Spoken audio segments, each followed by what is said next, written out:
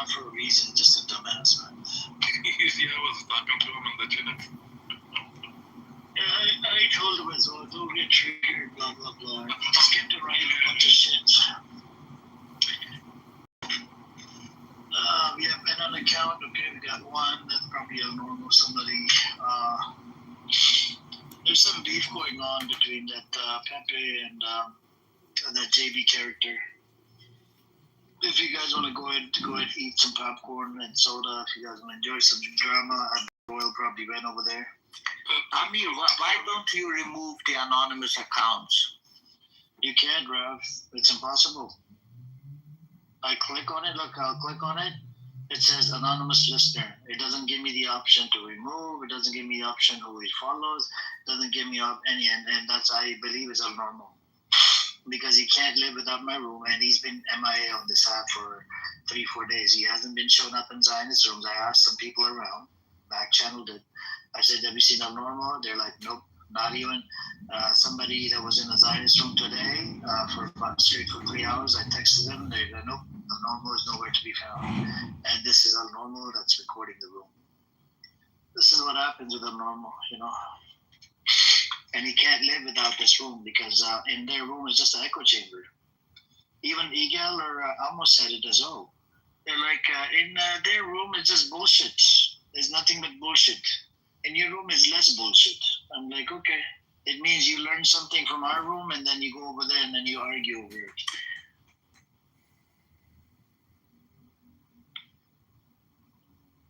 We got Devin coming up. Devin, you're coming up, 7th of October. Oh, he asked on stage? You consider bullshit. I consider your voice to be bullshit. I consider you to be bullshit. You're a number one bullshit guy in this app. I consider to be an asshole. I consider to be a son of a bitch. I consider you to be a son of a whore. I consider you to be a burden on this fucking planet. You're a burden on this fucking planet. You're a burden on this earth. I don't know why when you were born. Why the fuck somebody would be happy, you know, by seeing you fucking born? Why would you be here? Why do you come into the room? Why do you act like a cunt? Why do you act like a son of a bitch? Why do you act like a motherfucker that comes into this room? Always. Why do you act like a fucking cunt? Why do you act like a son of a whore? Why do you come into this space in the first place? Who invited you up here? Why do you come into this room? You're a fucking Jew hater. You claim to be, you know, you're Jewish. I don't think you're Jewish from anything. I asked you what you mean. Prove it to me. Provide me certificate that you're Jewish. Provide me certificate. Obviously, you can't answer the question. Provide me a certificate. Provide me a certificate, you bastard child. I was gonna throw you You can't answer a simple question. You can't answer a simple question. Are you a bastard child? Do you know who your dad is? You can't answer it. Goodbye. David, do you know who your dad is? Goodbye, moron. Do you know what your dad's name is? Bye-bye. Fucking moron. Bitch. Get lost. He wants to do a drive-by every day. He comes in here and does a drive-by. I was going to make that joke. He said, show us a certificate. I wanted a certificate to see if he's Jewish. You can't be going around and saying that you're Jewish, and then you don't even practice Jewish. You literally follow all atheists.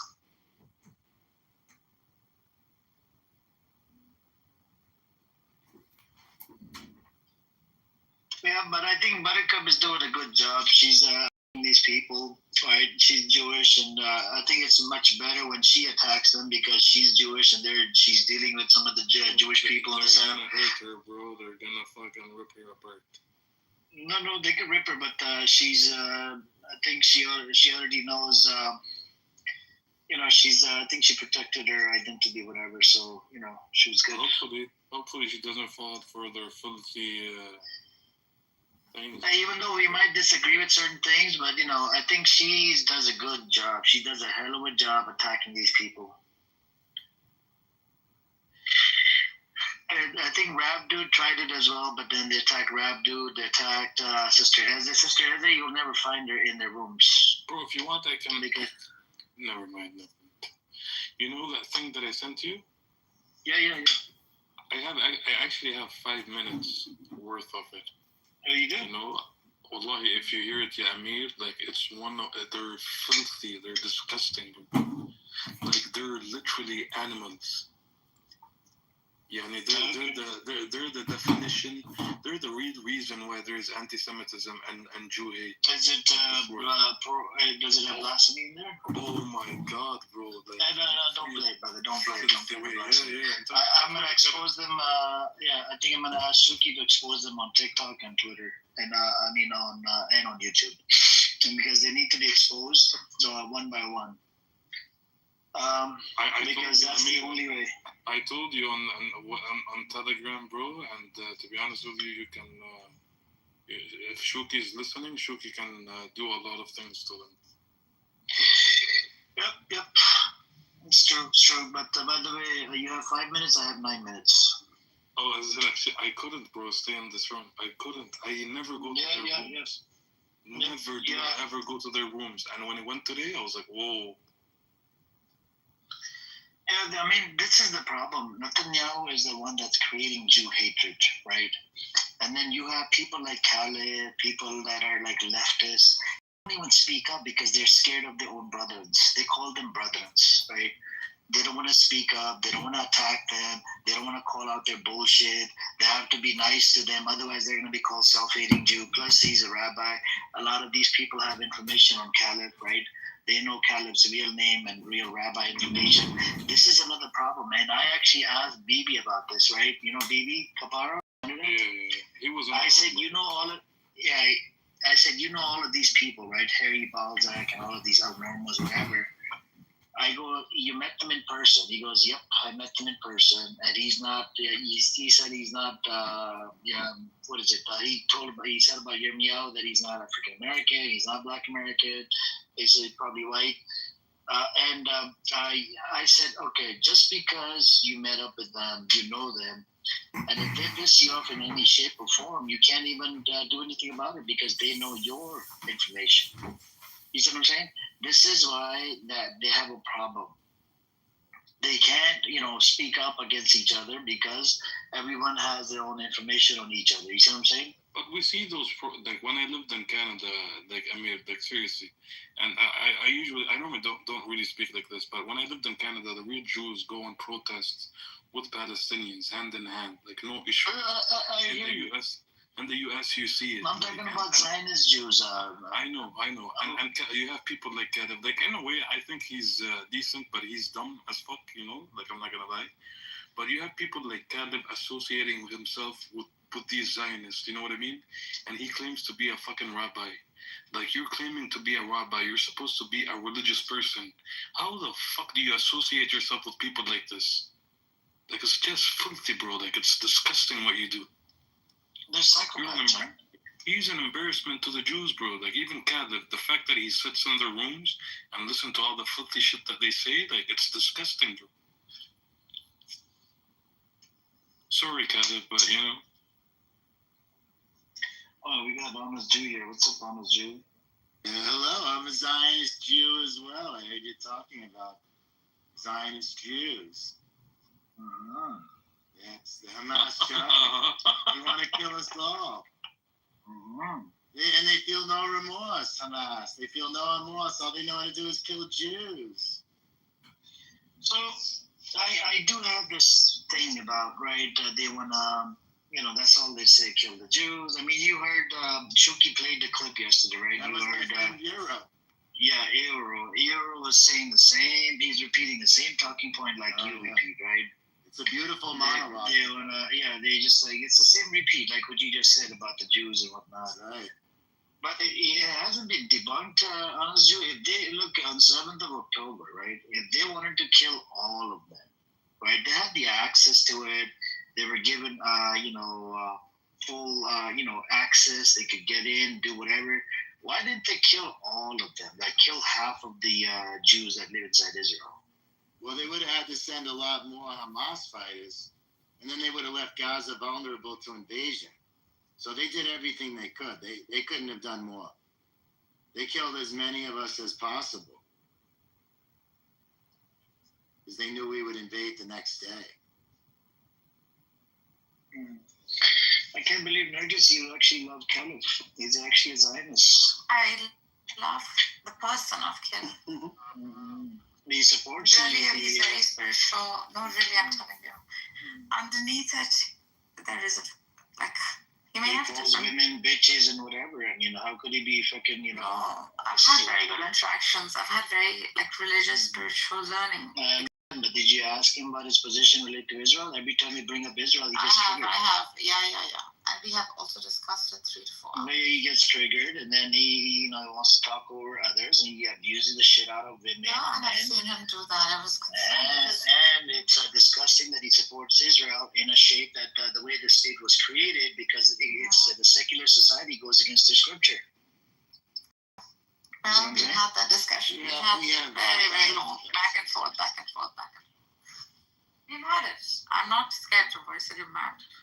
Of course, but then again, I do like the person of Caleb.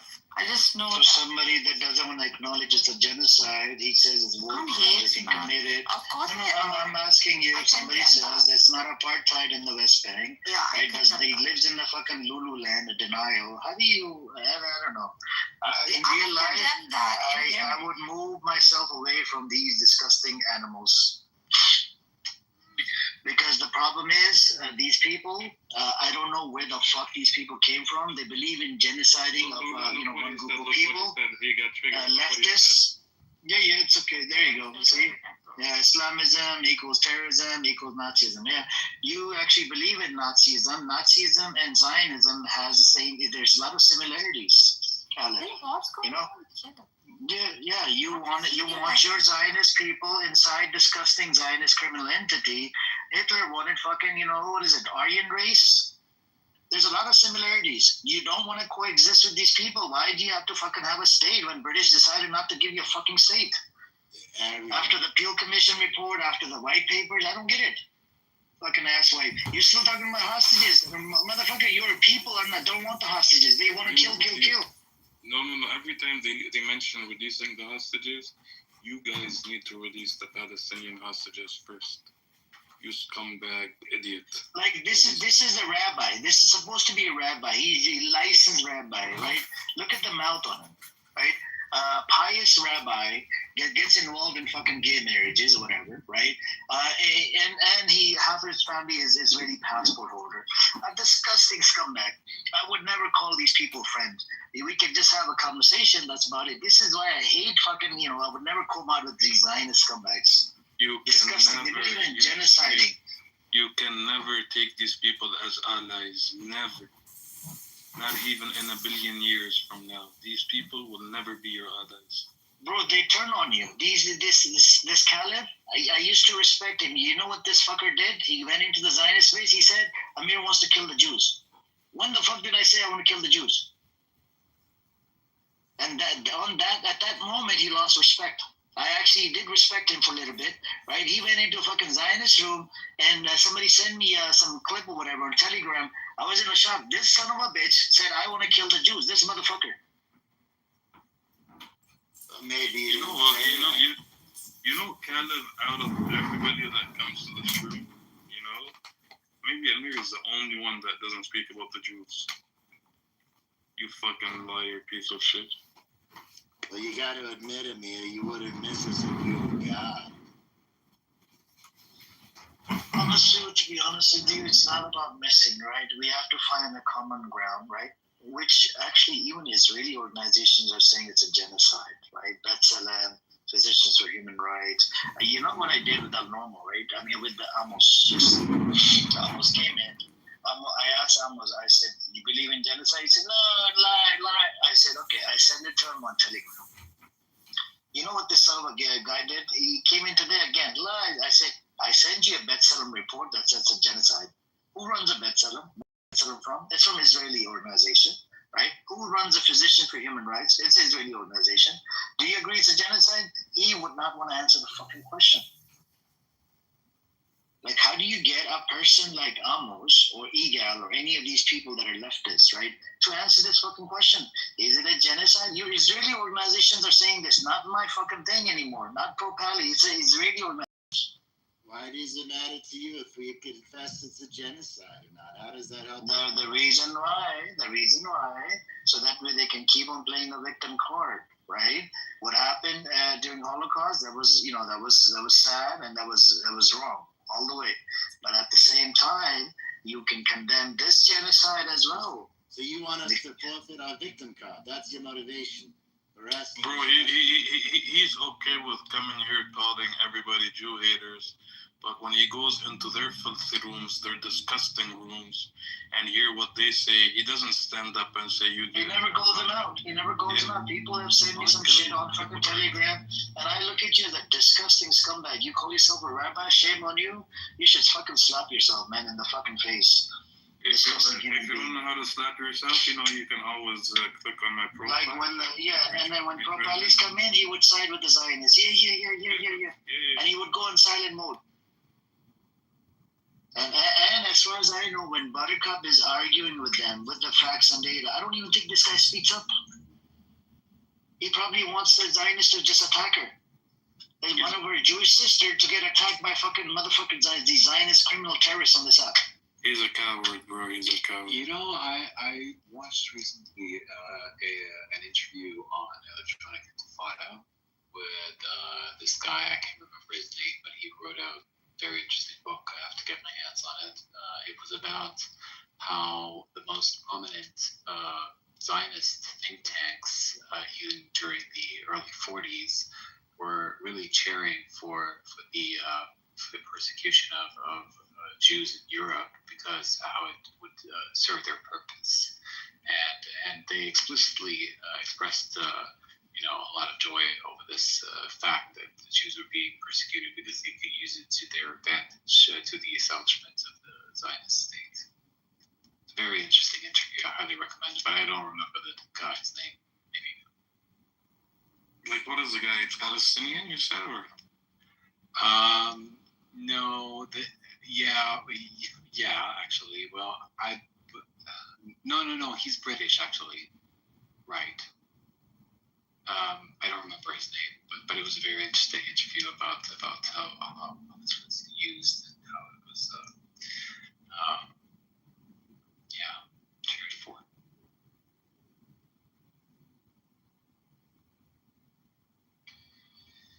Yep. Do you hear him, Nargis? Amir's a hateful one. I'm nearly positive he's a paid agent of chaos. Okay. Think what you want to think, even when I do shit for free, you have a problem with that, right?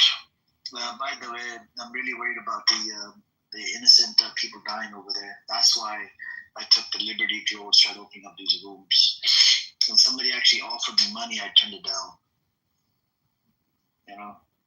And it's not everything is about money. Not all money is good money. A little bit. You come to Clubhouse to accuse people of getting paid to speak about Palestine. Don't you fucking see what's happening in the world, you fucking idiot? Millions and millions and millions of people are speaking about this all over the world. You filthy little pig. Nothing to do with helping Palestinians. To bring awareness to the community, whatever community is left of it on this app. And it bothers you when the truth is coming out. And, they want to, report me to a terrorist, Normos and whatever has given me a threat. He wants the FBI to come to my address. And, yes, bunch of crazy shit. El Normo is literally El Homo. And he's been asking women for nude photos and videos. It's on YouTube. If you guys want the link, I can ask Shuki to put it in the chat. Okay, Amir, there have been so many times in your room where you talk about an article, you pick and choose literally parts of the words that you wanna focus on. You're not honest. You don't talk about the whole situation. I say it all the time. You speak in half sentences. You don't give context for things. You're not honest. Y'all can give me thumbs down all you want. She needs some attention. She needs some attention. I don't need attention. You can give me Let it crash out. She needs to crash out. Go and crash out. Crash out. I'm not crashing Crash out. I'm here for the crash out. This is a therapy. How am I crashing out? Am I? Okay, Nikki, last time I cooked you literally on the segregation of the roads in the West Bank, but unfortunately you couldn't handle the smoke. You ran away. I had Jindid speaking up on the fucking segregated roads in the West Bank. You ran away. You could not handle the smoke. Literally, Shape read the article from Haaretz. Jindib actually agreed. Jindib lives in the West Bank. He agreed that people like you live in fucking Canada in a Lululemon. You come from a privileged background. You haven't even been to the fucking West Bank, and you want to come up here and talk about West Bank. Oh my God! Say something real quick. For all the guys, one second, Nikki. When a Palestinian speaking, you shut the fuck up. Listen. Honest conversation. Don't get fooled by her. Please crash out. We wanted to crash. Don't get fooled by her PTR. She literally has no teeth. But you don't do that. Yeah, no teeth, none whatsoever in my mouth. Absolutely zero. You guys are fucked. I swear to God, she has no somebody teeth. says something that you can't handle, this is what you do. So whether or not I have teeth has no bearing on the fact. Someone punched her in the face, or she fell down the stairs. I don't know what happened. Absolutely nothing. So what else would you like to say? What else would you like to say about it? Go ahead. Alright, so let's not be the person that cracks out there. We wanted to crash out. She's here to crash out. All of you are Jew-hating pieces of shit. You know, she came up for such a long time. We need her to crash out. Crash out, Nikki. Go on. This is a crash out place just for you. We need this place just for you. How am I crashing out right now? I'm calmly speaking and calling out your bullshit. Are you done? You obviously don't want to hear. You actually didn't say anything useful. Hang on, Abu brother. Hang on, brother. Hang on. Can you admit that you're doing this for clout? Okay. Can you do me a favor? Can you please do me a favor? Let me respond now. If you can kindly mute up. Respectfully. Rio, can you please mute up as well, please? So last time, the article was presented from Haaretz that talked about segregated roads in the West Bank. We had Shape, he read the article. I removed the paywall. And literally the article talked about how the roads are segregated in the West Bank. Hang on, Nikki, I'm not done. Please let me finish. Can you please let me finish? Yes. Can you please let me finish? Thank you. Can you let me finish, Nikki? But I believe, if I'm not mistaken, areas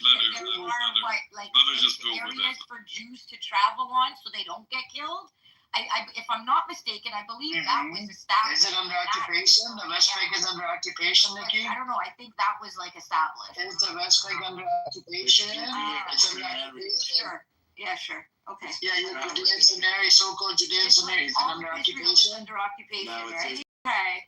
You're not going to come up here and defend your sister, protect your Jewish sister. I don't need anybody to defend me. I'm very good at defending myself. You're supposed to be a rabbi and defend your Jewish sister. Very good at defending myself. Stop defending. I can't believe we have a rabbi. He's looking at this, see how she's crashing out. He's not going to come up and defend her position. Come and defend me, thank you. No. I can handle my shit on my own. So last time we asked Shape to read out the article. Jindid acknowledged the article. Jindid lives in the West Bank. Hang on. Jindid disagreed on the article because he lives over there. People like you that have never lived over there don't have any connections to Judean scenario. And they come up here and they make up a whole bunch of claims. Absolutely. Without any facts and data. It's very problematic to you, Nikki. How would you focus on what I was saying instead of going back? I did. A Times of Israel article. It literally talks about exactly what I say. You're welcome to read the article. People like you don't even want to read the fucking article. And this is very problematic. I wish you could read the article. Why don't you read the Times of Israel article? Okay. You want to know what else is problematic? He doesn't know how to read. Who may or may not actually read the article, but don't have enough brain cells to comprehend the context of the article. That's what's even more problematic. Sounds like a youth problem. Next time, can you read the article for me? Can you come into the room every day, Nikki, and can you read the article? of conflating and distorting what reality is. Can you read the article for me every day when I open a room? Can you come into this room first thing in the morning? Because you know what? I don't believe your articles because I No, but these are terms of Israelite. These are Jewish sources. This is it's really Jewish You're source. missing my point, Amir. You're missing. No, I'm asking you for help. Can you help me? On something. No, what I'm listen to. You're not gonna help me. You're not gonna help me because I'm not Jewish. You're not gonna help me because I'm not Jewish. How about you listen and stop putting words in my mouth? You're not gonna help your Canadian brother. I'm Canadian as well, by the way, Nikki. You're not gonna help your Canadian brother? You How can't about put you anything become in your more of mouth. an You have no honest teeth, person? bro. We can't do How that. about that? Not even. We Become can't an even put words honest on your mouth. person that your God can be proud of. How about that? Become an honest person. Don't try to distort facts to fit your delusional narrative. Name How something about you're then. an Name something. Name honest something. person? Send out of you. Real. Calm down. Let's not attack her. It's okay, calm down. Day in and day out. Okay, you're accusing him with all this. Are you gonna name something? Name something. I'm a Jew, Yeah, Jasha. go right the fuck ahead. Is it because I'm Muslim? I'm a threat to you? Is it because I'm Muslim? That's why I'm a threat to you? Is that why? Am I Muslim? That's why I'm a threat to you? Is that You're not a threat to shit. First, I'm a Muslim. That's why I'm a threat to you. Just like you're a Jew, it's a threat to me. I'm the Amir, chosen let one. her name You're the something. chosen one. Who chose you? Who chose you? Let her name something against this wrong. And the God did not choose the Muslim one, right? The creator of all chose me, my darling. Wow, the God did not choose me as a Muslim, right? Yeah, God did not choose me, but He chose you. Somebody that doesn't even practice, that literally freaking smokes crack every day. I am choosing Nikki tonight. Keep hating on the Jews. Keep hating on the Jews. You're doing. I don't hate him, man. I love the Jews. I got an honest Jew up here. He's your brother. He's your Jewish brother to protect you and defend you. Millions of years, people have tried to eradicate us, and what has happened to Not the Muslims, the Christians have. Not the Muslims, Nikki. You want me to They play you protected guys? the Jews in Jerusalem. They accuse us of being Jew haters. You want me to play for you what? You want me to play you what you guys? You want me to play what they say in your No, rooms? hold on. Do you did If no? Amir- It's if not Amir what I gives- say. So don't come and go play what you If guys Amir know. gives me It's what other permission, people I wanna say. will take expose you, responsibility for scumbag. myself. If Amir gives me permission, I will expose you, responsibility for scumbag. myself. Let him give. So don't put the Let him plight give me. of others on Let him me. give me permission. Because I'm Let him not give me taking permission. responsibility for others. Yeah. You know where I'm going with this. Yeah, you know where I'm going with it. Yeah. You little coward. But you had You're a little coward. You know where I'm going with this. Yeah. Because you know that you guys are that. Send it to the you guys. No, Nikki, you know that you guys are. Wait, yeah, Teddy. You want to sit here and insult me? You know, no, Oh Teddy, my send that, bro. fucking God. You know that you're the real haters. You know that you're Islamophobe. Have I You're the one that's insulted dating. you? Have I I'm gonna insulted play- you in any way, you're- shape, or form? Yeah, Have I you're insulted saying you in you're any way, saying shape, or form? you're saying that Have we're I Jew wished haters. death upon you simply because of your religion? Have I Who ever did you? done that? Who did I you? personally have never done that. But yet Who you did you? come and Who did ignore you? me simply because I'm a Jew. You No, want I death to come said to me simply I said you have because no I was teeth. born I said you have no teeth. something that I That's all told you I said. I can't even help. I I just said, I'm yeah. born Jew. I'm very I proud said to you be a have Jew. no teeth, But I bro. didn't even Like, choose it. I was just know. born a Jew. It just happened. You got no. Hang on, she's about to crash out. She's about to crash out. Have I ever said I wanted to kill you for being She's never gonna answer the question, Rolf. No, I never have. But yet y'all sit here and Nikki, can you allow Rob to respond? Nikki, Nikki, can you allow Rob to respond? Is that enough? Hang on, they're just saying, guys, hang on. no, Can you I'm allow not Rob saying to respond? anybody on me. Hold on. Guys, Hold give on. me a minute, please. Yes, go on, Rolf. Thank you. Hi, Nikki. Bro, what do you mean hi? Just go to your Who is this? Yeah, Rhea, stay muted, bro. What do you want? Everyone stay muted.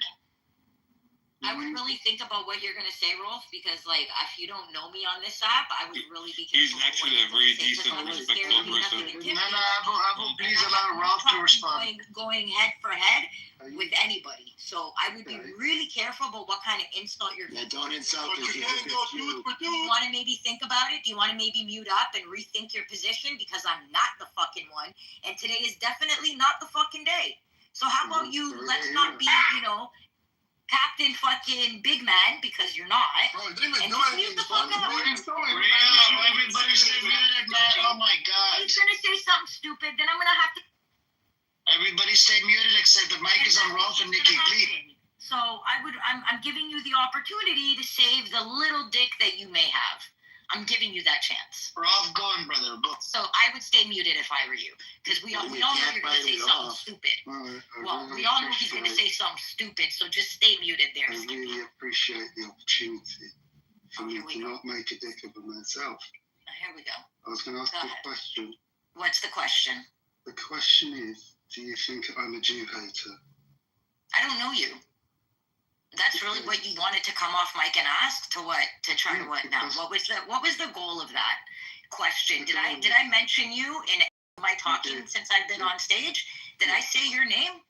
I did not say your name. I did not acknowledge you. I did not address you, but you felt the need to center yourself for some reason. I told you, I gave you the opportunity to mute up and not embarrass yourself. I don't know who you are, you're insignificant. Don't know who you are, you're insignificant. Everybody in this room is a Jew hater. Well, sitting on this stage, from me, everybody on this stage is a Jew. I'm honest Jew. Okay, so you did just I'm an honest conclude Jew. as a You're a Jew troll.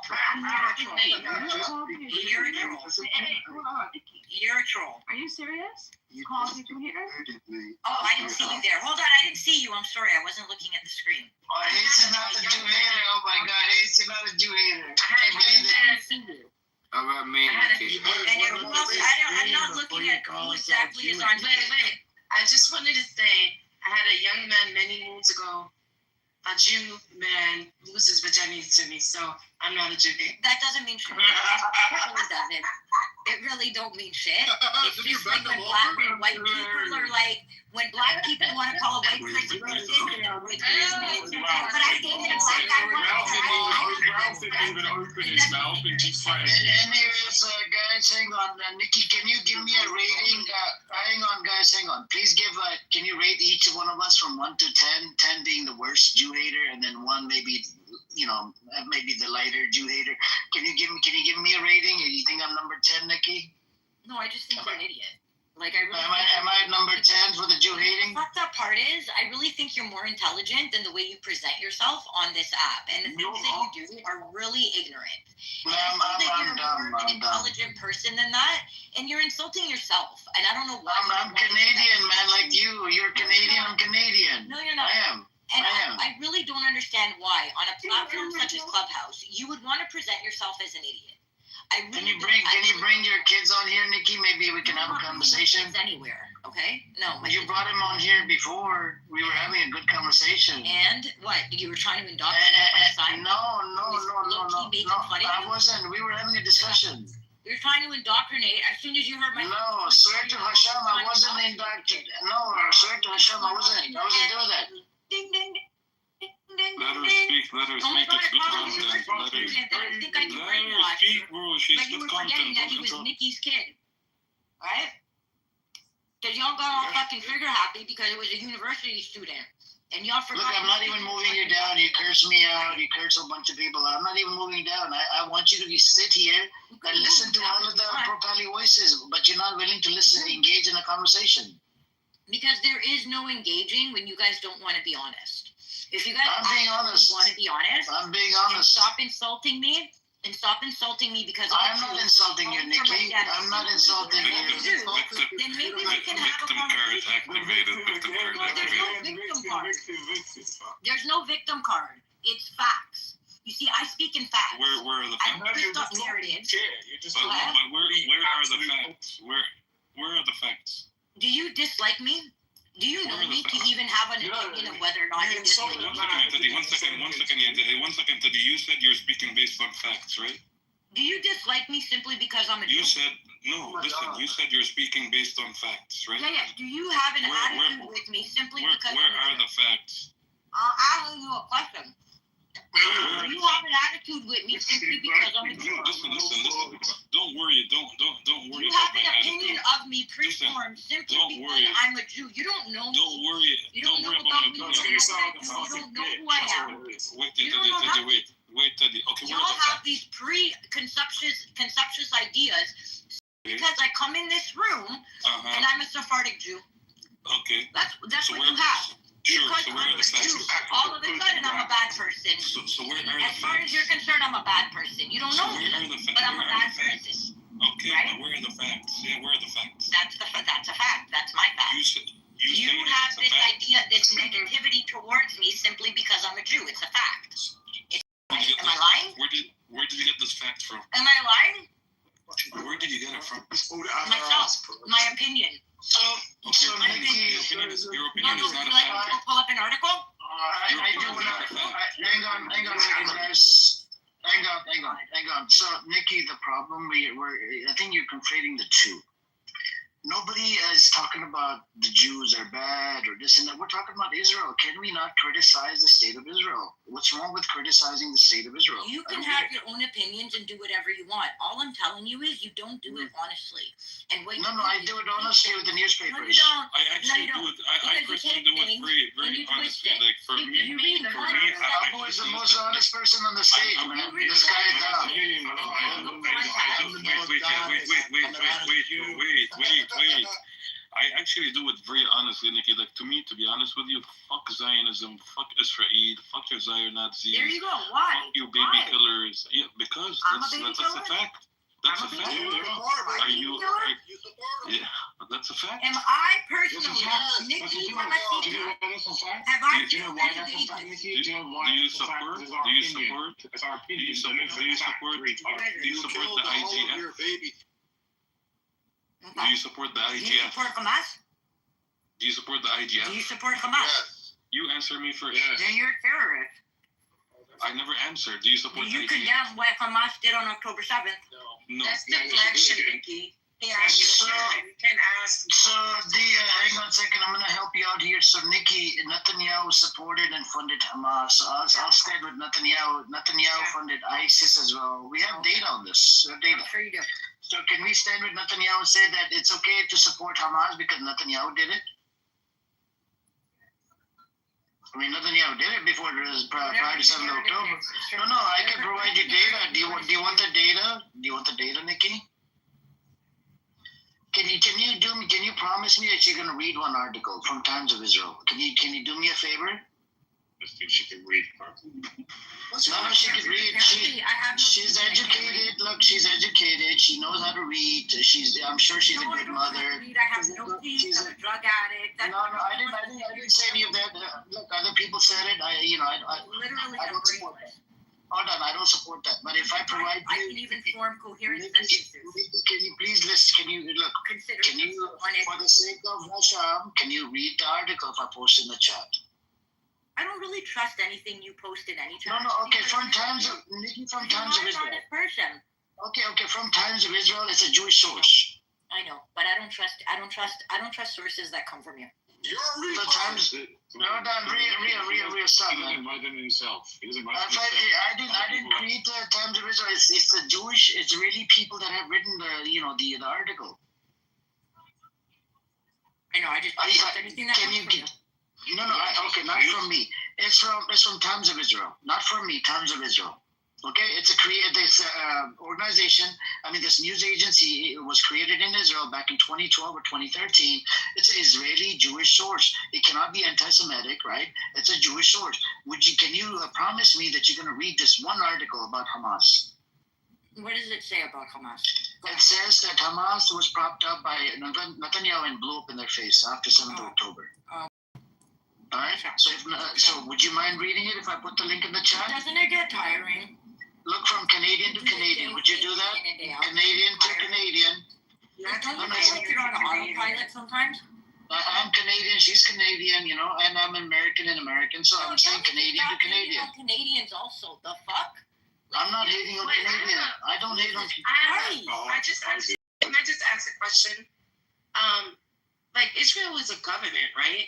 So we can acknowledge that the United States of America does corrupt things.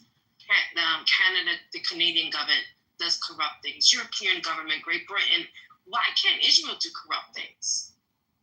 Because they're Jewish. Oh, here we go.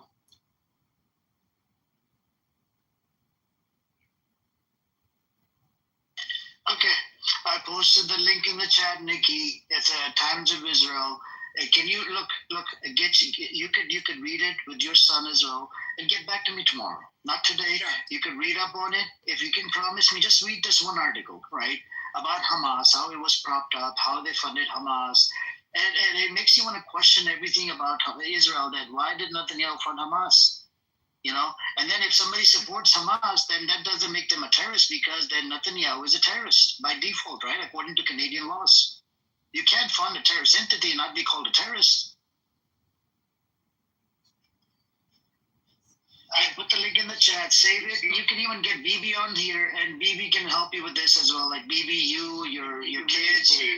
And no. Let's not go down that path. Hold on. Let's not go down that path. Let's not go down the path. Okay, let them go down that path. That's all they know how to do is insult. Go ahead. You came in insulting Like, everybody. you like You it's okay. insulting everybody. But she's threatened Insulting. No, I didn't threaten anybody. Calm the fuck down. That's what he even Okay. now. Nobody yeah, I just gave him the opportunity to not make a jackass out of himself, which he did anyways. Yet we call I gave him the opportunity to think about what he was going to do before he You made made a the jackass out of himself. But he You made the assumption No, he was sweetheart, going I to already insult you, know. and then Because you I know threatened the him. mindset of the Yes, you did, you dumbasses. Most of fucking the dumbasses. They said I'm not the one. And it's not the No, I'm not the one. No, and then he wants to sit here. Do you think I hate Jews? Who the fuck is he? Was anybody talking to him? No, he just wanted to give himself that 15 milliseconds of fucking fame. Who the fuck is Wolf? I didn't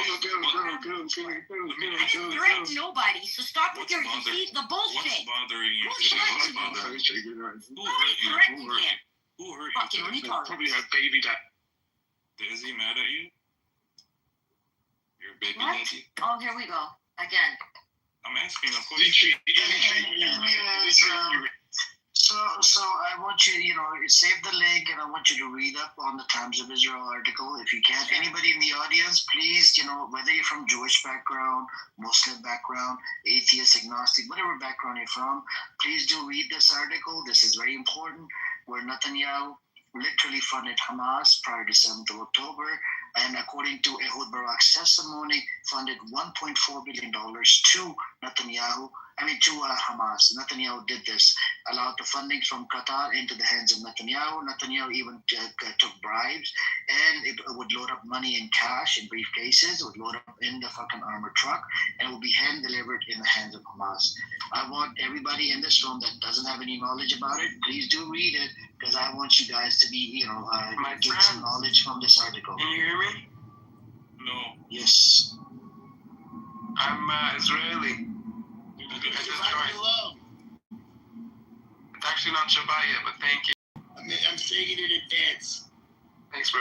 Is everything okay with your voice? It's wonderful. Okay. So, what's the issue here? What's going on? What are my leftist liberal thoughts? I put the article in the chat. Netanyahu funded Hamas. I think this guy's trolling. That was funny. Netanyahu funded Hamas. Yeah, and Hamas never killed people too, right? It's in the chat. It's in the chat. Can you read it? I don't know how to. I just downloaded this app because I heard that you guys. Wait, you're Israeli, right? בטח שאני ישראלי. Speak more. תאמיני לי, אני החבר של הבת שלך. What's it sound like? Did he just say Betzelem? That's it. That's all he knows. He sounded kind of silly. רגע, את יודעת עברית? Shamura, the mama. It definitely sounds like hard German. This fucking soul. Wait, so why do you guys hate Israel and Jews? Open the door, I gotta shit. Everyone does. Wait, but why? We got a bunch of trolls. Motherfucker taking all day in the bathroom. I gotta shit. Wait, one person talking at a time. Why do you Oh, my bad, y'all. I ain't know my mic was on. Thank you, FDB. I would suggest you to sit in the audience. Thank you. Thank you. No respect for the room. Okay. Baljit, nobody hates Jews. We criticized Israel, the state of Israel. How come? It's committing genocide according to B'Tselem report. Do you know what the definition of genocide is? Do you know what B'Tselem report is? That doesn't matter to me. That's one organization I'm asking you. No, it's two organizations. Physicians for Human Rights inside Israel. How come are you listening to those organizations when there's thousands? Yo, my friend, you want to let me finish with my provide me data? Provide me data. Finish sentences. Provide me data. Habibti, you want to finish? Let me say what I'm going to say. You know, usually when you throw in homonyms, you already lost the argument. Yeah. No, so if you let me speak, I have. Thank you, Bungie. Thank you. You like to mock other people's accent. You like to do a whole bunch of racist shit. So sit in the audience like a good boy. Thank you. Anyways, in that, if you're not gonna be respectful or civilized, then we can't have a conversation. You could go read up on B'Tselem and the Physicians for Human Rights organization. They both came out. They said it's a genocide, and these are Israeli organizations. In today's world, if you're still on the other side and you're still denying the genocide and this and that, I don't know what to tell you, man. I mean, what's done is done.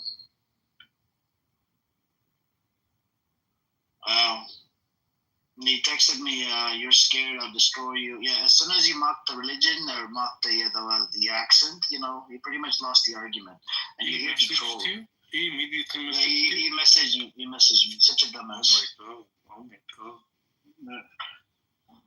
Anyways, Rolf, where did Rolf go? Did he go in the audience? You're welcome to come up, Rolf. I mean, and one thing I don't get is, I do want to ask Nikki about what is it called? If she minds sharing. Nikki, what do you think about Buttercup? You think she's genuine, Nikki?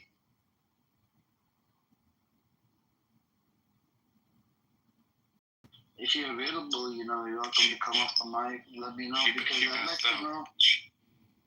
I'd like to know from the from somebody that comes from the same background, right? That if Buttercup is genuine. Nikki, are you there? Did you pass out? Are you? Did you finish on nightcap? Hello, Nikki. It doesn't say. Like you just came here to crash out and leave, or like what the hell was going on?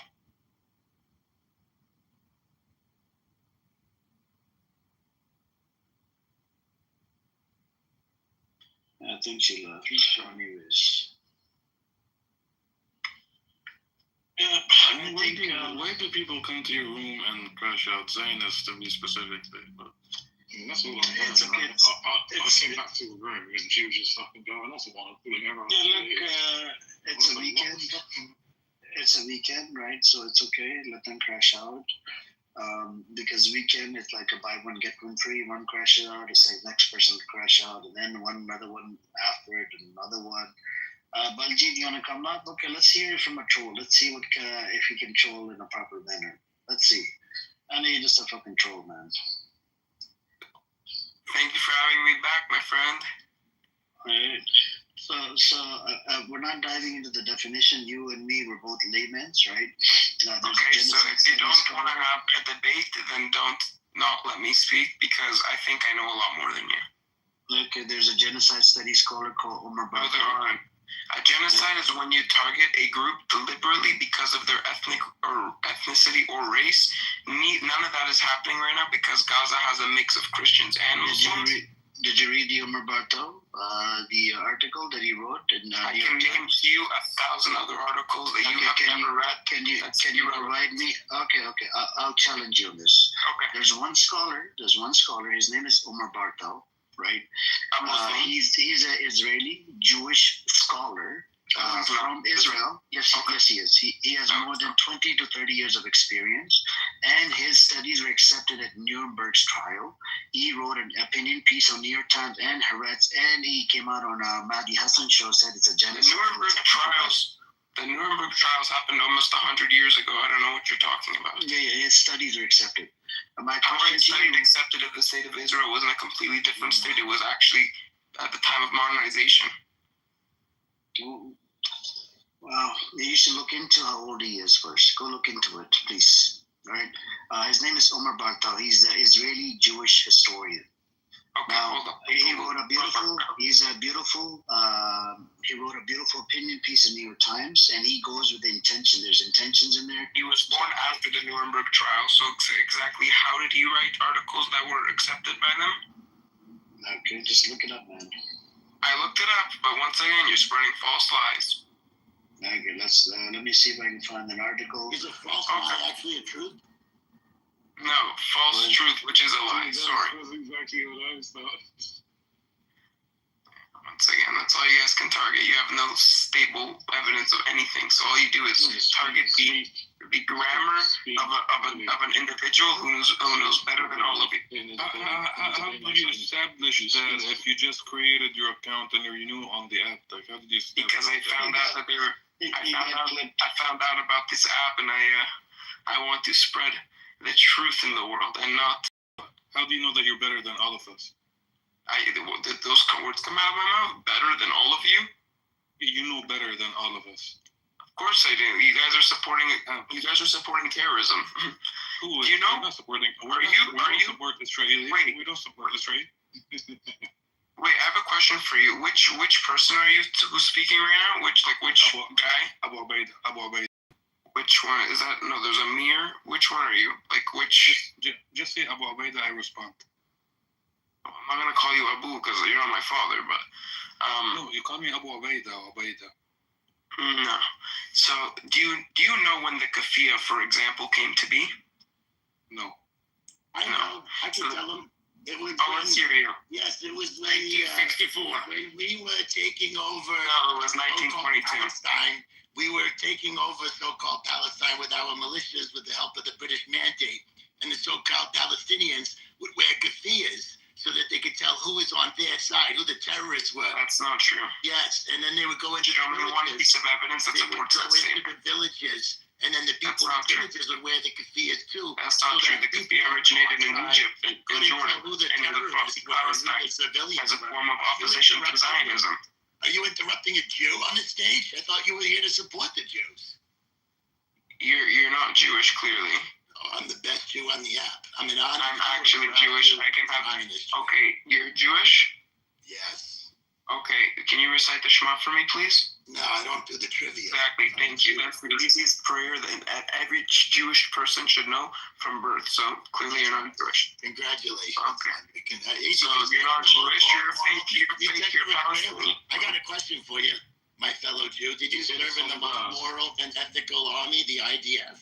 Of course I did, with pleasure. Wonderful. We got royalty in the room. I supported in the defense of the strongest and best country in the world, the state of Israel, a modern democracy within an evil Middle East. Thank you for your service. You're welcome. Honest Jew. You should add him. He's a good Jew. I can tell. He looks so honest, he can't even recite the most known Jewish prayer in the world. Yeah, but most of you are atheists, so that's not a problem. He's still a Jew. I don't know where you got that from. I'm not an atheist, and neither are any of my family members or any of my community members, which are Jewish. Are you saying that honest Jew because he doesn't know your prayer, he's not a Jew anymore? I didn't. Okay, that's your guys' problem. You guys like to push words. That's a question. Tell me how he's so Jewish that he does not know the easiest, the most known, simple Jewish prayer in the world. Hey, I'm a Jew. I don't know how to recite. How honest Jew? How? And you're not a Jew either. It's impossible. Show me. Okay, for sure. What's the category of being a Jew? Being mother's Jewish? What is it? Or yes. What is a Jew? What is a Jew? Someone who is either born to a Jewish mother or is converted through an Orthodox. Retard. What if your mother is a non-practicing Jew, an atheist? She gives birth to another atheist Jew and doesn't pray. There's no such thing. There is no such thing, unfortunately. For you, not for me. It's just a long lineage. Can you tell us about an average day when you were in the IDF, in the occupied territory? None of your business. Oh, come on. Dishonest Jew. Tell the room, it'll be fun. Honest Jew. How many nappies do you change? Honest Jew, I have a question for you. That picture on your cartoon, do you know what kind of Jew that is? Do you know what kind of Hasidic that is? That was from Haaretz. Okay, so do you know what kind of ultra-Orthodox Jew that is? You'll probably tell us, though. I thought you were honest. I thought you're Jew. I don't have that Tell me which kind of Jew that is. Yeah, I don't have that information. I'm not Okay, big on so the trivia. Okay, so exactly. So, like I said, you're not a Jew. Oh shit! You're not a That's Jew. very it's very easy to tell a Jew from a non-Jew. Tell me one thing that only a Jew would know. Well, I'm curious about this service in the IDF. Nobody really cares about my No, but hold on. We're not talking about the IDF. The IDF is Let's talk about that. Let's have a vote. Honest Jew, can you double check if you're circumcised, please? Let's be democratic. Everyone on stage, if you want to hear about our friend's service in the IDF, say IDF. And if you want to hear about my Jewishness, say Jewish.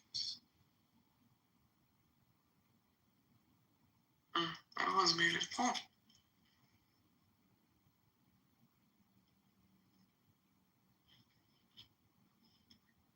So while serving in the Israeli army, have you ever killed any Palestinians, any kids, anyone?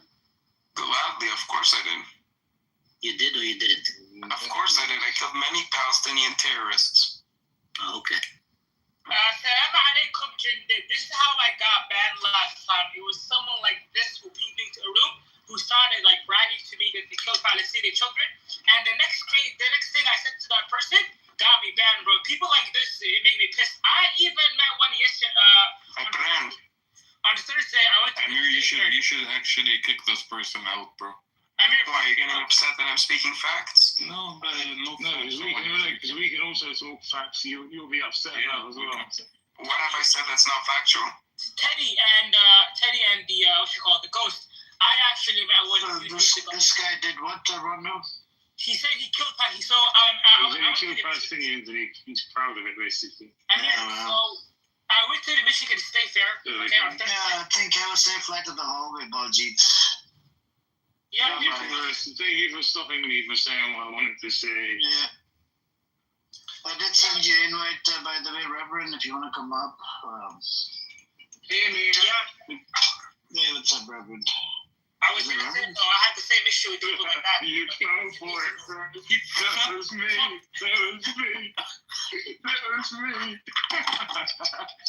Oh my God.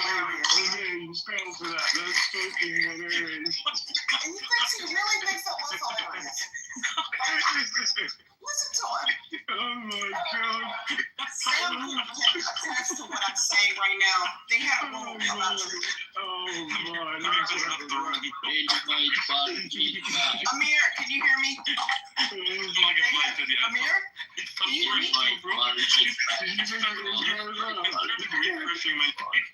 don't know if anybody can hear me. Amir. Yes, I can hear. I'm doing something, Reverend. Hey, welcome. They had a room about you earlier. I don't know why they're talking. Because this room is something else. It's just. What? Hey. Amir.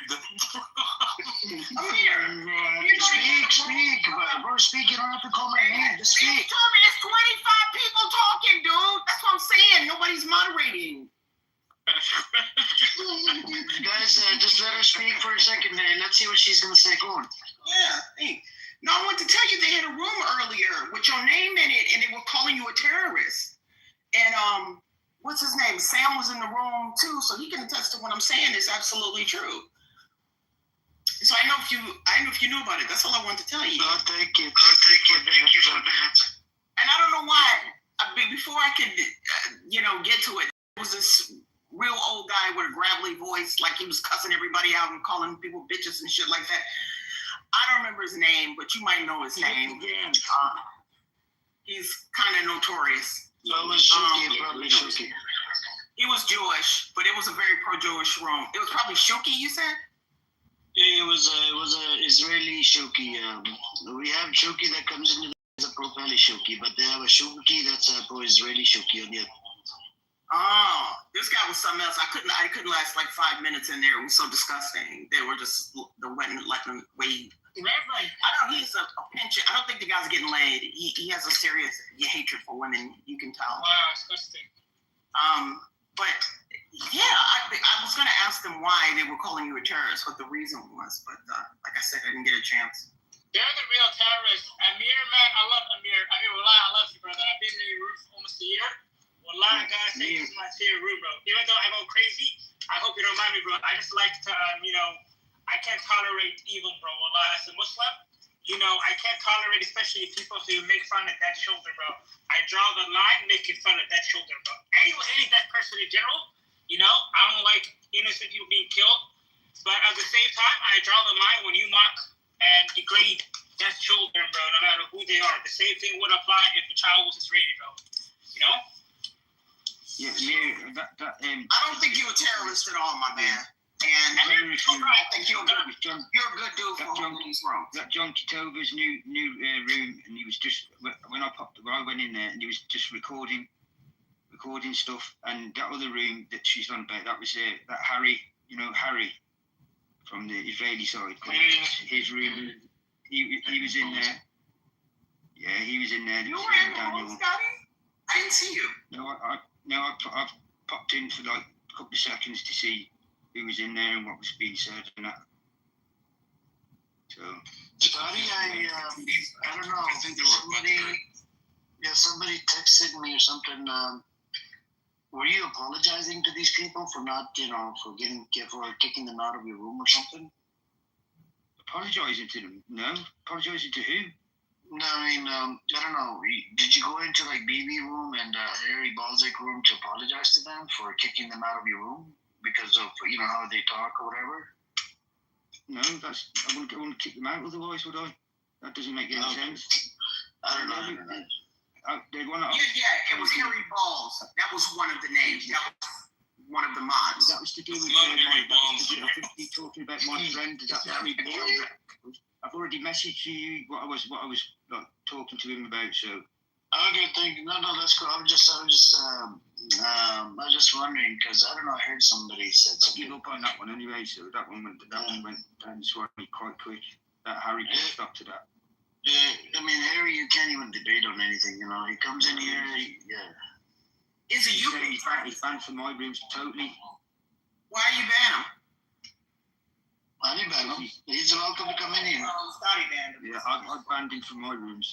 Why? Because he doesn't know how to speak. He doesn't let anyone else speak. He's rude. He's arrogant. So he's somebody I don't want him in my rooms. He's the only person I have got banned. What prompted this title? Is the UK turning his back on Israel? Did the UK do something? I put the article in the chat. If you scroll up, you'll be able to see the article from Times of Israel. And this was a morning news. So yeah, that's what it is. Of course we are. What do you mean we are? You and the government now, Scotty. No, but we're influencing our government totally. And with our marching. We've got another march coming up soon, so. Oh, do you go to the marches there? Yeah, absolutely. Good on you, Scotty. I hope y'all are making a difference out there. I hope y'all are able to lean on them. We had the biggest march we've ever had in this country so far. So we're going to try and hopefully we outdo that number again. Do they have them in Scotland or do they have them in London? People come from Scotland down to London. Oh, okay. Cool. Are you going to go, Teddy? No, I think I'm scared I'll be arrested if I go to those things, bro. Just, I'm wild when it comes to. You'll be fucking seeing me on YouTube, you know what I mean?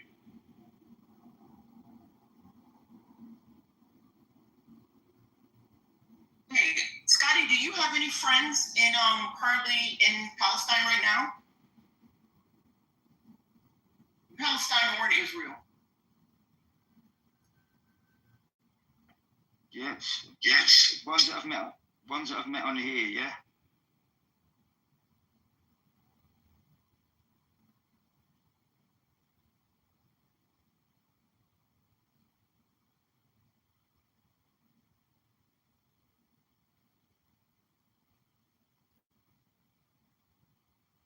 Wow.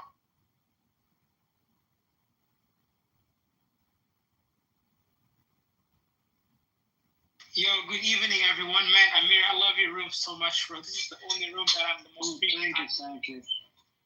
But yeah, Amir, I was gonna tell you earlier. I met one Thursday at the Michigan State Fair. Literally, bro, he said it to my face. He said after October 7th, they deserve it, bro. Foreign allies. You said what? Your microphone up. Oh, is it my radio? It's echoing. What I said was, Amir, on Thursday when I went to the Michigan State Fair, someone said to me straight up, you know, the children of Gaza deserve it, bro. Like, we're being killed. It's a lot of them, man. These psychopaths. But the best thing to do is to still talk to them and expose the truth. And then, you know, if you're out in public, I think it's better to have somebody record this conversation and put it up on YouTube. Fucking, you know, might as well. Because these people need to be called out publicly. They need to be, you know, everybody needs to know that these are genocidal psychopaths. They are, but they're disgusting. Wallahi, he got lucky. I wanted to knock him out, sucker punch him right on the spot, but then there were so many police on the state fair. No, you don't do that, Rondo, we don't support that, okay?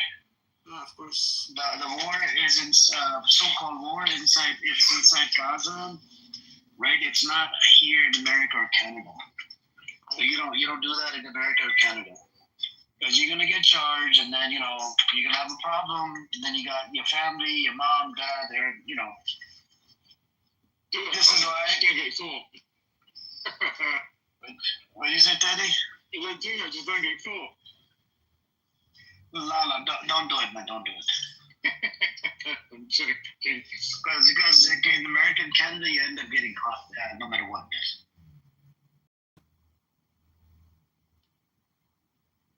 Because the amount of people that are making the noise, that's triggering them enough. And you know, even this app is a pretty good example. Like before, you would see a whole bunch of Zionists lined up, whatever.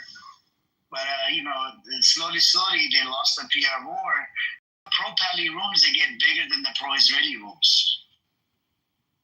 You know what I'm saying? It's the same thing at the protests, like the Australian protests. You had about 300,000 or 200,000 people versus 4 people showed up for pro-Israel protests. You know what I'm saying? So it's changing all over the world, man. I saw a video yesterday somewhere in the US. There was literally 2 Israeli people protesting. Just 2 versus the Palestinians. Yeah, the narrative is changing. I mean, even the pro-Israelis, I think, you know, I kind of feel like even some of the pro-Israelis, they changed their position. What do you think about that? Don't ask me that question. Huh? Do not ask me that question. No.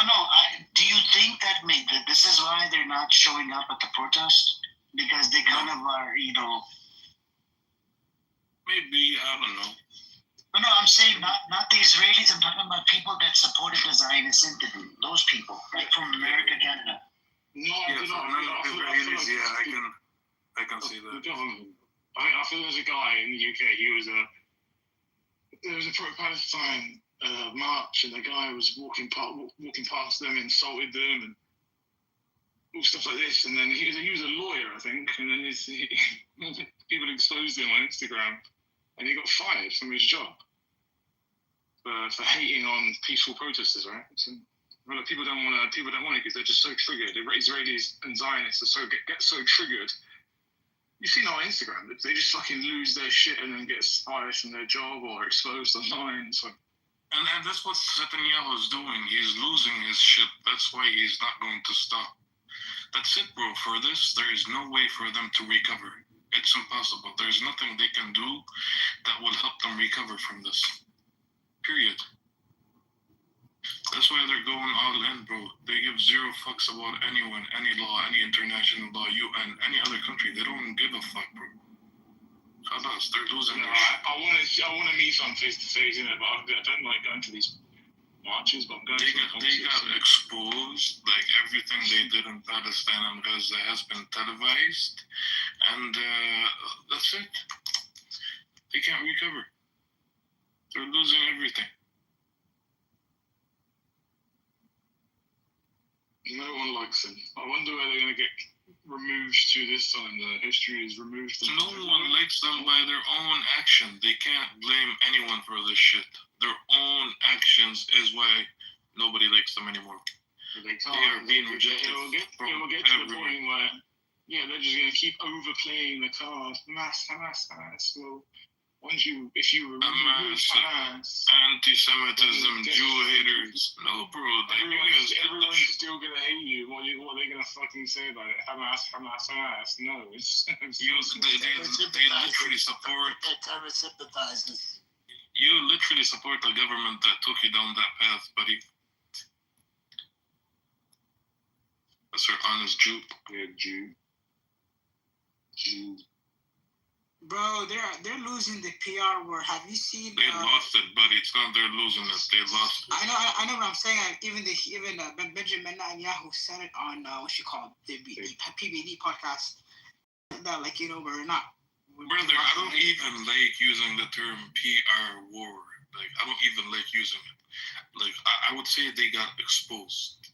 Oh yeah, so basically those documents I was telling you about earlier, those Gideon's chariot documents, right? Basically what they are, it's just kind of exposing how sloppy and like organised the fucking IDF are, right? They're literally just exposing how stupid they are at fighting Hamas. They're dumb, bro. They're dumb.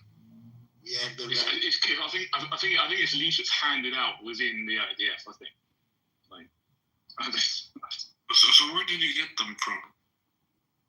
I'll send them to you. They're actually there's an investigation going on at the moment within Israel and the IDF about these documents. So they leaked them. Someone leaked them. I'll send.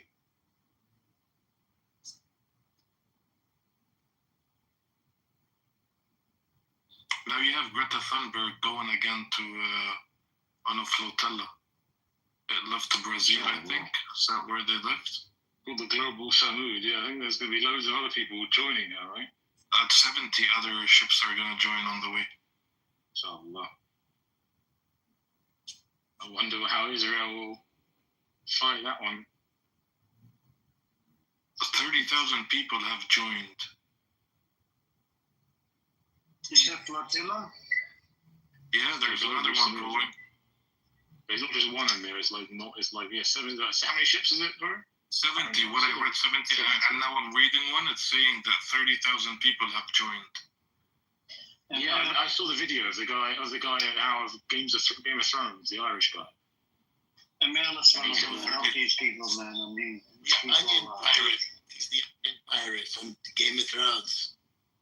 Who is it? The Onion Pirate.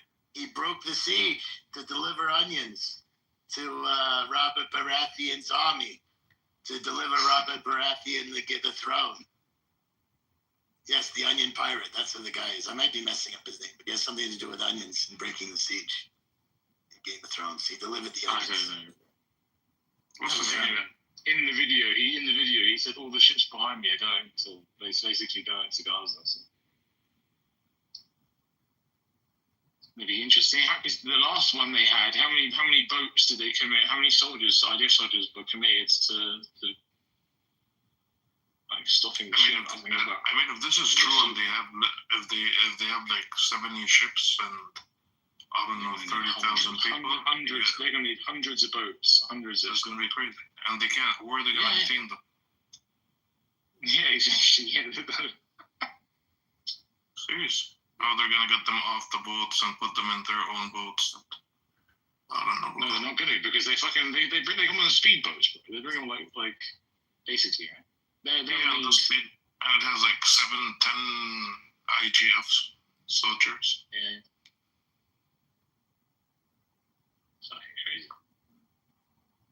Well, don't forget the USS Liberty. That's all I have to say. These flotilla people think they're gonna get through. Look at that accident that happened on the USS Liberty. What if our most moral and ethical army makes a mistake?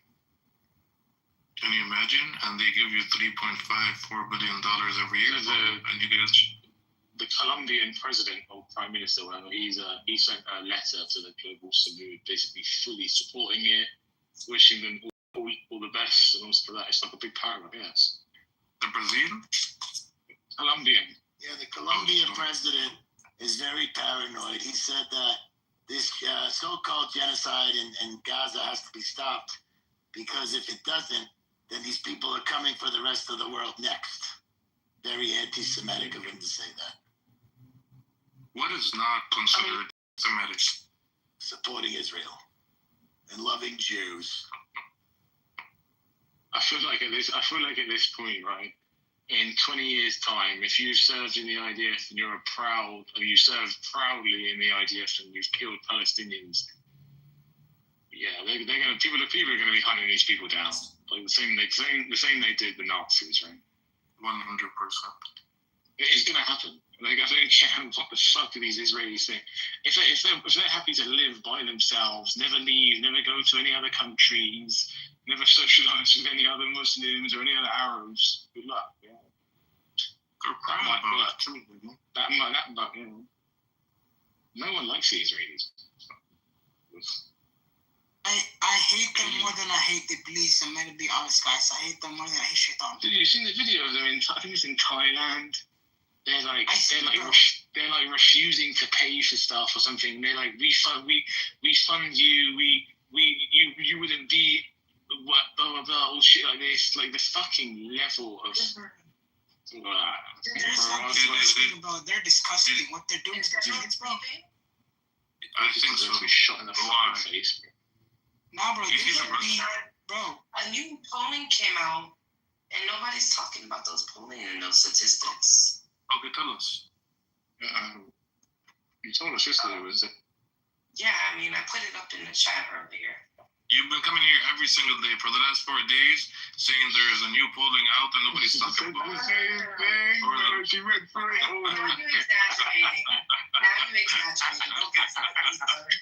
No, I remember Wednesday. Yesterday, you were like, can I talk now? Can I finish what I was saying? And then you still like carry on reading the poll. Oh, I'm joking. Carry on, though. Thank you. Wait, let me look for that. Tell us, what is it? Anti-Semitism. It's actually good news. Anti-Semitism. She's going to report on anti-Semitic trends. Anti-Semitic. Oh, it says here, 6 in 10 voters, 60% oppose the United States sending military aid to Israel for their efforts in the war with Hamas. While 32% support it. This is the highest level of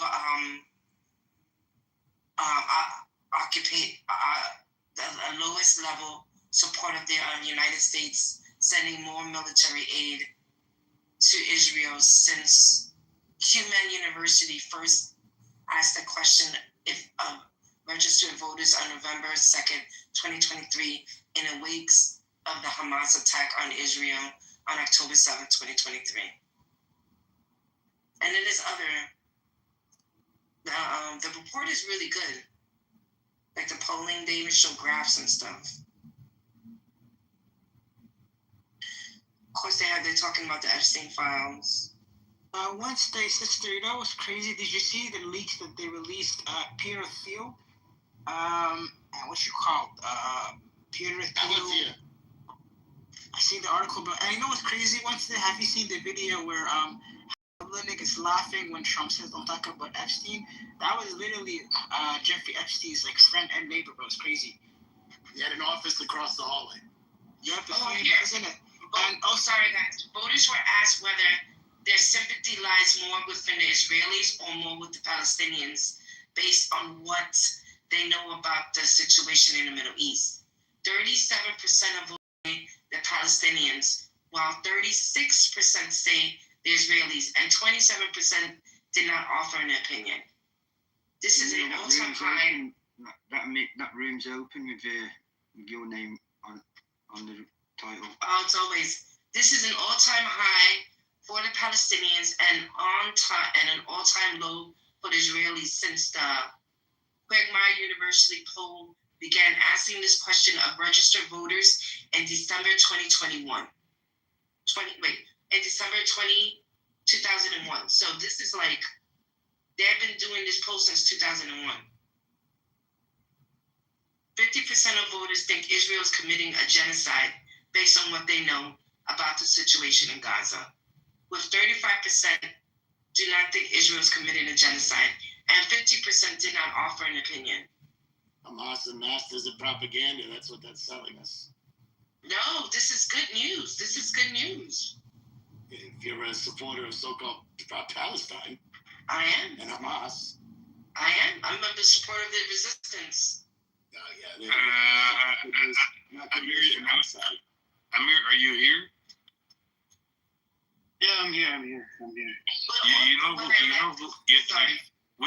Wednesday. Wait. You know who has that room open? Who? It's that person that I sent to you. Yeah, that person, by the way, you know him? It's the same person, John Kitover.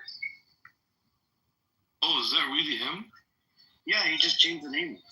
He's the same idiot. He just keeps changing name. Apparently, that real guy that was with that name, he disappeared. Do you have this account blocked? Yeah, I got all of them blocked, bro. That's the first thing I did. I checked on it. It's blocked. Oh, you're sure? Yeah. I checked as soon as I received it. I looked it up to make sure I have it blocked, and I have it blocked. Okay. Mm-hmm.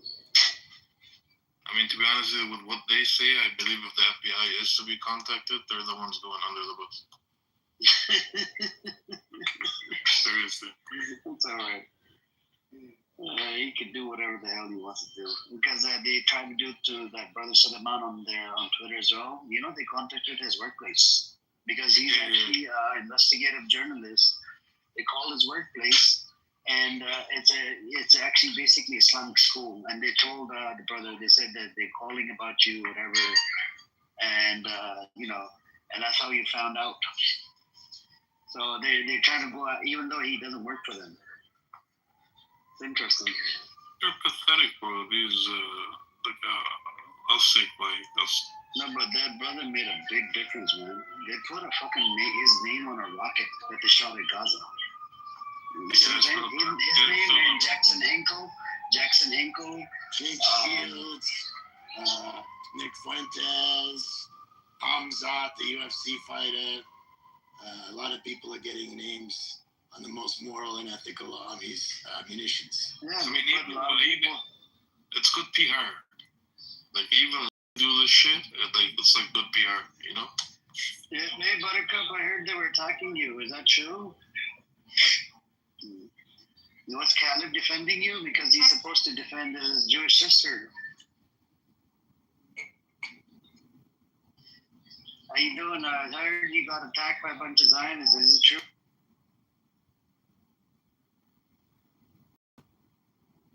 Can you hear me, Buttercup?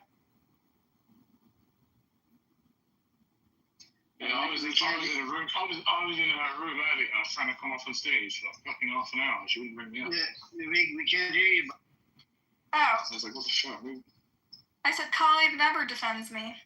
No. See, this is the problem with Khalid. I don't know what the deal is, right? No, if it was from my background, let's say it was a Muslim sister, and she's getting attacked by some demonic pieces of shit, I'll probably come up and defend her. But I don't know what the deal is. Yeah, Khalid, why don't you ever defend me? We also have a lot in common, We both are well-educated.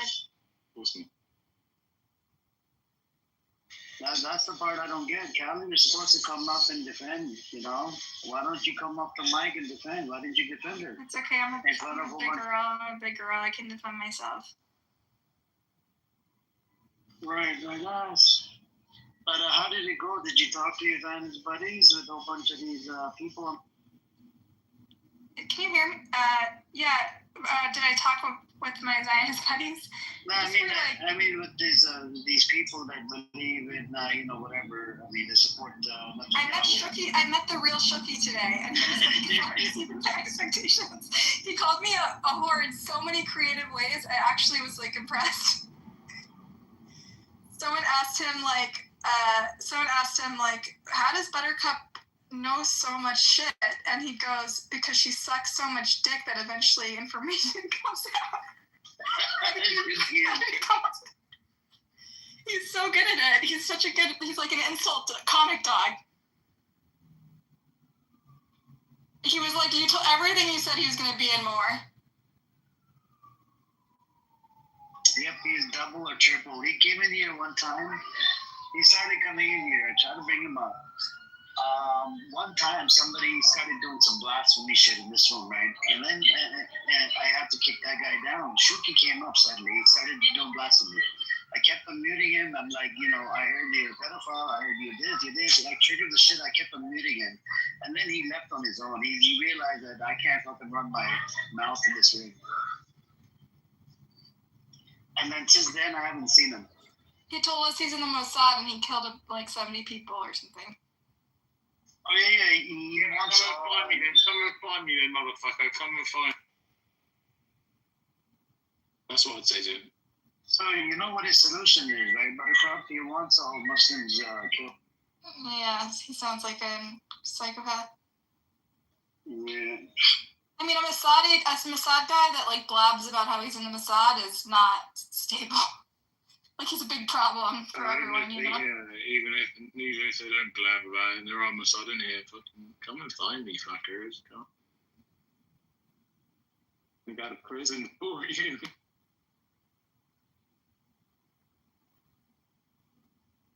So what I missed, it turns out these 3 kidnapped soldiers, what was the consensus? Did you find anything hard evidence on it? It was 4 of them, right? Or was it 3? You said 4, but it seems like no one's confirmed yet, right? Yeah, they won't. Yeah, no confirmation. They were waiting for it. But they did, I don't know, they're spreading about Abu Bakr. They killed. So it's not true. Oh, you don't think so? I heard that maybe because of these 4 soldiers, people reaching out to him for a comment, it might have exposed him or something because they were able to track him. From his first appearance until today's date, the Zionist occupation has announced the assassination of Abu Ubaidah over 23 times. Wow. So what anyway, bro? If they killed whatever, someone else will replace him. I mean, even if they didn't assassinate him, man, it's okay. Like, alhamdulillah, you know what I mean? Whatever. Alhamdulillah. I mean, a lot of kids died in the process. It's not okay. There's 1,000 Abu Ubaidahs after it. You have to understand the mindset of believers. You know? To just let the kids die? I mean, let them drop dead? No, they don't let the kids die. Their kids are being killed by the Zionists. They're not letting the kids die. They have no choice. I mean, what's your solution? What do you think they should do? If you're Abu Ubaidah, don't hang out around kids if you know you're a target. How do you know that he's hanging out around kids? If in fact he died in this attack, it put a lot of people in a vulnerable position, right? Why is he walking around in bakeries? And if not. But I do have a question about, do you remember the Zionist narrative about, yes and no, Buttercup? Yeah, I remember, and then he turned out to be out in public, and so it kind of... Yeah, but do you know, right, the narrative was that he surrounded himself around the hostages, correct? Yeah. Yeah, but then he died fighting, and they stumbled upon him in one of the buildings. They didn't even know that he was in that building, right? Yeah, I remember. and then CNN wrote a report on this. It's like a good, beautiful article they wrote, and they said that it actually a lot of people saw it as as a good leader instead of like how they were trying to portray it, that he's a criminal, he's this. So it sort of like turned the whole story. Yeah, releasing the video was kind of backfired on them for sure. Yeah, it did. Bro, this was a cover up for what they went through in Hayya Zaytun 2 days ago. Like the ambushes that they did, which were 4, I believe, fucking ripped them apart that they had to fucking leave the area. Another thing, sorry, I'll let you go in a second. Another thing they do, these scumbags, is that they call they'll say that somebody got assassinated, a high-ranking person, so that they panic, they get out of order, they gather intel, and then they actually assassinate them. And so far there is no verification of this from anyone but the Zionist media. And who controls the Zionist media? It's the military. You have to keep that in mind. Yeah, it's possible. I guess we'll find out. Yeah, we'll find out. Again, he'll pop up and be like, "I lived, bitch." Again, even if he is assassinated, at the end of the day, it's a win-win. Whether he's assassinated or not, it's a win-win. Let's just put it that way. You can go ahead, Mr. Honest. Thank you. Speaking of Yahya Sinwar, have you guys ever seen the video? I believe it was on I-24 News, Israel 24 News. There was a great IDF soldier who interrogated him, I believe, 32 times or something like that, while we had him in our prisons.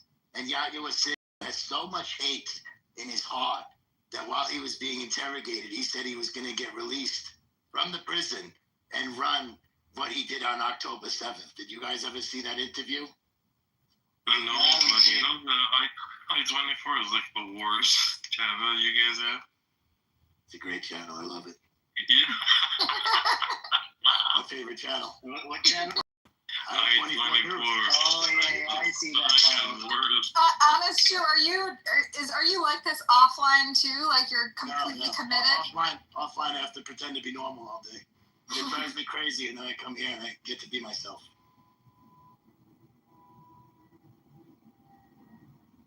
One thing I do want to ask Buttercup. So I actually watched Channel 24 or Channel 12 a long time ago. So this was about 6 or 8 months ago when Ben Gavir was traveling and suddenly got into a car accident. All right, got into a car accident, and turned out that the news started covering it, and they said it's a terrorist attack. Is that true? That every little thing that happens inside Israel, right away they call it a terrorist attack? Depends on the news outlet. If it's like a sloppy, if it's like a pro. A lot of the TV channels aren't that great, but some print outlets do have like some journalistic standards where they verify first and then report. But usually papers will the appropriate, like as a journalist, what you're supposed to do is say what appears to be, what authorities are saying may be right. Like they put qualifiers in there. But yeah, it is an assumption that a lot of times the authorities might make, like, oh, we think it might be a terrorist attack because it's, tensions are high and there are terrorist attacks sometimes. But yeah, it is a problem with the media there. It's so heightened that the authorities that they cite will claim that it may be terror related. My favorite Israeli sources are all the ones that report first, verify later. I don't really agree with your standards on ethical journalism. How can you break news when you're always slowly? That's right. That's right. You gotta do the narrative first, fact check later. Exactly. And just wrap the story around the narrative that we want to convey. That's what I think we should be doing. Yeah, there's a lot of problems with the media in general there. There's I don't know, Harris is always doing these studies. So let me read you this after they put out that they assassinated. Now, again, there is no confirmation, so whatever I say is just whatever I read. So first, the sources of these rumors is the occupation, meaning they serve specific intelligence and moral purpose. Second, the occupation's media is directed and subject to the order of the army and intelligence, and therefore it does not publish anything without security guidance. Third, experience has proven that the occupation spreads rumor about the assassination of leaders to influence them and their circles towards certain behaviors with the aim of gathering and updating information about them as a prelude to targeting them.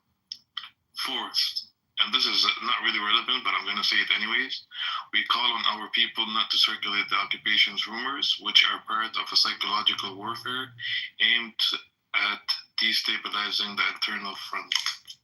Yeah. This was a security warning released by the resistance security. Yeah, probably true. All those things are true. And the same thing happens, by the way, when Hamas releases something like a video of a hostage. The Israeli immediately says, "Oh, this is psychological warfare. Don't believe it." You get the same sort of response on the other side. Yeah, but they release the evidence with whatever they release. Yeah, but they say it was made. The statements were made under duress. Don't watch it. You're feeding into the propaganda. You get the same sort of discrediting messages that the other side in Israel. I'm just saying there's a parallel in claiming in people's skepticism of things that come from the IDF or Hamas. There's there's a mirror situation there. Yeah, but how do you discredit evidence? So, like in Israel, they discredit evidence by saying Hamas run health ministry. That's how they discredit it. They make it seem like Hamas is not credible, and so that's how they discredit numbers. They discredit all kinds of things by claiming it came from Hamas, which is not credible. And the civil service, which keeps the body count too, that's Hamas run. Right, exactly, Josh.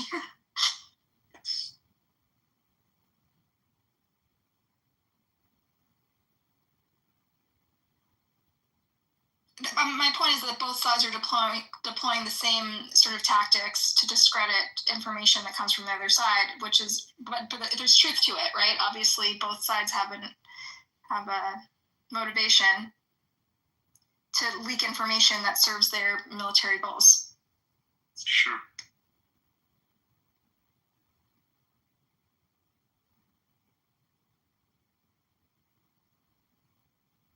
Honest Jew is a military expert. He could maybe speak on this a little bit. Of course. Sorry, I stopped paying attention for a split second. What would you like me to comment on? Nothing. I said you're the military expert. You can speak on this a little bit more. On the propaganda through the news, you mean? Yeah. Yeah, well, we have to convey a certain narrative to the world, of course, as well as inside Israel. That these people want to kill us. The Hamas charter is to kill all Jews worldwide and in Israel. And the more that people believe that, the easier it is for us to run our campaign, the Great Israel Project. And what do the Israeli Jews want in return? Or what's their views when it comes to Palestine? Which Israeli Jews? The ones that serve in the IDF, the most moral and ethical army in the world, the heroes of the IDF? Sure, Well, the heroes of the IDF, I think they're on board with the Greater Israel Project, actually. What makes them the most moral army in the world? We have a very transparent operation we're running. We're very open to journalists, running with us. And we also employ an attorney. But why are you lying? Why are you lying? You say your name says Honest Jew. Why are you lying? Oh, yeah, sorry. Be quiet. But we actually do employ an attorney with every unit. Did you know that? No, I didn't actually. Because when we're doing our operations, we need legal advice. To sign off on it, give you clearance, yeah. To sign off and to guide us on how the trials will look afterwards. How to prevent war crime charges. That's right. That's right. So let me ask you this: if you guys are the most moral army in the world, why don't you allow international journalists inside of Gaza so they can share with the world how moral you guys are? Too dangerous. It's too dangerous for them. We care about their well-being. They can't be that close to an international terrorist organization. We love journalists and want to protect them at all costs, right? Exactly, for their protection. Okay, so what about killing the 300 journalists inside Those were unintended casualties of war. Not intended, yeah. Of course, we didn't target them.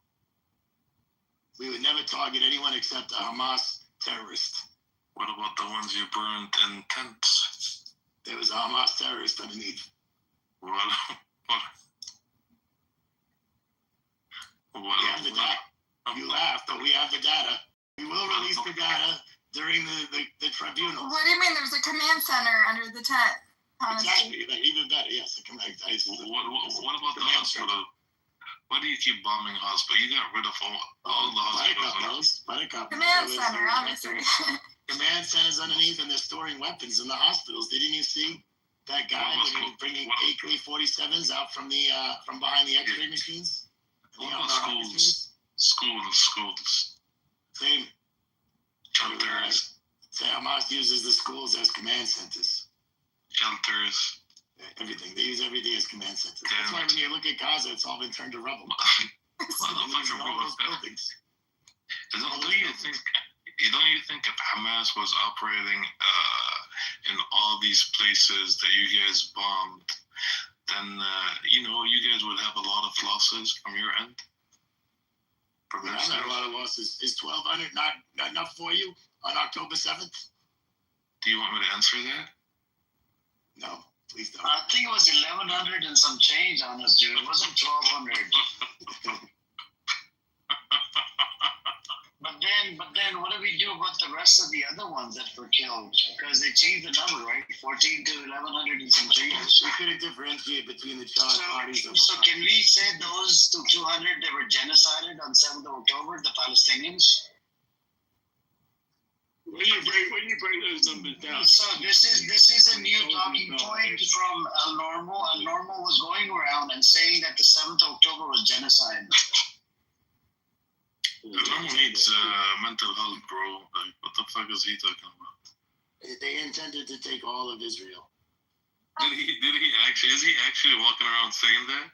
Genocide is a crime. Yeah. He started going in every room and started saying before he became anonymous, he comes in here with an anonymous account. He was going into every room because he got pissed off that genocide. He's like, okay, let's. The 7th of October was genocide. And we asked him for the scholar, but there's no scholars out there that said that it's genocide. But I think Barca brought up Omar Bartho, and he said potentially, or what was the exact statement that he made, Barca? He said it could potentially be genocidal, but it doesn't justify the response, which was an actual genocide, basically.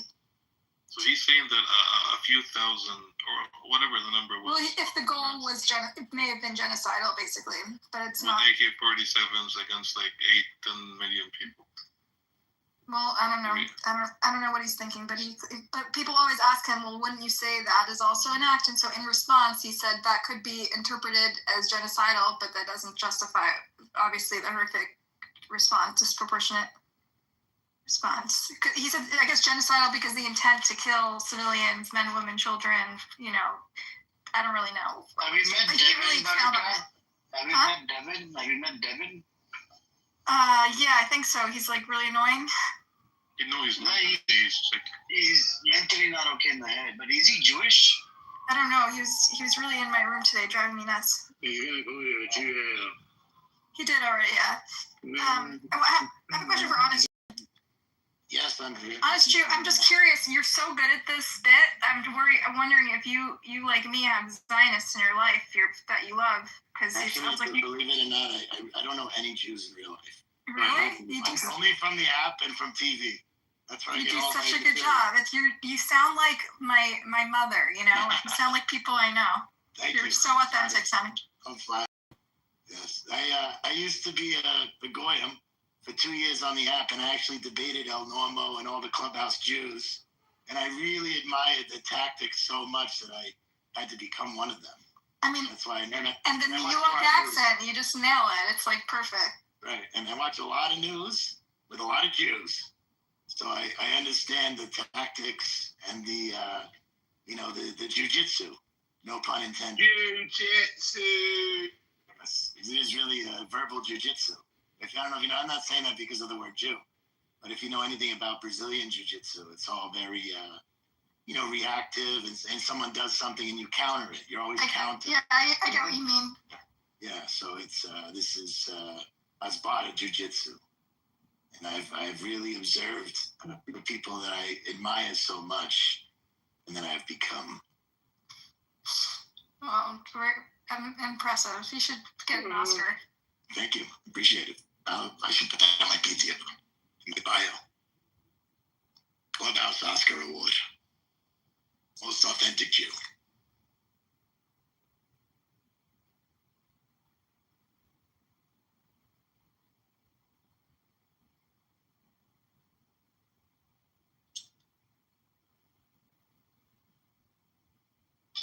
Anyways, I think Pepe versus JB and BB, there's some drama that was going on earlier. There was some drama yesterday. And there's drama every day. And Devin is full of drama as well. He says nothing but 7th of October, that's it.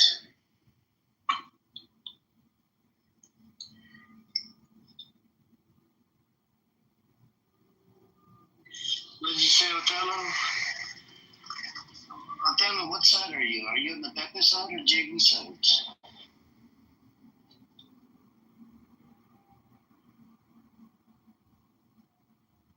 What the fuck? Devin said he's not a Zionist? I think he said he became interested after October 7. He's one of these like newbies, They just became obsessed. And that's true. Although all the Zionists are imploding. Like that's a fact. I think he's one of the people that were like swept up in the media frenzy and decided he's going to side with the Zionists. In the chat, in the room today, it was clear that he only knew 2 dates, 48 and October 7. Look at the chat. Look at the chat. How many messages he typed? Look, this is why we say that he's messed up in the head. He's gonna delete all of them before he leaves. I don't understand the point.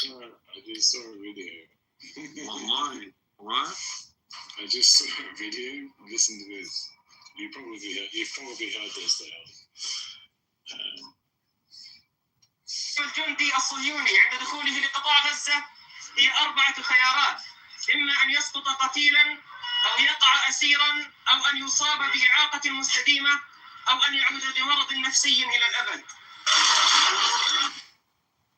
And this is. Do you understand what he said?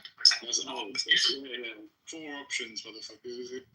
Yeah, but do you know what the options are? They're literally what's happening. He said that there are when the Zionists, when the IDF enters Gaza, they only have 4 options. They would either fall dead, be taken as captives. What was the third one? Play it again, Teddy. الجندي الصهيوني عند دخوله لقطاع غزة هي 4 خيارات، إما أن يسقط قتيلا أو يقع أسيرا أو أن يصاب بإعاقة مستديمة أو أن يعود بمرض نفسي إلى الأبد. Or will either leave disabled or will become mentally sick, mentally ill.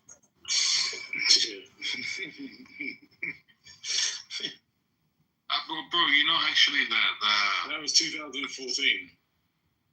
Yeah, even 2 days ago when he came up, when he made his speech a few days ago, it followed with what happened in Hayy Zaytun, like the ambushes that took place.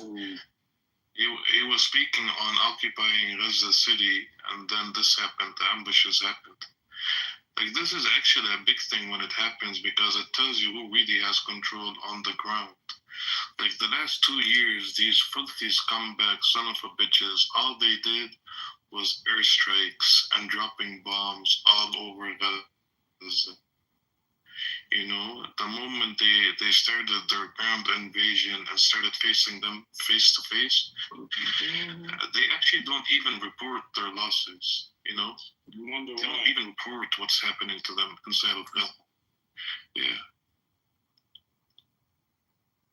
So even when today they announced this, if it comes back as false, like they didn't assassinate Abu Ubaidah, like if it comes back as pause, they were just trying to claim any type of victory inside of Gaza, and it's gonna fire right back at them.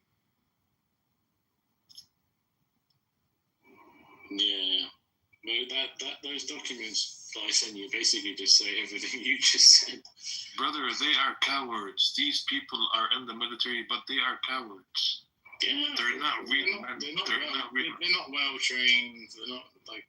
It's not even about well trained, bro. They go in, they bomb fucking houses, and then they wear thongs and bras and post it on fucking TikTok. Like,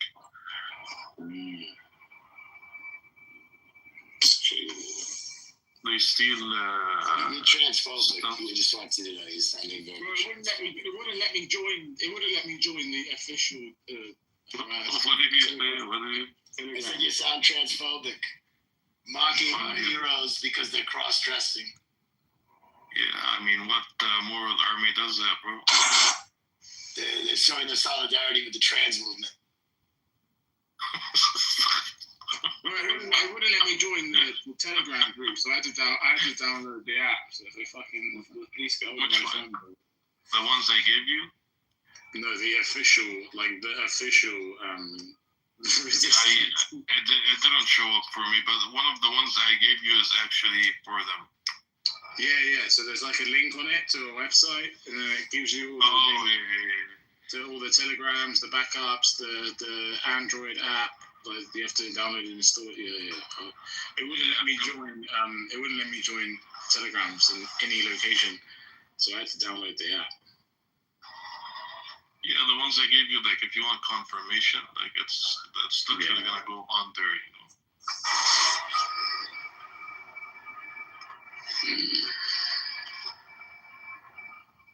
So what did you say, honest Jew? They're showing their support? Solidarity with the trans movement, with the LGBTQ plus community. They're one of the most marginalized communities in the world. Like us, everybody hates them, you know, and everyone likes to blame everything on the trans people. And that's just our way of extending holding a hand out to the trans community.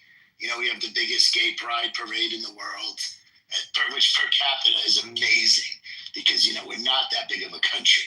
So to bring out 200,000 people for our gay pride parade, it's just really just. Is it like full of rabbis sucking children's penises and that? I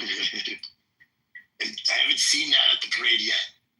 But I admittedly wasn't looking for it, so I have to maybe closer. Anyways, what else is new with the people? Anyway. You woke him up. You woke him up. No, I was outside shopping, you know. I just came back. Oh, my God. But once the war's over, are you going to miss us on the Zoom? Yeah, I mean... Where are you guys going to go when the war's over? They're gonna scatter. We're gonna chase them. That's what's gonna happen. I'm gonna talk about Iran, the Reza Pahlavi. I need to do a deep dive into Reza Pahlavi. Samir's gonna be in hot waters, bro. He's buying. Iranians are gonna be asking themselves, who the fuck is funding this fucker every single day? Reza Pahlavi. Amir, you go see him. His house is kind of close to yours. Amir, I don't need to go see him. I need to do rooms on him every day, attacking him, his character, the way he walks, the way he eats. Reza Pahlavi. But man, his supporters are like, to be honest with you, they can be worse than the Zionists. Dude, I understand. He's the kind who say, like, who lives in LA and says, "Hey guys, what's Iran?" I know, right? Like, he's that kind of guy. Yeah, who are you talking about, Amir or the Reza Pahlavi, brother? He's a loony, bro. Like, he's Where you? We need to, do some rooms on Reza Pahlavi, for about a week or so and see the climate, what happens, what changes it will bring. You know what? Have you seen a lot of supporters? I mean, because this is really... Yeah, I opened a room. Do you know how many? Almost 80 to 90 of them in this room. Yeah, there's a guy that does rooms on this app. Every night he's got 110 people in there. Reza Pahlavi fucking supporter. Oh shit, which one? Is it the older guy with the beard? Yeah, his name is Payman. Payman, yeah. Oh shit. He's in my hallway. With Israel plans to imprisoning Greta Thunberg. And I just, you know, this guy that did something in the chat about you? He's so rude, JJ, right? No. Who then? Read it. Caleb, something I'm getting concerned about, Caleb. Read it. Which one Read about? it. Read it, the last message in the chat. Okay. Double, did you see that Israel's going to have plans to What does it mean? imprison Greta Thunberg? The last message. Coffee. He's calling me coffee. Coffee. Well, I'm so confused. What are you guys saying? No, I'm just saying to her, bro. What is he calling me? What is he calling coffee? He called you a bitch. What? Yeah.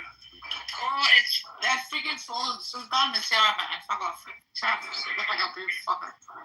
Who is he? Like, what's his, like, how the fuck do I follow him? I don't even know. Salafia. Salafia. He trolls me, bro. Oh, that fucking weird. Oh, that weird. Oh, okay, yeah. Oh, he's quite cool. He just trolls me. Is he gay? No. Oh, something like that sounds good. He's very knowledgeable, actually. He's young. What were you saying, Teddy? What were you saying about this right? Israel plans to imprison Greta Thunberg as a terrorist. Did they actually announce that? It says, I mean, I'm reading here the Telegraph, so. Israel National Security Minister is drafting plans to detain Greta Thunberg and co. in terrorist-level conditions and seize their vessels for repurposing. Hey, what's up, Shape? Miss Boring, Chucky. You guys want to come on up? Just let me come up. This is good. This will be good for our PR campaign. When we show the world, we're not afraid to arrest. I want to ask about these hats, these fucking Jewish hats, right? Why do they have to wear it in the middle of the back of their head? Because every time I see a photo or a video of Ben Gavir, he's always fucking wearing it to the side, like 50 Cent. You know? We have different sects. And if you know all the different sects, I can explain it. I'm a Jew. We have a lot of different sects, and we all have different styles of yarmulke. And we can wear them differently depending on the sect. The different sizes, different materials, different patterns, you know, and different locations. It doesn't fall on his Jew. It doesn't fall from your head. Well, you can use a clip to attach it to my hair. What if you're bald? Growing up, I was like, fucking, why do they wear that, bro? Then they take it off and there's like a bald patch there. It's because there's no sun to the area. That's what I used to think. It made it nice. It was Arabic, Nerjus. It was Arabic. Yeah. And whatever Chucky's saying is in Arabic. It's Google Translate. It's so gross, man. Chucky, it's not gonna happen, bro. What you said in Arabic is not going to happen. What do you say? Okay, I'm interested. Worried for Caleb, bro. He's lost. Caleb slept actually. Sometimes he sleeps on pro-Palestinians and Palestinian voices. No, but this is not like natural for me to see. It brings comfort and teach peace to his classes heart. and stuff. Like this is really not natural to see Caleb. He's a fake rabbi, bro. You really think he's a real rabbi? He's a different kind, like, of rabbi. Like he probably can be considered like heretical in the traditional sense, right? He is, but it's. This is not. I haven't seen Caleb like this before.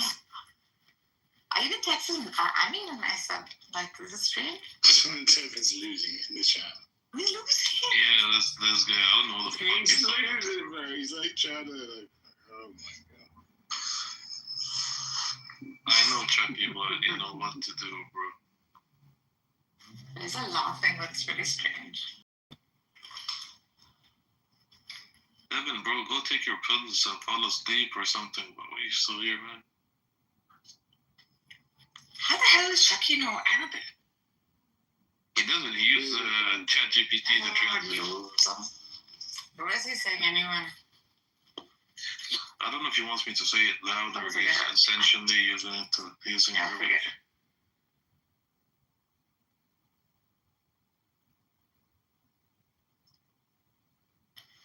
Are we commenting about the Amir room tonight? Which Amir room?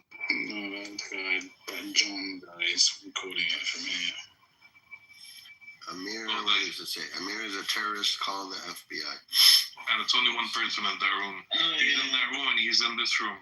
It's the anonymous down here. Yeah, but I don't think they even take him seriously anymore. This guy's an idiot. I hope he likes lawsuits. You know, his name is John Kitover. He's running for mayor in some bullshit area. We got all of his information, right? And can you imagine if all of this was to go and expose him in front of the people? I mean, if you want a good lawyer, just give me a call, bro. You know a good lawyer, Shay? I know a few. Does he work pro bono? I might need one soon. I might need one soon. Is he a Jew in they specialize in No, it's like what's Sorry, going what on. do they specialize? Defamation of character. You know, defamation in Canada and the US are different in a way? Yeah, I've looked into it. I looked into it too. Now I don't give a fuck. I could use a good defamation attorney. Everyone's saying I'm a fake Jew. I got you on this. I got you.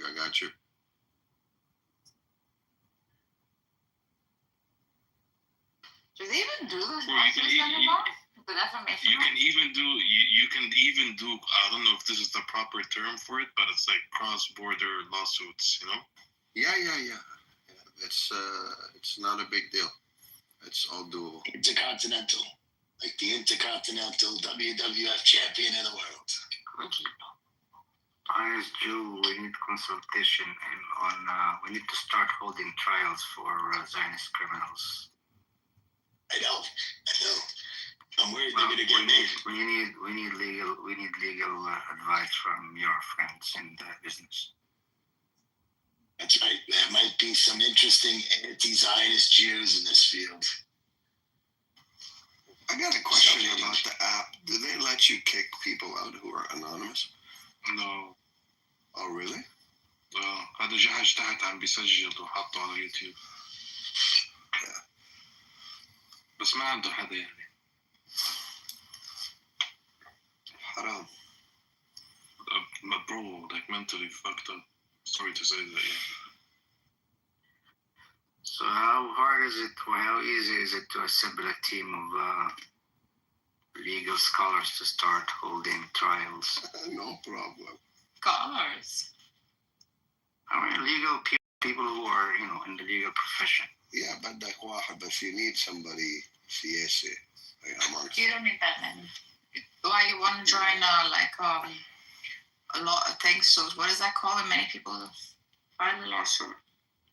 No, we're going to be arresting them. We're just going to bring them in and put them on trial.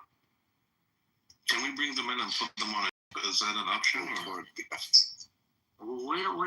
no, the punishment is usually hanging or murder and stuff, so I don't think we're going to be needing shit. Yeah, that's true. But we don't even want their bodies on the land, so we definitely need to ship. No, I mean, don't be so cruel. You mean it metaphorically, right? God, Lord, I don't This is not metaphorically. This is going to be real. Yes, it is like he's meaning it metaphorically.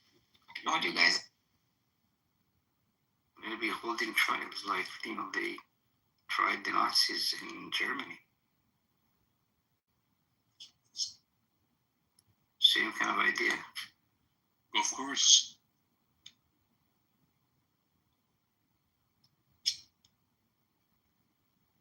Because I hear a funny story. Before I became a Jew, I used to support so-called Palestine. And I was just thinking of, Judea and Samaria and the West Bank. And, I was looking at all this information and material. And I didn't know the term Judea and Samaria. I didn't know it was the West Bank. So I was watching it was I-24 News, of course. And one of the IDF heroes was saying that there's this amazing armed resistance in Judea and Samaria that needs to be snuffed out. And at the time, like I said, I was a so-called pro-Palestine supporter. I thought the only armed resistance was in Gaza and the West Bank. And I thought, oh, exciting. There's a third arm of the resistance. And these Israelis seemed very concerned about it. So I was very excited to learn about it. I was disappointed to learn that there wasn't a third arm of the resistance. There's still only two. Because Judea and Samaria is, of course, just the West Bank.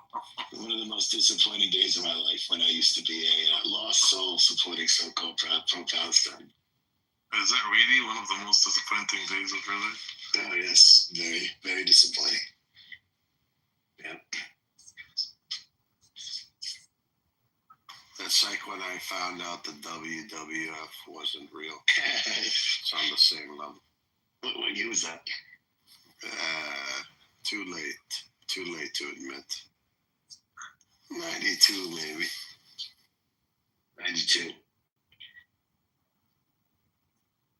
Yeah, my parents really differently when I was young. My dad tried to tell me it was fake, and I would argue with him constantly. It's great.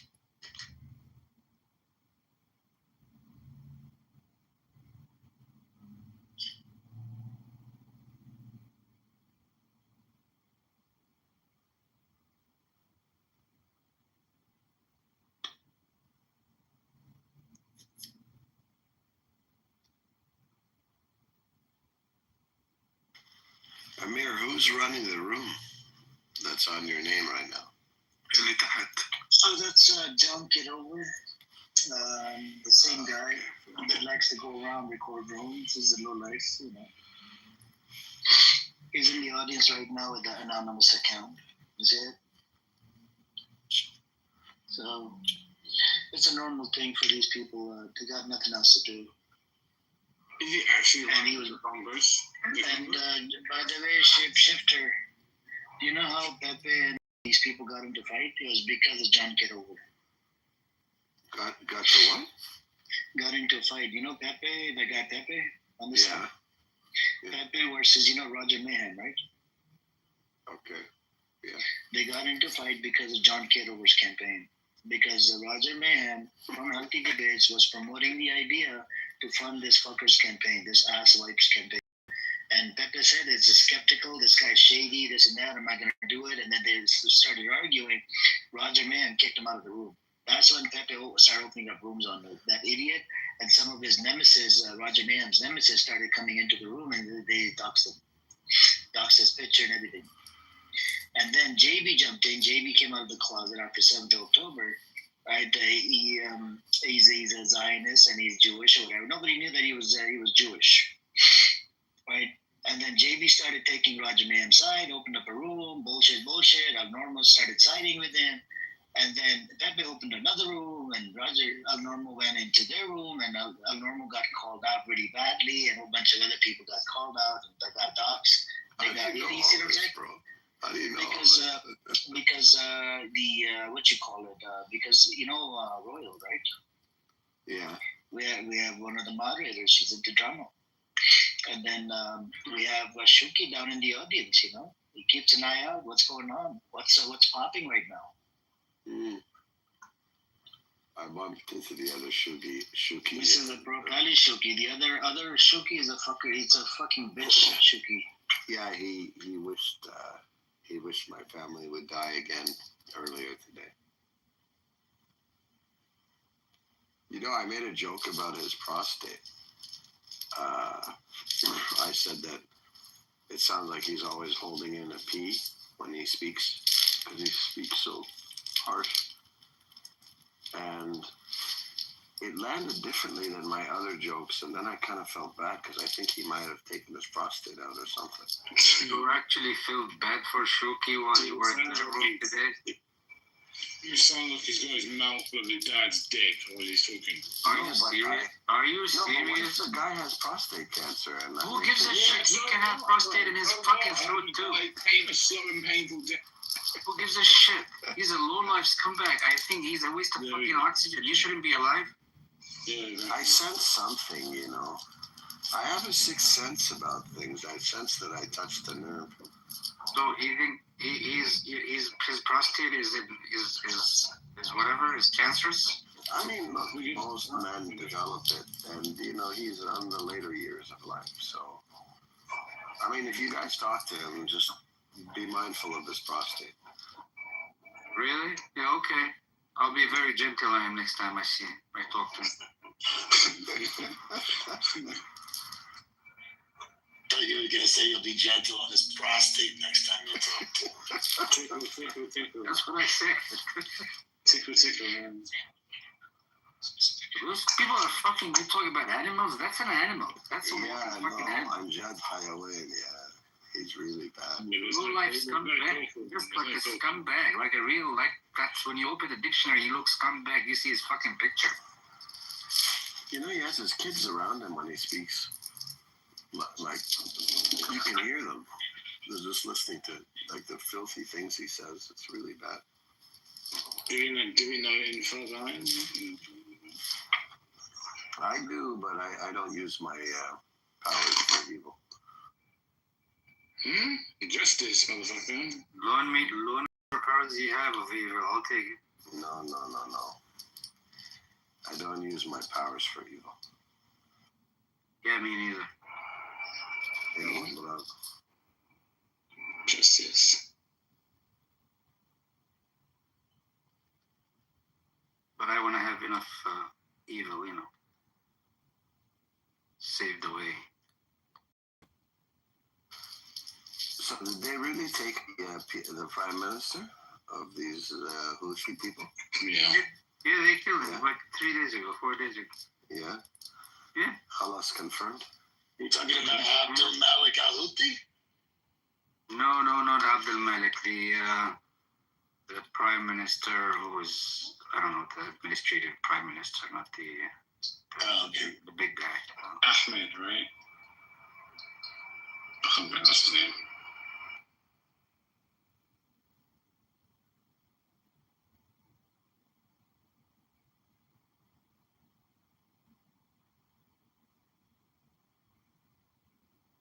I got excited for a second there. I thought you were talking about Abdul Malik al-Houthi. I'm so tired of seeing this guy talking about the so-called resistance. Yeah, I know. Me too. I'm really tired of him too. Yes. So much. So, Honest Jew, give us a prediction. How long do you think this Zionist enterprise will last? Are we going to see it for the next 100 years, or? No, I don't think so.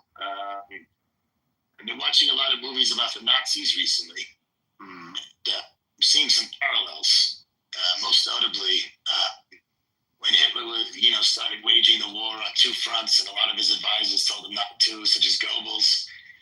I'm seeing that kind of manifesting here.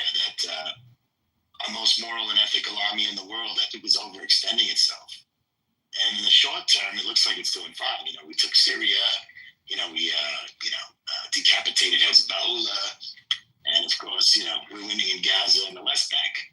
But things change quickly. When you overextend your resources, is what we learned from the Führer. So I'm worried that this is going to happen with Israel.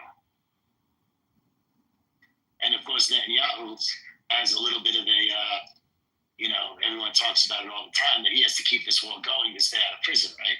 Because the theory is that if there's peace, he's going to be brought up on corruption charges. So he's, and I don't like comparing, the Nazis to us, the most moral and ethical army in the world. I think it does a disservice to the Nazis. I think it does a disservice to us. But yeah, it's a very similar military strategy that I don't think is going to end well. And there's a frenzy of things going in the U.S. in terms of of your government, the Israeli government, pushing the American government to do its bidding on many fronts and many fields. Have you noticed an uptick in their activity when it comes to Israel? I'm not sure if there's an uptick. I think it's more just business as usual. But like yesterday, they announced they are banning all Palestinians from traveling to the U.S., even people from the West Bank from visiting there. Oh, really? Yes, they did. Yeah, they did. They are not issuing visas for any Palestinian with a Palestinian passport. Netanyahu comes and says, addresses the MAGA crowd, saying, if you won't be a MAGA until you to be above Israel, you support Israel. If you're not supporting Israel, then you're not a MAGA. I didn't see that. Yeah, he said that. And there are certain anticipation. They might be getting a little nervous for some of those countries paying lip service in terms of recognizing a Palestinian state by the end of the year, that kind of stuff. So they've been pushing the administration to do all kinds of petty stuff. I don't know if it's petty, but seems desperate. Yeah. So There's a non-trivial section of the MAGA crowd though that hates Jewish people. I wouldn't. Yeah, be white surprised. supremacists and Jews don't get along well. Yeah, there's probably a few million that hate Jewish people in there. Overtly. Do they hate Jewish people or just resent the idea of Zionism and Zionists? No, Jewish people. Both. Like major hate. It's most of them are covert about it, and there's a few that are out in the open about it.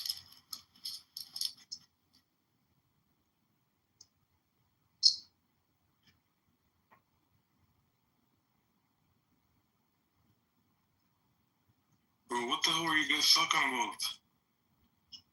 Sure, you seem like you're freaking out. Did you read the chat? What happened? La hawla wa la quwwata illa billah. What happened? Wait, are these? Read it. This is very concerning. Very concerning. From 5 minutes ago? Who's this Lena? Come up, Lena. No, it was a medical issue. Come up, Lena. Who is this Lena character? Wait. So let me just explain. Let me reset the room. Nick, I was speaking to the other and I was worried, like his voice was really strange, so I thought he was holding in a piss for too long. And then I thought about it more. It's probably an enlarged prostate issue, because he's old, so I asked him about his prostate. And I felt something in his voice, I felt it like I hit too close to home. And besides, who wants to touch that mule with a 12-foot pole? I don't understand. What are you talking about? But anyway, one thing led to another. I started examining his prostate issue, pun intended. And apparently, some people in this room felt that that's inappropriate. Yeah, apparently some people in this room is you, Lena. Now, did you hear his explanation? Oh, no, I heard his friend say, I thought you were going to say that you stroked his prostate and one of the other guys on stage. Richard? One of the other guys said, block, motherfucker. Richard, son of a bitch. 800 accounts. Why the fuck are you in this room? Get lost. That's the same Richard has bracket, some shit listed on his fucking profile. Oh my god, what the fuck? Islamophobic piece of shit. Islamophobic son of a whore. Is he a good Jew? He's not Jewish, he's Christian. And he's evangelical. He supports the Zionist entity. Shape, as soon as Amir starts, as soon as he starts, is this? And I click on the profile and I block it. every time I just click on the profile and I block it, man. What does he have on his profile, Amir?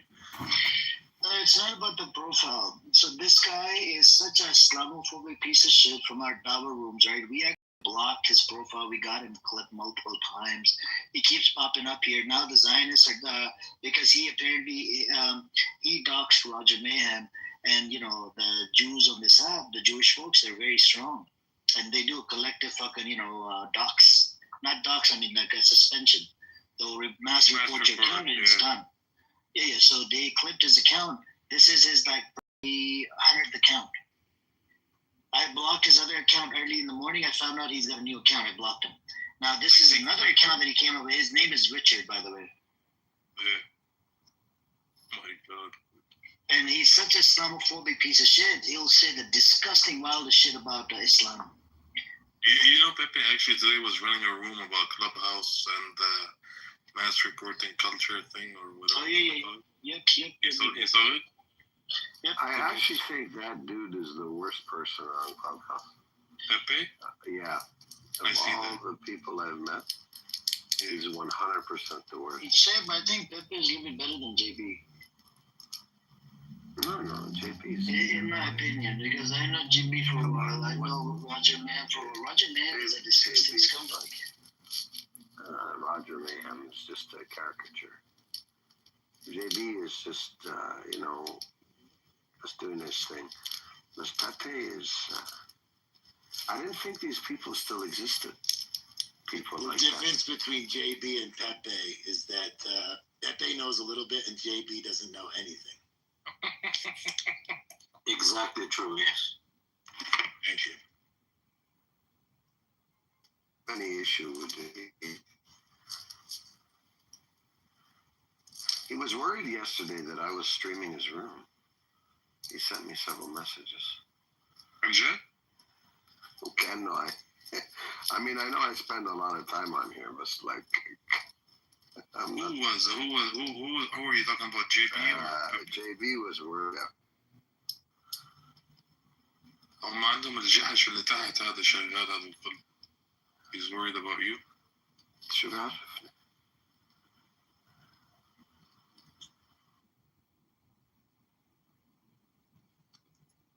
Is the Black Rabbi hour over today? Did I miss it? I don't know if he came in and talked to them or not.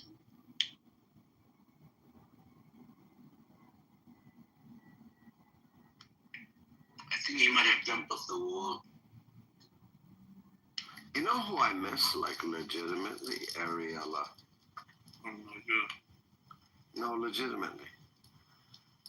You think he's okay, guys?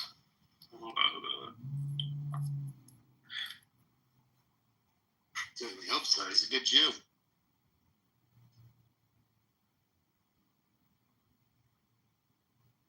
Where's our Norma been? Well, Norma never comes in here anymore. He's mad at Amir. He's mad at Amir. Wallah, like ever since that video of him. Oh, right, you're right. Yeah, you're right. But I think he does come in with his anonymous account. Shape, by the way, his video is getting a lot of views on TikTok as well. Shuki has a TikTok account? Yeah, Shuki told me is getting views, a lot of views. I think he said about 100 or 200 views within 1 or 2 days. Does he use his good captions, Shuki, on TikTok to attract nations? He uses the full name of the person. So if somebody wants to look him up, it'd be easy. It makes the job easy.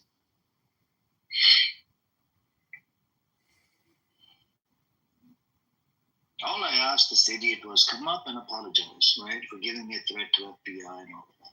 Doesn't want to apologize. Doesn't want to concede to a fucking, at least apologize. But no. Egoistic, narcissistic son of a bitch does not want to apologize. This is what happens. I mean, I got a lot of people on my side. Amir, do you think he's mentally okay? Bro, he's mentally okay in the head. It's a Hasbara book that he plays along with. He knows he's got kids, and he's doing a good job defending Israel, right? Do you think he's stable? Like, do you think he's stable? Let's ask Honest Jew. He knows him for 4 years. Honest Jew, you know Normal for a while, right? Is he okay in the head? Oh, yeah, very stable. He knows exactly what he's doing. Very stable. He uses reverse psychology. And he'll pull a pretty good one on you where he'll piss you off and you'll start, cursing him out. But at the same time, he's keeping it calm. That's the number one rule on Hasbara book. I think it's rule number 5 or 10. Keep it calm. Don't get triggered. Don't curse. And keep it calm. And at the same time, you're gaslighting the other person. So this Hasbara book, like, they actually practice the book? Like, Global Language Dictionary. You can download it. It's online. It's on transcend.org. Yeah. You never looked at it?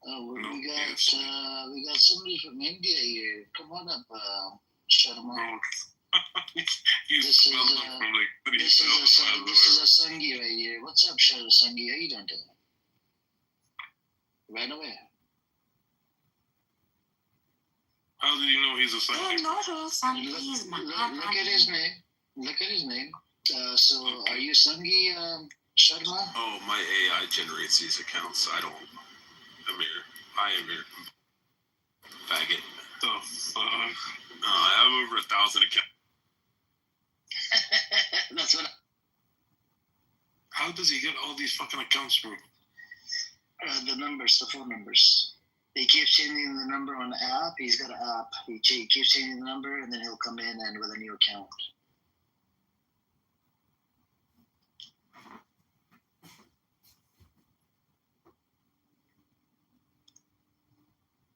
Why did Shapeshifter go down in the audience? Oh no, he's shy, man. Why'd you go in the audience? And that was the next. JB Round.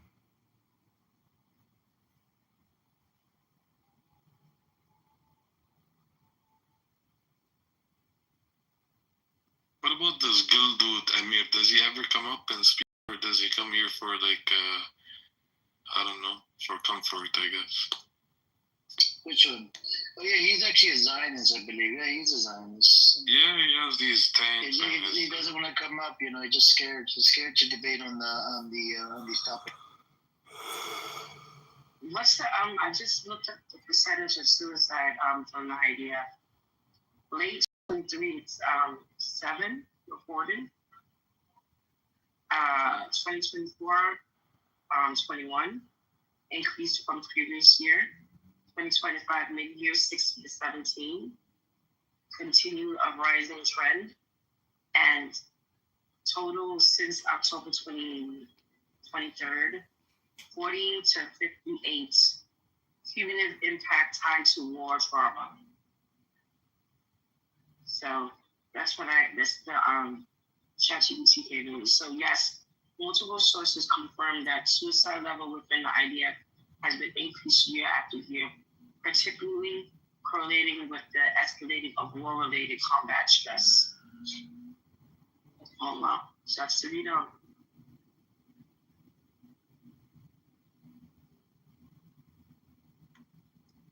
Josh.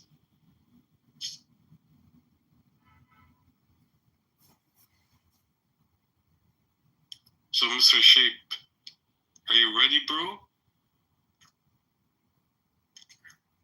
Are you ready for some ice fishing this winter, this upcoming winter?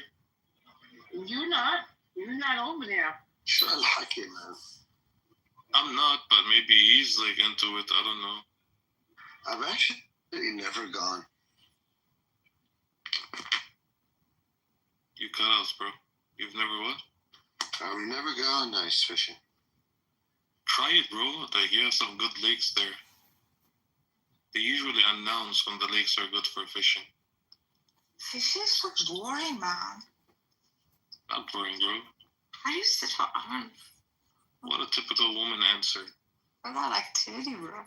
It is boring. You're not very whitewashed. Yeah, no, just. No, it's boring. It's boring, but please, let everybody know. Tell everybody why you like fishing. Yeah, and how you I sport fish. And why? Right. And how you put it in your love life. Go ahead. Let everybody. Can you please tell us? This is getting very intriguing. I just sport fish. So in the past, I used to joke around, like when they used to. Anyways, so what I would say, I like my woman the same way I like my fishing. I just catch and release. I want catch them really slow. I like my woman the same way I like my fishing. I just catch and release. That's really good. So this is what Wednesday's trying to say. Damn, that was good. Yeah, but he's not lying though. Yeah, I'm not lying. I know. Once you find that, once you catch a keeper, you take it all. Okay. I hope Alhamdulillah, we're gonna eat it. Alhamdulillah, brother. I hope you find a keeper. Yeah, there's some very good fish where I am nowadays, you know. Okay. There's the fishing, right? A lot of keepers. There's the fishing, right? What is it? Desert fishing? Is that what you're saying? The fuck is desert fishing supposed to? No, not desert fishing. Yeah, remember the other day we were trying to figure out how you fish in the desert. I was in this conversation. Yeah, you were like, no, you got faster. That was Amir, I think, saying that he seen people go fishing in Saudi Arabia. Yeah.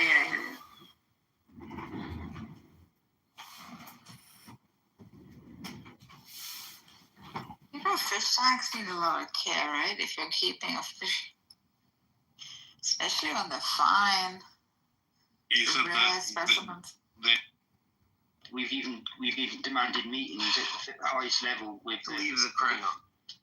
With Keir Starmer to get him to change his view and his stance on his view on Palestine. So we've been outspoken. Our ministers have spoken in the European Union. We've been invited to the European Union to speak on just that one. Why is that a pressing concern for the state of Scotland? Because we've got we're normal human beings. We care about other human beings that are getting killed and genocided on a massive scale. I think that's Congo and Sudan. Well, listen, the Congo and Sudan is not it's the issue. It's interesting what catches the Scots' attention. Yeah, but it's not nowhere near as bad as what the Jews, what the Israelis are doing. You said Jews. You said Jews. They're doing it to children more than anything, because 50% of Gaza is kids, and it's the way they're going about it. So if you want to blame anybody, you need to blame yourselves. You need to blame yourselves and your government and Benjamin Netanyahu, because it's them that are turning the people against Israel, the people of the world, not just the people of Scotland. We're talking about the people of the world here. So I think you need to look internally when you've got an issue with that, Mixed. Yeah, no, sure. What do the people of the world want to do to help Gaza? Well, you know what they want to do. You can see what they want to do. They've stood up. Most countries now recognise them. I heard some of them announce that they will recognise the state of Palestine. Which means the list of 190 other countries. I mean, you could think this to be like of zero significance, but you know, like, no, I'm asking. I know that people of the world are now in favor of helping the Palestinians. What are they going to do? Well, hopefully, the very threat of recognizing Palestine would help you connect the dots that you are bringing about. Palestine. I recognize Palestine. Well, how did South Africa fall? South Africa fall? Just let me land. Like, how did apartheid South Africa fall again? I don't know. They're still kind of reeling. Just one word. If you had to choose one word. Terrorism. I would say sanctions. Okay. Yeah, that's how apartheid South Africa fell. But so you continue to think of it as zero, you know. Your end game is sanctions on Israel. That's your solution for the Gaza. That's pretty much it. What's your I don't see that helping the Gaza. Oh, okay. What's your end game? The Samsung plan? The Samsung plan, whatever it's called? Did you say Samsung or Samson? Samson, I think. The whatever it's called, that fifth. Well, maybe you're Korean. The Samson protocol, yeah. You have the fifth exile, whatever it's called. No, I mean, my general understanding is that the will have to be placed somewhere, whether in like temporary housing or just like moved to a secure location, and then they're going to have to like clear all of the traps and bombs and explosions, and then build something new.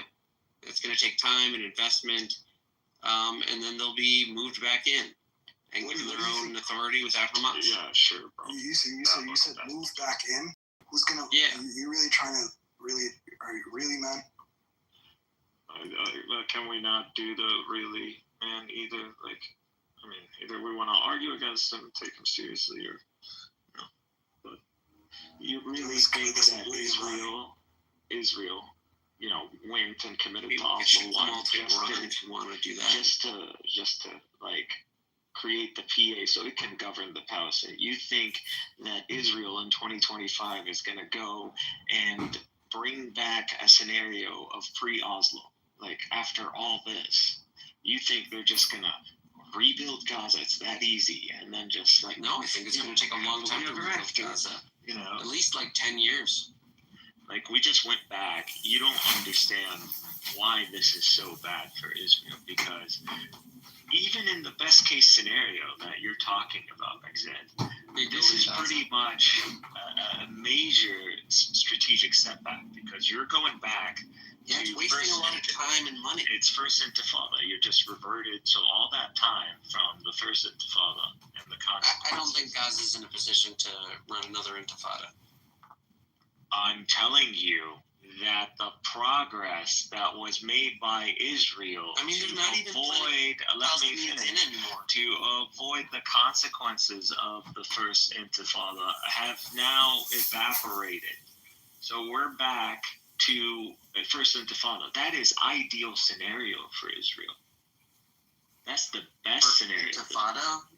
We're just not going to let. So you're destroying Oslo. The only, Oslo 1 mainly. You're destroying it, and so, which is actually in your favor to begin with. I don't care about Oslo. Israel's favor in Oslo 1. Like, when you destroy it and then you go back to a reality. Have already let me just finish, bro. Like, why do you Jews act like it's not that logical? It's very white and black, man.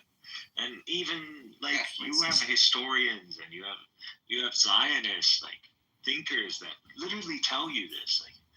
I don't understand where is this Zionist desperation to maintain some sort of facade image?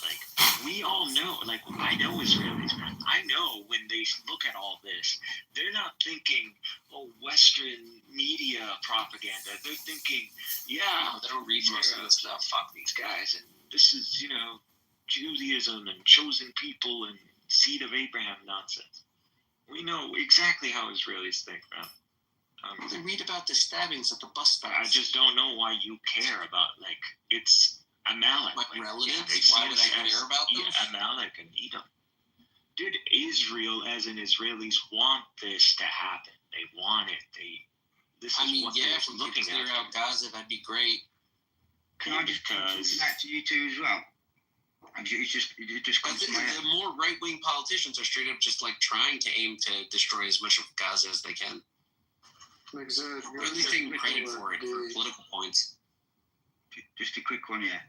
Destruction, which is genocide. I'm glad you would. Some of the Israelis definitely want you guys gone. So now we want to. Yeah, I wouldn't say all. I would never say all.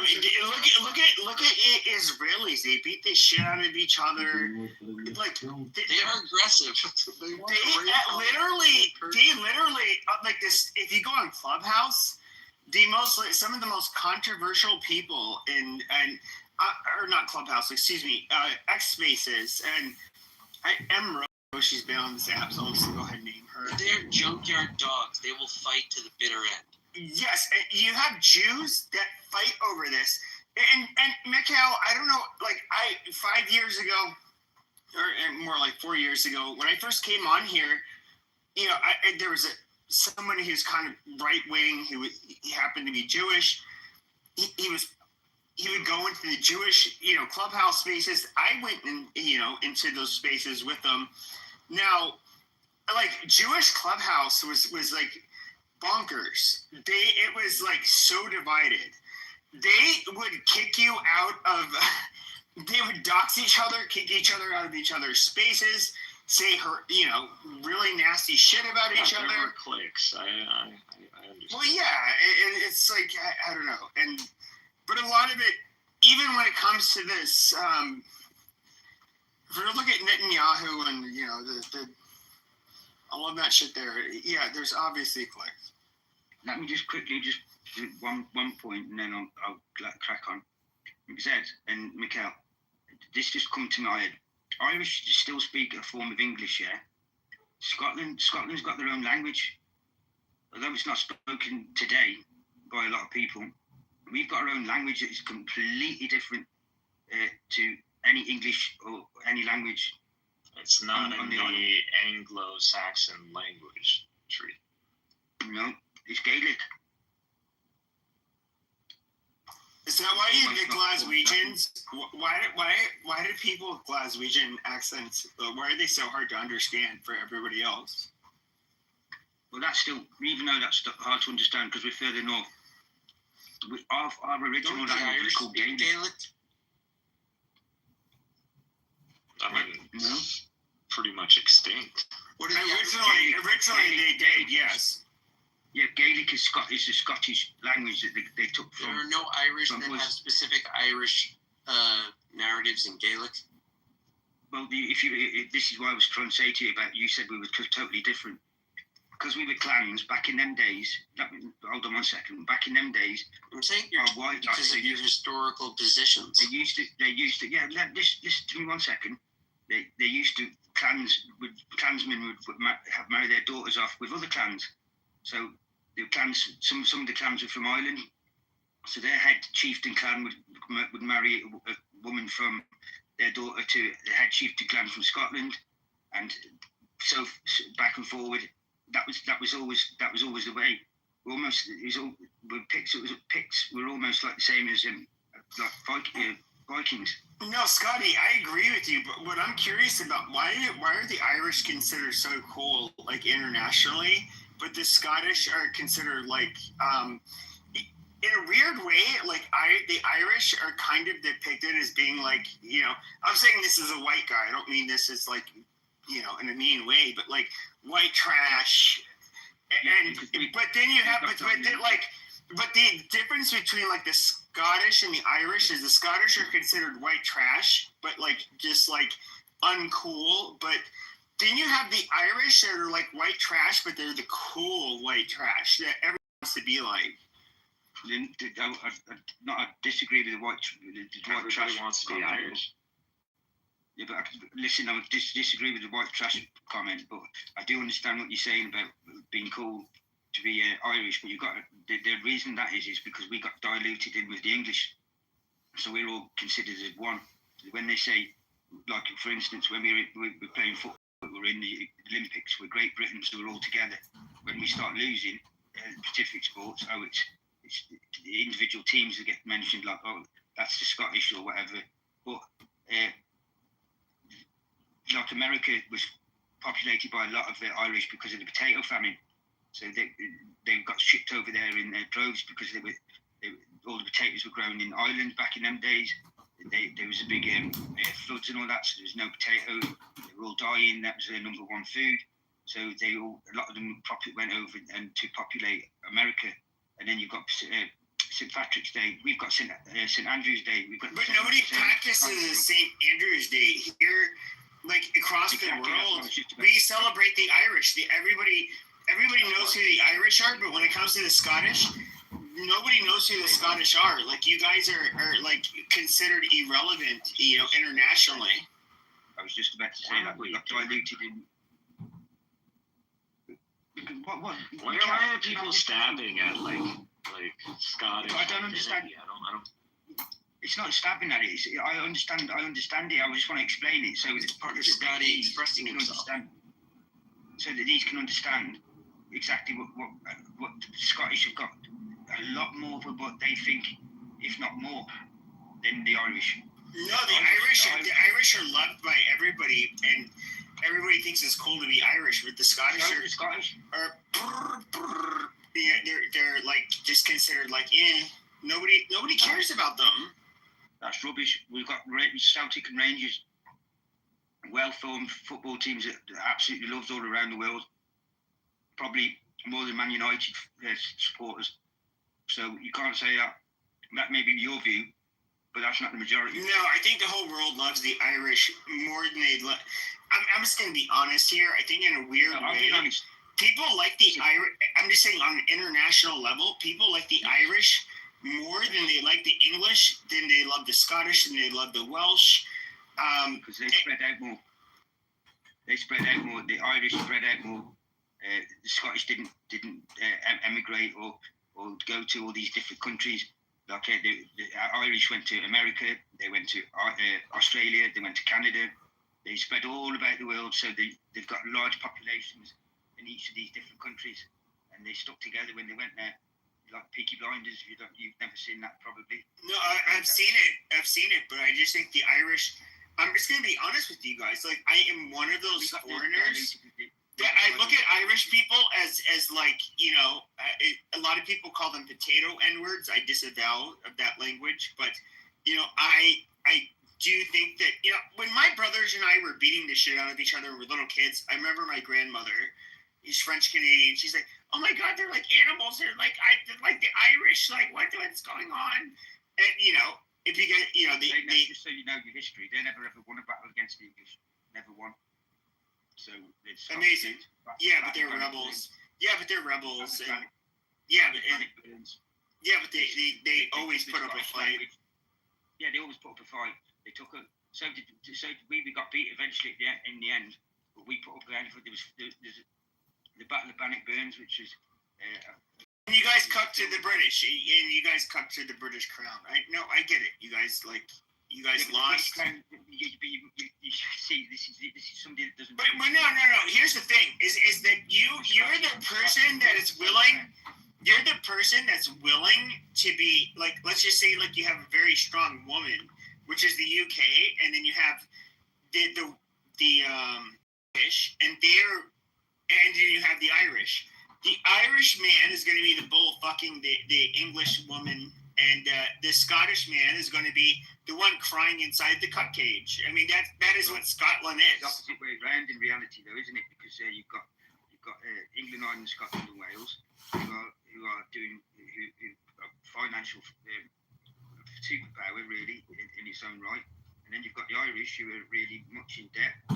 But no, they're actually financially per capita, they're doing way better than Scotland. You know this. No, they absolutely are. Listen. How can they be doing more better than Scotland? Right, with Scotland that has the North. Okay, I'm gonna go ahead and prove it. Just watch this. Watch this, guy. Ladies and gentlemen, watch this. I think he's right. I'm pretty sure Ireland. But I'm sure he's. Yeah, I think he's right too. Yeah, Ireland is doing actually exceptionally well in comparison. Despite them being so poor in history, they are doing it phenomenally well contemporarily. That is a fucking fact. I mean, you can look past this all you want. UK's economy. He's doing better than the UK's economy. Per capita, yes. I said per capita. Maybe you don't understand that term. Per capita, yes. You're not dealing with Ireland alone. You're dealing with they're benefiting by being close to England, speaking English, and being closer to the EU than the UK, which did Brexit. So, and they're going gangbusters. Yeah, they get to monetize off being the link between the EU and the Isles. Yeah, it's a sweet spot. It is a sweet spot, yeah.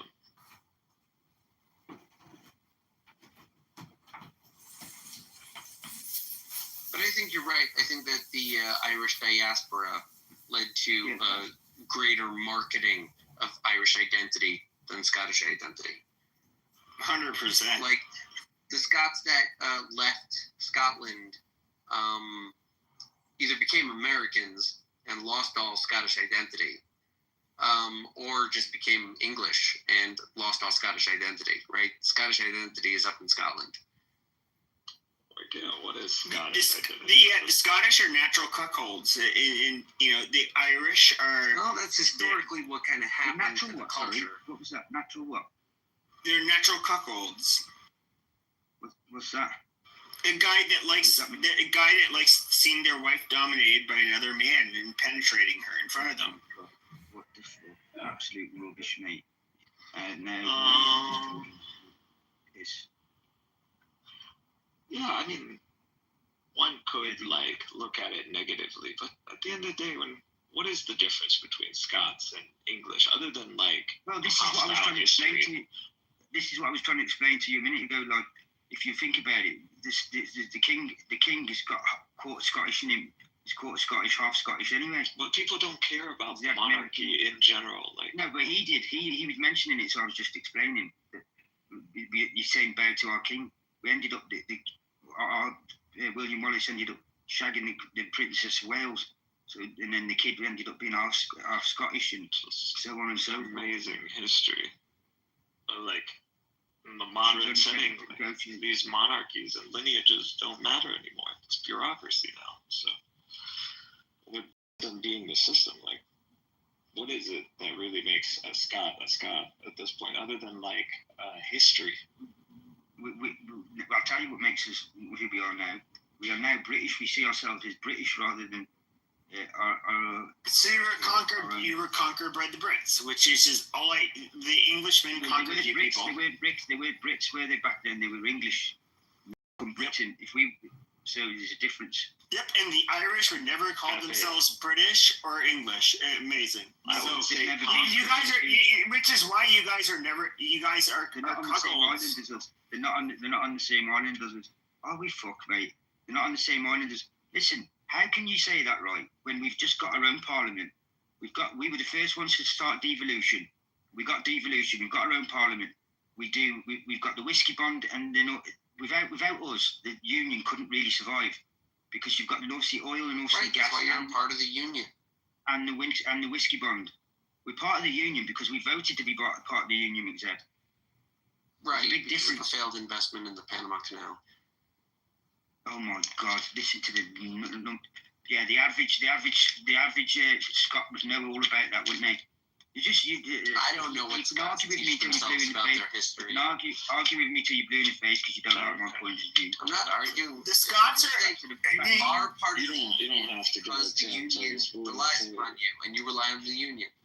You're better. No. How do we rely? The union relies on us. Really, brass tacks. The union relies on us. You can call all of the English and all the Welsh British, but the English are still going to think of themselves as the fucking English, and you know it. Yeah, well, the fucking Ireland, they are the English. That's exactly my brother British saying. English. Yeah. Exactly. Which he knows. Again, they're just. I'm just trying to wind me up. It's because I've beaten him a few times in the couple. English Brits will think of themselves as English for always. The English came out on the Welsh understand their identity. So does the Scottish, mate. The Scottish understand. No, you guys don't know your identity is being cut. The Scots are trying to be Brits. Listen, Pepe. Yeah, the Irish actually stand up for being Irish. Don't tell me about. No, the Irish declare themselves as Irish. Like they live on an island. They live on an island, and they call themselves Irish. They've never been part of the union. Be honest, whatever you want to do. So do whatever you want to do. Like, there's no reason for this to go into like some sort of singularity. These are all literally the same lineage. The overwhelming amount of people on these isles and Ireland are of the same lineage. These are practically the same people. They're the same race. You know, they are literally cousins. Like, you know, I don't see cousins really conquering cousins. It's just like, you know, at the end of the day, y'all all the same. So, you know, it's not the same sentiment. It's not the same. It's they don't seem to think that they're all the same. They feel that they're very different from each other. They're not. Yeah, that's just the fact. Just trying to explain to me. They're very different. Their arrogancy to the way they're doing, and they know nothing. Like the Anglo-Saxons, the Angles and the Saxons came from different parts of Germany. But like the Danes, they showed up in the middle and like conquered the eastern portion when they decided to wander about. All of this is a different track from the Celts that are hiding out on the island and in the northern territories. And then as civilization progresses, out on the island. And the French come in, right? The Normans, the Northmen that show up in France and make it a French Scandinavian country, all of that is undone with revolutions. So what are the English if not what they say they are? Also invaded by the Vikings as well. Yeah, we were always we were picks. We were always. We can't picks, ignore mate. the Romans setting up London. The Danes are genetically distinct. They built Adrian's Wall to keep the Scottish out, mate. They built because we were the ones later Danes used it to make taxes on either side of it. Like they used that as a center of power of the wall. Listen. If it wasn't for that wall, the English had already bowed out and given up. It was us coming over the wall. No English yet when the Romans. Just let me finish, please, McZed. It was us coming over the wall to do sheep and cows rustling. The English rose then back up again because we give them support. A few clans backed them up, and then the Adrian's Wall they fell. The English all rose up again, kicked them out, and that's a fact. We've got the history is like exactly what you just said. We're the only people on this island to have our own language. The Irish didn't have Gaelic. They took the Gaelic from us. Barely used. Yeah, no, now it's barely used, but it wasn't back then. Now we can either you guys, right, can try and either talk about now or talk about back then. You can't just mix them both together. I'm just saying, like, in the greater scheme of things, these are not distinct peoples. Technically, they're literally the same tribe. You know, you could say German or Anglo-Saxon. The Danes are, you would say a different people. They're just different. But the Danes, they spread all over the place. They moved in. The Latins. They moved everywhere. They moved in everywhere in the UK. Yeah, that's right. And you're forgetting the French. And England invaded. These are literally the French. Listen, if the Romans got to us, McZed, and they had to build a wall to keep us out, what do you think the poxy French were going to come and do? Are you still like that? Have you seen the series? Yeah, no, they kept the wall. Married the French princess. A Viking who married the French. And all of this, guys, all of this history, which is culturally relevant, you could all say gets undone by the revolution of your ancestors that decided there was a glorious revolution to be had. I understand. I mean, one could say that. But again, I need to emphasize these Anglo-Saxons are the same people. They're not. They're different. They're not the French. The French cannibalized themselves in fascism in the rest of Europe. England went a different way. Dude, I just look at things as lineages. Yes, there are monarchies and authorities, and how that comes. Exactly. I don't know what he's on about. I'm trying to. He doesn't know. No, he's talking rubbish. This is why I want to make sure it's clarified. So, what are you talking about? The English went the other way. We've always had our monarchy. It's one of the longest monarchies to live on the planet because we always did our thing ourselves. We conquered all of the planets. You probably come from our island. Not a supremacy. So don't sit there and give me this stuff about we went the other way and we were this, we were that. We conquered half the world. Yeah.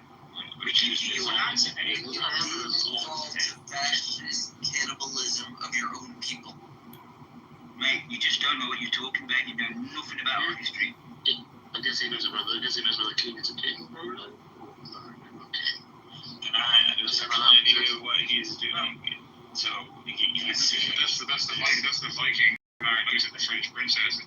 They besieged Paris. The Vikings besieged Paris.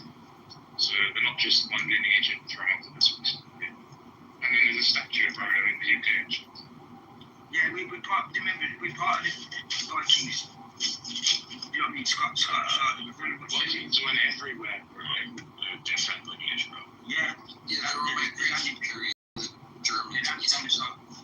They landed on the Vikings. Also, guarantee if you take a DNA test from most of the people in the UK, but it's not going to be Scandinavian and Anderson. Admixture for sure, not lineage. That and German and you'll also have a bunch of French. All I'm saying is all these nation states that you're seeing that he has an underlying principle he's trying to defend. He doesn't care about the whole history of the island. You know, what he's practically saying is practically, hey, you guys invested in these structural, like, social identities. You know, they're not real or concrete identities. They're not based on real distinctions.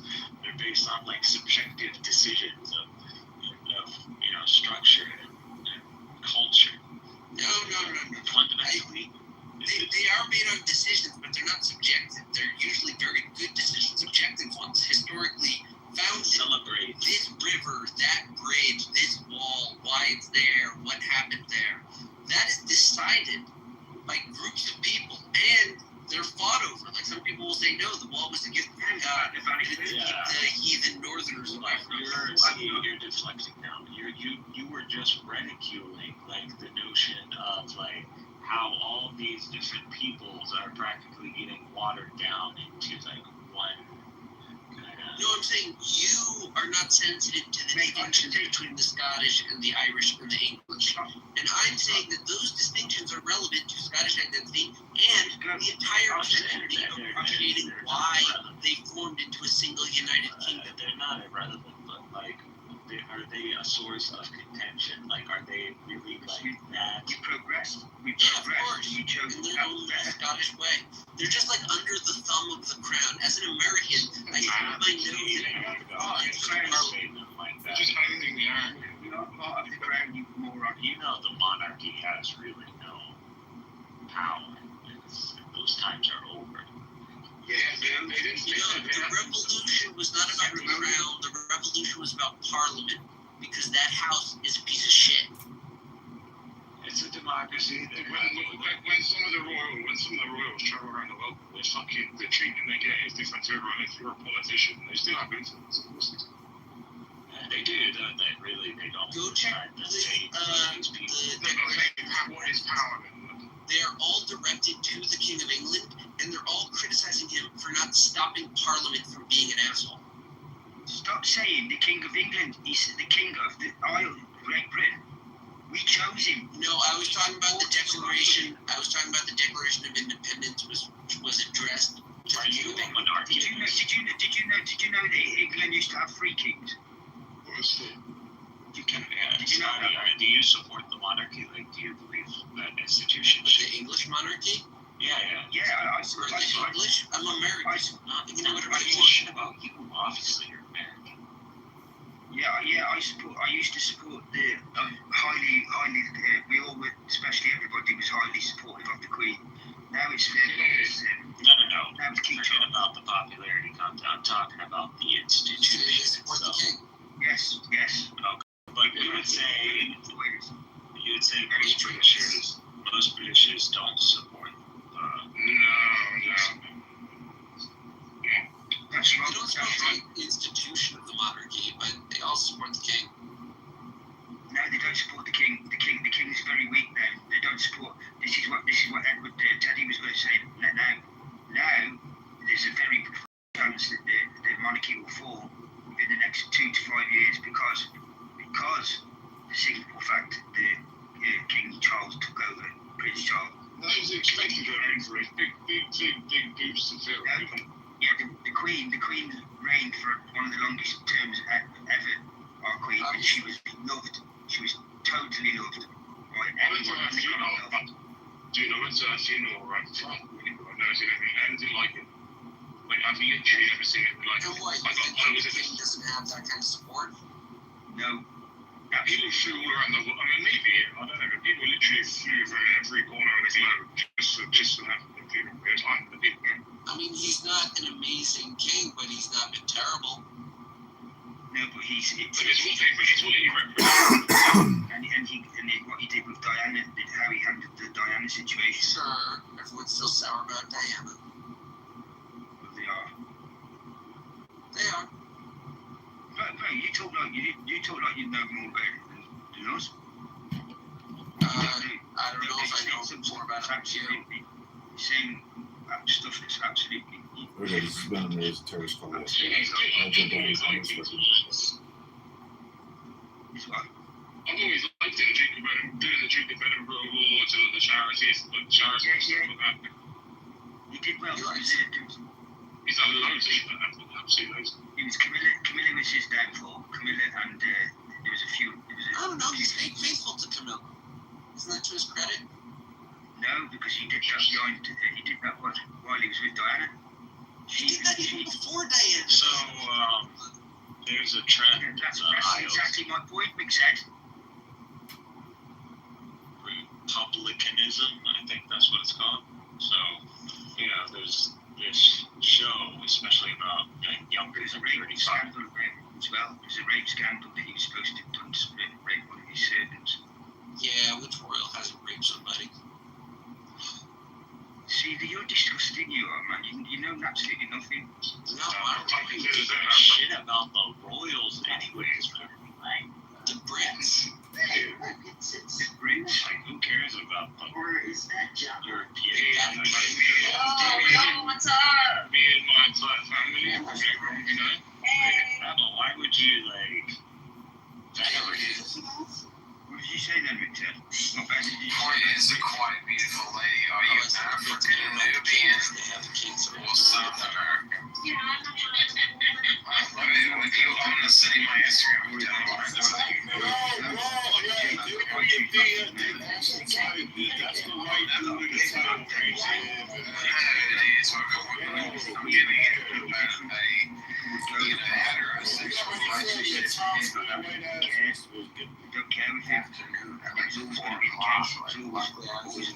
She knew that anyway. She could have stepped down and let him.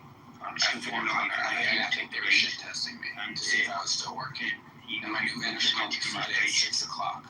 Is that a hard day for us that like, what's going on here? Friday, 6 o'clock. Fucking Germany, right? She came here. She decides the UK. Like, she's a she's born and raised in China. Just kind of like, she's like, yeah, London is my home. I mean, she told me, she said, dude, shit, seriously. My new manager said, there are people around the world that absolutely love British women. All this stuff. Yeah, and that's a lot. Yeah, it's good news. It's good news. Moved over to the flagship, VIP team. I hate to say, like, it's definitely wrong. We voted to stay. I don't want to say, like, it's job security. I think it's hard people because they're very empire and the shit they have done before. Like, I feel like, yeah, okay, because you're a fucking cunt. That's very little turnover. As much turnover as there is. There's so much fucking turnover. But this team, like, they're pretty small. Long term, they're pretty, like, it's the team that's, like, expected to do all the work.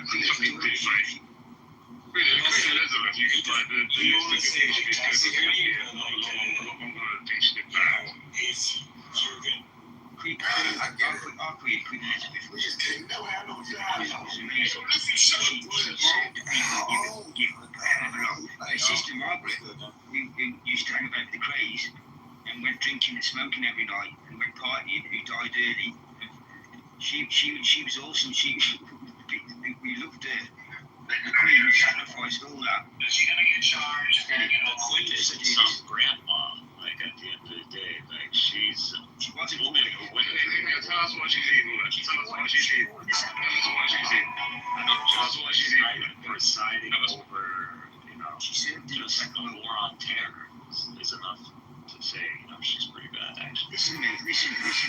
Lord Batten, the king, her husband, the Queen's husband, Philip's brother, got killed by a rocket tied to a speedboat and blew him up, and his kids, while collecting lobster pots in Ireland. They blew him up. That was the IRA, blew him. And he's the one he partitioned India and created Pakistan with a ruler, pissed up one day. And that's how Pakistan makes sense regardless of what happened. I know you think. I'm just talking about the character who got killed. He was the brother of Prince Philip, who was German. He was the brother, and he got killed by the IRA. So she's been through a hell of a lot, that Queen. She served in the Second World War. She was a mechanic in the Second World War. She's an amazing woman. Yeah, you understand that the world doesn't look favorably on the British Empire. People have a negative view of the British Empire. The Queen was loved all over. The Commonwealth was held together by that one woman. Now she's gone. It's already starting to unravel. They're already got votes coming up for independence. You've got Australia coming up with one. You've got New Zealand. They're getting voting on it. So that was always, I knew that was always going to happen when she went. Because they were only held together from her. Yeah, it is uncharted territory for the British monarchy going forward. You don't have the CV of someone like Queen Elizabeth, even though I don't believe she's necessarily a person to be admired, but, you know, especially with the history of the British Empire. But, you know, I see your point. Well, more independent state would probably, from like a descendant of Anglo-colonialism, result in similar projects to America. America are there because of us. Right, that's what I'm saying. You might even be a descendant of Scotland. Me? No. Yeah. No, he's a descendant of their. Sorry. Yes. No, my more recent ancestors come from Czechoslovakia and Germany. I think it was like 4 or 5 out of placements. Yeah. I can have one in each one place. So Austria, Germany. I'm curious about your ancestors. I'm sure I'm probably like 2% non-Chinese. Yeah, and they wouldn't even admit that. You don't see me got a statue of a tiger. No, I'm just talking about my recent ancestors. Have you ever seen Braveheart, Richard? Yes. Well, there you go then. You need to go and watch it again just watch it again. Mull over it one more time. Do you know that William Wallace was the first person tried for war crimes, basically? Wasn't tried, was he? He was. There was a trial. I think that story didn't end well for him. Oh yeah, no, he gets didn't end well for all the trial. Well, it did end well for him, really, because he went down. He went down. He wasn't a king, and he wasn't. Now he was a king. He was an ordinary man. He went down in history as being the favourite man that ever walked up Scotland. So he did plan it well for him in the end. It was all done. It was mad. It's true. I love stories. He's my man. He'll put you to rights. Now you start slagging off the crown now. You'll see what happens.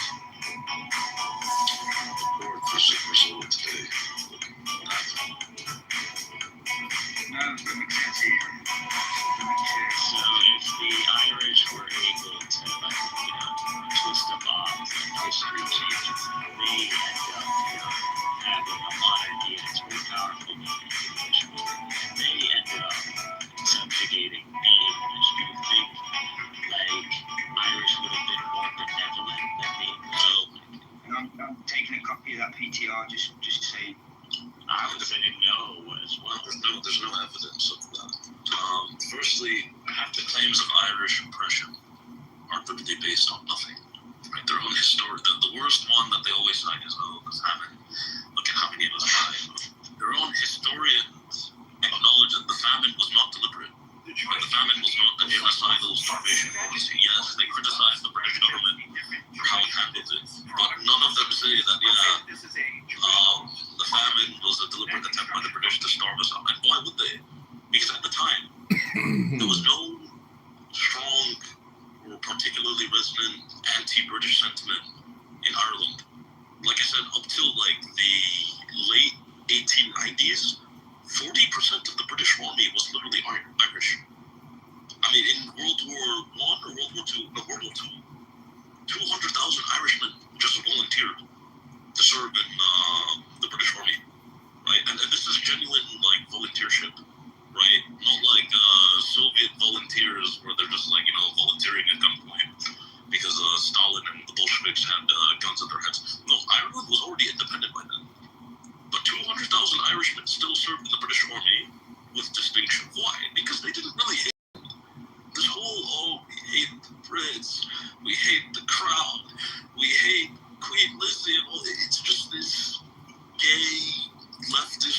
Marxist,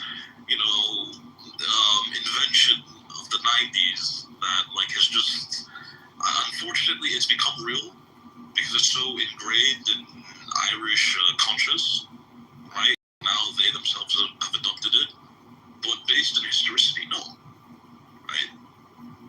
There's no real or evidence of that strong anti-Irish sentiment in Britain.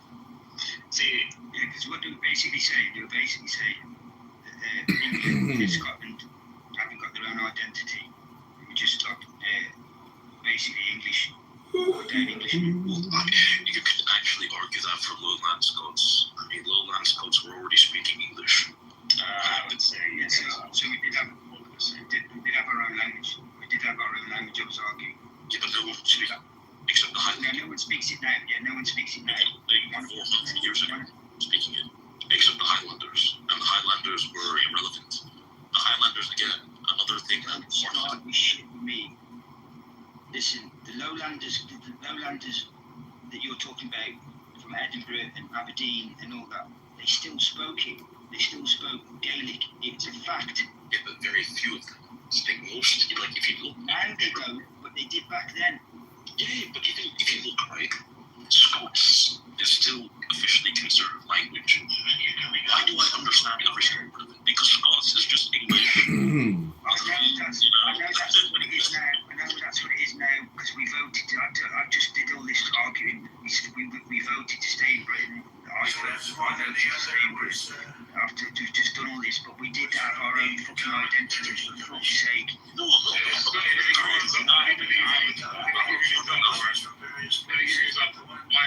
300 years, my family traced back to England. My last name is Scottish. But that's the thing, Scotty. I'm not denying that the Scottish people have a separate identity than the British or the English. Sorry. What I'm saying is that identity. No, it's not. That's not like what I'm saying. What I'm saying is that identity is fundamentally not anti-union. It's not anti-English. It's not anti-English. It's definitely not anti-union. Yes. But what I'm saying is that there's a segment of leftist degenerates, and you find them in every single society that clings to this, we're anti-monarchy, anti-empire, anti-this, anti-that, right? And it's artificial. And a lot of them cling to very false, distorted, pseudo-realities. You missed part of the conversation you were having, so you'd be a bit more clued up to what I'm saying. I was arguing with Big Zed. He was saying that basically in Pepe, you just get dipped over by the English and this, that, and the next thing. They don't know. No, that's a lie. No, if anything, the English get screwed over by the Scottish, and based on how hard the economics and all of the Union work. Scotland benefits more from Britain than England. Yeah, because we bring in more. I'm trying to explain that to them. I must be not as good as explaining things as I thought I was, but I wasn't going to, at least I didn't crash out, I didn't throw my fucking phone. That was my main thing. I didn't quite Would you bring in long socks? No, why would you? And a lot of these people, man, they literally don't care about Scotland.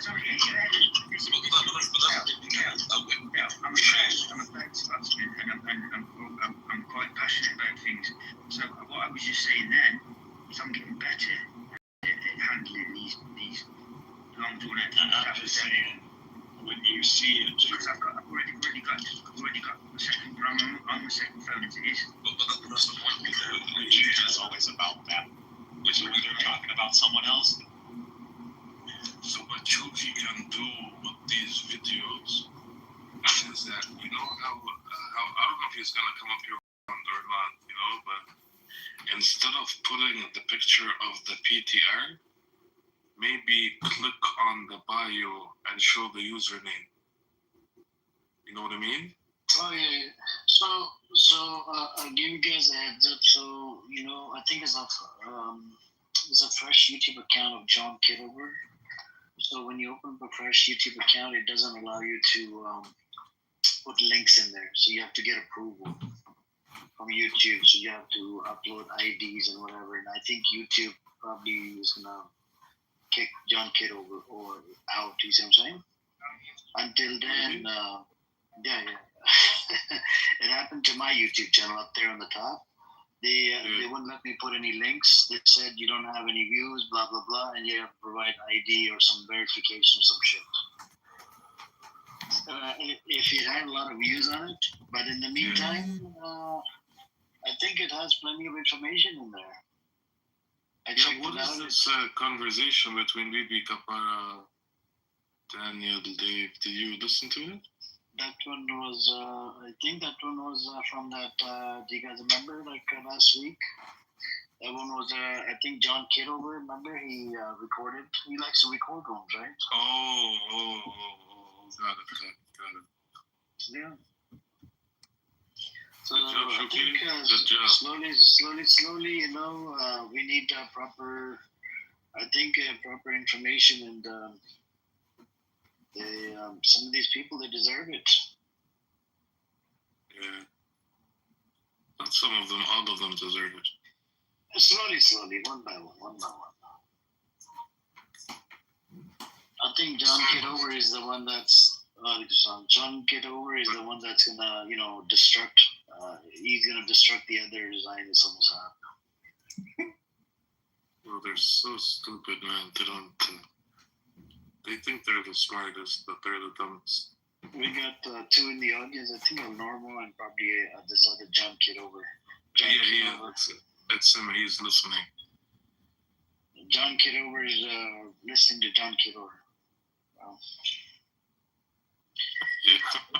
What's okay? What's okay, share this? What is this thing? This is this guy called Shuki on this app. He did blasphemy.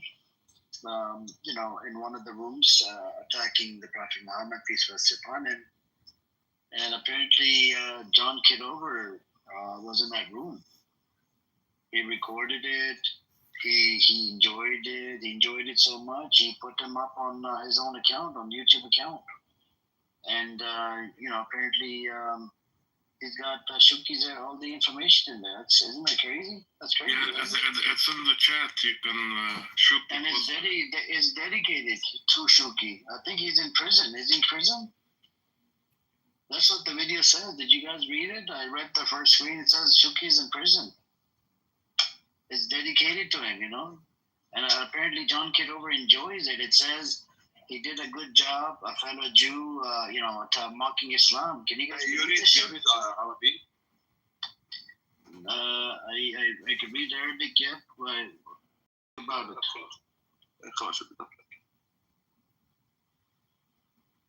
هسه في اثنين شوكي. No, don't read it. Don't read it. I don't بدي كوبيات يعني مش صاحي أنا كلها هسه بيز. What did Chucky write in the chat? I'll send it to you on the back channel.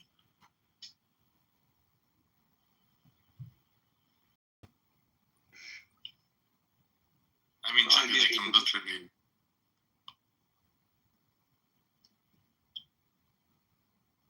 والله يا صاحبي I don't know what to say. They are always منورينا. بس والله يبان صاير بورينج هاي وقفتك انت. برينج وين بدنا اكشن. انا I wake up just thinking about you. Amir. Yes, sir.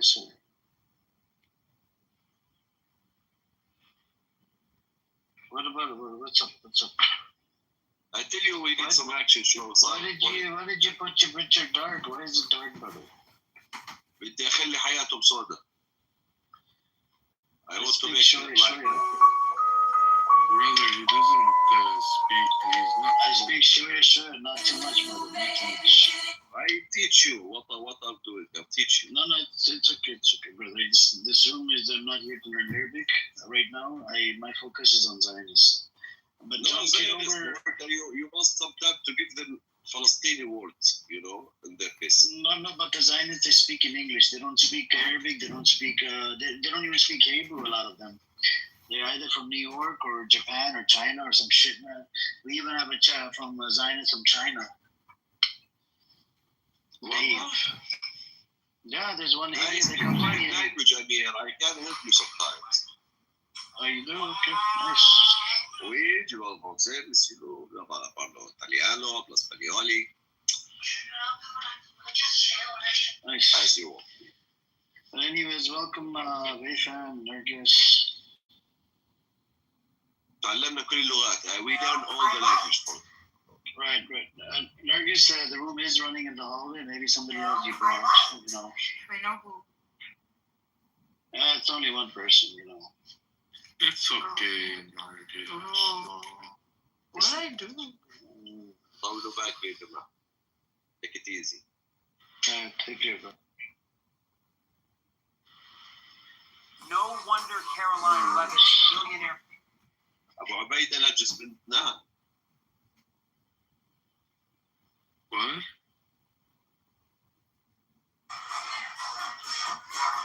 أبو عبيدة. What do you mean? يعني she Palestinian. Who? Nargis will only the name Nargis. Palestinian name. Oh, Farsi. فارسية. أهلا وسهلا. صح. الله نعم. ينعم عليك.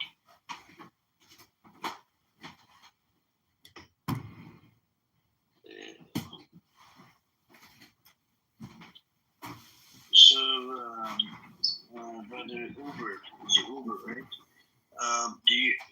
What do you think? What do you think the future holds for West Bank and Gaza?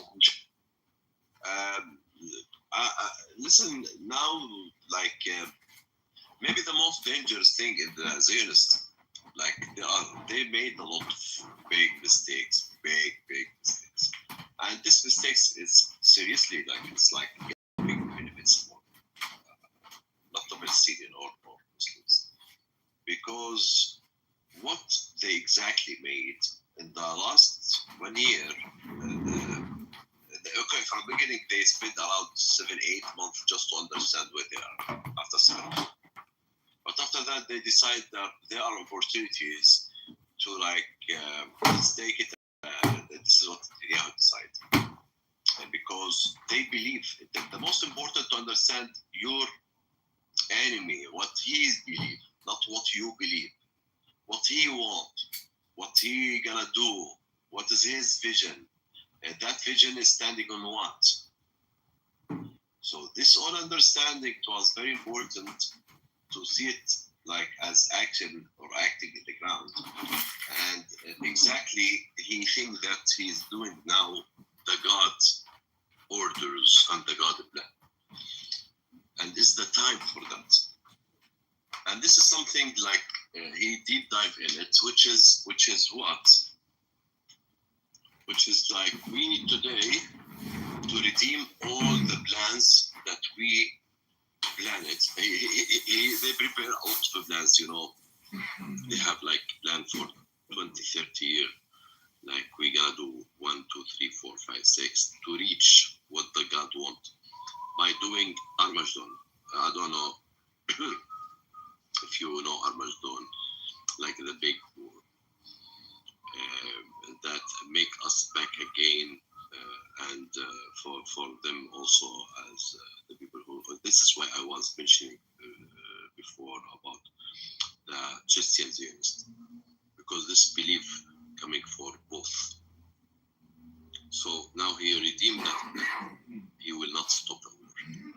This war will be continuously going, and because they believe that we gonna finish this war with Armageddon. And from the good thing that also in Muslim, if you read Quran, go to Surah Al-Ahzab, and 7 October it was when? In 2023, correct? So go to 23, ayah 23, start read from there. You will understand what will happen. This is one of the things which I read it and I go through it, which is really talk very honestly about what is the situation.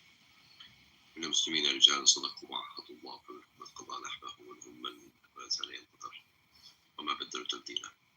يجزي الله المسلمين. Anyway, so you can complete it alone if you are interested to understand what happening and what will happen. So can you can you expand on it? Like, what does the verse say? Ayah that say very clearly about each thing happening. It was like, I was shocked actually when I discovered it, but it was talking about you want English, correct? Yeah, so that everybody can understand. Yeah. So I not read it in Arabic, honestly.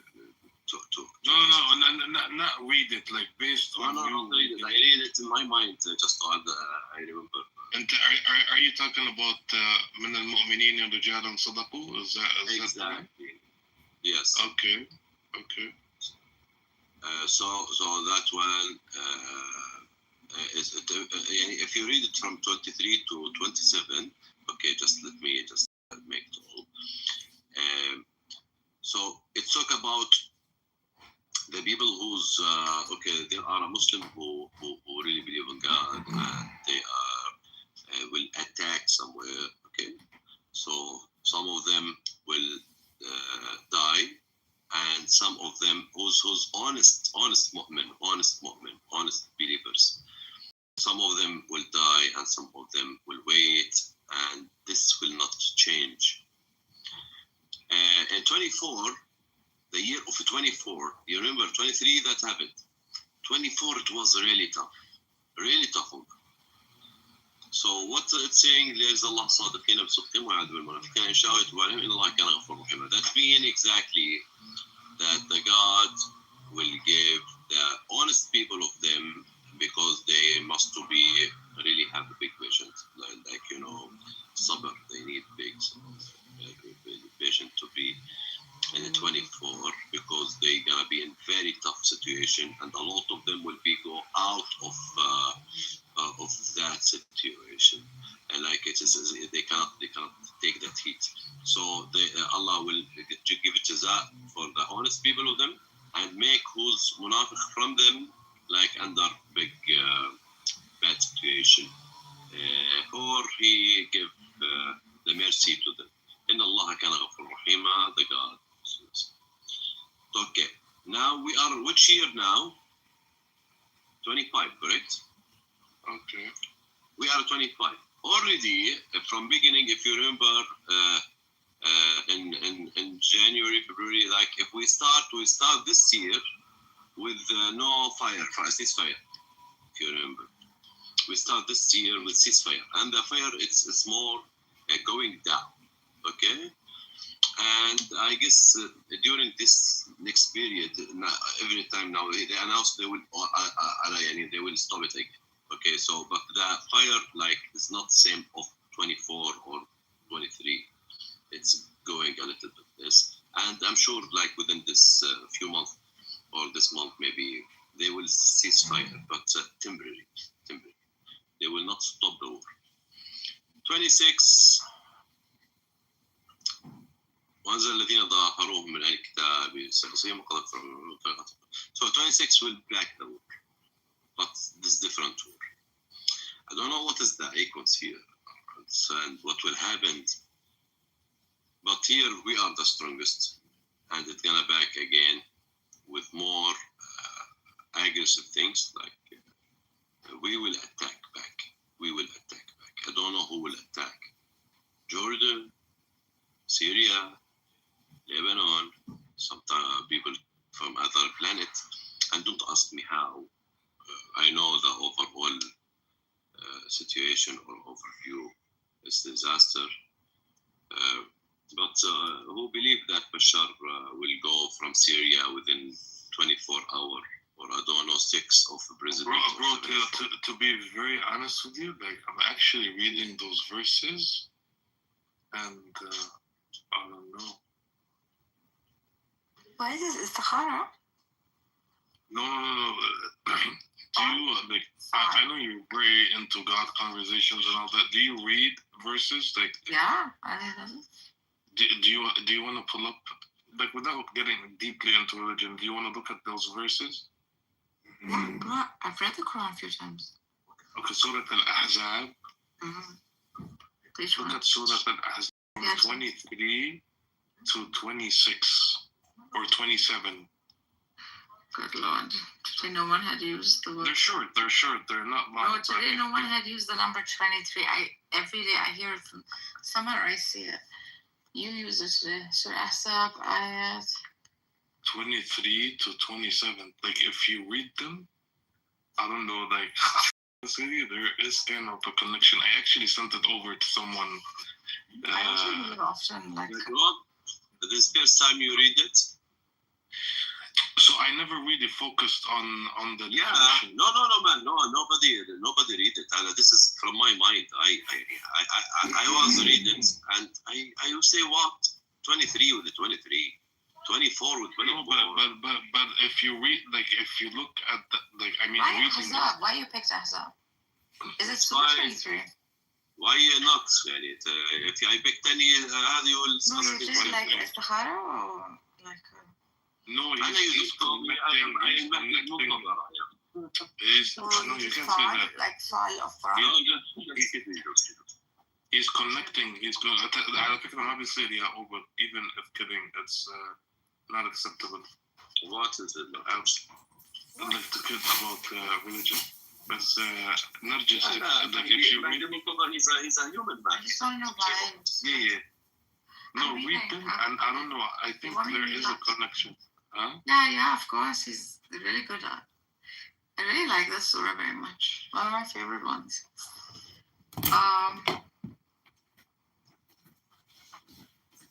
23, right? Among the believers are men who have proven true. This one. No, it should start. That's one. Yeah, are you gonna read it in Arabic? No, I'm gonna read in English. Yeah, with the translation. Okay. My God, look at this 23.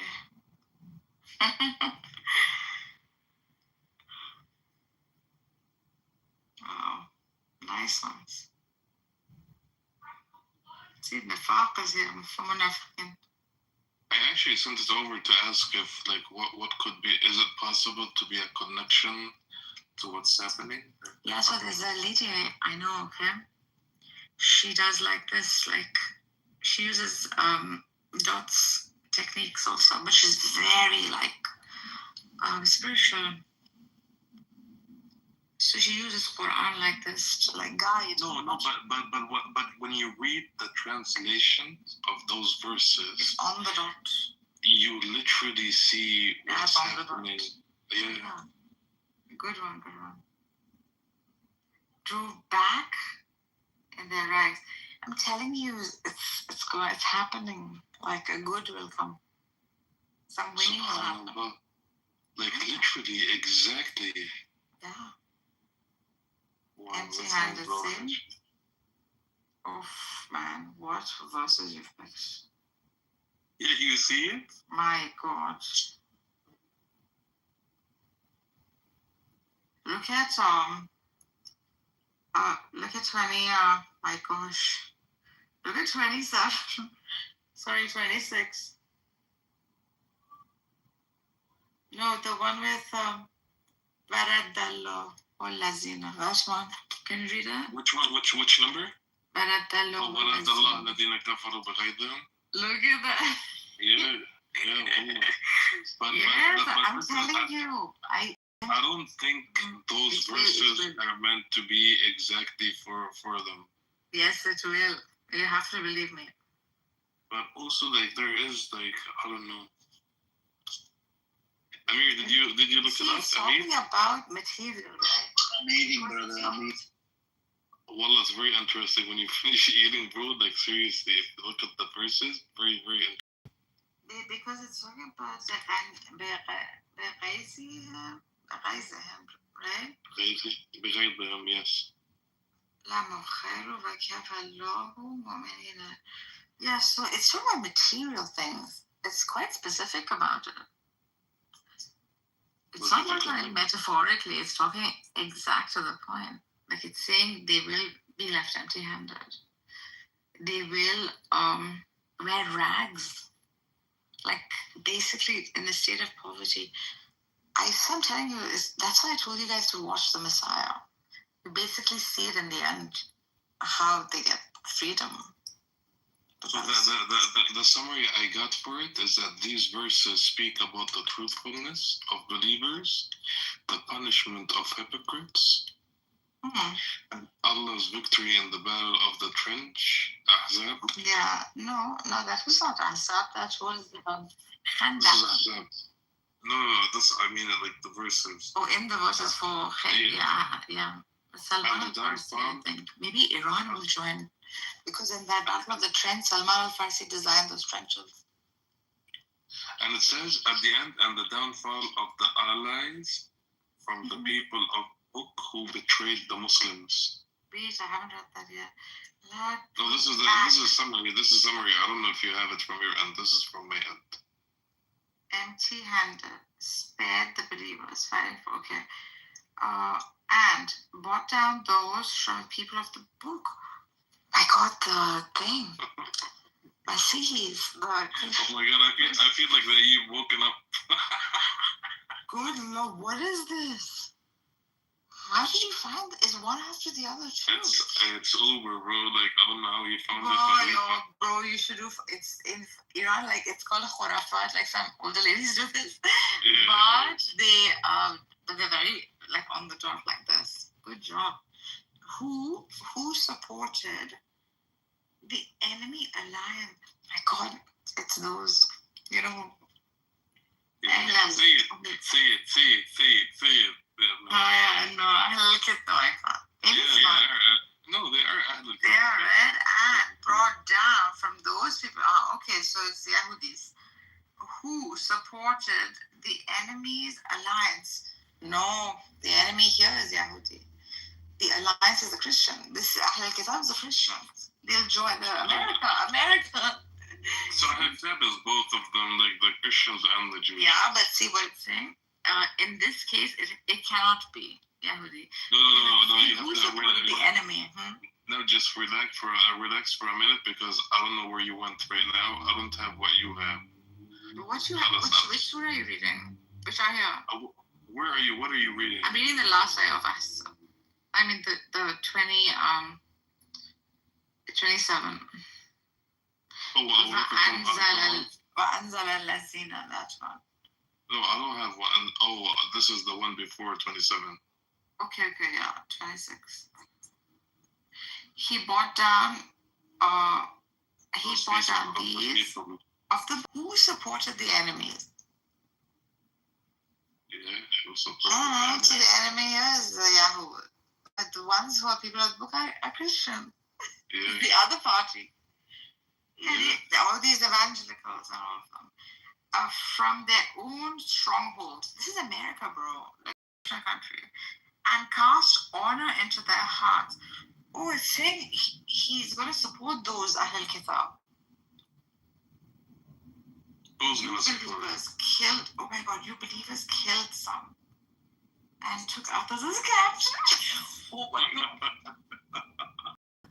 The heck, man, bro? Okay, we don't want to get kicked out of this room. Oh, religion. He's eating something yummy. He cooks well.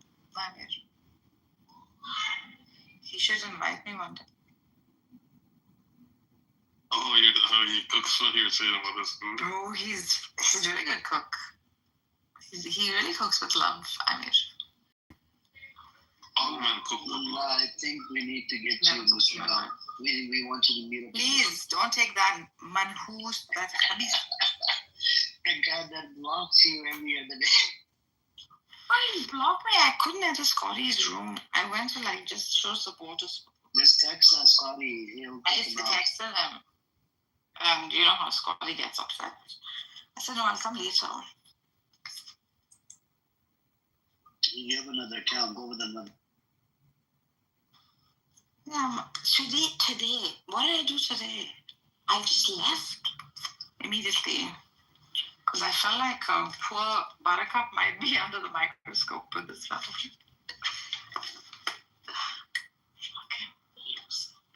What's up, Josh?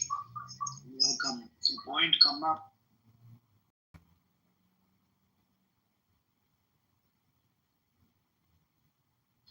That was good. Put Egyptian nationalist in here.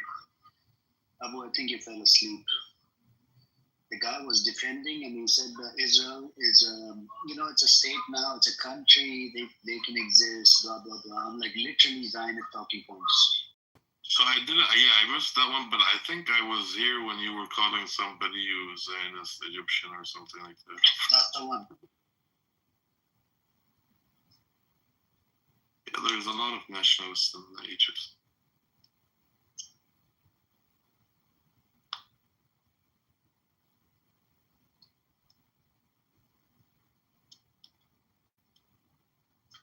You think ceasefire is going to happen? What? The ceasefire. No ceasefire, bro.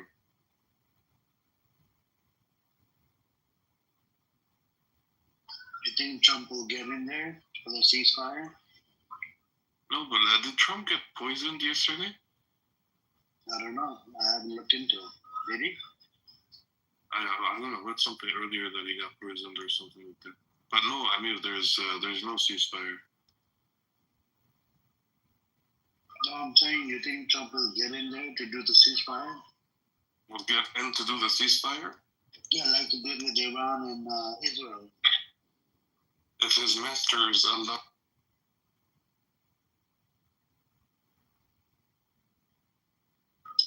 They forced Israel to do the ceasefire.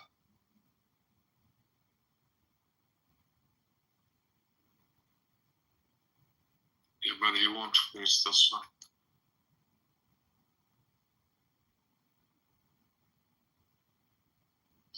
So with the Times Square. This thing like Trump had a stroke. Is that really true? I'm just seeing something in the chat. Do you like Trump? Well, I ran for president. I told you that, and I don't know, man. We need leaders that are, in their mid-40s and, understand the awakening of humankind, or we're gonna have satanic leadership. What's the name of that song? So, I mean, What's the name of the song?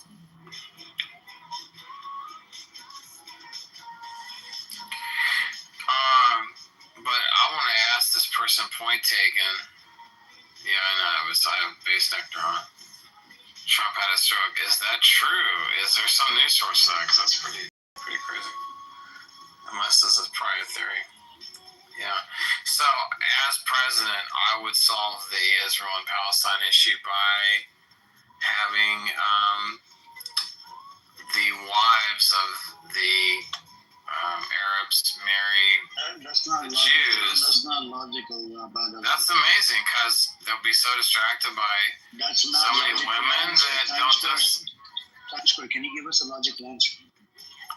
But that's a funny answer that actually would just, you got to get to the crux of the bottom line of what both sides want. I mean, there's no deal without a basis of a deal. So give me a basis.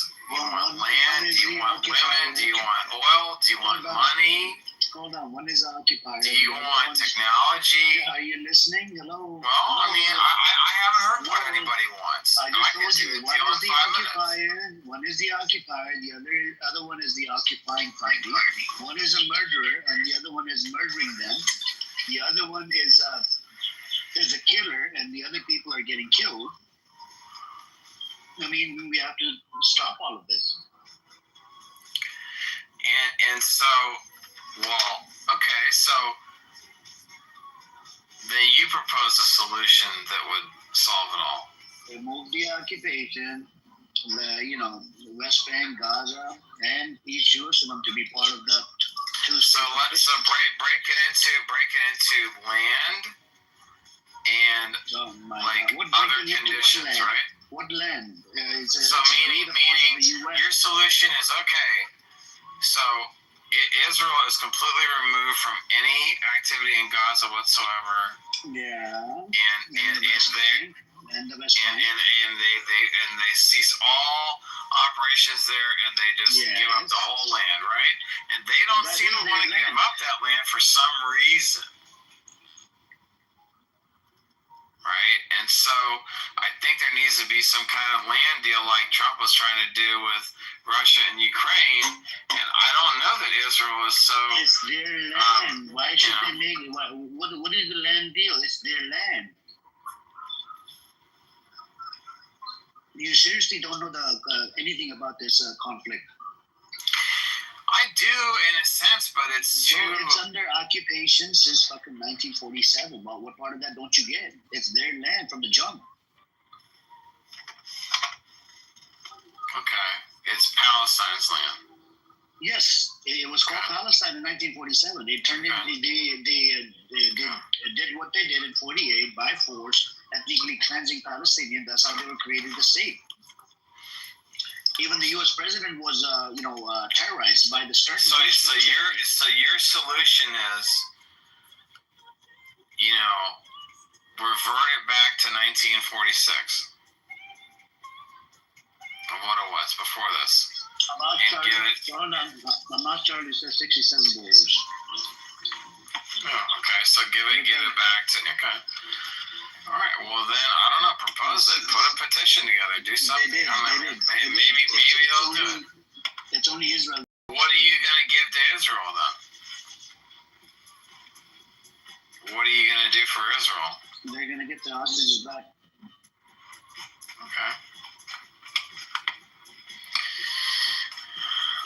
Okay. Well, then I guess. I mean, how much land is it? Is it like 100 square miles or something? I mean, I'm kind of an idiot and a genius. I just don't know what I don't know. I've traveled a lot of the world, but this particular situation, I don't have a lot of context because I've been in other places like all over Europe and Australia and the Caribbean and Dubai. I have been to Dubai. Have you been to so I understand that side of the world. Have you been to the Mozambique? I've not been to Mozambique, but I understand that the Arabic people are very faithful and very discerning. And Nicobar Island. I mean, there's places I need to go, man. Absolutely, but I mean, like I've said on here before, Amir knows I've said this. Jewish people have paid me millions of dollars. Arabic people have paid me millions of dollars, and I make a joke sometimes. There was this woman from Bahrain that was kind of a little bit intimate with, and so I'm neutral, and I really, You were intimate with her with your photo, that's how you looked when you were intimate with her? Listen, man. I've dated many races. I'm very curious. I'm actually being. But listen. You gotta know any race of women will date me. My ex-wife is Asian. I've dated black women, Arabic women. You I'm trying to get if that's you. Well, now I'm just I'm on my second wife now, basically, man. So I'm kind of You're on your second wife? Yeah, sure. If you want to say that, You said it.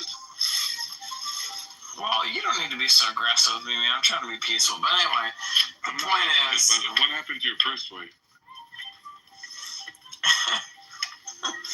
It's not... Well, if people want to hear a show, I'll talk about that later. But focus on the solution. The solution is propose something, start a petition, start something that's going to be heard by somebody.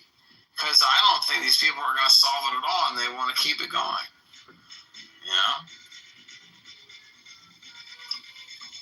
And if there can be some peace, there should be, And if it's over 100 square miles of land, I don't know, man. What's your favorite drink? What's your favorite drink?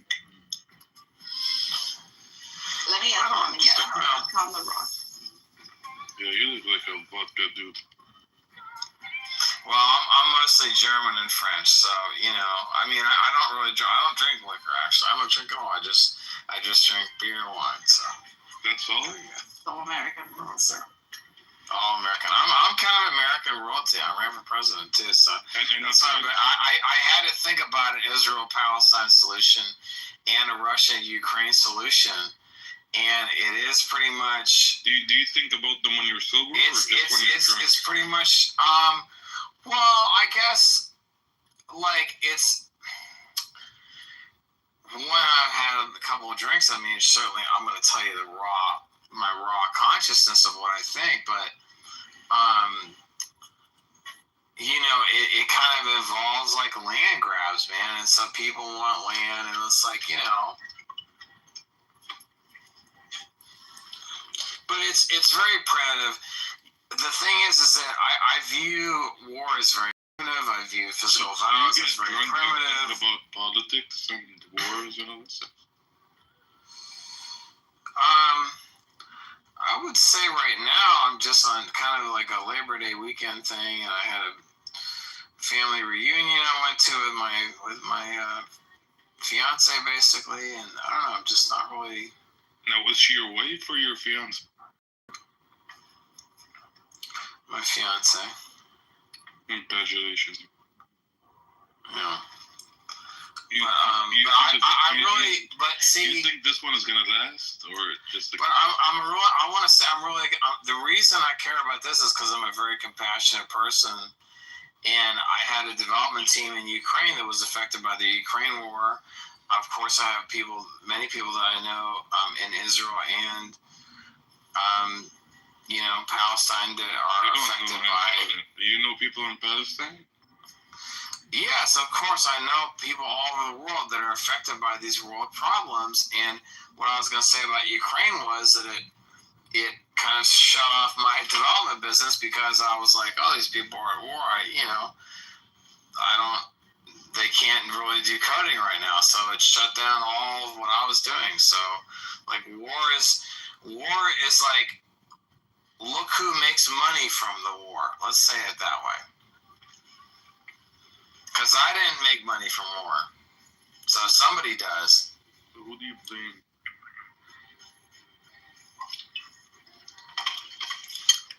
Who do I blame? So can I ask you something about, you said you have fiance, right? Yeah. Yeah. So let's say if somebody was to come over and rape the shit out of your fiance. What would you do? How would you resist?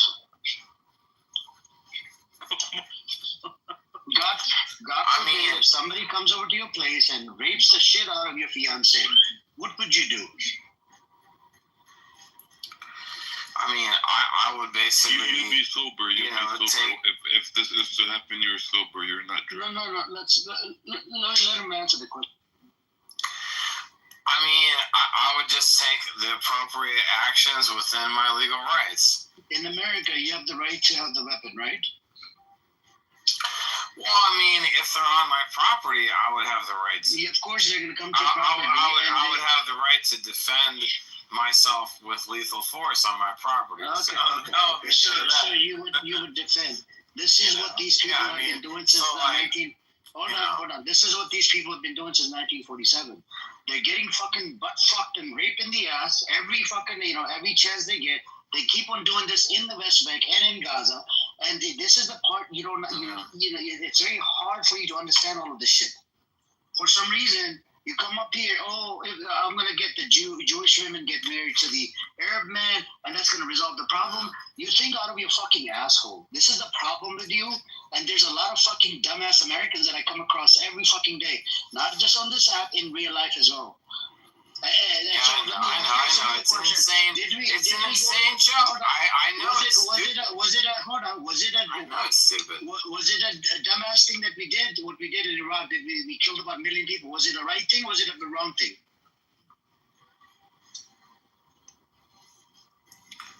Who did that? America did this. Yes, America did this.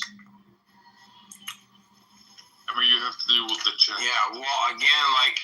The thing, my perspective is I just said yes or no. Yes or no. Was it a good thing that we did? Who made money from these wars? I'm not talking about fucking money. I'm talking about hold on. I'm talking about in your fucking opinion, was it a right thing or wrong thing that we did? What we did in Iraq and Afghanistan and Libya and a whole bunch of other fucking countries.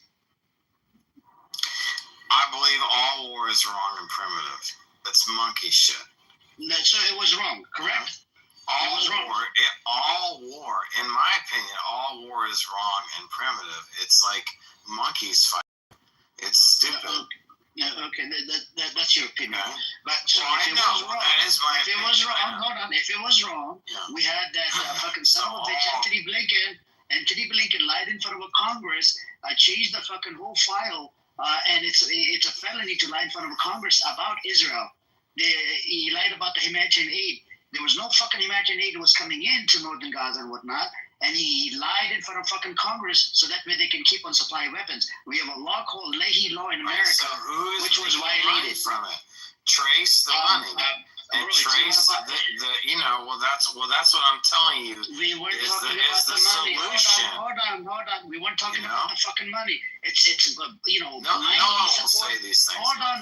Blindly support of Israel. This is where we have a problem. Blindly that's supporting called Israel. Zionism, which we're clearly in. That's what we're talking about. There you that's go. Wrong. Yeah, that's it's not neutral. Money can come later. Zionism blindly supporting state of Israel. That's where we have a problem. You need to get your facts straight, man. Shit, man. This is the and then we literally had a fucking pedophile in Vegas. He was able to leave to fucking Vegas. He even missed out his court date. His court date was like yesterday or something. A fucking pedophile, and guess what? The state attorney, she's Israeli Jew. She protected this fucker. And there was about 8 of them. All I can say is, again, my opinion, all war is primitive. Physical wars for monkeys, which they still want to do. Trace the money of it. The defense contractors make money.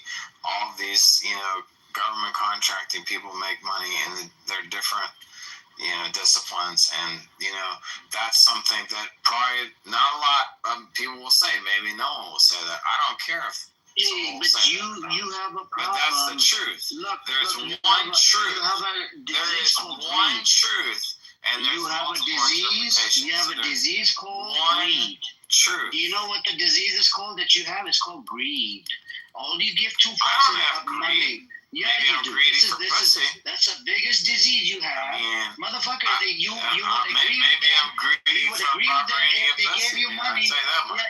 Bro, shut the fuck up. Shut your fucking mouth. Go get a fucking pussy in Mexico or something. It's like $10 an hour, motherfucker. People with piece of shits like you, I come across quite a few every fucking day. You're a legend. And this is a dumbass American that I came across on this fucking app. And then he talks about I got millions of dollars from Jews, I got millions of dollars from Arabs. Who the fuck would give you a single dollar? Motherfucker, because people trust me and they know me and they believe in me and they trust you in what? Trust you in what? You don't have any fucking knowledge of what's happening. What's happening in the Middle East? And then you come up here, I'm going to get the Jewish women to sleep with Arab men. I'm going to get the Arab women to sleep with fucking Jewish men. And that's going to resolve the fucking problem. That's like a hippie solution. This is a dumb fuck. Because you're a fucking hippie. That's all you are. You're just a fucking hippie. Are you in love with it? You are a fucking hippie. You don't have any fucking knowledge. Man. Well, what's going on? I love that. Do you have any knowledge about American laws? The way they're fucking us over like multiple times? Literally, a pedophile was able to leave fucking, Las Vegas all the way back to Israel. A pedophile. Back on the streets of fucking Vegas. You okay with that? We got a whole bunch of pedos in the Congress. We got Trump. His DOJ name is on the Epstein file. We got a whole bunch of psychopaths in the fucking Congress. All they do is booty clap for Israel all day long. And then you sit here, you're sitting on your fucking ass or whatever, drinking your life away, and you make up bullshit. You come up here, you make up bullshit. You want to get Jewish women in bed with Arab men. You're just a mental retard. That's all right. That's a joke of a solution. Okay, you're right. How many times did you say this? How many times did you come in here and you said this? How many times did you come in here and you say the same joke? Because, I have said it a few times. That's okay. Yeah, and I gave you a scenario. If these motherfuckers were to come onto your property and fucking rape the shit out of, God forbid, rape the shit out of your fiance, what would you do? You pull out a weapon and you resist and you'll fucking kill them. In America, this is how we do it. But in your whatever my legal rights are on my property is what I'm going to do. Yeah, but this is what the Palestinians have been doing for over 50 years. But you can't see the struggle, right? You come up here, oh, it's so easy. I'm gonna go pick this side. Arabs have given me money. Jews have given me money. Motherfucker, you don't have no moral code that you can go by. Okay, so then you give me the spread. Moral code would be So humanity. who's Right? wrong? You should be pro-humanity, which means you want gotta support 5% the Palestinians. Arabic, They're fucking 95% getting Jewish. What do genocided. you want? They're fucking getting I want to genocided ask right you now. something here. Something like you all. I'm gonna get I want to ask you something. I'm gonna get the Jewish women to sleep with their man. That's it. Problem resolved. Okay, I know. That's just. You're just a son of a bitch, you dumbass. Well, because you're challenged by it, because you know it's a good job. I'm challenging you on your fucking bullshit. I'm challenging you, motherfucker, on your bullshit. You come up here, you see this stupid fucking shit every day. So you put the blame. What percent Arabic and what percent from Israel on the whole thing? 5% Arabic, 95% Israel. Man, listen, I'm not trying to get myself involved. What do you put it at? Just in case. I'm German. I'm Aryan, dude. I don't have a dog. He's proud of being a Nazi. He's proud of being a fucking his ancestors come from a Nazi. Just shut your fucking mouth. Run your numbers. Run the numbers about what happened to the Jewish folks during Holocaust. Go run it. And you tell me right now what's Nazi. You told me this like a long time ago. You're like, my ancestors were served in the fucking Nazi. Motherfucker, are you proud of that shit? I am, because that makes me a peacemaker he's proud now. of being a Nazi. He's proud of being a fucking Nazi. Because that makes me a peacemaker now that I can see both sides. That's a peacemaker? That's a fucking genocide I am maniac. now. I am now because I can see both sides of me. It's in your fucking blood. This is how you're thinking right now. I'm going to get the Arab men to sleep with Jewish women. Jewish women are going to sleep with the Arab men, and we're problem resolved. What color is their soul? There is no color to soul. You know, I mean, it's like, you know. Is there any good Nazis? But just in case you missed it, he did call you a dumbass son of a bitch. You know, I'm not trying to get involved or anything. I did call you a dumbass. You were a dumbass before. You're still a dumbass. You know. But the Times Square. I agree, man. You can't be this dumbass American, right? I want you to become smart and fucking go read up on all this. Well, teach me, and I will learn. Okay. Palestinians have been fighting for over 50 years.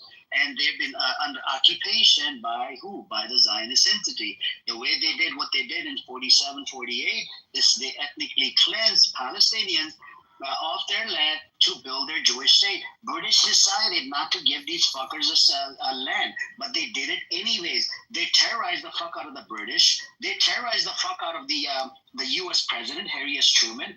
They received by a stern Jewish militia gang in 47. They even knocked off, killed like 2 British mandate leaders in 47. In 46, they did the King Hotel, Hotel David bombing. They went after a whole bunch of, the train tracks and whatnot. They bombed the shit out of it. In 45, they killed a British mandate leader in Cairo. And not to mention, these fuckers even approached Hitler in 1933. They did the Hawaii Transfer Agreement. And guess what?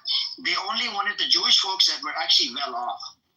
You see what I'm saying? They did not want any Jewish folks that were from the ghetto. They did not want any poor Jews. They wanted the rich Jews that were well-read, well off and whatnot.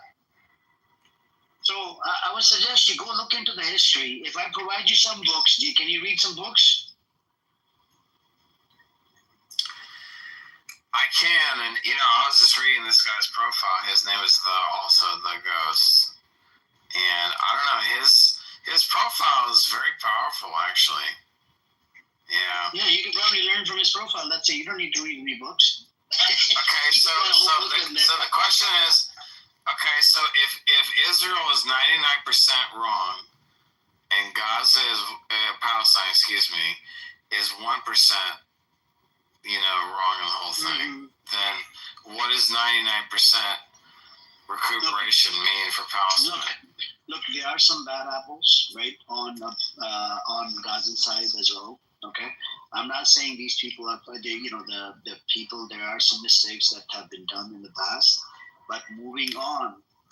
When you look at the whole this genocide that's going on, it's only one-sided. Getting genocided by the criminal terrorist motherfuckers, the Zionist fuckers, right?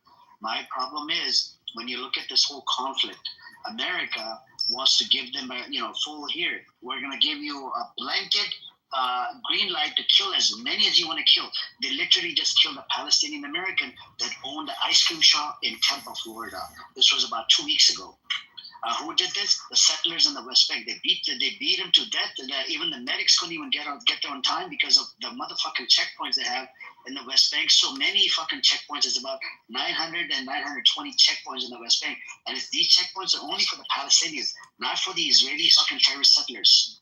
So when we look at all of these facts on the ground, how they're being terrorized, forget Gaza. Gaza, okay, they're making a claim about Hamas. In the West Bank, there's no fucking Hamas. It's the Israeli settlers. They're terrorizing the fuck out of the Palestinians. They're literally apartheid system. 2 sets of laws, one for the Palestinians, one for Israelis. What I'm saying is, like, come on, man. You got to be so much more succinct and make it so that the average American can understand. And then that's a sellable solution, dude. The sellable solution is Israel's 99% responsible for what's happened here. Yeah, right. We're 1% responsible. In exchange for Israel's 99% culpability, we want this land. We want these regulations on, weapons, on nuclear weapons, on, trade. We want 1,000% tariffs on Israeli white wine. So write it up, dude. And honestly, like, that would sell. I could sell. Times Square. Do you use AI at all? Any second I want. Okay. Yeah. Tomorrow, when you get a chance, when you're not drunk, when you're sober, ask ChatGPT, can we part ways with Israel? And it will tell you, yes, we can. So what I want to see, you're pro-America, right? So you want to say, can Palestine part ways with Israel? No. America part ways with Israel? I'll ask it right now. Let me see what it says. Yeah, it will tell you, yes, we can. Israel. Yes. Well, it's always going to bitch about that because OpenAI is controlled by Altman. No. ChatGPT. Check ChatGPT. America can part ways with doing so would be blah security. Yeah, but this is really But what I want to say is that why are we saying about the United States? I think that Israel and Palestine need to do their own deal. No. They need to run their own numbers of who's responsible. Times Square. You're not getting the point. Yeah. So the countries, how they're poking the bear, they went after Syrian land. Inside Syria, they've taken over Golden Heights, buffer zone. They bombed the shit out of Syria, right? All their military bases and whatnot. They went after Lebanon. They took over that Sheba Farms, which is disputed land between Lebanon and Syria. They're building more settlements in the West Bank. There's more than 700,000 illegal settlers that live in the West Bank. Gaza, they've occupied more than 75% of the land is under occupation by Zionist entity. Yemen, and they want to take over more land, and they want to take some land probably from Egypt as well down the road. It might become their greater Israel project. My problem is when you poke the bear, right, Egypt or whatever, and if they want to attack Israel, they don't attack Israel because they're scared of America. They're not scared of Israel. Israel is a tiny, shitty, garbage land. I don't know why it even's there. Why it's a threat to the fucking Middle East. You see what I'm saying? It's a threat to the society. They coexisted before 1948. Why did you have to fucking create a Jewish state? And it's filled with Jewish supremacy. They literally passed a law in 2018, self-determination exclusive to the Jewish people. Yeah, well, all I hear is problems. I don't hear solutions. And if you have a solution, then write it up. The solution is, I'll give you one more time. The solution in 3 minutes or less. Okay. I'll give you a small solution. American government position is 2-state solution, 67 borders, which includes West Bank, Gaza, and East Jerusalem. Which I'm okay with it because I don't want Palestinians to live with the rapists. I look at these people as rapists because they've been raping the shit out of Palestinians for over 50 years. And you know they're not gonna go back to their fucking homeland where they came from, Poland, Ukraine, or whatever, or Germany, wherever the fuck they came from. So I don't want the Palestinians living with these people coexistence, because they're gonna get raped again, right? So instead they could have their own sovereignty, their own autonomy, and a whole bunch of other shit, and they could run their own their own show. And I want to see UN peacekeepers at the border as well. They're by the UN. So that's what I want. But these people, they're not willing to do it. And they're calling Judea and Samaria, they're using a holy scripture to call the West Bank Judea and Samaria. How do you do that? Like, you don't believe it, these people don't believe in the scripture. Why would you call a place Judea and Samaria? Yeah. Okay, but in terms of the actual land division, what is your solution again? I just told you, West Bank, Gaza, and East Jerusalem. That's gonna be it's gonna be called Palestine. Okay. All right, and then that's it. So if you have the land, then you're happy with that. Yeah. That's your solution. Yeah, that is because it's listed on Hamas charter, so I'm going based on that charter. Okay. And what is and then there'd be total ceasefire with everything, and Israel would agree, and you would agree, and that would be it, right? Yep. There will be no more threats, and the Palestinians, anybody that terrorizes the fuck out of Israel, whatever, on the other side, the Palestinians will look after their own bad apples. They will, they will do what they can, and Israel would have to stop, stealing land from all over the fucking Middle East. But the biggest problem is they're gonna start to self-destruct. They're gonna start fighting each other. And so, what if I start a 2028 presidential campaign based on your premise? Would you 2028? You want me to vote for you? Is that what you want? Well, 2028, I'll be in office. We have Black Rabbi that comes in this fucking night and wants to be president in 2032. Well, I already ran in 2024, so Did you really? I really did. And so Trump. Well, I don't know what happened. Did you raise any funding? How much money did you raise? Well, I had a challenging campaign, so it didn't work out too well. You didn't raise any funding? Was it 5,000, 10,000? Sounds like a crash and burn. Yeah, it really was no good. It really screwed up my life. But that doesn't mean that I don't have political influence and that I can't help a little bit. But that's cool. Okay, well then, so the thing is that you should articulate that into some kind of solution, or you can make a petition. You're not getting the point. By the way, and I can have tons of Jews sign up for it. Hold on. Times Square. The American position is two-state for a while, but guess what? Every president that takes the office, they always turn it down. They don't even, cooperate or concentrate on the two-state. They let it go. They leave it to Israel.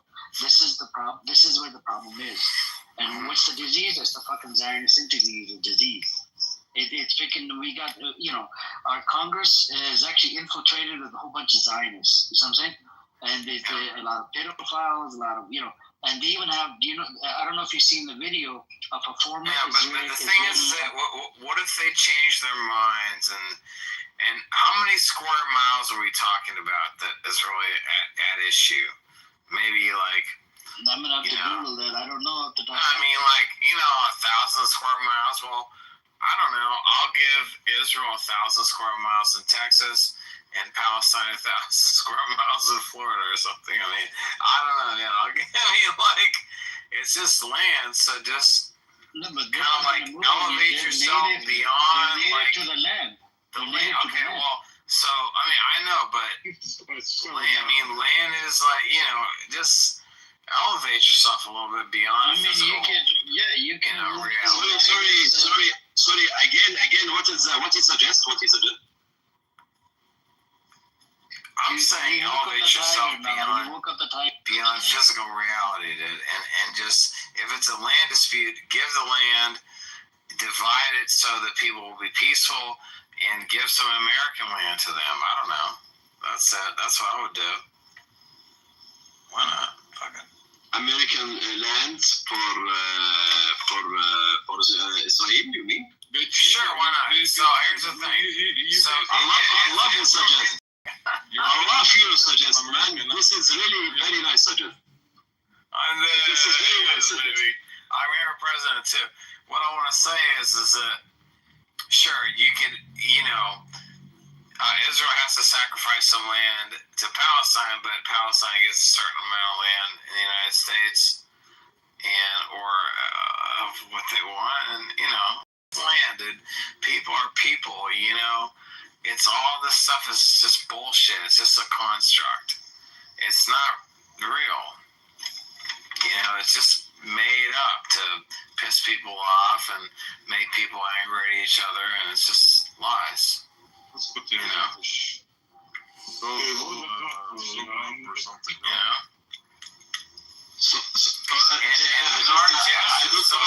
I get you. Well, I get you correct or no. You suggest to give Israel a land in Texas and let them live there. Correct? I mean,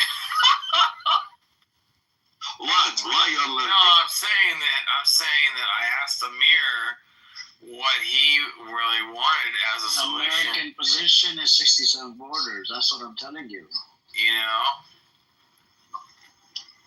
But we need to clean the house. Listen to me. I don't know, dude. You can't even understand. Like, my construct of reality is like just absolute, where I don't give a shit. Like, I'm an autistic person, so I'm like, if you're gonna give somebody some land, like Elon, I'm like Elon, dude. Just give them fucking land. Just give them what the fuck they want. You can make, if you want to make fucking Texas into Tel Aviv, give me 1 fucking hour and 1,000 robots, and I'll terraform. So they tried this before. Look, they tried this. They tried this. Hold on. They tried this before. Hold on. They tried this in 1897. They were going to go to Uganda and a whole bunch of other places. Listen to me. Listen. No. Hold on. 1 second, I was speaking now. Please hang on a second. They tried this in 1897 or whatnot. And the Zionists were thinking of a way. How do we convince these people to come to the land? And they found Jerusalem, next to the British land in Palestine. They're like, we're going to make the deal with British, and that's how it happened. You see what I'm saying? Otherwise, they're going to go to Uganda. I have another problem. Amir, I have big problem now. Big problem. Are you learning now? There are 20,000 kids killed, and you're lamenting. There are 15,000 women killed, and you're lamenting. Do you think it's really like something is a joke? There are people suffering, and you're lamenting. There are families cannot find their kids, cannot find themselves, and you are lamenting. We talk about killers. We talk about people like the devils, even didn't reach their level, and you're lamenting. It's not a joke. Respect the blood of people. Yeah, it was pretty disgraceful. What's up, Matthew? How you doing, bro? Doing all right today. I doubt that whatever his name is a spokesperson or speaks for anyone, because not a single articulated thought made any sense. Anyways. Well, you're right. You shouldn't. I'm not laughing at the people that have been disadvantaged, that have died from this, that have been, whatever persecution they've had in any way. And I'm trying to laugh at an overall solution because I don't understand the problem, and I don't understand the fighting, and I want the fighting, and and it doesn't make sense to me. It's not a fight. Do you think it's a fight? You think it's a fight between two military? It's one side kill, not kill. It's a genocide. You know what the meaning of genocide? While you are here in this history, in this time in the life, while we are all as a human are burning in this period, in this history, and we do nothing, while people like kill everywhere without any reason. What is the reason of a baby who's born there to kill him without reaching even 1 year old? You know how many kids born and die within just 1 year? 275. I give you a number. I give you names. What is the reason after that? And we are apart from this history. We are apart. Why is this happening now? Why we are talking? Is that what we are? I know the reason why it's happening now. You know, if you want to know the reason. But, you know, yeah, life is, you know, very tragic right now because humanity is in a big movement of consciousness, you know, and that includes, you know, potentially the revelations, and that includes all the stuff with Israel, and Israel is very important in Revelation. You know, it's okay to say something when you don't know the answer. Like 1 million people, I think it was a couple of years ago, died in Ethiopia because of conflict between Eritrea and Ethiopia. Like years after I found out, it was never hitting the news. So there's lots of things that happen internationally that we aren't always aware of. And most news that we get is through corporations who have interests in certain narratives. But I would say to anyone that's, know that for the most part, I would say like 99% of America, or just people in general, would not be okay with what's going on there. I think that the misunderstanding from this group is that the general knowledge of what's going on in the Middle East, we just don't have it. It's not on the news, which, you know, makes me ask other questions like, why the hell? If, you know, they have a segment for a dog walk in a park, I'd like to fucking hear about genocide happening on the other side of the globe. Yeah, it's wrong. It should be stopped, and the only way I think is to put pressure on the American politicians. Yeah, I agree with you, Matthew. It's just, you're right, man. So back in the days, right, there was a problem. A lot of stuff wasn't coming out. We didn't have the access to the way that we have the access to like news nowadays, right?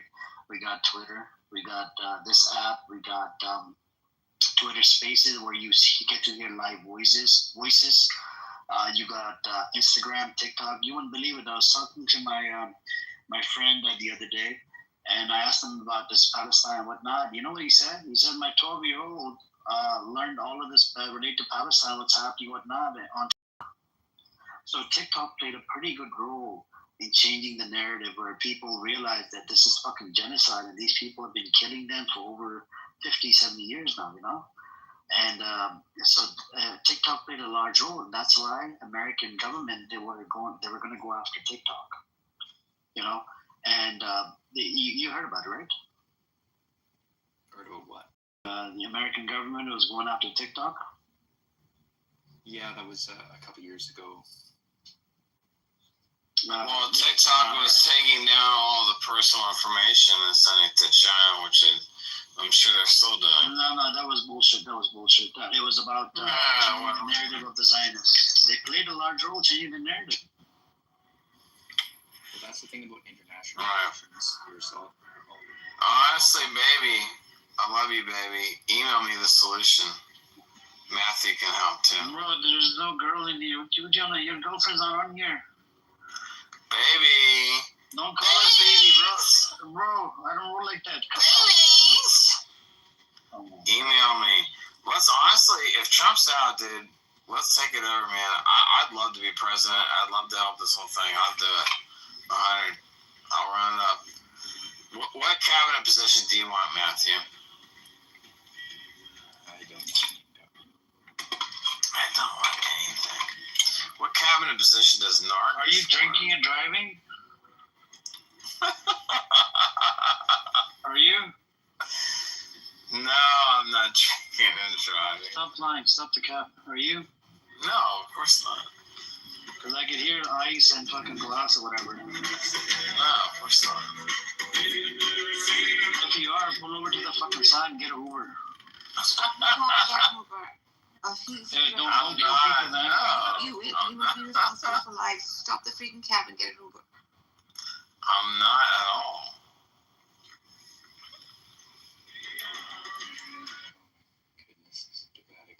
We got drunkies on the side, man. Fucking, you know. Yep, he is. Don't you want American royalty as a president? Yeah, you do. No, I definitely don't want you as a Yeah, come on, Jerry. Yes, you do. No, I don't. Yeah, you do. Anyways, Matthew, American royalty, man. so, yeah, just, if you can mute up, please. Peace out. Talk to Matthew. Okay, bye-bye. Love you, baby. We'll solve it. What the fuck? Yeah, this is some gay shit, man. Anyways. He's like a typical American for me, though. Yeah. Ignorant, dumbass American. Doesn't have any clue what's going on around the world and what America, is doing to other countries. Anyways,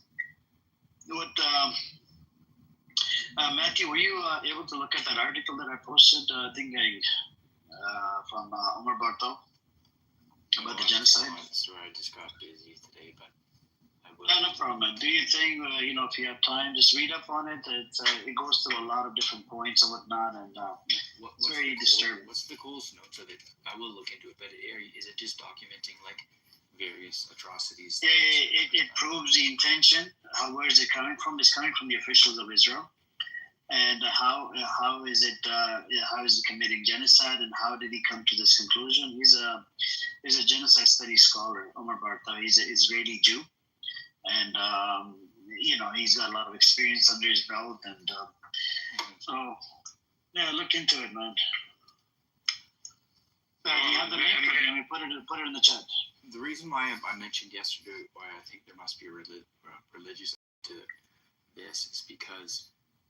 Even if Israel succeeds in gaining like the Greater Israel Project border, that doesn't there's still basically opponents they'll have taken land from, so they'll basically have started a world war where no country is going to back the aggressor country. At least I would hope so, but I guess I've lived through that before. But yeah, I just don't see what their end game is. It doesn't end well for Israel. It doesn't seem to be. But do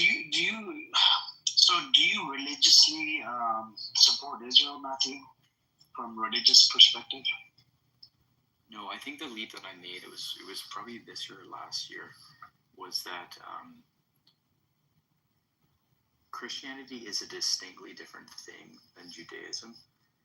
Jesus was a practicing Jew at the time, but when he died, he fulfilled all the prophecies but the Jewish people didn't recognize him. Some did, but like the Pharisees and the Sadducees and the government officials, they didn't. So Jesus was put to death, and basically the Jews never recognized him as the Messiah, so they still expect, some sects within Judaism still expect their Messiah to come. And I need to learn more about that, because every major Abrahamic religion has their own version of an end time story, and I need to learn more about what that is, because a lot of Netanyahu's behavior, at least to me, doesn't seem fully like he's fully planned everything. A lot of it seems like, there has to be some where he expects maybe he's gonna the Messiah of Israel to return, because why else would he be so, the way he's waging war currently, and he's losing the public relations war, in my opinion. I've never before heard so many people with anti-Israel sentiments. So yeah, maybe you could make sense of that. One caveat though, Islam doesn't built within Islam is like a distaste and dislike for Jews. So, and they have like a ton of history of them being very much in conflict. So, it's not true. It's not true, Matthew, because one of the wives of the Prophet Muhammad, peace be upon him, she was actually a Jew.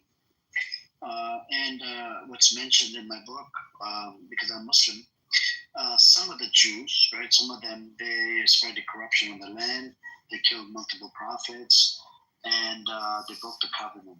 Some of them, not all of them, right? Wait a minute. Is it more than one prophet? Yeah, more than one prophet. We look at Jesus, peace and blessing upon him, as a prophet as well. We look at Prophet Moses, the one that the Jewish folks received the word of God from. We look at him as a prophet as well. So we have multiple prophets, more than 10,000 of them. Okay, so what is, I guess, why, because Jesus made the Christianity was a prevailing religion in most of the Middle East for at least 100 years, and then Islam popped up. And what exactly did it change or did it alter? And how is this the definitively last text of? Look, no offense to you, but so the way I understood history was the Torah, right? It was supposed to be abrogated by the Bible, like Book of Gospel, and then all the other books were supposed to be abrogated by the last book, which was the Holy Quran, right? So that's how I understood the history, and because the books from Muslim paradigm, they've been compromised. You see what I'm saying? And there's some even rabbis. There's actually an article posted in Times of Israel. They actually said that there's the book has been compromised. So is like an interpretation of the original text?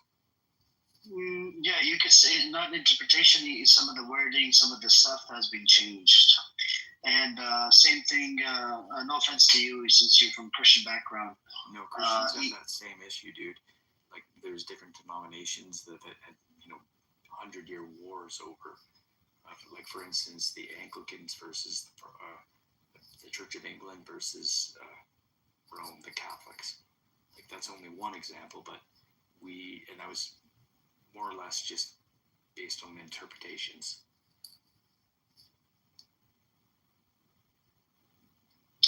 So I don't know, man. I would have to look into it. Look, I haven't looked into Christianity or Judaism as much, right? So that's what I learned, on top of my head, that it was supposed to be abrogated, each other book, because the books have been compromised from Muslim paradigm. But other than that, they're all part of the Abrahamic faith, right? Like in my book, it says I can eat it from Ahlul Kitab, which means I can go to a kosher place, right? A Jewish place, a restaurant, whatever. I can eat their food.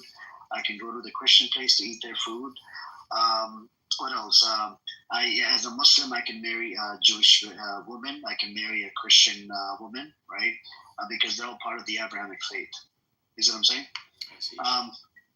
So there's a lot of stories that are similar as well, in Islam, Christianity, and the Jewish book and whatnot. So from Muslim paradigm, there's about 5 books that's mentioned in my book. But anyways, I don't want to dive into too much into religion, but the Zionist narrative is they bring up this one hadith that talks about the Jewish person, every Jew is going to be hiding behind a rock, tree, whatever. It's not true. It's for the combatant. So let's say for the end times, if they're fighting, it's for the combatant, not for the. Just like it's mentioned in my book, some of the people, they did spread corruption. They killed multiple prophets. It wasn't all the Jewish folks. You see what I'm saying? And that's what it is. But anyways, they take it out of context. That's the problem, man. And the Zionists, they tend to do it on purpose. And right now, if you go on Twitter or whatever, because the Zionists, they lost the narrative, right? They lost the PR war. It was listed in Times of Israel. So what they're doing is because since there's Palestinians that live inside Gaza and West Bank, majority of them are Muslim, so there's a lot of Islamophobia all over social media. They're attacking Islam for no reason. You know what I'm saying? And they're taking things out of context to spread, the BS. Yeah, well, I don't know how old you are, but I was in junior high when September 11th happened. And yeah, I was here in California. I was here in 9/11. Are you familiar with the term or concept of psychological operation? Warfare, yeah. So what that did to everyone, everybody in my community, in the city I lived close with, all my family that lives in California, everyone, regardless of their political stripe,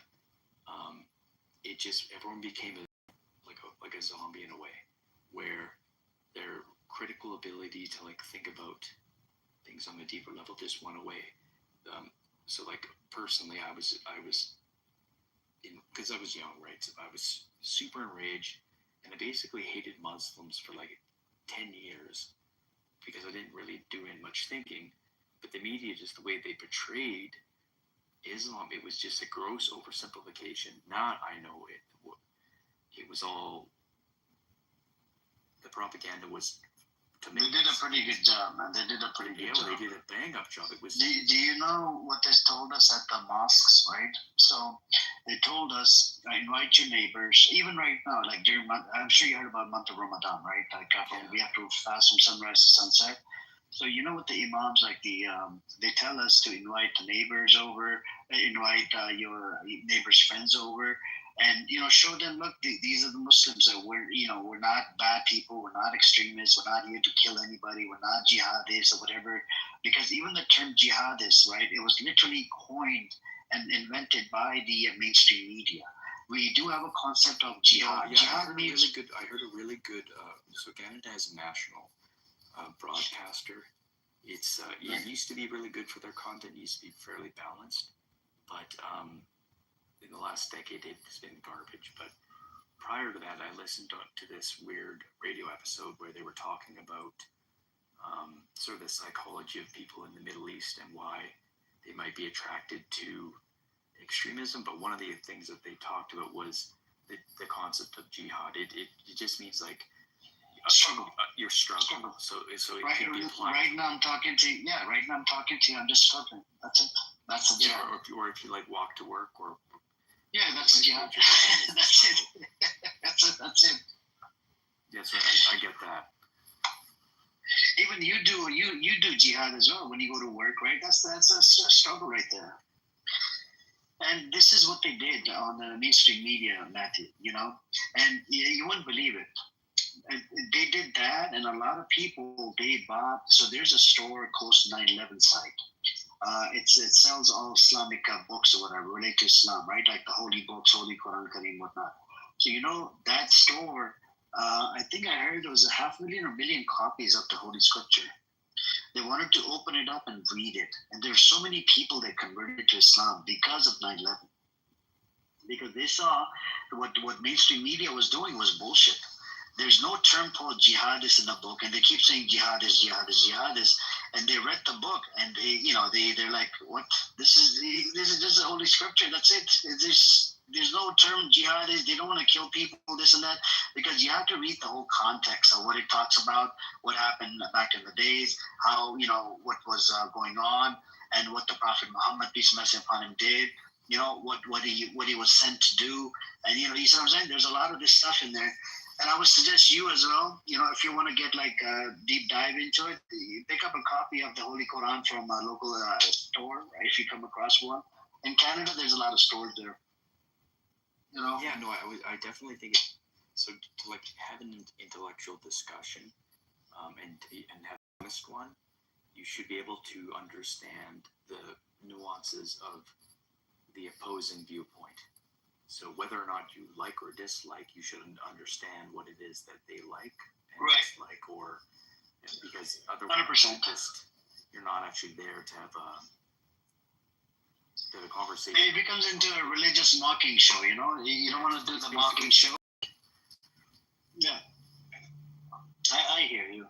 But down the road in Canada, there's a lot of mosques. I would suggest you to even walk into the mosque and ask them, can you tell me about it and can we have a discussion? And because there's people at the mosque, they're like, some of them are scholars, right? They'll sit down and they'll go back and forth with you, and you can do the religious comparison, right? Like the Bible versus Quran. What's different and what's not different. You can do that as well. Just go in there and they'll be happy to host you and whatnot. Because after 9/11, they told all of us Muslims at even during Friday's sermon or whatever, they'd be like, go out, spread awareness, let people know we're not terrorists, we're not this. And there was a lot of Islamophobia after 9/11. Even the attack that happened in California, I don't know if you remember the couple.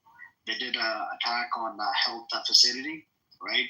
And after that, I didn't get that one. I remember there was a son and a boy, I think in the Washington area, that were snipers, and then. But Matthew, can I be honest with you? So right now, American weapons are being used to kill innocent parents, mothers, sisters, daughters, and whatnot. Let's look at it like this. Do you think those people will hold grudge until they become 18 and come back to America to do the attack? They might. Oh my God! If it was me, yeah. You see what I'm saying? Now, everybody knows. Right now, the way social media is and whatnot, everybody knows. Even inside Palestine, they do have access to the internet. They're able to see the videos on YouTube, whatever. Who's funding, who's giving weapons to Israel? America. Who else? Germany. Who else? UK. And these countries, they think that they're like above God. The leaders of it, the country leaders. The governments themselves, I would utterly agree. The people of the country are like any other country. They just want to put food on their table. And of course, you're going to get some bigots and across, the spectrum of people. You'll have some feminine guys, some strong guys, some fat women. You'll get everyone in any culture. Yeah, but America creates terrorists. America creates enemies. They did it in Iraq. They killed about 1 million people. Afghanistan. They killed over 200,000 people in Libya and a whole bunch of other places. So when you keep killing, right? Killing, innocent people dying. Those people, right, that have lost their family members during whatever so-called war, they can come back and attack. They attack the government, attack this or whatever. Would that be justified? Because you killed their parents and their family members? You see what I'm saying? That's what I'm saying, Matthew. Logically, that would lead to that. That's what I'm saying. So, American government, we have leaders, right? They don't think twice or thrice before giving weapons to an entity that's committing crimes. They wouldn't think twice before killing anybody or throwing a bomb at somebody, because you got to keep this in mind. There's families living there. There's people live over there, and for some reason, I just don't get this about the Western society. The people, they think that they're above people that live in the Middle East.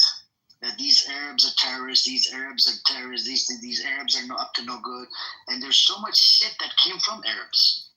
If you Google it right now, I'll tell you why. So I was involved in politics for quite a few years in Canada, and one of the key things of the party that I was part of is years ago now, but we were really successful on our marketing, and the reason why we were successful in marketing and the difference between Canadian democracy versus we have a parliamentary democracy. So basically anyone that's elected can speak their mouth.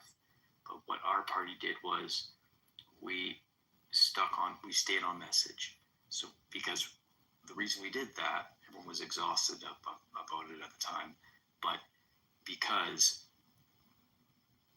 the average person thinks about politics, I think it's literally like 30 seconds or less once a year. That's how little they think about it. So we stayed on message all the time because we wanted that 30 seconds when they eventually did decide to pay attention, they were going to hear the message we wanted them to hear, that we knew was going to resonate.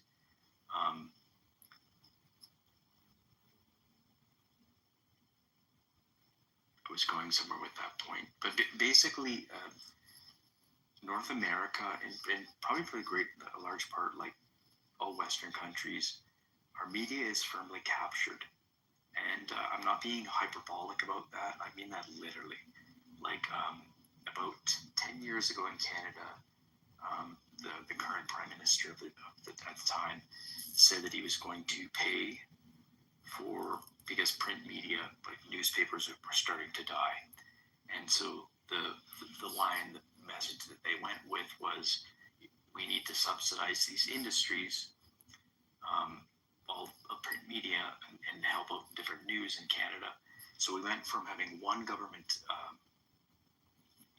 CBC, to absolutely every single provider of news in this country is paid for in large part from the government.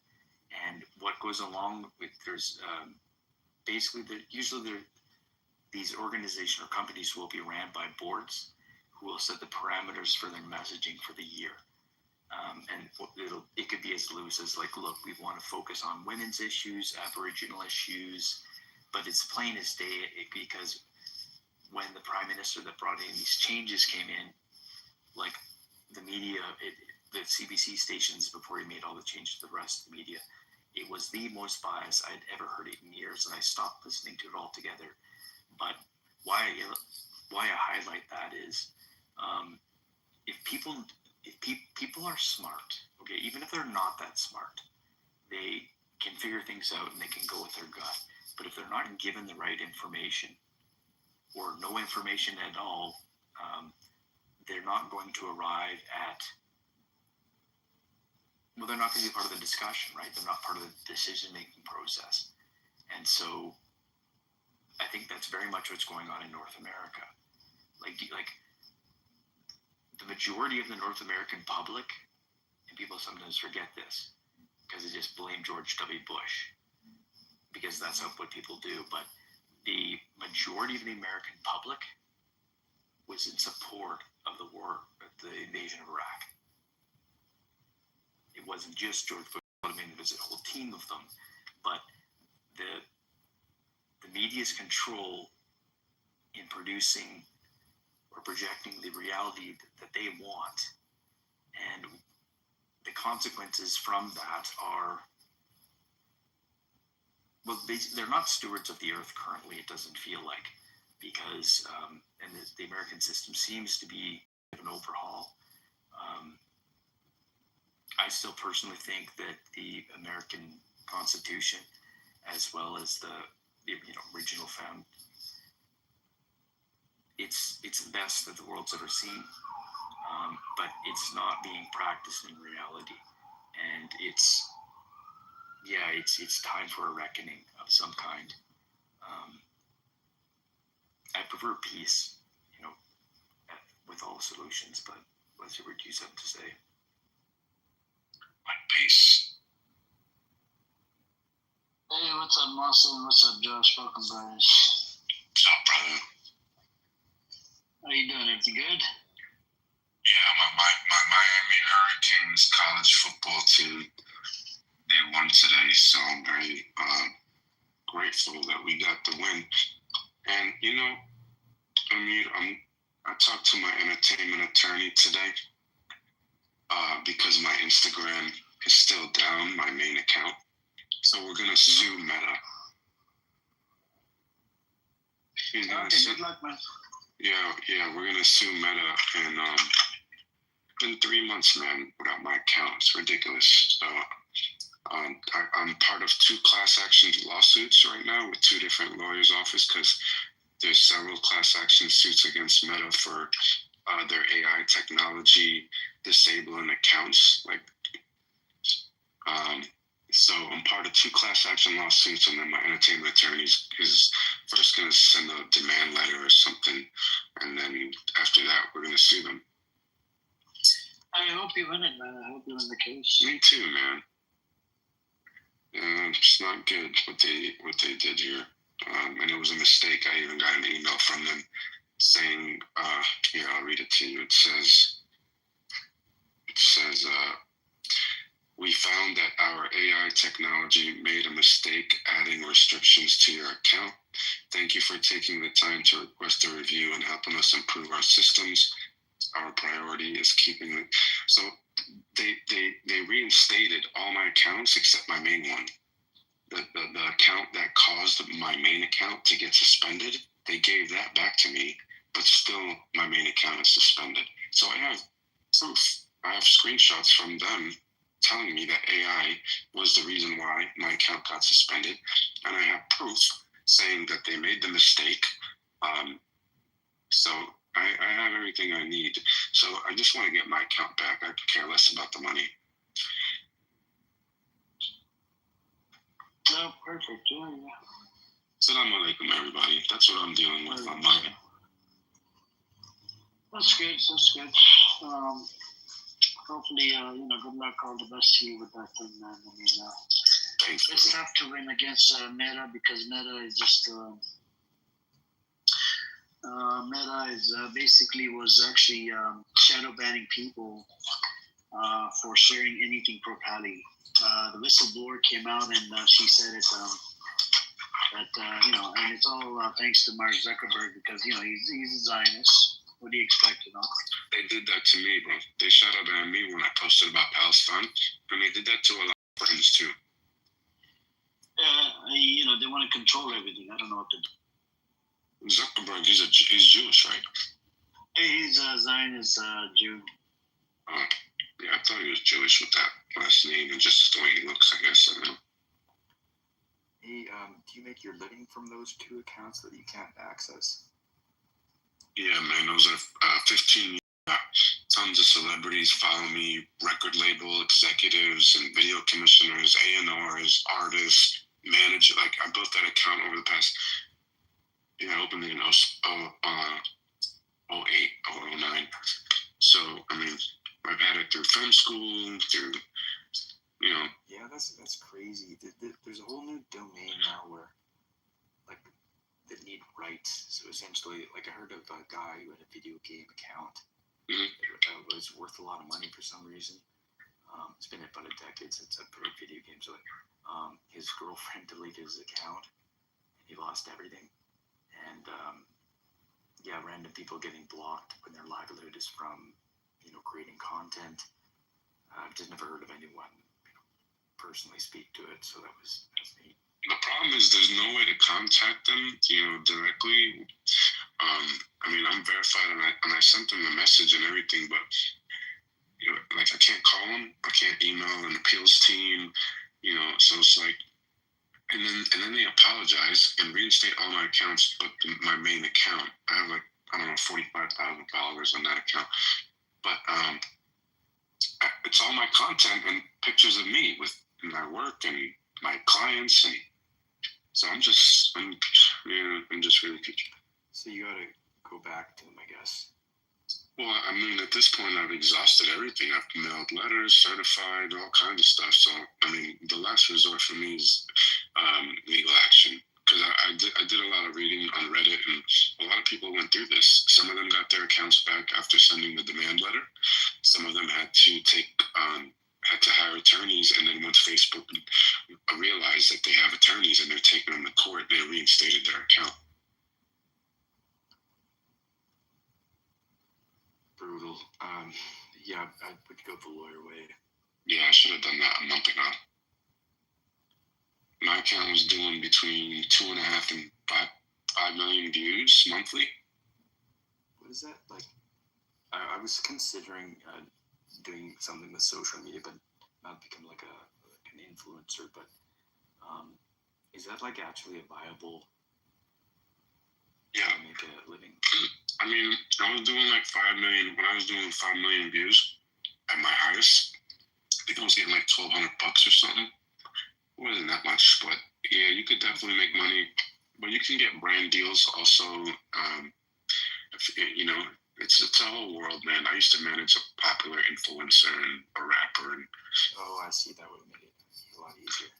I learned a lot through that process of managing, talent. That's aside from producing and directing all kinds of stuff. Okay, well, this may seem like kind of a sideways question, but it's related. Yeah. My dad is he's retired, and he's got a shop, and he's like a brilliantly accomplished cabinet maker. I could go on about his credentials, but he wants to make guitars in his retirement. So he made one successfully. Like took him 4 years, but it's like one of the most built guitars I've ever seen. What do you think would be the right way to approach?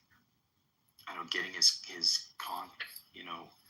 out. If I take some good pictures, and is that enough, or like how would you? But of all the platforms, guys, that you can grow the fastest on is TikTok. TikTok, you can grow the fastest out of all the platforms. So I would do a lot more videos and, put pictures in between the videos posts. But TikTok is definitely the top of the food chain. So I guess you just go and take like a couple hours footage of him in the shop and then cut it up and make it interesting kind of thing. Yeah. On TikTok, there's an option where you press a button and it'll automatically make it, it'll edit it for you and make it cool. And they have about 10 different settings that you can choose from. So let's say you shoot your dad creating the guitar from like 4 different angles, and then you take those 4 clips, throw them in TikTok, hit the auto trim button, and then auto trim will take those 4 clips and chop them all up and suggest songs. You pick a song, and then bam, you have your post. So what I would do is and the same with Instagram and Facebook, is create a schedule. So go there every few days, rack up the content, and then just set pre-scheduled posts. So Facebook allows you to do a planner where you can pre-schedule your posts. So Facebook and Instagram both together. So you can do those too, where you don't even have to monitor it, just schedule it, put up like a post a day for a couple of weeks or 3 weeks, so you don't have to deal with it, and then work on the other accounts, right? So you do TikTok, and then YouTube is another great one. That's what's going to happen. Like he's got a lot of talent.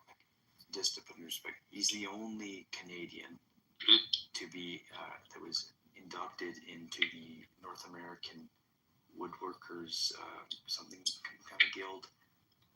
Anyways, but the only reason he became a cabinet maker is because he wanted to have a family. So he was a musician and was in that lifestyle. But I'd like to help to, just help him, because he doesn't have much social media knowledge, nor do I, frankly. But I know that's the road to him turning this into something. Like I sells 2 or 3 years, that'll be enough. One of my clients is a sports apparel company, and we're starting a podcast, and I actually need a cabinet maker to create we have the podcast desk from his old store. He used to have a store at the Hard Rock Cafe, and then when they built the Guitar Hotel, they kicked half of the vendor or the store owners out, and he was one of them after being there 10 years.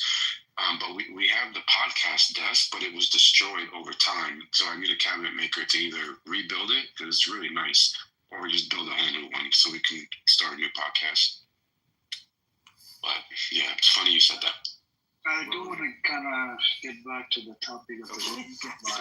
Thank you, Omid. Yeah, no problem.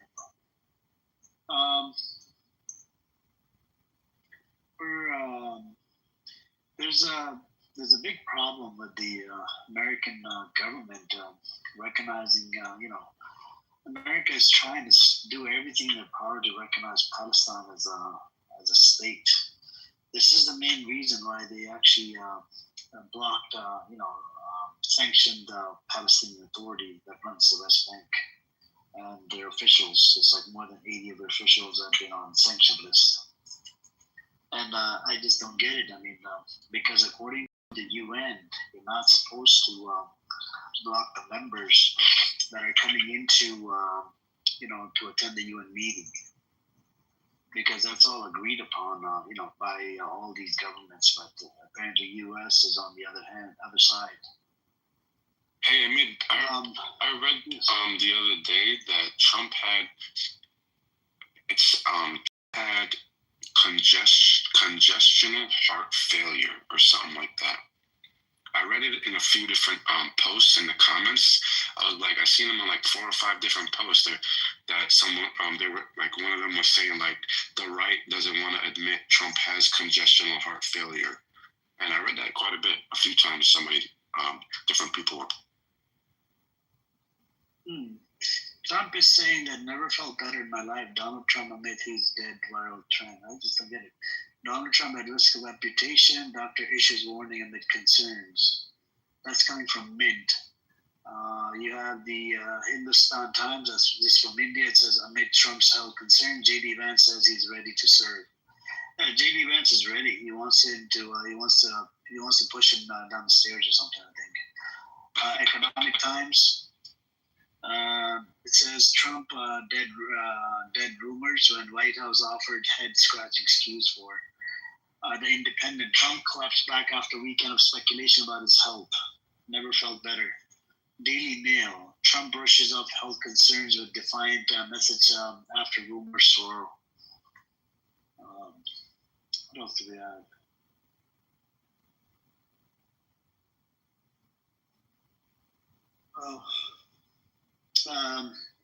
There are some.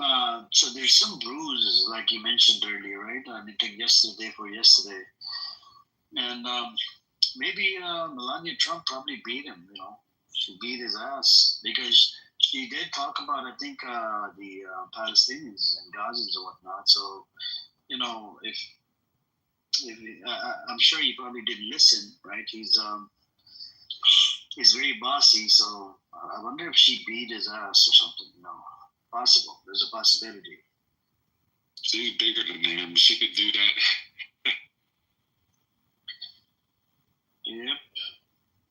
Apparently, Israel destroys more than 1,500 homes in Gaza City, Al Zaytun. Yeah, they're going after the Gaza cities. They're going after the olive city, bro. Zaytun. Yeah, Zaytun is olives. That's what they're doing. They're destroying all the olive trees. Everything olives they're destroying. Yeah, excuse me. You know what they do in the West Bank, right? So they go in there with their tractor and whatever, right? They steal the olive tree like from the roots. Like they take it out, pull it out, and then they take it back into this place called Israel, and they plant it over there. Even though you have the Zionist xenophobes, they're allergic to the pollen that comes out of the olive tree. I don't know what they're trying to do, man. They're just dumbasses.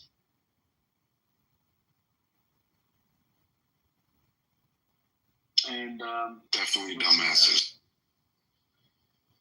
Yep. Now we have the Catholic, Greek Orthodox clergy to stay in Gaza City to aid weak. So there's a lot of people that are hurting, weak people and whatnot, and they're apparently they're not going to leave from Gaza City. They're inside the church. Did you see? So they're standing their ground. Did you see Netanyahu's said something today or yesterday about continuing to move forward without U.S. support? That I haven't seen it. Was it reported like yesterday? You said? Yeah, I think. Let me see if I can find it. Hold on. Give me a second. Yeah, I said something.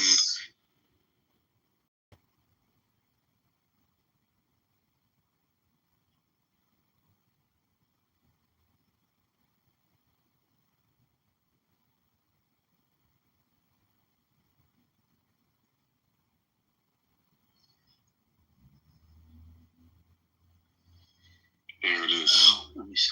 In response, wait, hold on. Netanyahu says he's moving forward with, hold on, Rafah offense. Hold on. Gotta get my glasses, man. I turned 45 on November 7th. You're getting old, Muslim. You're getting old. I know, bro. I'm using Just for Men the past 2 years. I'm going crazy. But when I went and seen my eye doctor last year, because I'm losing my sight for reading, right? So I I got glasses now, so I can look at my phone because everything looks blurry. And the doctor told me, the eye doctor, he says, don't worry. This happens. This is just old age. He says when people turn around 44 to like 47, this happens where you can't like read in your phone, and then your far sight goes away a little bit, and then when you're like 60, 61, it all gets better. I don't know how that makes sense, but that's.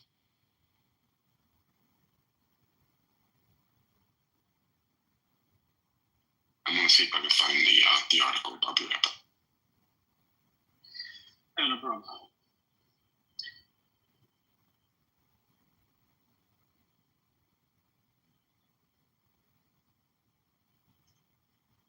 Let's see. What else do we have? Found it. This was dated. Oh, this is Israel will stand alone if has. Oh, this is the old article from May 9th. Netanyahu says Israel will stand alone if it has to after U.S. threatens to halt. Yeah, this was an old article. So.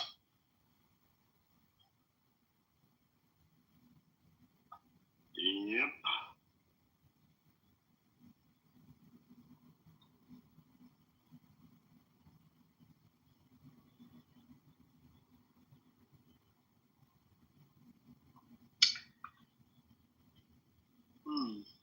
We have dozens wounded as Israel raids West Bank city of Ramallah.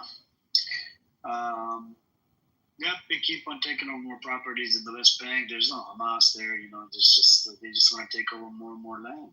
Did they take over Rafah?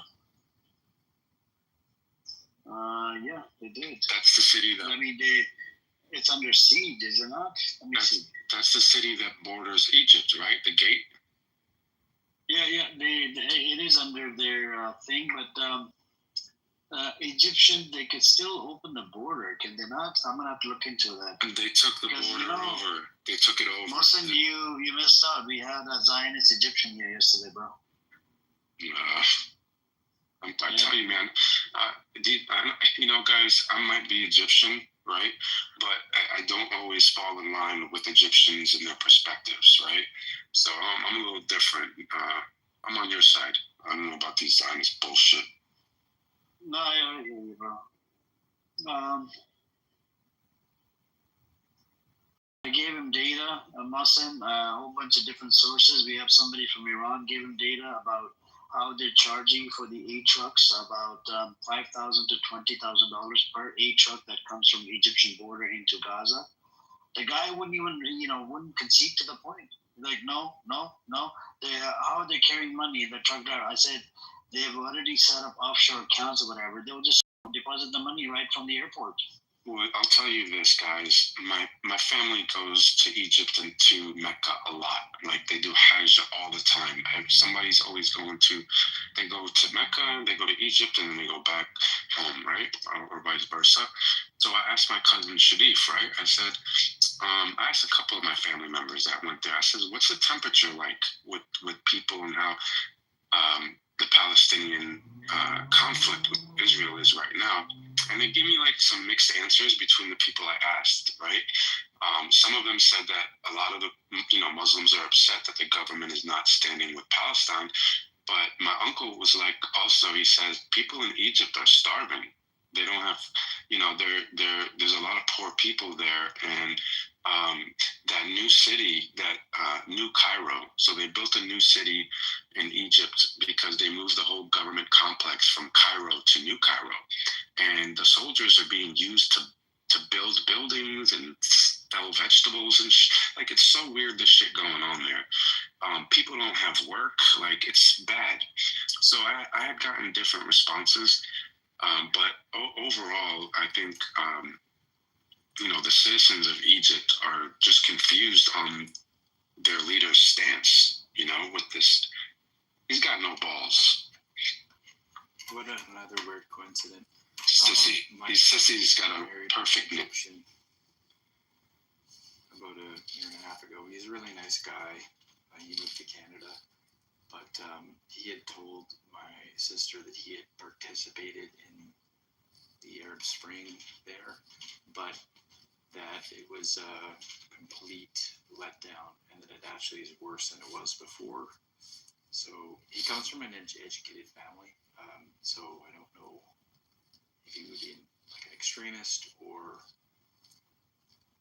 but he's an engineer now, so I doubt that he, but yet he's very much pro-Palestinian though. Like they put up a Palestinian flag in their cul-de-sac, which, yeah, I thought it was an unwise idea just because you never want your neighbors knowing what your politics are personally. That's my opinion, but I respect the people that, you know, are loud with their beliefs. Doesn't matter what it is, whether it's politics, sports. I respect those people also. I understand your perspective. I'm not. I respect them. You can't move your neighbors, right? So, Nah, like if they decide to make your life hell because for whatever reason, so sometimes it's better to keep it. To think about what do you gain versus what do you lose. here in Florida, there's Trump flags all over fucking front of the houses. At least there was. I don't know about now.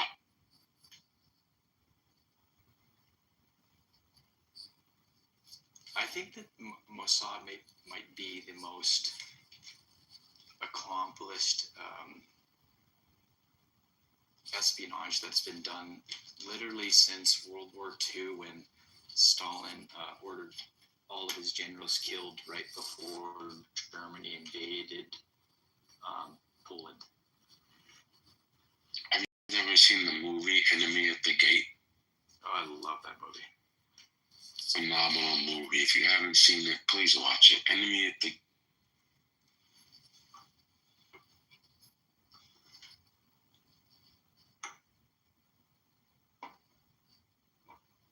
You know what's funny? The attack they did on the hospital, right? That killed about 5 journalists, whatever. You know, it just had to do with the cameras. That was it. The cameras that were being used by Hamas. So it's okay to kill like 5 people. You know. They won't let us document. They won't let us document. Yeah, but then, you know, if you have a problem with the camera, go fight the cameras, man. Why are you killing innocent people? My sister was telling me that there's like upwards of like 123 journalists on No, more than 250. Matthew, 250. That insane, though. Like that does. But you said that. It means they're targeted. You said that's how many they killed. Like it was higher than 100. You know. It's higher than 250. It's about 300 and some change. Journalists? Yeah. What? That means that they're actively killing anyone that's going to spread. Not to mention they're killing their family members as well, Matthew. So there was a case. Not only they killed the person, you know, the camera lady, the journalist, the family, the kids, the whole fucking apartment blew it up. And they did this multiple times. They're disgusting. They're not even human beings. They're just fucking animals. I saw that.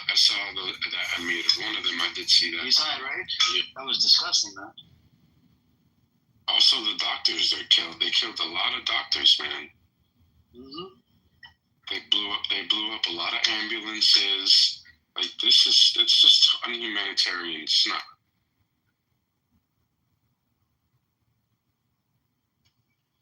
I wish there was a Jewish person on this chat that could help me understand if Netanyahu is trying to play out the Judaic version of Armageddon by bringing, about things so that the Messiah will come.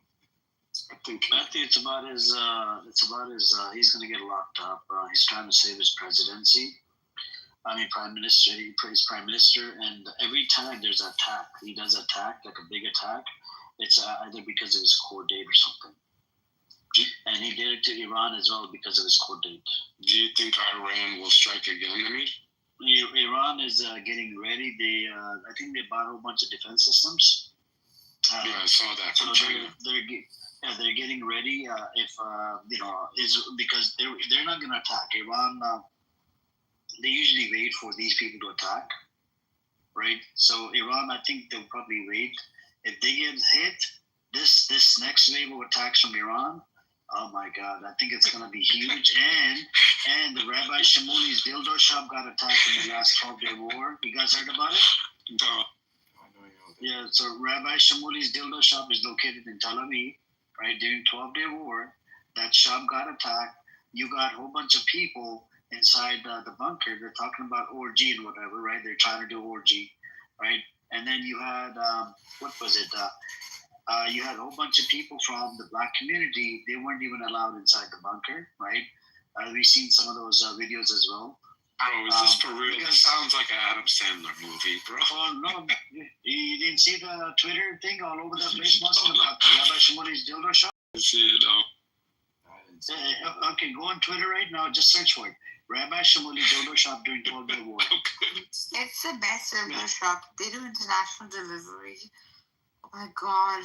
I wrote so many good reviews. Yeah, it's his daughter that runs the shop, and he's so if somebody comes up to him that, if it's a husband and a wife, right, to Rabbi Shimon, and for some reason he can't satisfy his wife, or wife can't satisfy him, then Rabbi Shimuli signs a prescription. Here, take you to my daughter's shop, and she'll hook you up with the thing for the men, thing for the women, so you can be satisfied and stay together. Instead of fighting for divorce. Absolutely. See, your famous dildo rabbi confronts Sneeko while simultaneously acting like a victim. This guy looks like a schmuck. You seen it? Yeah, I'm looking at some million posts on here. He's doing so many interviews too. Yeah, so he won the best dildo award of the year. I'm looking at that right now. He's such a dildo award. I'm trolling all this. I swear. He won an award? Yeah, I'm looking at it right now. An award for dildo of the year goes to Rabbi sex toy seller Shamuli. Yeah. So I put an article in the chat yesterday from Times of Israel. His daughter's shop was actually literally promoted through Times of Israel. Let me put the link in the chat. Yo, that seems wild, bro.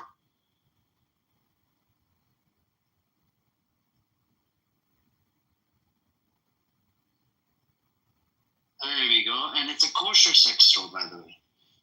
And they were debating in my room about how do you make these freaking things kosher. That was crazy. I'll put the link in the chat here. Read up on it. Every dildo must be made kosher. This shop was owned by Rabbi Shamuli's daughter. This article is from 2019. Oh, wow.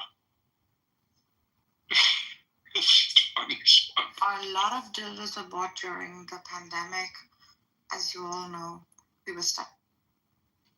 Kosher sex store in Tel Aviv, run by Rabbi's daughter, sells spice for marriages. What the fuck? I wonder if he opened up a second location. No, he's famous, man. I'm sure he probably has multiple locations. So we were trying to tell black rabbis to do the same. We thought like through envy he might get inspired to like open a dildo store. But Rabbi Shamuli is actually a celebrity. Exactly. So I don't think like Rabbi would be like a celebrity. Yeah, I think even if he had 10 dildo shops, he would still long for that YouTube celebrity. Is he a black guy? Yeah. Is he black? Yeah, he comes in here. It's a black rabbi. Yeah, he comes in here. But he doesn't think he's black, according to his tweet on Twitter. So, there's a lot of these things. What else do we have? Yeah, I talked to him a couple of times in here. I don't know. This guy. He's an idiot, bro. He is an idiot.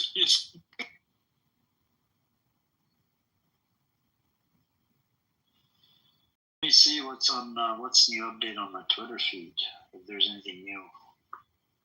Now, they were talking about Abu Baida. that has been this narrative is coming from the Zionist entity. Abu Ubaidah is like Hamas's leader. I mean, Al-Qassam Brigade's leader. Al-Qassam is a military wing of Hamas. And they were saying about that they did bomb, a house or whatever, wherever he was living.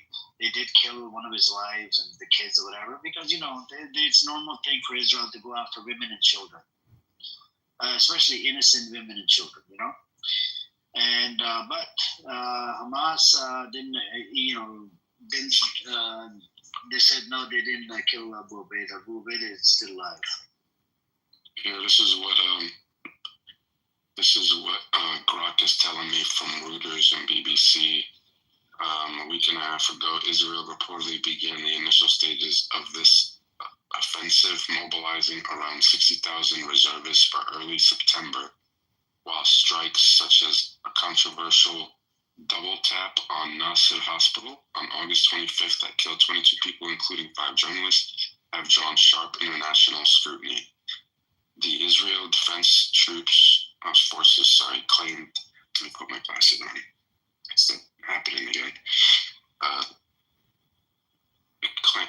IDF forces claimed the hospital strike targeted a Hamas camera, but journalists and human rights groups, including the Committee to Protect Journalists, have highlighted it as part of a pattern endangering media workers, with at least 192 Palestinian journalists killed since October 2023. From the Palestinian side, reports from Al Jazeera describe these as indiscriminate attacks forcing mass displacement, and these numbers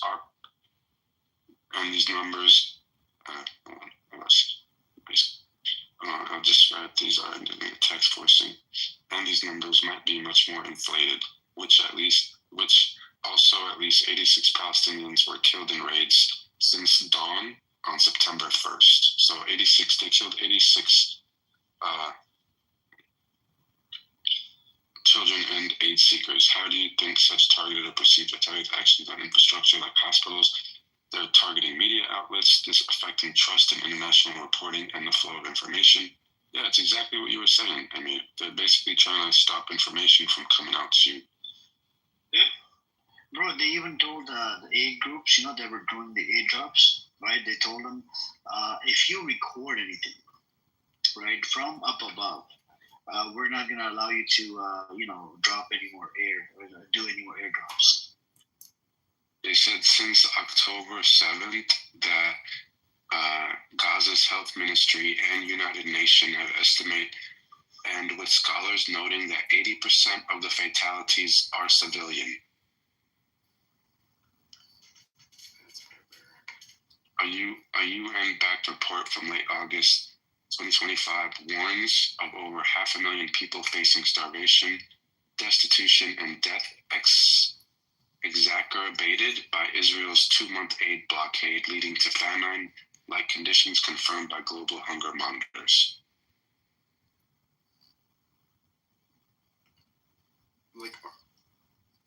Is the entire Israeli population as asleep as North America because their news is also lies? Or are they aware of their government's actions? I don't see how it couldn't be at this point. I think that they're aware. We have burning the Israeli flag. That's a crazy one, right? Where? You can't burn the Israeli flag in America, but you can burn the American flag. Yeah, that's a complete account. Isn't that crazy? Yeah. Well, that shows you who's the boss. It didn't pass, Misha, but I don't know. There's a. Can you send me the link, Misha? It didn't pass the law. Can you put the link, Misha? Yeah, if you have a link for it, let me know. I found a link that says yes, and then another one said no, you can't burn the Israeli flag. The Israeli flag just became the only one. I have an article from August 16, 2025. Let me put the link in the chat for you guys so you guys can read up on this one until, let's see.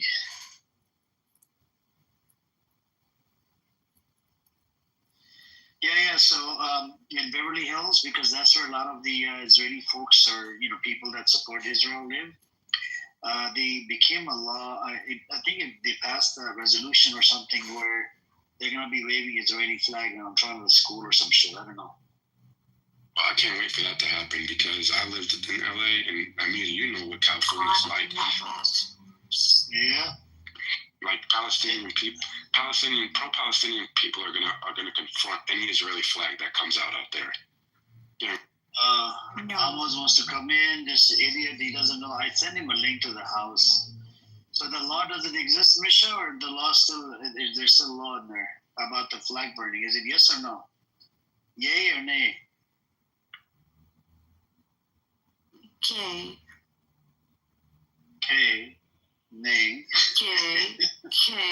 Nay. Hey. Hey. By the way, that room was still running on Nerdist, and I think that guy did block you. Yes, Misha. Welcome. Hi. Hello. My head has a heartbeat tonight, so I'm gonna go to sleep. But to answer those two questions, the Israeli flag did not pass as of yet. The burning of it. There's still another round, it's not going to. Also, LA County fought back, and that's down now. The whole flags during. It's out.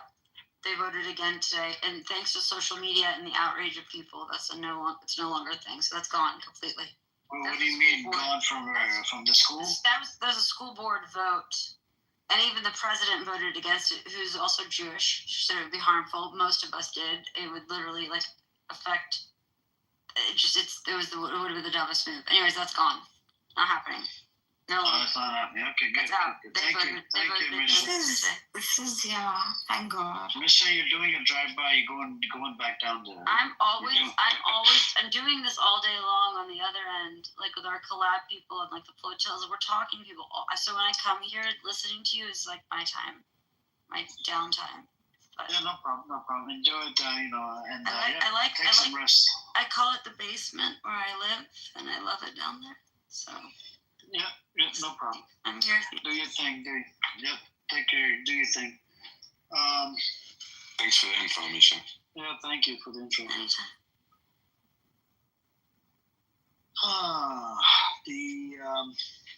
They killed a whole bunch of people in Yemen as well. Like it was about 10 or 15 officials. They're going after Yemen hard, I guess, and. If Yemen starts shooting freaking 10 missiles into Israel, I think Israel's gonna suffer a lot. You know how I feel about Yemen. What did you say, Nergis? I said, you know how I feel about Yemen, right? Were you there when we were speaking of that? How do you feel about Yemen? Bro, they're gonna take the cake in the end. It's them, all eschatologies. You guys don't read history properly. They will come with the black flags from Yemen, the Yemens. They will be the ones. But dude, those people are wild. They're crazy. They're fearless. Yeah, but the thing is, if you read inside what's happening in internal side of Yemen, there's people who've been they don't like Yemeni Houthis. I know those will be the ones. Yeah, but when we look at it from the outside, that they're attacking anything that moves in the direction of Israel, we kind of feel good, okay. But then when you talk to people that do not support it on the inside, it's just because they're kidding their own people. All right. Are you serious? Yeah, you should ask. You should ask that guy, the guy that speaks slowly on the side? What's his name? He speaks really slow. What kind of scripture is this? Give me some more description. I actually haven't unlocked this. Let me see. He was... Because he's annoying as hell, and he came in here quite a few times to gaslight the stage on purpose. Oh, was I that? The last comment he made is the kids that live in the subcontinent, right? Kids that are, that have ADHD, that don't, that are loser kids. You know what their parents do? their parents put them in madrasa. Who said that? Which loser said? Yeah, this loser said it. This one loser. He's from Yemen. Oh, hold on. Is this that? Yeah, who's this? Yemen. He's I'll text you his name. He claims to be Salafi. Oh yeah, I know who you're Idiot. I know who. Oh really? Okay. And he did the same shit last time about something else, and the last time about something else. He was telling about the Houthis. Yeah, he said it about people inside Yemen. They don't like. Houthis, I think, socially or something. There's some kind of mix. So these people like are hardcore religious. They talk bad about the other ones. I mean, Houthis are known to be sharif and that kind of a lot of valor. They still use swords. This is so freaking ancient, bro. Yeah, let's see. Let me see. Okay. So, what else do we had? All right. So it says Netanyahu said that you can't be an American patriot if you are anti-Israel.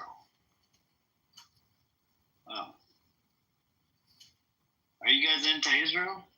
Who's anti-Israel? Never. Over my dead body. Whoever is, please stand up. Please.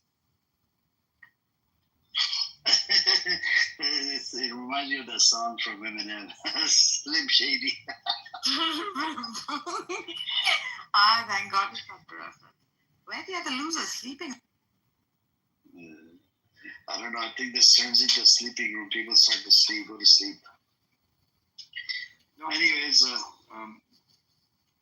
maybe you can enlighten me. Is there any news this is happening in Yemen?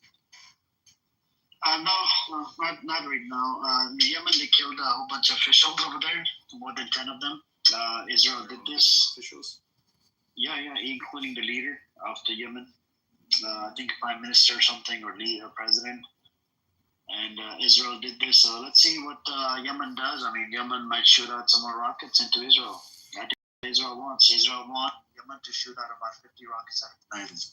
50 rockets at a time. I think think that could be sort of like end of Zionism, huh?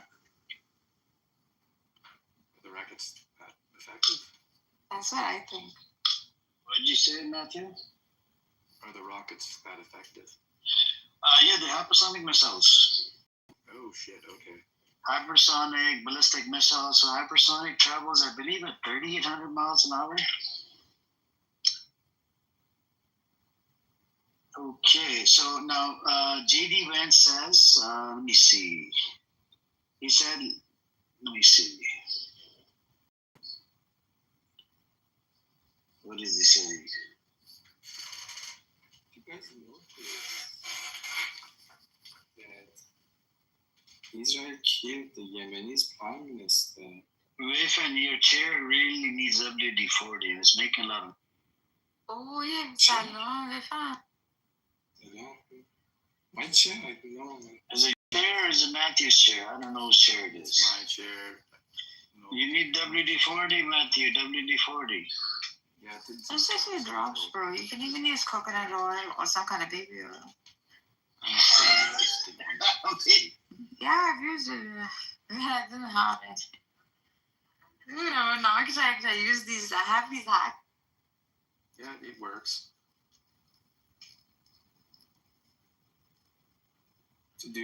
So the coincidence was this prime minister of Yemen was just a couple of days after Russia killed I think high-ranking Ukrainian politician.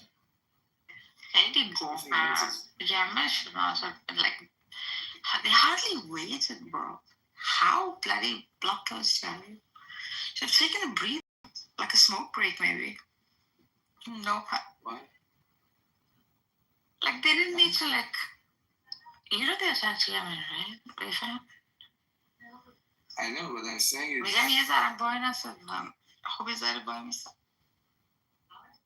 Like they rushed in. Hey, they got the balance. Tit for tat. Yep. Yep, let me see what else is on the Twitter.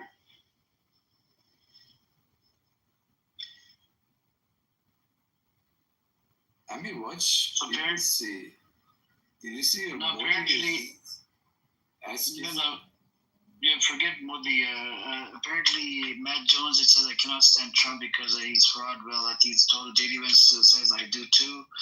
It was a total fraud. JD Vance goes, like I said, I agree with you on Trump because I don't think that he's the person. I don't think he actually cares about folks.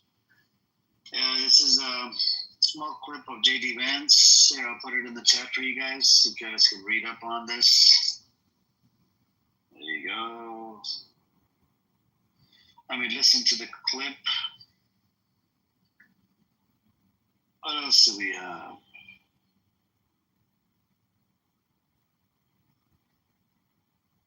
Well, AIPAC is not dedicated to peace. They're dedicated to this nexus support in America. Okay. We have the former U.S. President Jimmy Carter. He said AIPAC is not dedicated to peace. They are dedicated to inducing maximum support in America, the White House, the Congress, and the public media for whatever policies the Israeli government has. This was his video on Twitter. Let me see.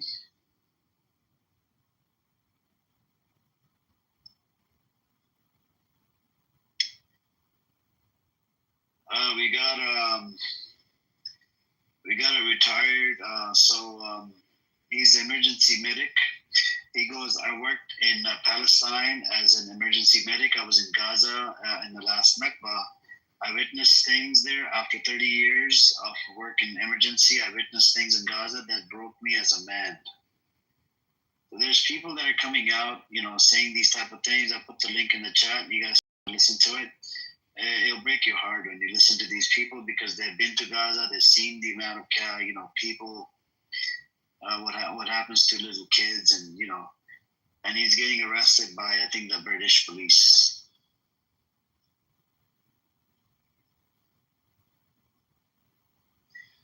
Greta Thunberg, before sailed to Gaza, she goes, Palestinians have been dehumanized to such an extent that they are only spoken of in terms of numbers and UN resolutions.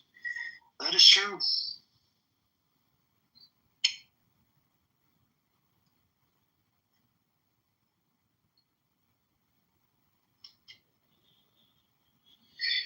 We got Sneeko on grooming gang. PSYOP.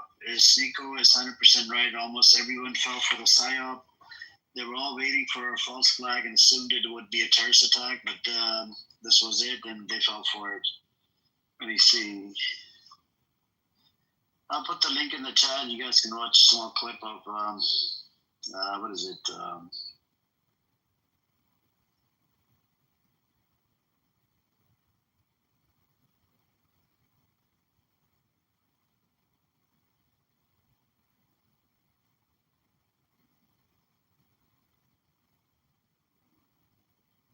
All right.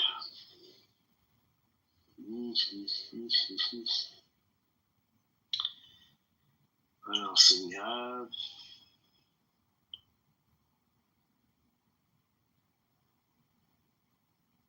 Let's see.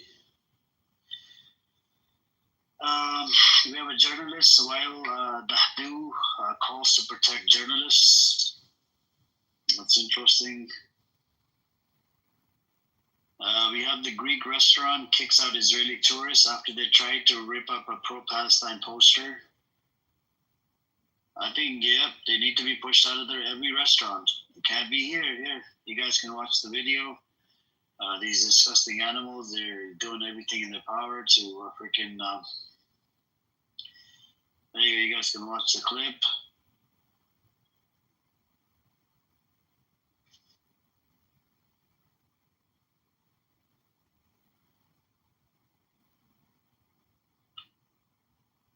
Well, one Palestinian child killed or wounded every 10 minutes. That is a fact. It's actually,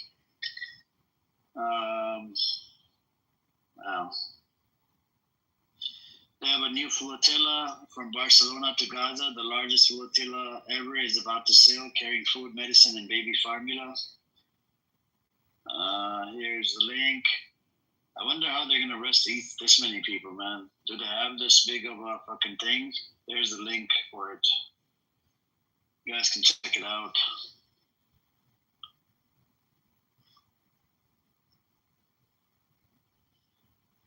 What else do we have? What else? Domino's pizza valuation drops 20% amid boycott over its stance on Israel. I don't know what the deal is. Why the fuck are you supporting Israel, man? It's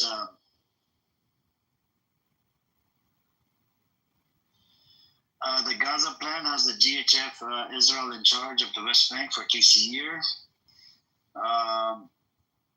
Trump plans to take over Gaza, remove Palestinians from the land. Let me see. This will be done under the following things: Gaza Constitution, Economic Exploration, Transformation Trust, Great Trust. I'll put the link in the chat for you guys. You guys can look at the picture. And he was talking about something along the lines of that today. It was mentioned in terms of Israel. And it's very disturbing.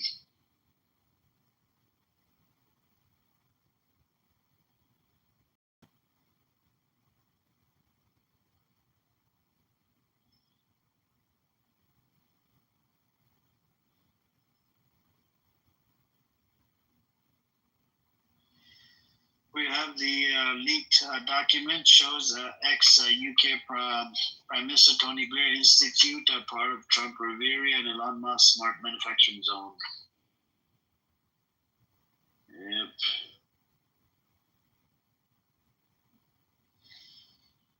Well,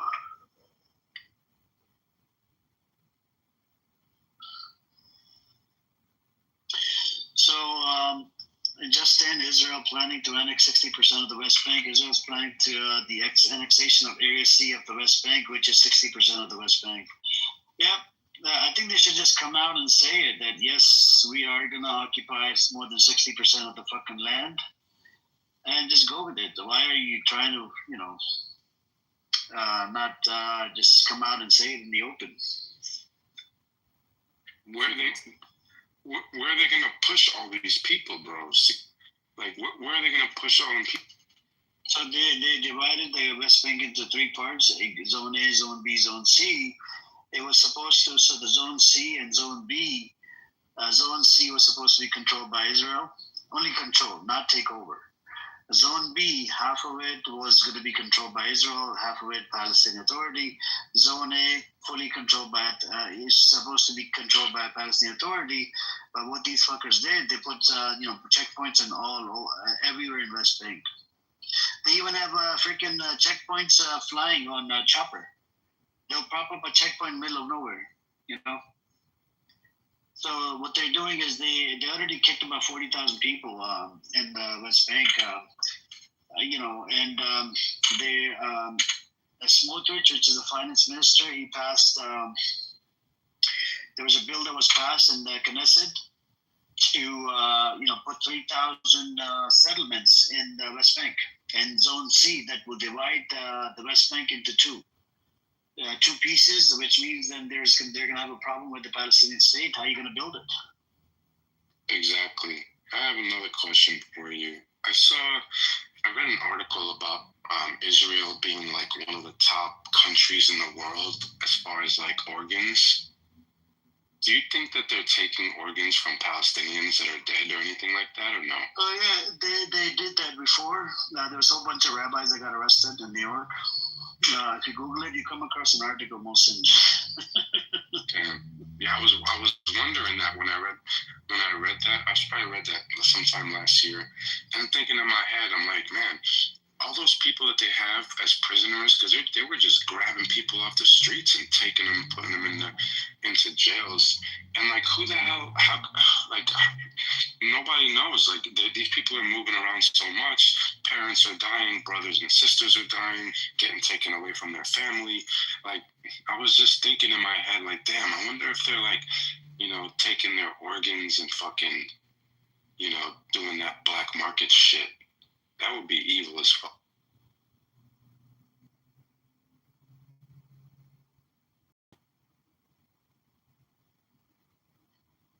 Yeah, that's that is what it is, my friend. That is the sickening part of this whole thing. Let me see.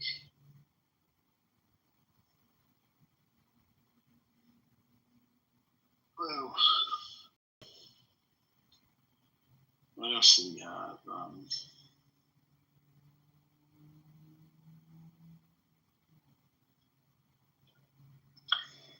I think we should ask Shuki. Maybe he can come up and maybe play us the national anthem of Israel.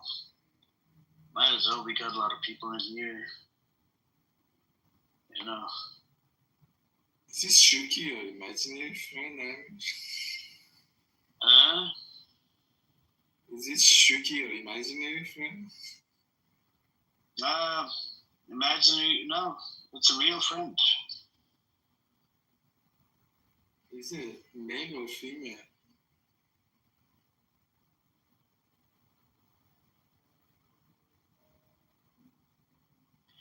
Yeah, no, it's not imaginary friend. I'm just looking at the videos on Twitter. It's pretty crazy. Got some.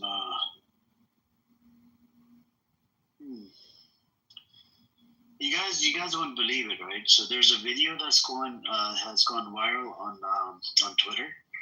A young German policeman takes a shahada and accepts Islam on the street. Can you believe it? It's interesting.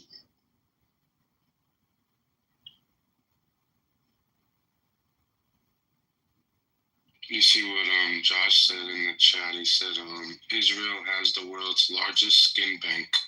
Where do you think they get the skin from? Ex-business partner of my dad was this Israeli guy, and he got a liver off the black market. Alhamdulillah, he woke up from surgery in handcuffs. Yeah.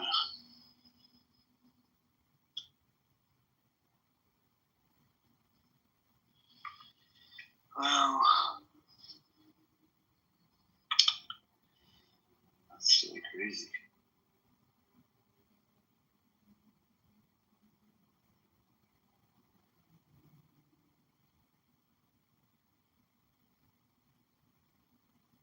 I think Shuki wants to play the national anthem of Israel. Let's listen to it. Let's see what he wants.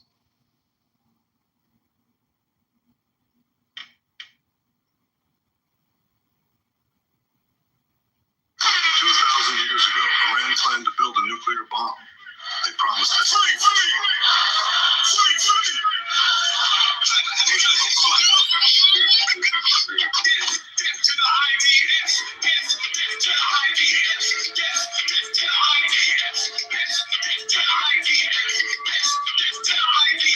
In the name of peace, thousands were bombed.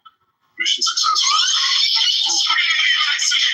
Just shut us up when we call it out. This ain't about hating Jews, it's about what genocide lets them do. Palestine breathing, y'all saying you guys are offense forces left.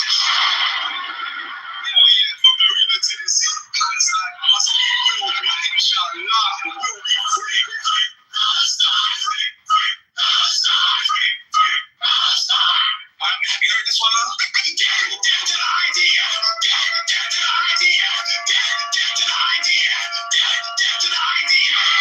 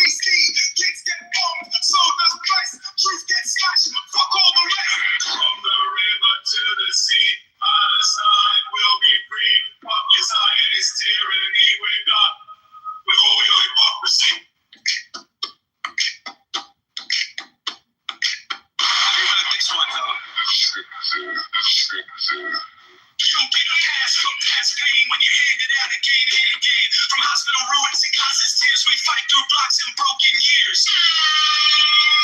Fuck all the rest.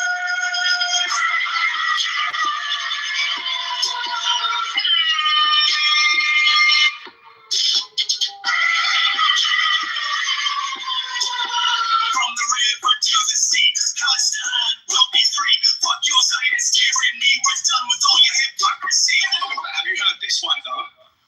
I must admit we have lost the war to Iran. I burned the Epstein files and joined the IRGC. Death to the idea.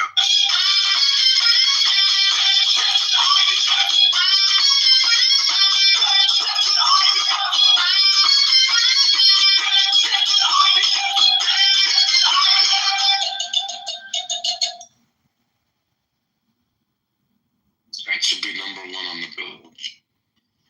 Thank you, Shuki. Appreciate it. In an account, make sure you stream this song to your YouTube, and make it popular. This Aiden guy in the audience, his name is John Kitover. He's begging to raise funds for his campaign. He's running for somebody, I don't know, mayor or some shit in, I think close to Chicago or somewhere. Oh. A great song. It's pretty good, though. I mean, you even got to hear Netanyahu said dead to the idea. That was in shock. Nowadays, you can get anybody to say anything. Brother Netanyahu, he's not part of IRGC. BBB, brother BB. Amir, what do you think his ending is going to be, this guy Netanyahu? What It's going to be like Hitler, whatever happened to Hitler. We just don't know what happened to Hitler. Do you guys know what happened to Hitler? He killed himself. I think that's what's going to happen to Netanyahu. He shot himself in the bunker before they come. Yeah. Where's his body? I don't know. Probably burned it or buried it. Somebody. I don't know. They burned their leader.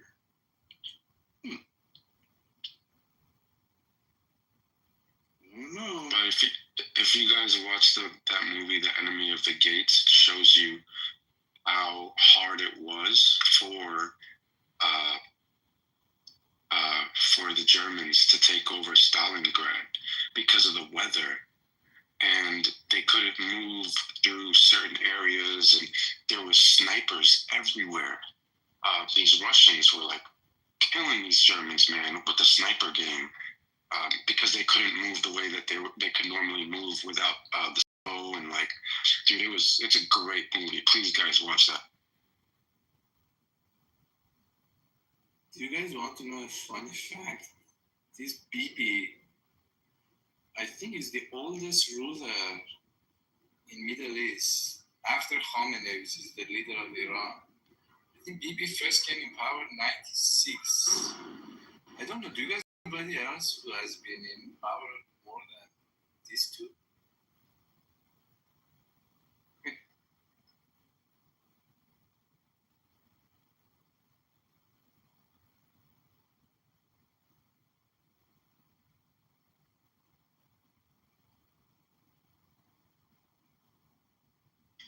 You guys want to know?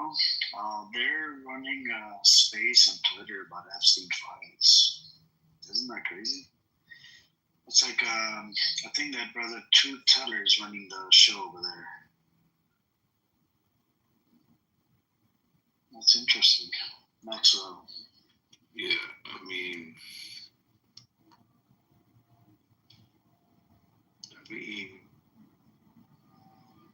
show us some evidence. It's been what, 10, 20 years? What are they talking? They're talking about, if the title of that space is Epstein Files, episode 28, was Maxwell the gatekeeper? And there's about 800 people in there, bro.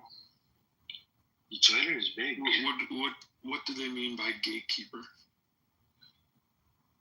You're allowed to listen to it to find out. That's true. That's true. Very true.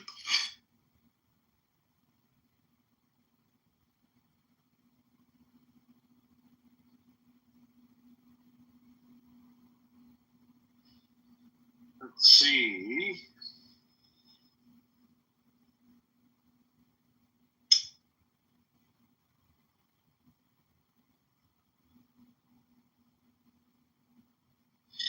Yep, they do have massive spaces. You know, on Twitter, by the way, Misha and everybody, they don't even use the term Zionists. They just say directly Jews. That's it.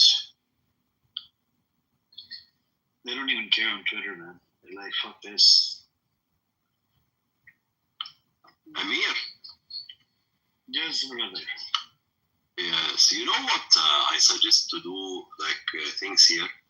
Let's I don't know if you want, we can prepare sessions for just introduce how many genocide happened to Palestinian through the previous 70, 80 years ago.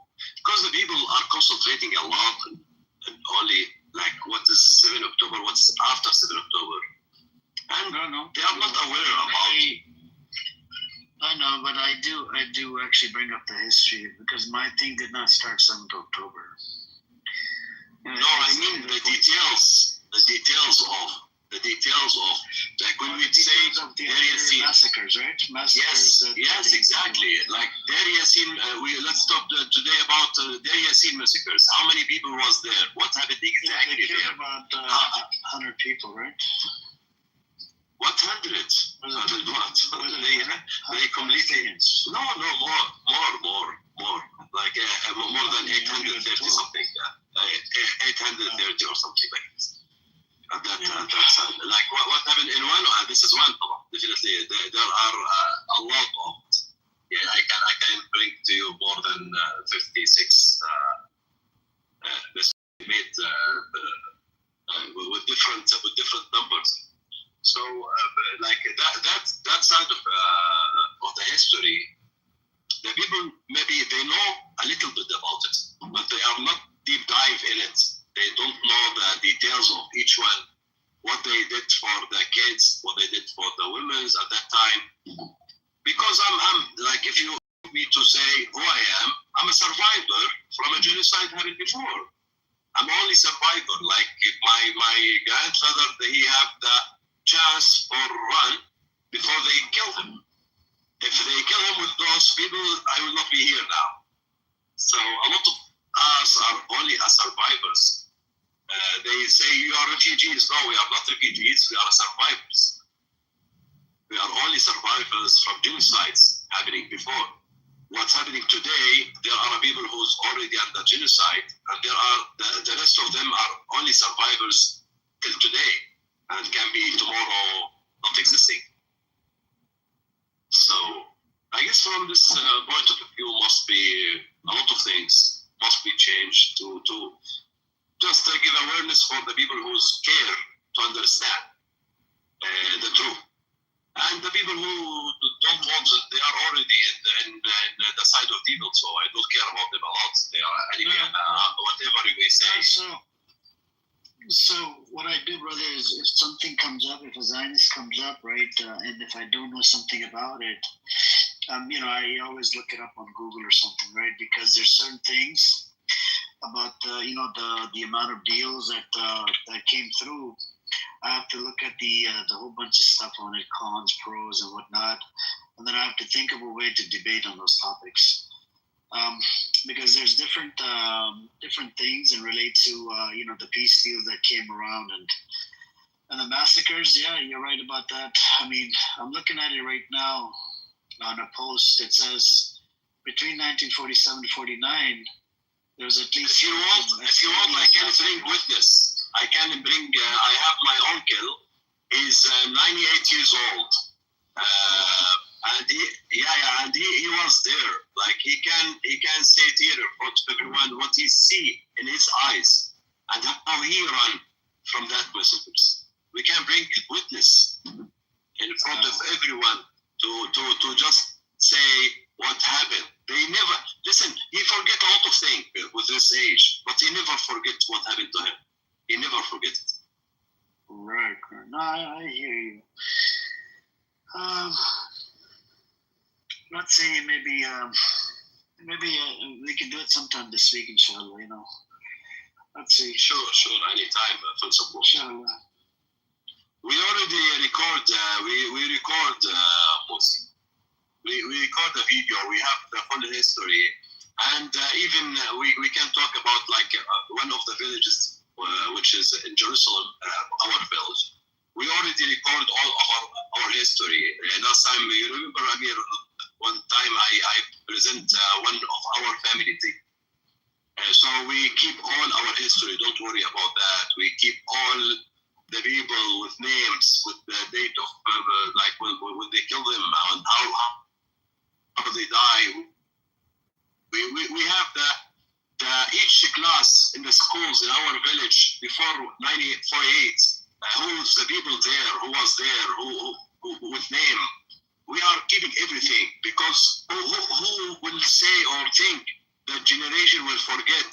I tell you that the third generation and we have the fourth generation and we are not forgetting and we are recording and we keep everything because this right must be back. And we will not leave it till it's back. And everyone must understand this is our rights and we will not forget it. And we will not even say or stop about our rights. As much you are strong in women, as much we are strong in beliefs and in the rights. And this is the war in the life. It's a war between devils and the normal people. And this is why we have hell and we have paradise. We believe on that. Anyway, so let's see the end of this story. For who? For the devil or for the good people? That's it. Yeah, let's see, inshallah, man. May Allah subhanahu wa ta'ala help all of you guys, man, over there. And you guys, welcome back, Nergis. What happened to the other account? No more.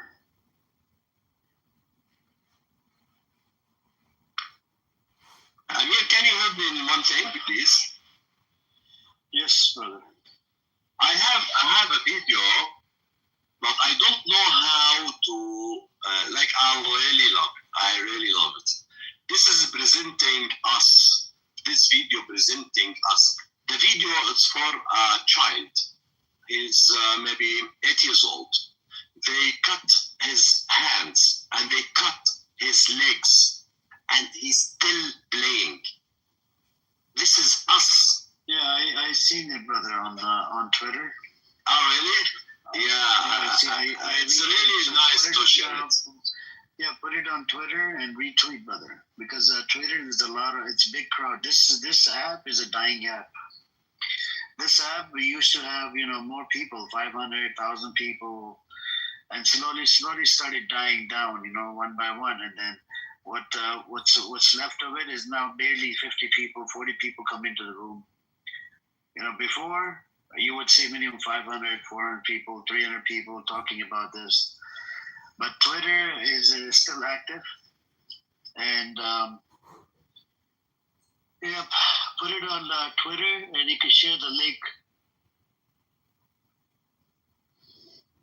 Yes, hi guys, how are you? What's up? Yeah, assalamu alaikum, bro. Yeah, I think for the news, I believe that they're saying that America is putting high pressure, real pressure, bullying pressure to the United Kingdom not to recognize the state of Israel. State of Palestine, right? So, like some of them saying that could jeopardize the special relationship, the so-called special relationship between Britain and the United States. So I don't know. Right now, Britain is under intense pressure, bully pressure. They're bullying them really.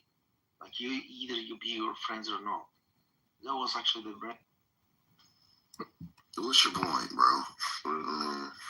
We know that there's varying prices in cities. My point his point is that his friends don't mess with broke ladies.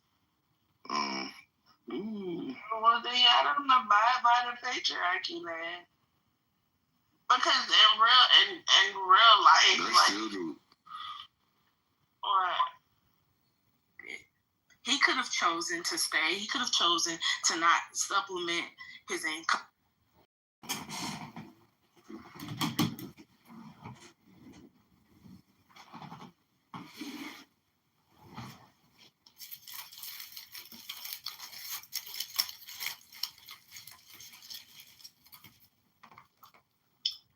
I mean, it depends.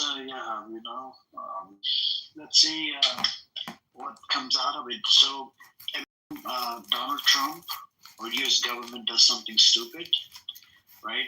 What ends up happening is it's like a reverse. It's like a thing that happens like in a reverse manner. So, when Trump comes out and says to FEMA, "I'm not going to give you $1.9 billion for disasters." So what ends up happening is MAGA comes out and they start saying they become anti-Israel. That because during disasters in America, a lot of people can lose their lives. And he said if any of the states boycott Israel, I'm gonna take away the funding. So the MAGA and people that are pro-America, they're like, what the fuck is Israel? Fuck Israel. We have to worry about Americans. We don't care about Israel. Fuck Israel. We're going to boycott whatever. So then more people started to become anti-Israel. It's all thanks to Trump. And Trump is using sort of like reverse psychology. Whatever he's doing, I think he's doing a good job where more and more people are hating Israel. Which is a good thing, right? It is a good thing in one way. Like, Trump himself is like militarizing United States. Like you've got all the armies, like you've got armies in, you got troops in Washington D.C. You got troops in Los Angeles. Why they are there? Why you've got the National Guard there? What for? I mean, what Trump is basically, I understand, is undoing United States. It's actually breaking it up. But the things about coming back into the issues of Palestine and October the 7th, I seriously believe that Gaza, what's happening right now in Gaza right now is not going to be back to normal. Even if they're going to be like, yes, Gaza will be occupied again by the Israelis, there will be no, it's not going to come back to normal. There will be like there will be cancer all over the place. The cancer will spread all over the globe. It will be different. The post-World War II globe will be over. The international order will be undone, completely finished. We will go back again into a so-called global chaos. There will be no state either.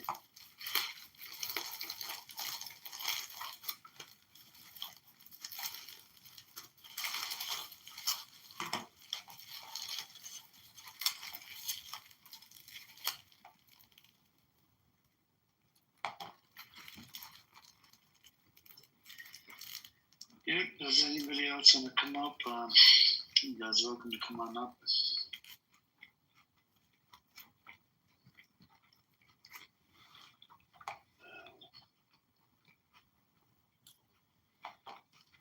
Yep.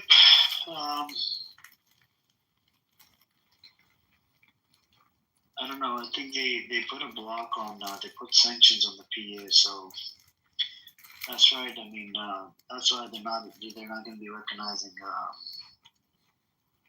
Israel. I mean, Palestine.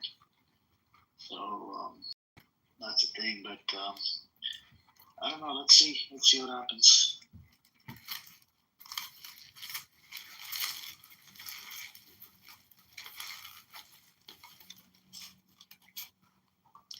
If you allowed me, Amir, to answer this song Goko who's right in the chat, because it seemed that he's not the smartest people. And he's not as he say I'm not a Zionist, but I understand that between Palestinian and Israeli, and he say it's because of 7 October because of Hamas.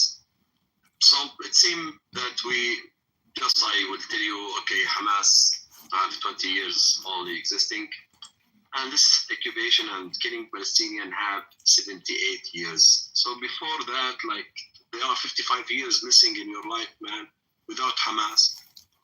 So what you would say about that? No Hamas to blame it. But there are millions of Palestinians who pass away, who killed by them. What you would call, you would blame who? Okay, in West Bank, no Hamas, and there are more than 600 something. They are dying there. Why? Today, they're suffering. You know why? I tell you why. The only truth that you want to support them, and you are a Zionist from the side, but you don't feel that.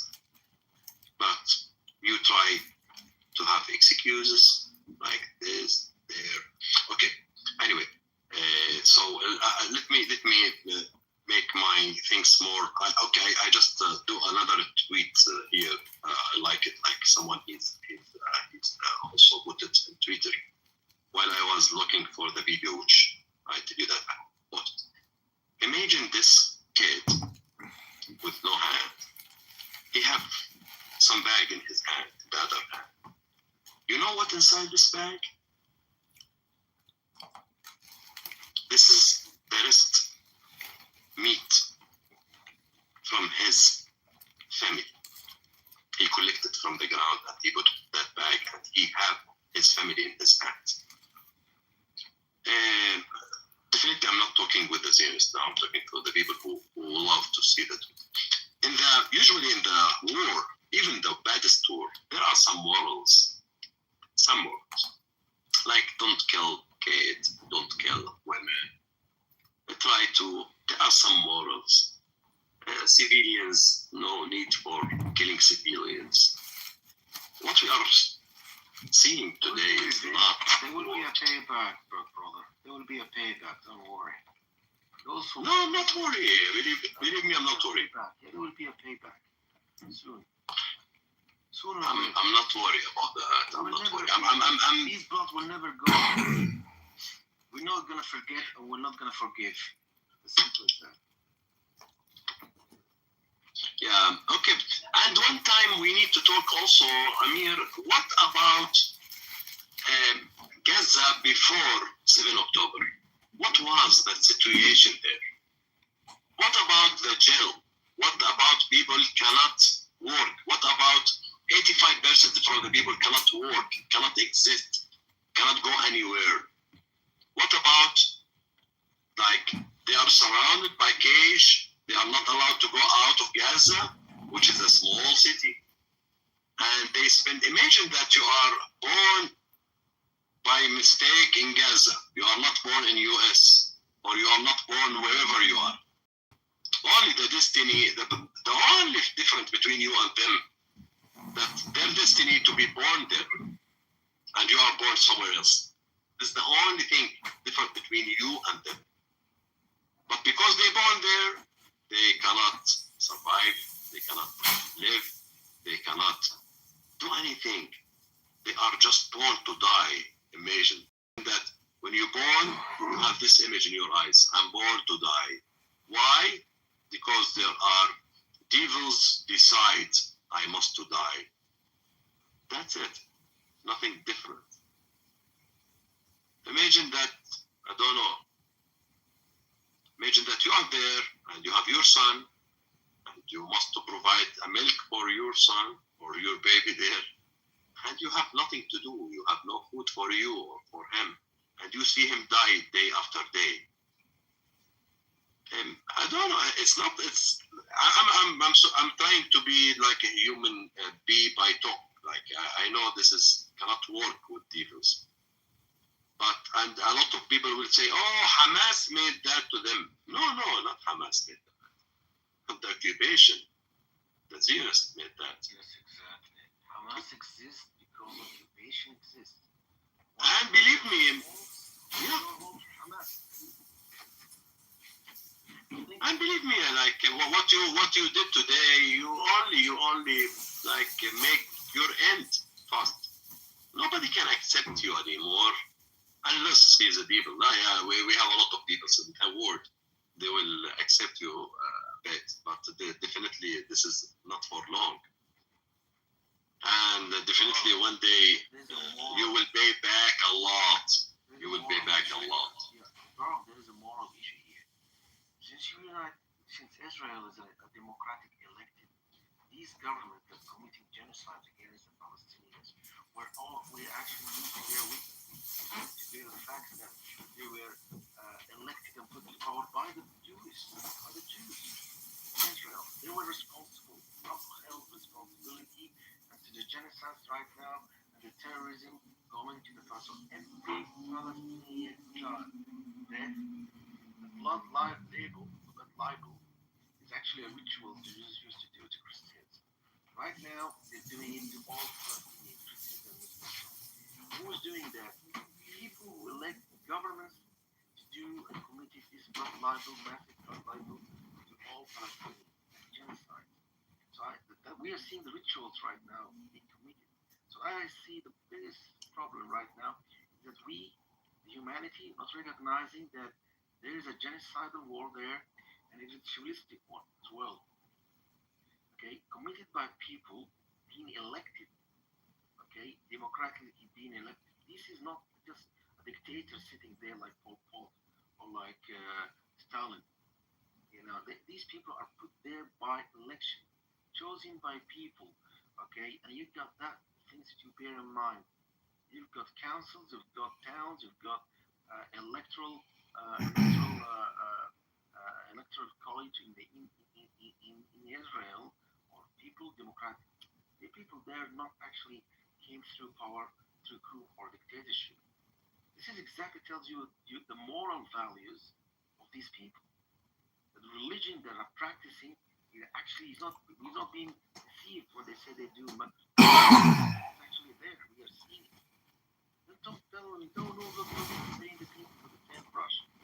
Well, what do you mean? I'm not painting. I don't do painting at all. I see the election results. Always going through putting genociders into power. Terrorists, genocides into power. By who? By the people. So who's responsible to this? Excuse me. There's no excuse. What happened to Palestinians, right? There's no excuse. We're not going to forget it. We're not going to forgive.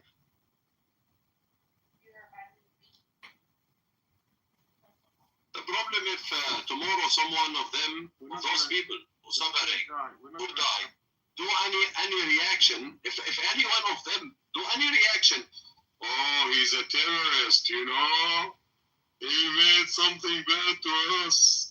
No, kill him silently. You have to be silent while you kill him. Yeah, they're Immediately there are reaction. They're actually practicing their religion. They're practicing their belief. That's again, I'm telling you, these people are not there. They're chosen by them. They're chosen, selected. Netanyahu won the election, just like the Nazis did when they put the power. The Nazis were elected. And when you people are evil, that's what you see from them, right? This is the thing. The people are really causing this problem. Are the people themselves? This is the thing. I was saying like, no, this is Netanyahu's and his government. I'm fine. We'll put them to power. I'm seriously, I believe the only Jew who's not responsible is a Jew who's not living in Palestine. Who left Palestine to go away and is not responsible for the genocides happening right now. If you're in Palestine, you're electing someone like Netanyahu and someone like Smotrich, right? Sorry. You know, I tell you something nice also. Okay, first, Amir, I already give you the link. Please, if you can share it, it's gonna be nice for you. Amir, are you here? Yeah, sure. Where? You could put it in the chat, brother. Put it in the public. I try, but I don't know why. Yeah, it's there. I see it in the chat. Okay. Sorry, maybe I should. So this is very nice because this is presenting us, and this is for our enemy, who's okay. This is who we are. If you cut our hands and our legs, we will keep playing. We will keep presenting our heritage. we will not stop to be human. So do whatever you want, stand with whatever you like. We will stay and keep standing with the human rights, with the people rights to be surviving and to presenting himself. This is a kid, maybe he's 8, 9 years old, but he play without hands, without legs. Amazing. Amazing. This person, his only mistake that he born this life in Gaza. This is his problem. He didn't do any mistake. Unless you can't tell him, oh, he's a Hamas, you know? I don't know. They can't say that. He's the reason of, I don't know. Anyway, they can, you know, always people have their excuses.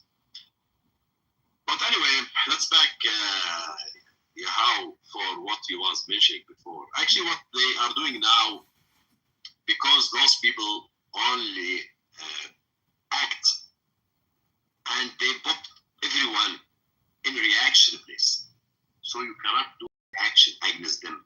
They do the action and you are only reaction. They make the whole world as a reaction base, reaction position. So they made the war, you are surprised of the war, and you have to defend yourself. They made, I don't know, whatever, they control this, and you are only reaction. The only action happened to them wasn't calculated, 7 October. So they become crazy. How that happened to us? They act like a human. They defend themselves, you know. So all what they are doing now, just to try back the image of we are a power, you know, we can scourge you again. This is this shit.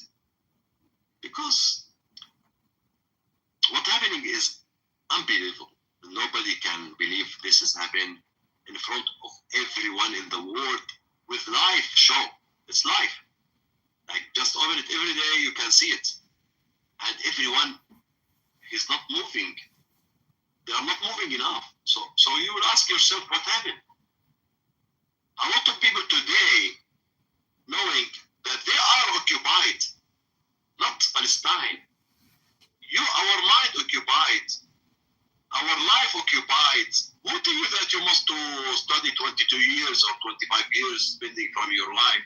They occupied your life, they occupied your mind, they occupied. You don't have that fake freedom. And if you say about children rights, human rights, I don't know rights, whatever you say, this organization work only to them, to serve them, not to serve the people, not to serve the world. The world start to understand all of this. All the systems are built only to serve them, not to serve anyone else. And they destroy all that, all this organization, all these rules, because it's not help them today, it's against them today. So this understanding is fair enough for people to start act in it. Because if today Palestinian, tomorrow can be you. Can be, why not? Yeah, seriously. I mean, Hamas is over. There will be another Hamas, there will be another group, there will be always going to be resistance, there was always going to be unrest. I mean, the issue is this, you know, under occupation. Everyone who's under occupation will resist. It's something normal. We see it. Like, if Israel wants to solve the problem, they would solve it, would not solve it years ago. I mean, come on, we got Oslo Agreement. What happened to Oslo Agreement? They shot and killed and murdered, they assassinated their prime minister simply because he signed for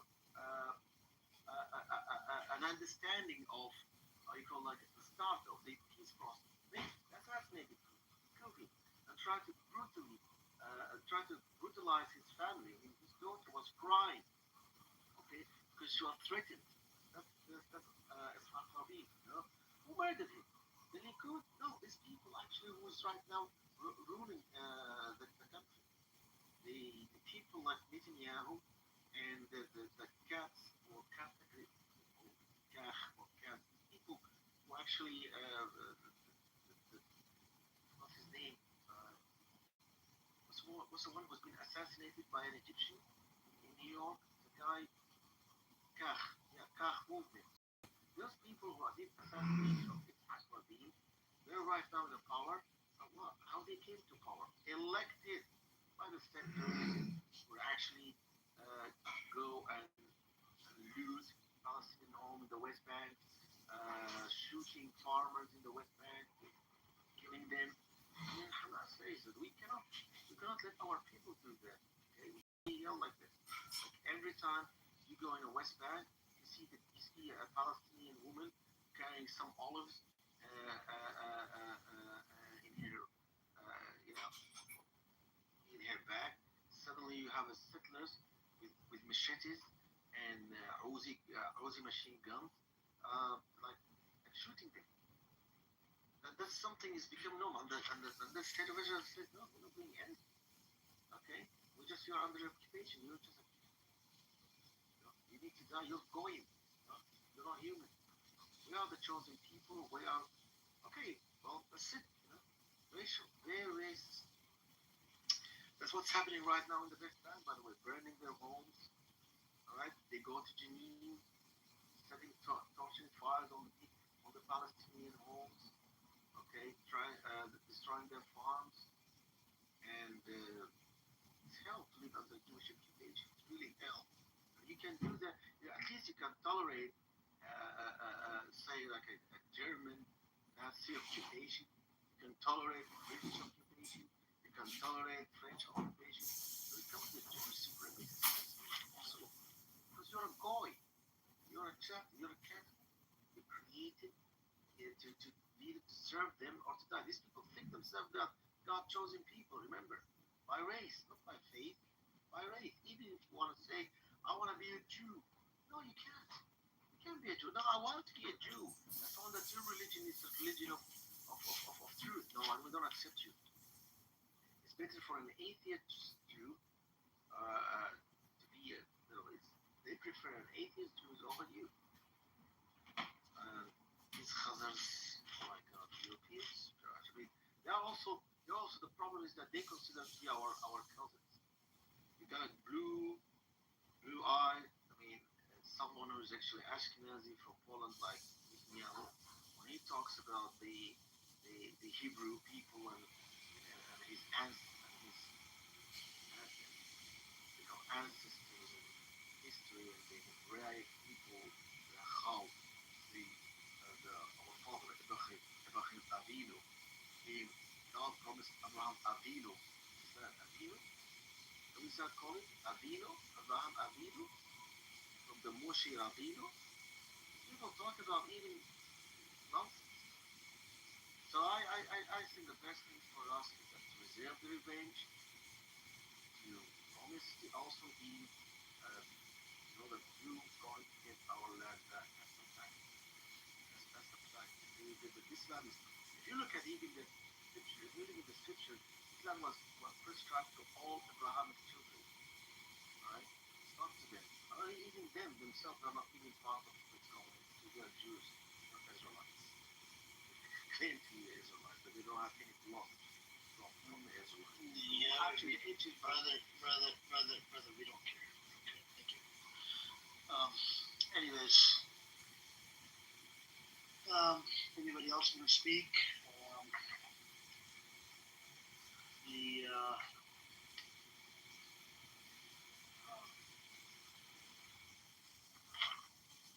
I guess they want to speak. Apparently, Hannah in the audience, she doesn't want to accept that Netanyahu from the cross, after giving her evidence.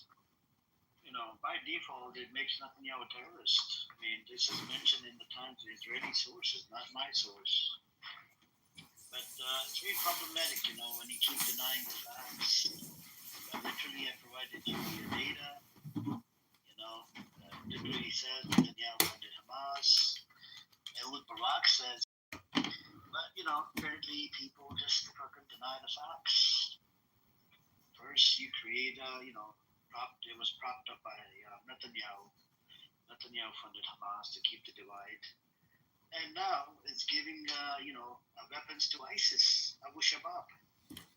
It's mentioned in Times of Israel as well. How do you deny that? You can't deny it. This is all factual, you know.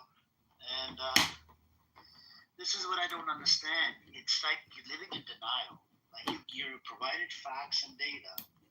I don't know how the Zionists think, man. You're supposed to be able to agree to it because you have evidence that shows yes. But you want to keep denying the facts. I just don't get it. I just don't understand. And at one point, you know, you're like, okay, the whole world looking at the facts. There was one Zionist that came in here a long time ago. He said Hamas is terrorist, blah, blah, blah.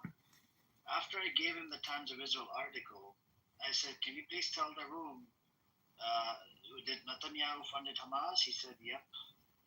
He said, I'm going to do my research. He actually, he went on quiet mode. He didn't want to say anything else. Because the evidence shows Netanyahu funded Hamas. It's your prime minister that you guys support funded Hamas. Now, what do you expect other people to do?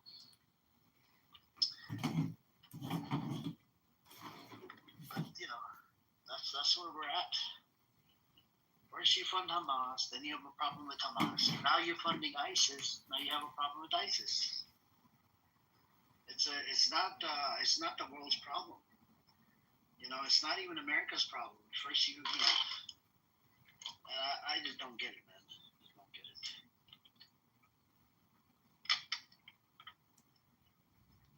A lot of the Zionists either they're living denial or they don't understand. How can you deny the fact? You don't get it, man.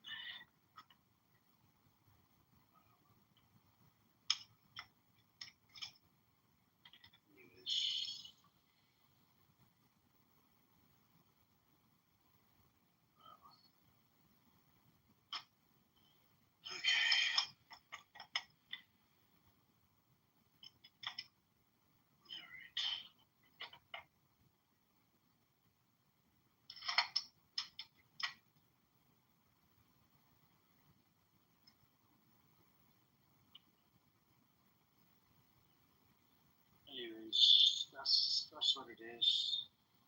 I just can't believe it. You know, you provide data and you still don't accept the data. It's just sickening. It's like a fucking disease.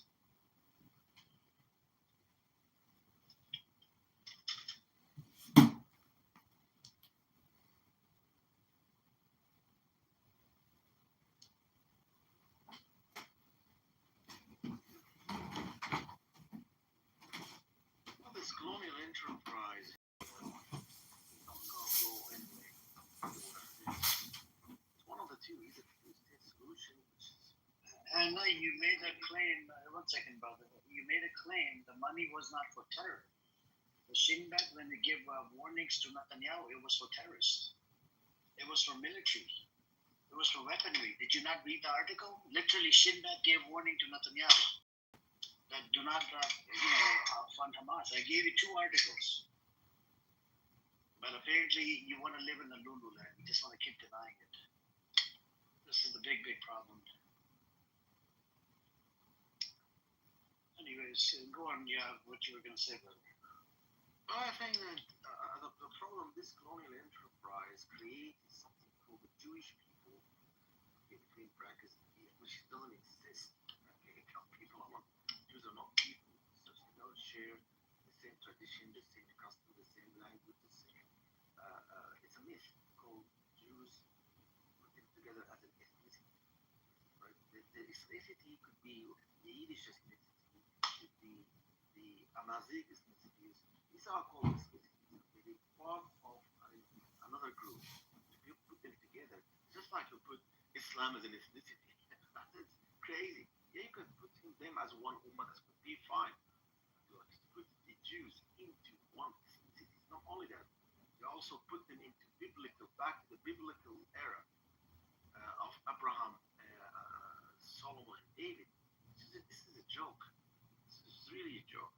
But the thing is that we know for sure Zionism is a colonial enterprise made by the Christian first, and then exported to the Jews, adopted by the Jews. We have a problem right now because of this. It's an extenuation of the Crusaders. That's the problem we need to do. How to tackle this problem is always looking at it as a colonial enterprise. It is not a normal state. Israel is not a normal state. It's also a cancer in the region. And because of it, we have all these wars in the Middle East, Sudan, Yemen, and we have the problem. Right now, they're helping the genocide. You know that a week ago, the Israelis helped the Janjaweed to go and commit the genocidal war in Al-Fashir. The Janjaweed went to Al-Fashir, start killing the civilians there. Okay, and we can see the videos. How they get there? How the Zionists help the Janjaweed? Through who? Of course, through United Arab Emirates. They gave them the whole ammunition for that attack. Right now, the news is not telling you about these facts right now. There is a genocide right now in Al-Fashir, Darfur, thanks to the media, which doesn't give you a proper cover, not even a cover there. So the problem is this, like, that entity called Israel is becoming like a cancer in the region, creating problems all over, genocidal wars everywhere. It's not only it's not only Palestine. It's not only Palestine that are suffering from this cancer. And I hope that the whole humanity will wake up that you have created a monster in a region, not in a region, it's going to be a global cancer. They've gone this way. If Israel were gone, we're going to nuke every country in the world. We've got the nuke stockpile and say, if you're forcing us to leave, we'll destroy you as well. We'll destroy Britain, we'll destroy Italy, we'll destroy Europe. So be careful, we've got the nukes. It's not going to be only us. So don't forsake us. Always keep it. They're actually bullying the West.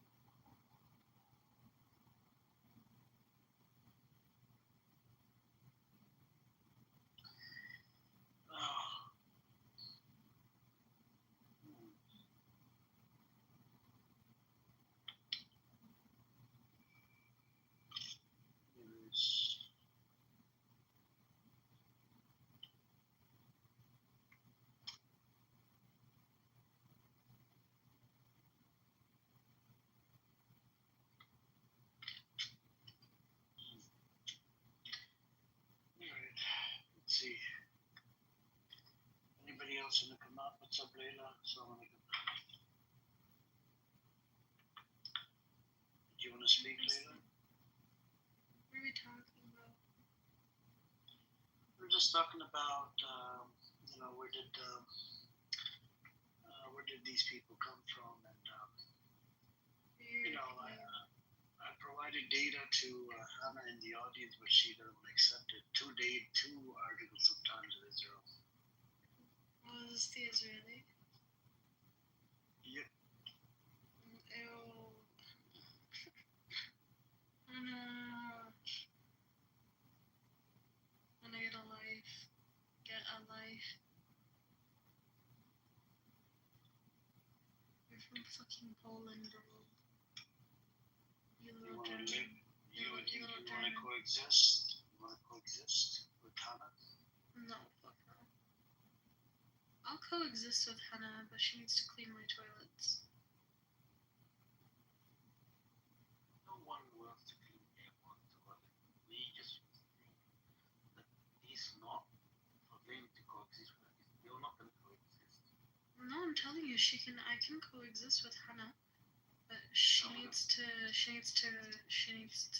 clean my toilets, and she needs to, clean my sinks and do my dishes for me, and she needs to, drive me around everywhere. Even I don't even like. I wouldn't even give her the privilege of driving me around everywhere. You know, she needs to take my trash out. You know, I'll coexist with her. I have no. Where's Abu Layla? Isn't he? Isn't he in the audience? Like, not isn't he on the panel? I don't know. Is he? He is. Oh, you're very quick to recognize it, even with a different name. Yep. It's not just the name has changed, not the profile picture. Well, it's more easy to coexist with the cancer than to exist with the science ideology. There's no room for No, I'm saying so. Like with the Germans, right? I think they had to re-educate them or something, right? If these people get re-educated, I think. In the meantime, people like you are cleaning our toilets. You dumb bitch. You dumb bitch, bro. You don't even have toilets where you live right now. The fuck? Shut up. Hannah, do you wash your back when you go to the toilet? Because I know you're. I think we should have like a little back and forth with Layla and Hannah. Hannah, do you want to come up? Hannah, come up. Don't be scared. I won't. And I won't get in the middle of two women fighting. Hannah's a woman? Girl, woman, whatever. She sounded a little bitch to me, though. Yeah, trans through a bit trans like that. There are many people. No, don't get in the middle. Yeah, don't get in the middle. Number one rule: never ever get in the middle of two women fighting. But she's not a woman. She's a little bitch. IDF women are not women. They're little bitches. That's what they are. You want to come up, Hannah? Just you could go back and forth with them. You know. I'll send you an invite. See if you want to come up. You can go back and forth, and I do offer limited freedom of speech. No, she's not interesting. Just say that you're scared of me. Just say that you're scared of me.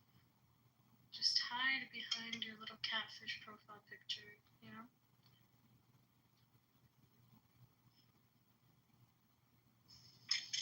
You know for a fact that I'd eat you up in an argument. What did you say? She knows for a fact that I'd eat her up in an argument. I gave her 2 articles. She denied it. I just can't believe it. She's a little bitch. That's what it is. No, I mean, I want people to be able to accept the article and concede to it because it's from Times of Israel. It's an Israeli Jewish source. Yeah, exactly. That's what I'm telling you. She's a little bitch. She's a little bitch. You know, catfish little bitch who cannot accept facts and truths and the fact that she is part of the biggest terrorist organization in the world.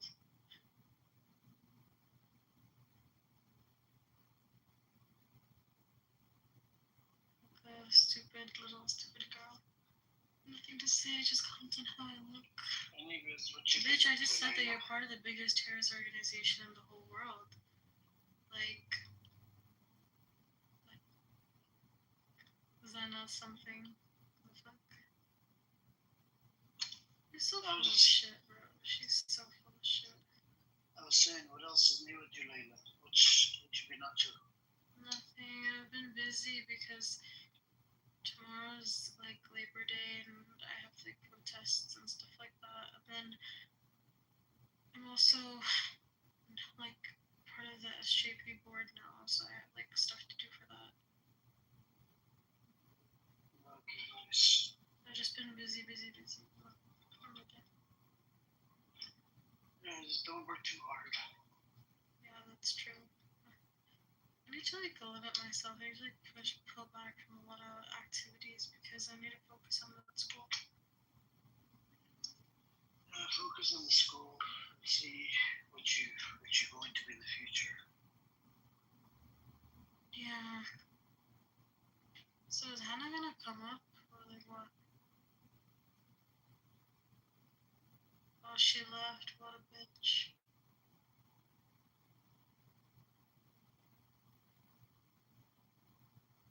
I did send her invite, but she's a bitch, bro. She's not gonna come up. Has she ever come up on here?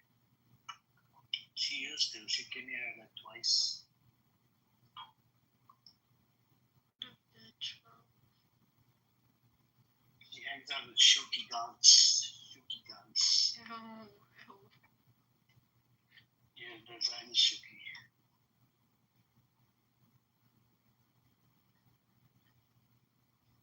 She's such a disappointment to her European ancestors.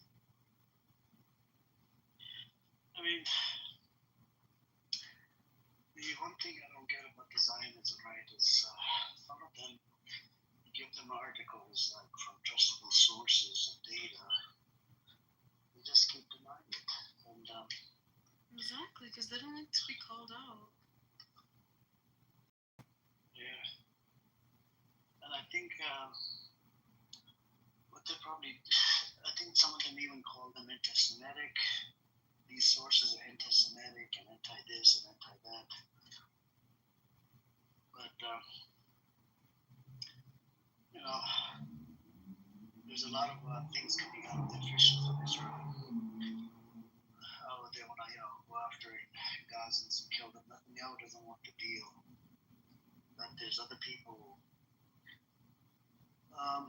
There's people inside Israel that want the ceasefire deal.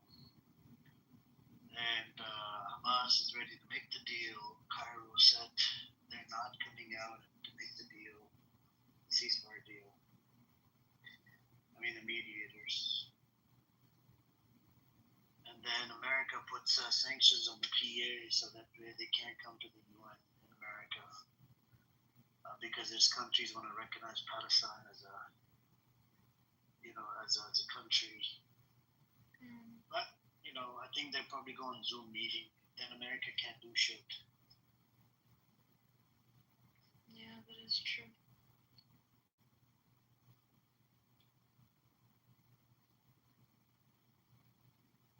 Yep.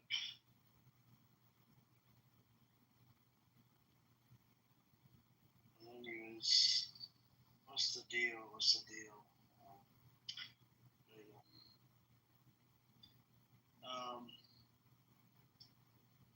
What else do we have?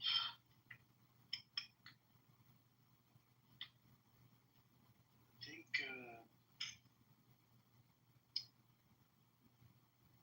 we have the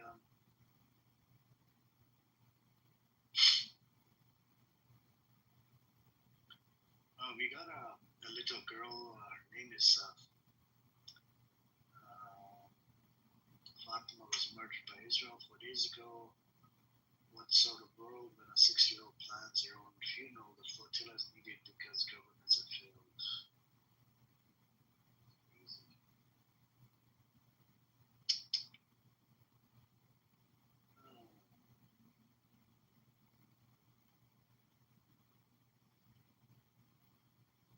Let's see.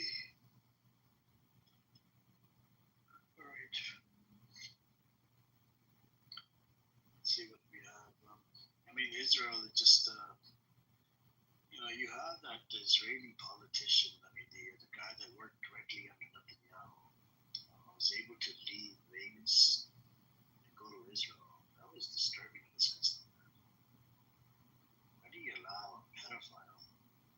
Because the state attorney, she was Israeli Jew, so she made it happen to allow the guy to flee to Israel, and he didn't even show up on his court date. And then you got the Epstein visiting over there back in 2008, and Ehud Barak, which is the former Israeli prime minister, has connections to, has visited the Epstein Island more than 30 times. I don't know what to tell you guys. It's disturbing.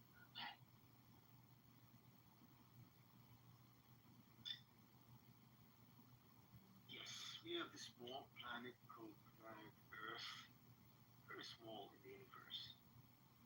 Yet some people believe that this is the universe itself. The God creation is always centered around this small tiny rock called planet Earth. And then within it, there are some few people consider them chosen over the whole creation. And they believe that.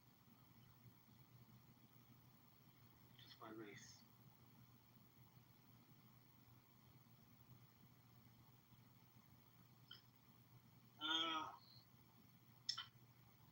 Let's listen to JD Vance. I'm going to ask Suki to play the clip of the JD Vance. It's interesting that we have a testimony from JD Vance, you know.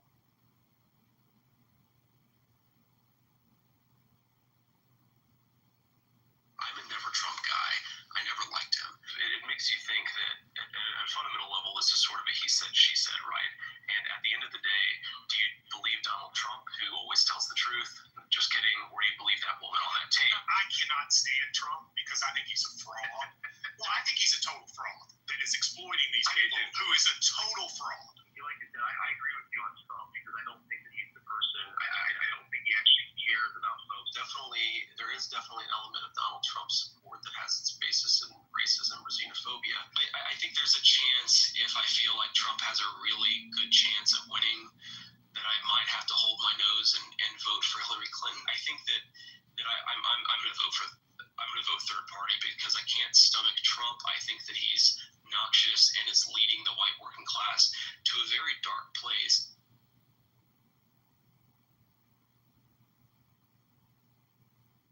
You guys heard it. Now, this was before he became president, right? And a lot of people, I mean, including the people that he hired, they did not like,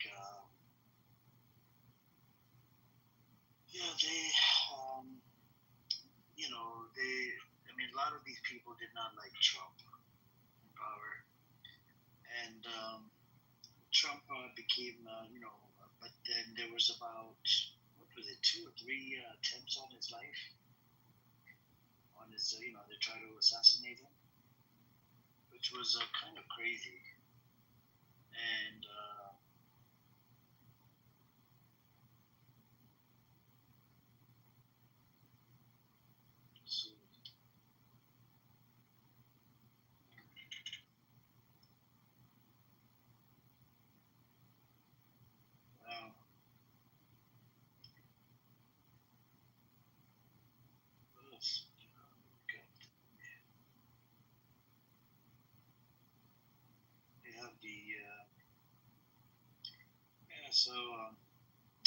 but I think JD Vance is waiting. There's some rumors out there that I think he got diagnosed with something poison or some shit. Donald Trump. JD Vance is probably waiting. He's ready to take over his position. And it's all about power. But what Trump is doing is just on the next level. And anything he does in support of Israel, right, he makes a big deal out of it. And people are, starting to question Israel. That's why MAGA supporters have become anti-Israel, and that's helping the the Palestinian narrative, whatever you want, true narrative, to the public, and a lot of people are becoming anti-Israel. And then even at the protest, there are like less than 2, 3, 4, 5 people protesting in support of Israel, and then there's a large number of people protesting in support of Palestine. And everybody knows it, the whole world, majority of the people know in America and, in Canada and a whole bunch of, different parts that the Palestinians are getting genocided by this demonic, Zionist entity, criminal entity. That's how it was created, by forcing them out of their own homes and whatnot in 47, 48, 49, up to 1956, according to historians. And that's the sick part. And I don't think it's going to end until somebody like America would have to put a stop on it. But Epstein, we have a testimony from a former Israeli intelligence official. He said that they have Trump by his balls during that 12-day war with Iran. They sent out what is it called? A birthday card. That was like a threat to Donald Trump. It was a threat to Donald Trump to pretty much, bomb Iran for us, this and that. Otherwise, we're going to expose you. And even right now, they have a lot of deep dark secrets on him, and I believe it has to do with Epstein files. If Epstein file were to get released, wow, that's gonna go crazy. There's a lot of connection between Epstein files, Donald Trump, and the Zionist entity. And Jeffrey Epstein did visit Israel in 2008, and Ehud Barak came from there, visited Epstein Island, Epstein properties, and whatnot. And even the way he was killed, you have Ghislaine Maxwell. She's at a minimum security prison, and I heard at that prison they don't allow pedophiles. But how the fuck are they allowing her? I don't get it, man. And then we have this case in Vegas. That's a pedophilia case. It's just Israel has become like a pedo island. It's not a, it's not the only democracy. It's a fucking pedo island, and that's what it is. I don't think it's ever gonna change. And their image has gone down the toilet. It's gonna take them minimum 20 to maybe 100 years to rebuild their image. Their Hasbara ain't working, right? And their narrative not working. Nobody really wants to engage with them that much anymore. If you go into pro-Israeli spaces, there's not many people debating them anymore because they all know these people are genocidal psychopaths. The way they talk, they want to butcher, slaughter every little kid and whatnot. And we even have people that just reverted to Judaism and that moved to Israel. They're literally booty clapping for Israel so hard. And, while they're booty clapping for it, they'll be like, yeah, every single soul in Gaza is a terrorist. It's a criminal. It's terrorist, blah, blah, blah. And then they tend to believe in fucking collective punishment. That's the crazy part. Like, how do you believe in collective punishment? It's a lot of them, there's psychopaths that support Ben-Gvir, Smotrich, and whatnot. There's got to be a line where you can draw it. Like, this is the limit. That's it. I can't support this Israel anymore. It has become, something else. I thought it was a religious place, but it cannot be a religious place and do, killing of innocent people. Even the, Israeli organizations like B'Tselem, you have the Physicians for Human Rights out of Israel. They came out and they said it's a genocide. Those days are gone, where people were still thinking about it. And it's only one side that's the one to just butcher and slaughter people. And that 7th of October narrative, it just went down the toilet. And we have statements out of Israeli officials. They're saying it's not about the hostage. The hostage is not the priority. Smotrich, Ben-Gvir, Netanyahu, a whole bunch of other psychopaths like Amichia Eliyahu, that's a heritage minister, and a whole bunch of other psychopaths as well. And, if you guys watched the Settler documentary, Daniela Weiss, she's the leader of the settlers and whatnot in the West Bank. She was asked, does Netanyahu agree with you? She goes, yep, I have a direct connection to Netanyahu. So Netanyahu is pretty much part of this settlers and whatnot, what goes on in the West Bank. West Bank is literally an example of fucking apartheid. Two sets of laws with two groups of people. It's very disturbing. Some of the people, they actually support the settlers. And some people, they call themselves leftists, they don't support settlers. But, it is very disturbing when you support, even if you don't support it, but when it comes down to fighting against Hamas or AK babies or kids or women, children, whatever, they all stand against it. They all side with Netanyahu. Yes, go on, kill as many as you want. Recent report came out. They're killing about 83% to 1. Right? It means that out of the 60,000 people, only 8,900 of them, they're Hamas. This is according to IDF. And then the rest of them are fucking civilians. It doesn't make sense to me. It's just fucking bullshit. This data is just this data is just some bullshit. Hey, what's up, Bima, Palestine, or anybody doing so? If you guys want to come up, just come on up. I actually turned off the hand raising. You can just unmute and come on up. Assalamu alaikum, brother.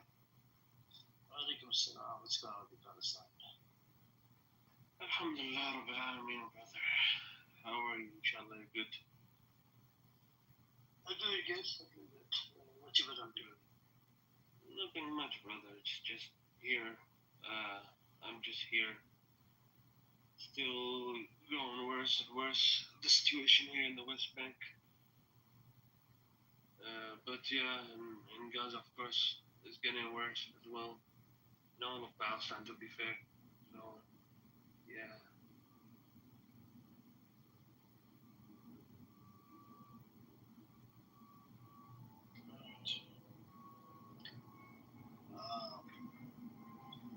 In the West Bank, I heard they approved the bill in the Knesset. They divide, I think, the zone C into two pieces, which is 60% of West Bank, right? And that would need no Palestinian statehood. This was approved by Smotrich and a whole bunch of these genocidal psychopaths in the Knesset. Yeah, and they did it because they're scared that the countries are coming out to recognize Palestine as a state. Yes, yes. You know what I'm saying? Yes, that did happen, yes. And I have heard, I'm not sure how valid that is, or like if the news is true, they are also thinking of annexing the West Bank, the whole of the West Bank. Before I believe it's in this month, the meeting, the United Nations meeting. Since the countries that said that they were going to recognize Palestine as a state, they were going to recognize it this month, I believe. So they said they were thinking about annexing the West Bank before then, so they wouldn't have a chance to do that, or something like that. I don't know how true that is, but I can see it happen. They have presence here. The army has been, the activity of the army here has been increasing. The other day, actually, a couple of days ago, the army was in the place that I live in the place of my residence. Not in my house, but in the immediate general vicinity. So I do believe that is going to, like, I wouldn't be shocked basically if it did happen, if it ended up happening.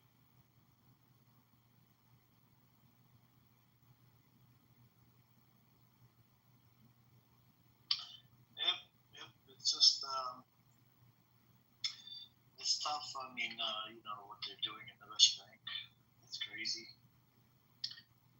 And even in relation to these fucking checkpoints, but if they were to annex it, completely annex it, then they would have to give you guys a citizenship, right? But would they give you the citizenship? No, not that. They are thinking about it in ethnic cleansing terms, or in the sense of when they annex it, and they've already made their intentions clear throughout the years of the occupation. They're going to kick us out. And a lot of, they call them brochures, pamphlets, have been dropped here and everywhere in Palestine, especially in the West Bank, since we're talking about the West Bank. A lot of pamphlets have been dropped calling for for us to immigrate, or they will force us to, in their own words. So yeah, they're not gonna include us in their so-called state. They are going to kick us out and then take the land that we had after we leave and take it further on. And they're already in the process doing that even before they supposedly kick us out. In fact, a new settlement is either in the process, I believe, either in the process of being created or has been already created nearby the place that I live, in the area that I live in. So, yeah.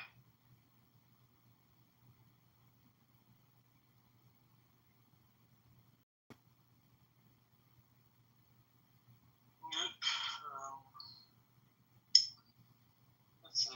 That's the sick part. Hey, what's up, B Mike? Hey, Mayor. Hey, everybody. Hope everybody's doing good. I just wanted to come up and let everybody know that we are being recorded by a guy who's running for Congress. He knows who he is, and this is a message for him. I want him to know, John Kitover. I saw your room labeling Amir as a terrorist and inciting or asking people to report him to the FBI. And I think that's a very serious and grave thing to do, especially when we have people talking about a very deeply emotional issue like the Israeli-Palestinian conflict, and calling others to call the FBI or even making a post about it. It is profoundly un-American. So I just want everybody to know that. I think America makes a lot of mistakes, but it does pride itself in freedom of speech and dissent and in democratic discourse. And when you are equating political or moral criticism with terrorism, and then weaponizing law enforcement, Big Daddy Gov, you're undermining the very constitutional values that created this country, right? In public debate, you're fostering fear rather than open dialogue, open Socratic dialogue. And I think that this type of just absolutely horrible behavior, it suppresses legitimate discourse, and it disrespects all of the very important principles of liberty and justice for everybody that define us as a nation.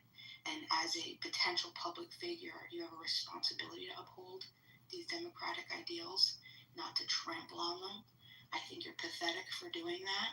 I think the threats of violence for people having open dialogue, I think that's also disgusting. So I just wanted to let everybody know. Thank you. Oh, thank you. Yeah, it's John Kitover. He has served in the military, and he's just a low-life, bottom of the barrel piece of shit. He not only this room, he records every room. He's got about 30 to 40 phones.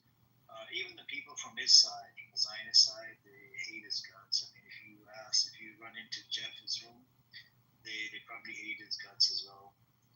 Because this idiot records even the rooms that are like any rooms, he just records it, live streams it on YouTube without their consent. It's just a matter of time. He can save all these clips and shove it up his asshole. He was a son of a bitch before, he's still a son of a bitch. Right, John Kitover? Just an idiot. You're never gonna change. But anyways, yep. BMI, you still debating the Zionists or no more? Oh yeah, of course, naturally. I'm Did you never think gonna something give it out up. of them? Justice is justice. No, I've been doing a lot of research. I'm gearing up for a second. Well, I got to be careful what I say because jokes can be taken out of context. So unfortunately, we can't even joke.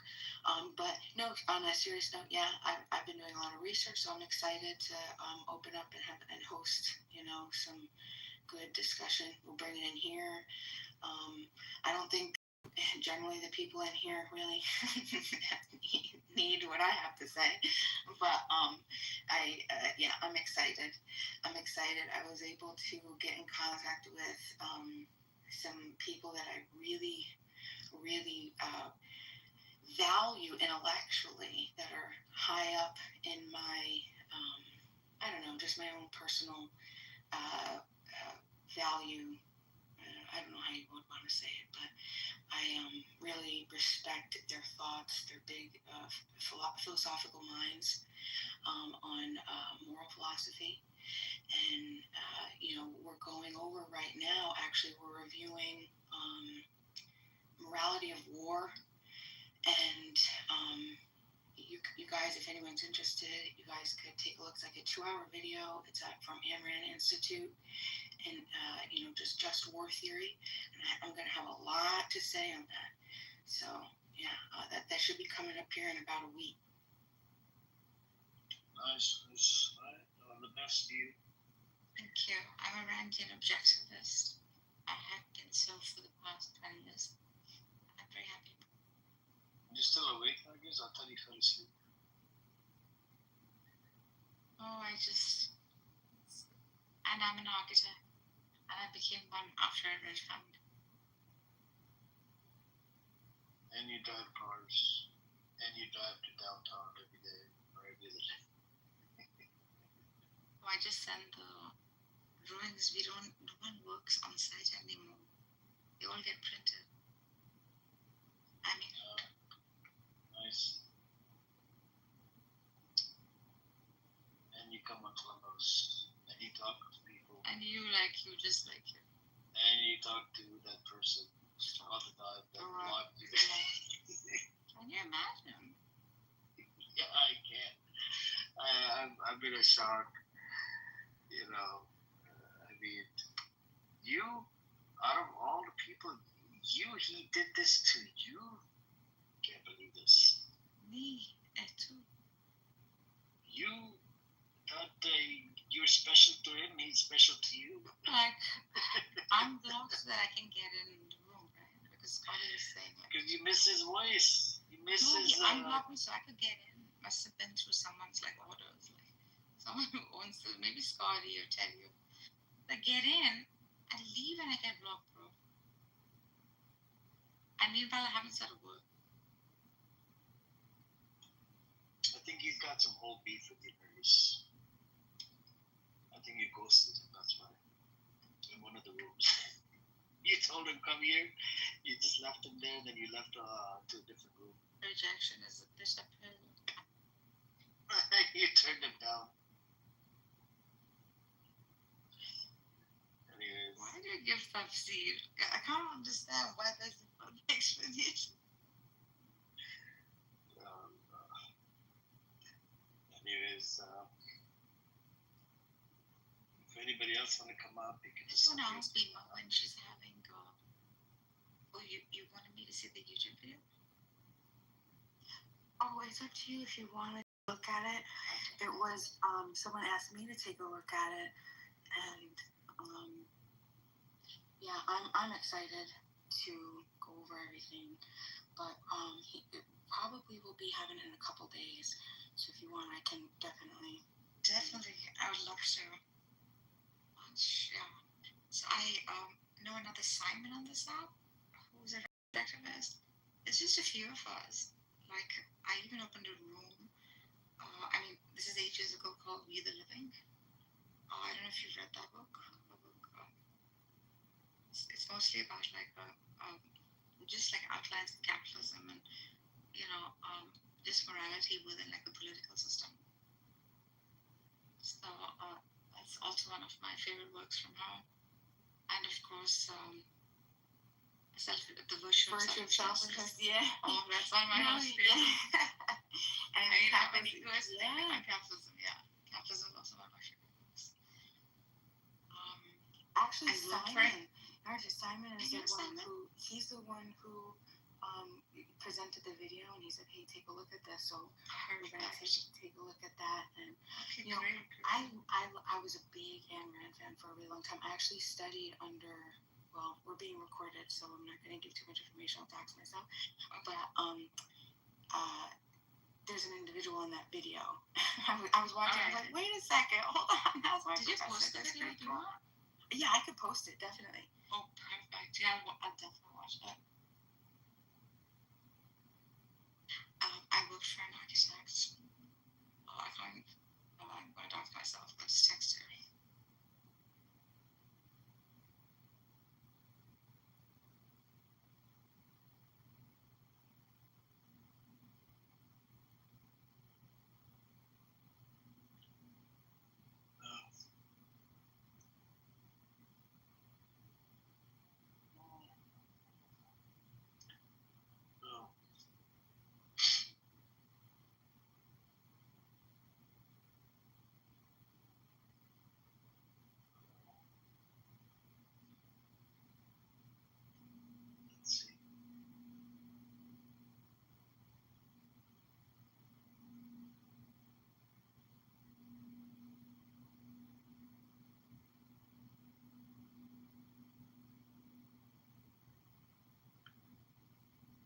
Americans don't want to know, and many Israelis don't want to know what is going on inside Palestine. It's a terrible human rights persecution that is far transcends what any outsider would imagine. And there are powerful political forces in America that prevents any objective analysis of the problem in the Holy Land. I think it's accurate to say that not a single member of Congress with whom I'm familiar would possibly speak out and call for Israel to withdraw to their legal boundaries or to publicize the plight of the Palestinians.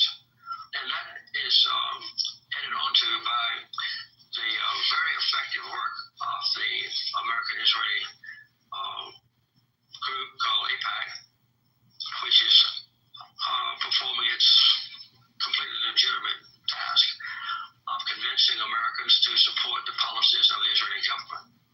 And AIPAC is not dedicated to peace. They're dedicated to inducing the maximum support in America, in the White House, in the Congress, and in the public media.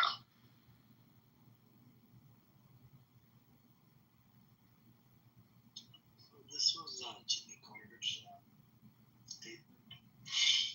Jimmy Carter is, before, I think before he died or whatever. And he made the statement about the AIPAC and how their rights have been violated. A lot of people spoke up on this, right? On the amount of rights and whatnot have been violated, Palestinian rights, for years and years at a time. And AIPAC and there has a lot of bullshit. And not just AIPAC, there's more than 20 Zionist lobbies in America. They've done such a good job in changing this whole fucking, American government into pro-Israel government. Regardless of what Israel does, they get a free pass. Here, you could kill as many as you want. And, up till 2018, any aid money we would give it to them, they were, according to the law, they were able to use some of that money in cash for their own expenses. Israel was the only country that was given this right. All the other countries, no, hell no. And even in relate to, since 7th of October up till now, last time I checked, we funded them, I think, $66 billion or something, and we give them in credits or whatever, but we're still, it's the tax dollars that's going over there, right? And a lot of people are not happy. And the recent surveys that came out there, a lot of them are, anti-Israel. More than 50%, majority of the people are anti-Israel. And, they don't agree with this bullshit war. It's not even a fucking war. It's literally genociding one group of people on the same piece of land. And that 7th of October narrative is just not working anymore. So they need a boogeyman. And even in relate to aid, for a year and a half, they kept on blaming Hamas. Hamas steals the aid. Hamas steals the aid. U.S. aid company came out and they said, nope, Hamas is not stealing the aid systematically. And apparently, Lieberman came out. He's one of the Knesset members. He said, no, we didn't know. I didn't know that we were, transferring weapons to Abu Shabaab, and Abu Shabaab is identified with ISIS. And it was posted in Times of Israel. And then Netanyahu comes out, he doesn't even deny this fucking fact. So first you funded Hamas, right, which was terrorist entity. Now you're giving weapons to fucking ISIS members that have been stealing aid from Palestinians and selling it in black market for 5 times the price. And they not only they gave them weapons, even the uniforms. And these ISIS members, they were locked up inside, Gaza prison under Hamas until they flattened fucking Gaza. They let them out, and they're giving them weapons or whatnot. Go steal the aid and sell it in the black market, and the money you make, you can keep it. And it all happens under the supervision of IDF. And these people that have been stealing the aid from people, they need to be, they're basically spies. Spies, criminals, terrorists. They should be brought to justice. Disgusting human beings. Yeah, Netanyahu, he's criminal. Yeah, it's not just Netanyahu. Ben-Gvir, Smotrich, Amichai Eliyahu, a whole bunch of other fucking ministers. The whole Zionist entity is fucking full of criminals. Nothing but criminals. IDF was formed out of 3, Jewish militia gangs. That's how IDF was created, right? And there were some leaders, even, Menachem Begin or one of the prime ministers came out of the gangs as well. And British looked at these gangs as terrorists. That's why British decided to not give these people a fucking state. But they forced their way in, and even in relate to the partition plan, UK wasn't, British wasn't part of it. After the Peel Commission and the White Papers in 1939, they decided not to give these people a state, but what do? These people are just, don't get it, man. Sick.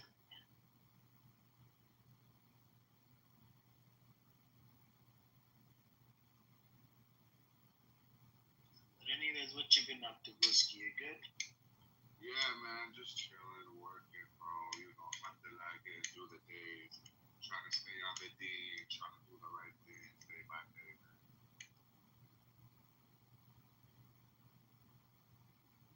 I just found out today, it's not related to the topic, but I found out that it's 9 billion people on Earth, and 4 billion of them is Muslim.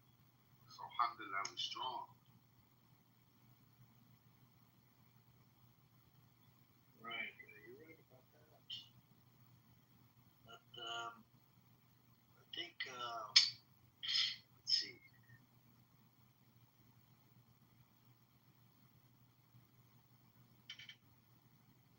I oppose genocide and I support Palestine action. In their actions to bring the world's awareness and to stop the genocide in Palestine. 5 times I worked in Palestine as an emergency medic, 4 times in Gaza. I was in Gaza in the last Nakba. I witnessed things there after 30 years of working emergency. I witnessed things in Gaza that broke me as a man. And the people of Palestine put me back together. They are warm, welcoming, hospitable Muslim people. They're a strong, resilient people. And this is not being done in my name. We need to free Britain from the oppression of the Zionist lobby.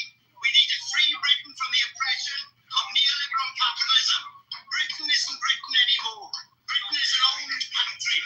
But it comes to a point where they're arresting emergency medics and arresting retired medics and doctors for holding up a piece of paper with words on it, whereas they sell weapons that kill people from outer space. I've seen drones burning children in their beds, and they were provided by this country, no other country. They were British made. This is a proxy British Americano genocide. And I am proud to represent Britain, and I am proud to represent Palestine. I'm a Welsh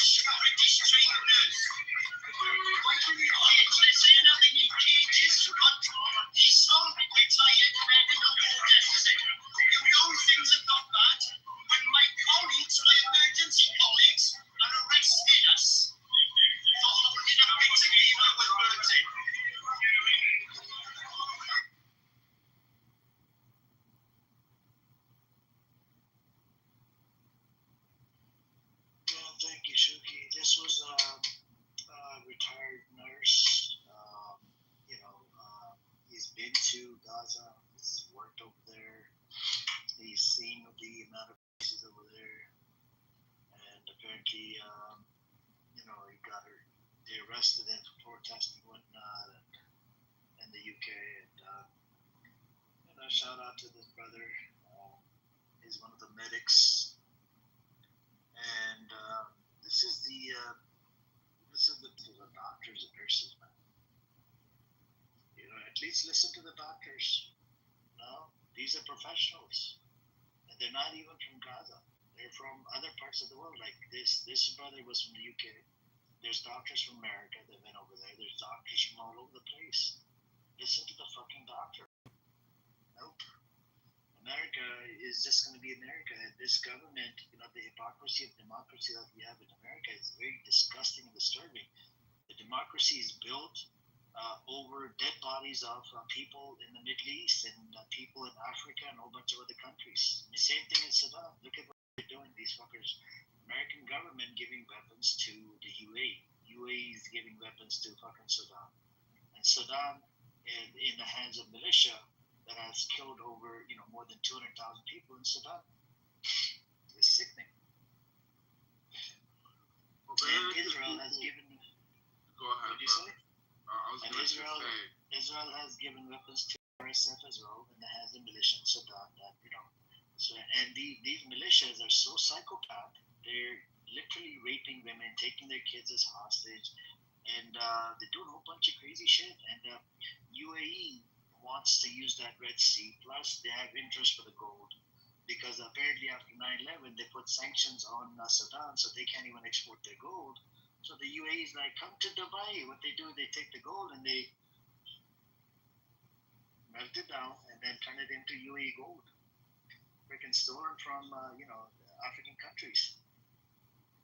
Yeah, that's been going on. They've been extorting other countries' resources for their own. American people, the average American person, does not give a fuck about what's going on out there. They're not educated. They're not aware of it. You feel me? Yep, that is true.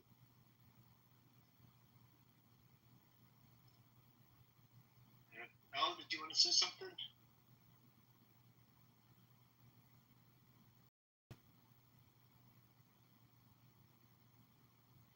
Al, you're on mute.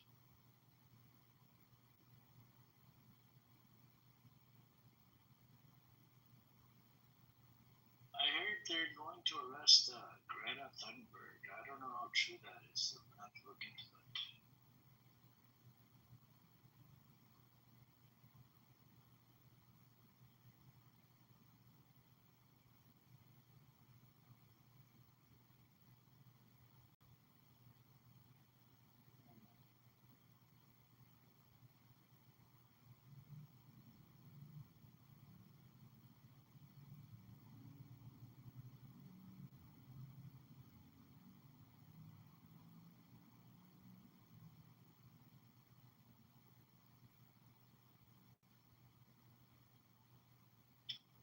Anyways, anybody else want to come up and anything?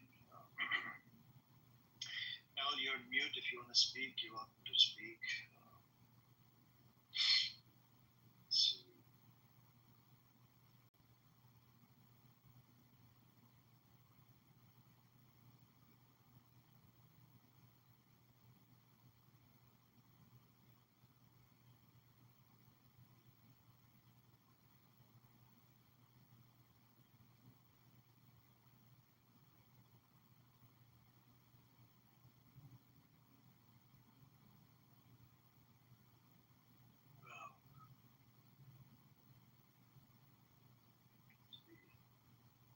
They have the new flotilla from Barcelona to Gaza. The largest flotilla ever is about to sail, carrying food, medicine, and baby formula. This would be interesting. What else do we have?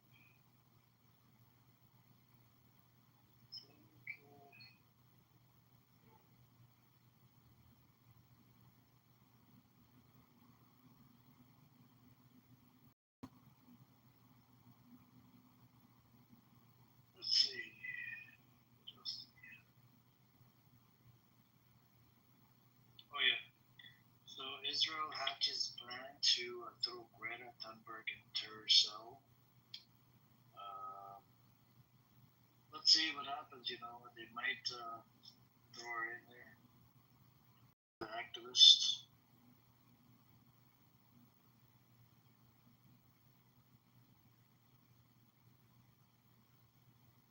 Well, so we have Gal Gadot. She's an Israeli actress. Has skipped Venice Film Festival after 1,500 industry insiders signed a petition to ban her. All of these people are getting boycotted, locked off. Actors, actresses, people, anybody that has an Israeli passport, they're getting treated like shit. And they treat people like shit as well. They're racist motherfuckers. They're doing a bunch of crazy shit like in Thailand and a bunch of other places.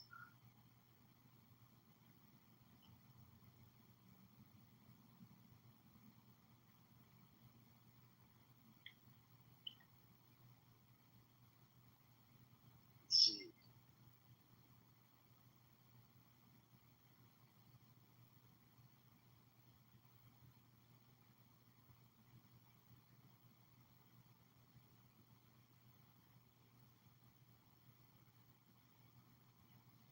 We got Rupert Lowe. He's a politician from the UK. Rupert Lowe is a fraud and a Zionist puppet. In the UK, 12% of halal meat is not stunned. 100% of kosher meat is not stunned. But he has sold out to a Ford lobby.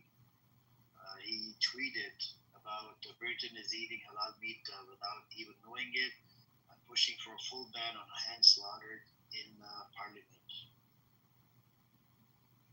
That's a pretty good son of a bitch we can never find. A lot of these politicians, some of these are fucking Islamophobic piece of shits.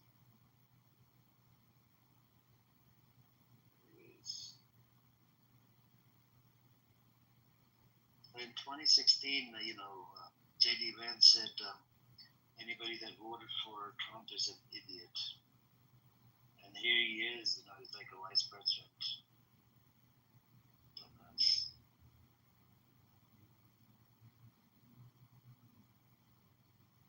Alright, and you guys want to know something stupid and crazy? The IDF, right? They hanged a doll in a Palestinian girl's bedroom. That's that disgusting society that this Israeli society is. Disgusting as fuck.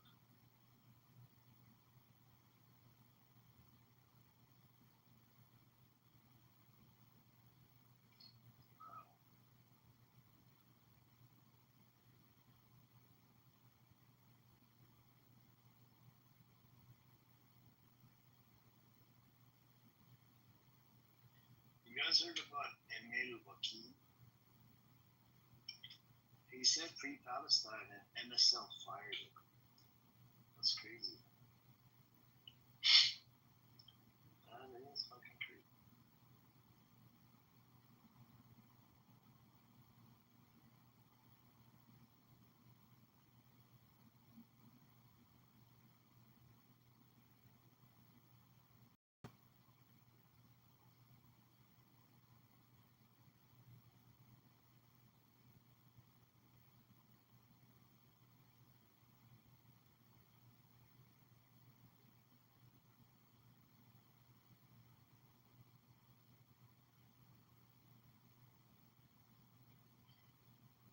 Anyways, anybody speak?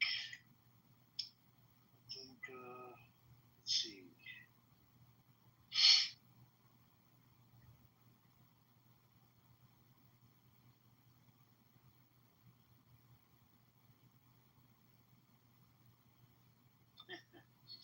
We got Rupert Lowe, MP from the UK.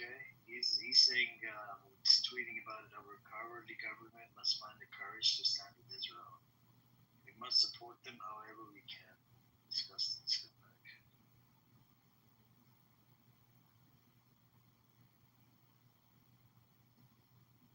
What else do we have?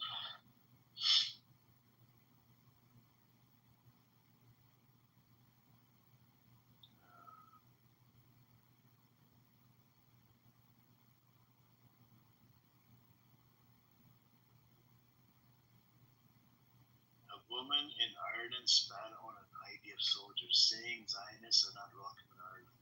Wow, that is something bald.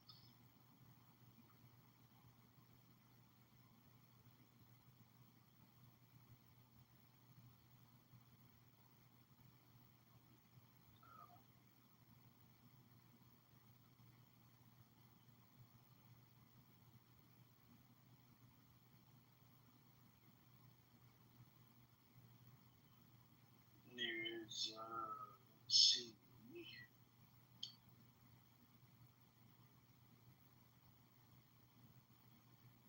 Greta Thunberg says, "Fuck Germany, fuck Israel." That's good, man. She's on the right side of history. Germany has been fucking disgusting, you know. Even Germany's like, nope, we're gonna do arms embargo if they take over Gaza, which I think it will happen. It's just a matter of time. Anyways, let's see.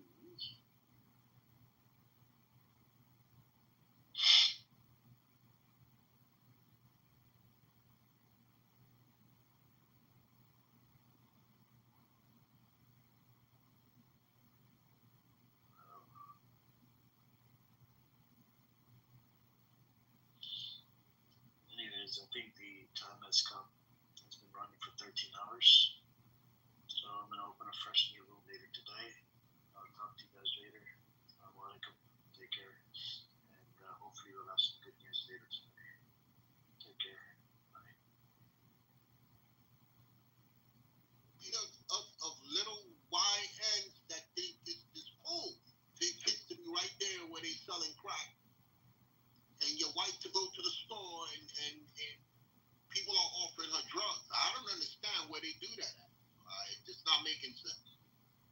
That happened, man. I'm gonna tell you right now, man. It was a simulation that was ran in 2004. A lot of people don't know this because time keeps on shifting from us. But in 2004, there was a hood that went around in all of America. All the major hoods had a hood video out. And when I got older, I went back and looked at that video. Now I went back and looked at it. I was 24 when I went back and looked at it. Right, I was 24 when it came out, but I was older when I went back and looked at it.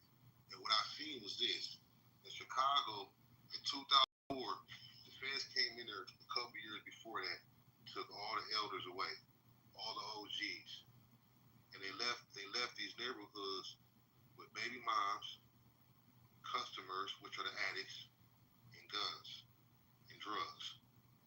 And then it went up from there. There was no more rules. There was no more chain of command and no pay. And that's what happened all through America. Once you take the head away, the body is going to just go wherever it want to go. And that's what happened. So the YN's been running around for a long time, lawless, with no laws, to the community or to the laws of the land. There's do's and don'ts in the streets. And I don't think they got a good grasp of the do's and the don'ts. Well, the problem with those do's and don'ts is that they're subjective. What might be all right to one person might be not all right between other people, and then there's sub rules that brothers will abide by in some cases and brothers won't in other cases. Just like I mentioned with the Cameron thing, Cameron said without a shadow of a doubt he would not tell nothing, nobody about nothing if there was a serial killer next door and he knew it. But to you, that's not acceptable. But both of those are street, both those are street understandings, because you said dry snitching wasn't cool. Nah, dry stitch is not cool because you come from the same sector. And the thing is that if it's a serial killer staying next door to you, you don't have nothing to do with that. That's not your involvement. If anything, that's detrimental to you and yours. To not just you, but everything around you. Why would you leave that around you? Now, I know this, that if we knew serial killer was staying next door to us in our time, we would get rid of them ourselves and wouldn't call the police. Let's take it up a notch. However, if you want to base it off of the right thing to do, the right thing will have to be done. Okay, but that's my question is, where do you draw that line? You say dry snitching ain't cool, all right. But then you say dry snitching is all right if it's a serial killer. So what else can you dry snitch? Well, that's not, no. That's not dry snitching, and that's not snitching at all. Serial killer. That person has nothing to do with you, is not connected to you by in no shape, form, or fashion. That is not snitching. You're a civilian at that moment in time. That is not snitching. You have nothing to do with that person and their ethics. I think we don't know what snitching is and what snitching is not. So that means that people don't know when they should and when they shouldn't. And that's messed up. Because that means if you're gonna move knowing it's a serial killer next door and leave it for everybody else to get killed or deal with, right? That's fucked up. That's diabolical. Can someone else have a shot? Can I say something? Hey, hold on, Resistance. We're gonna deal with you. So that still brings me to my question though. Alright, so maybe I'm misunderstanding your definition of dry snitching. What do you think dry snitching is? When you're involved in the same arena. So like for instance, with the interrogation video, right? Let's use that as an example. Doug mentioned Rick Ross. He mentioned everybody else that was in the entertainment game that had nothing to do with him at that time, but were connected, or he knew something about them because of the connected arena he was in, which was entertainment. That would be dry snitching.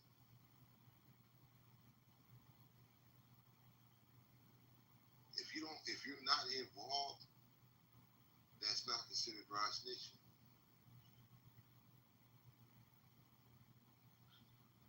Okay. So again, that brings the question of where do we draw that line? Let's say you involved and you know, like with the neighbor. Let's say you this is a wild example. Okay. Well, let's say you make. I think I understand. Let's use the video. Let's use the video because we all watched the interrogation video, right? So let's just use this video, right? All right. So in the video, the cop asked Doug. She said, "What about Rick Ross in Chicago and the beef they have with him?" And he said, "Oh no, he popped the Molly." No, they asked him about. No, not Rick Ross. They asked him about a beef with somebody else, and he threw Rick Ross and said, they did say about Rick Ross. They said, "What about the beef with Rick Ross in Chicago?" He said, "Well, he threw a Molly. He talked about putting the Molly in a drink, and she didn't know it, taking her home, and she didn't know it." Hold on, brother. That was two different situations.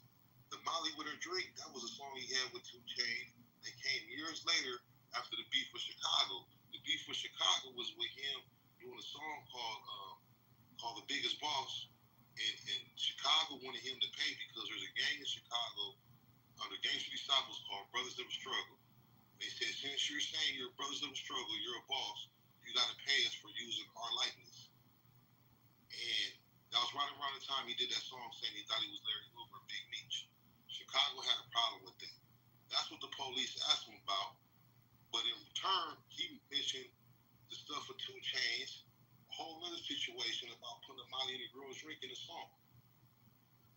That didn't have nothing to do with that, but if it did, you're trying to put this man in a rape situation, rape allegations on the low to divert the attention away from you.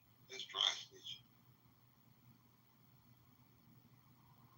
See, brothers only going to tell when it benefits them.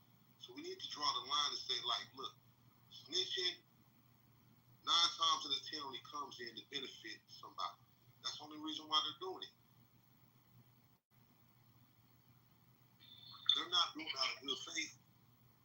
Yeah, but so-called snitching ain't exactly doing anything with self-service anyway. You trying to have some benefit for yourself. You're not really trying to necessarily help the person you supposedly snitching on. No, it's to benefit you. Yeah, three get you free. 3 set you free. So that's right. Benefit yourself. See, this is why the these street rules is confusing though because there's still no set boundaries. Like the difference. It's set boundaries. Listen, if you're a civilian and you're not involved with no street behavior, no gangs, no illegal activities, which is the underworld, then that doesn't apply to you. You're just a civilian. But if you're involved in the underworld, in speakeasies, gambling joints, selling, hustling, gang banging, prostitution, anything that's illegal, right?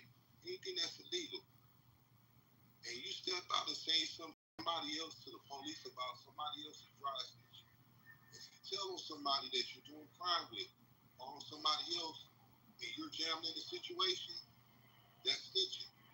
That's when it becomes snitching. I believe that snitching only applies to people that's involved in street theater. But if you're not partaking in street theater, then it doesn't apply to you.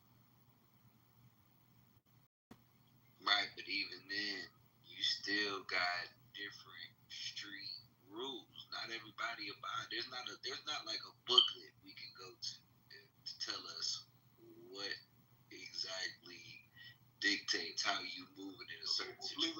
Believe it or not, once upon a time the street rules were discussed. It was called the G code, and every person involved in the streets knew them codes, knew what they were, do's and the don'ts. But if you know, you know. If you don't, you don't. That's what I'm saying. That you can't have civilians and people that are not involved. And it's nothing to be a square. Square is a good math equation, two right angles. There's nothing wrong with that. But when you have people getting involved with things they shouldn't be involved with, that's when it becomes a blurred lines.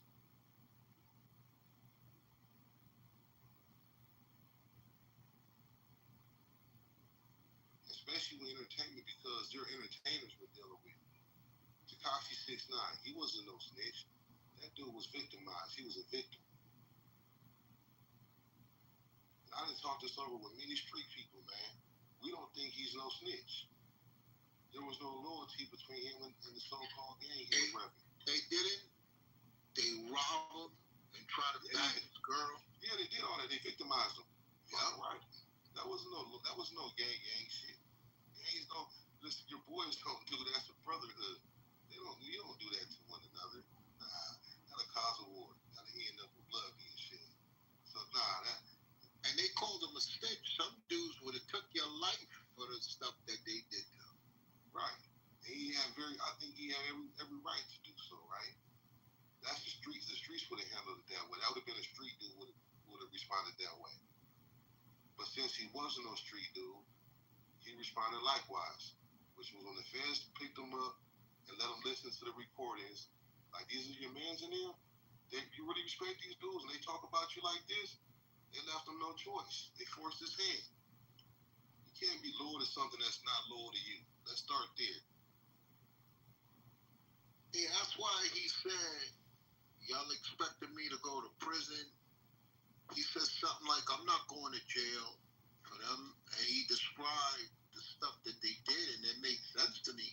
Right. I'm not going to keep my mouth shut and do a bid like a G for niggas who was grimy to me. That make no sense. Nah, it's retardation, bro. So what is people signing up for? I mean, listen, man, that's beyond hazing. That's beyond being shunned. That's just being victimized.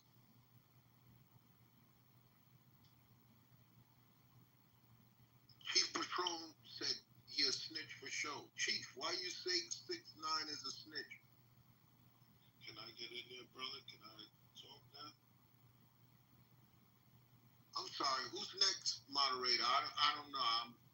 That's the moderator. Yeah, Resistance is next. Go ahead, Resistance. Good early morning on my side of the East Coast. Yeah, I think some of the things that are being said, I didn't actually get clarity because I don't think someone has the proper perspective on what snitching is and what a rat is. They're two different things, and people are trying to correlate them today. They're not. Snitching is people who give law enforcement information about crimes that they didn't commit with anyone. So that is exactly what a snitch is.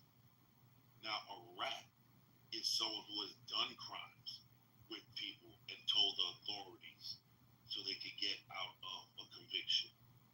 Two different things. That's number one. What Young Thug did, he ratted just like Gunner did, and many of others, because they did these crimes with people. What Gunner did to make him a rat? He was involved with the gang. He was part of YSL. He knew about the alleged criminal activity of Young Thug and the other perpetrators, according to the government, and he assisted on convictions when he took a plea. Wasn't they trying to put a gun charge on him? He accepted it. They don't try. They stopped the car, allegedly. They stopped the vehicle with him and Young Thug in it, and there was a firearm in there. And it was his? I don't know. That's what I'm hearing, that they complaining about him, saying, look, that's not my gun. How is that snitching? Well, not his gun. This is why it's snitching, once again.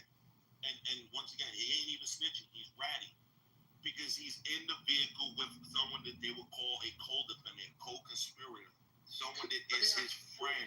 So we don't muddy the waters. You get in my car. I got my burner under my seat. And I know you got your burner, yes. And police come and I take the burner and I throw it in the back. And I'm like, it's not mine. And then they tell you, are you going to say, it's not mine also, and that's it? That's what you're supposed to say if you're in the underworld. Listen, if it's me, I'm going to be like, yo, it's my gun. Oh, now you're going personal. Sir, I'm not putting it on my mat. That doesn't make any sense. You're asking about the underworld rule. You can't. No. You're trying to say something about what you would do. I just gave you a simple scenario. I said nothing about underworld. Me and you was in the car. You get in my car and it's my gun. And when the police come, I don't own it. I try to make it look like I don't know whose it is. And you may go to jail. You're going to stay quiet and take the charge? Once again, sir, you're trying to answer. No underworld, sir. It's just me. It is. No. There is an underworld because they're criminals. They engage in criminality. You can't change the scenario. I have the gun for my protection. I have the gun. Is it legal? Is it legal? The gun is illegal. So then you're in a criminal act. You're in a criminal. What part of that you're not understanding? Sir, you're getting emotional, and I'm asking you a simple question. You get in my car. You know that I have a gun that's illegal. And the police come, they pull us over. I throw the gun in the back. They arrest the two of us. Are you going to take the charge if they're putting it on you and not me, yes or no?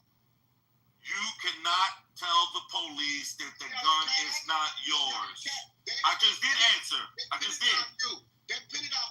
My story, they believe my story. They don't believe yours. Are you going to take the charge and do the bid, yes or no? I'm going to fight the case. I'm not telling them that the gun belongs to me. Lose and you take. And you lose, you face the consequences. Okay, so you're fine with that. Yes, if you're in the underworld, yes. Y'all believe him? Y'all believe him?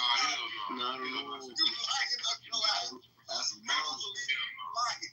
So once again, it doesn't matter what you think, what someone's lying or not. This is what the facts are to anyone who's been in the underworld. No, we're not talking about what you would do in your personal life, and we're not. Sir, you were talking for the longest. I'm talking now. Don't interrupt me. I interrupt you when you were. No, we don't want to hear what you were saying. You were talking already. No, nobody want to hear what you say though, bro. That's bullshit. Yeah, because they don't like dealing with the facts are. It's people like you who are a rat and who are a snitch. Because you are a rat and you are a snitch. This is the way you would do things. But any man, nigga, I did 15 years in prison, nigga, and I had many co-defendants. I ain't never tell on any. You know why? Because I lived this shit for real. I don't know about all that. You don't help no fucking police, and you don't help the motherfucking prosecutors in no circumstances. It doesn't matter what it is, because you see, he's not even logical enough. He states something, but he's not even smart enough to realize that what he stated, if anyone goes in a car with their mans, their brother, I don't care if it's their mother, knowing that they have something illegal on them, if they have an illegal fire on them, and you know that, and the police stop you, niggas don't tell the police whose gun it belongs to. That gets settled in court. That gets settled in court.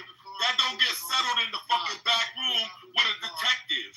See, a coward like you would do that because pussy you are. You scared to hold accountability for something that you doing. So you want to put another nigga in. You a rat. You a rat. You a rat. That's what makes you a rat. That's what makes you a rat. You are a rat when you do that. You're a rat. Yeah, you knew it was his burner when you got in the car too. Hey, listen. Coward. Calm it down for a minute. Calm it down. Wait, hold on. So, wait, my fault. I know you. SB, hold on, SB. Hold on. Just for a second. I just got one more.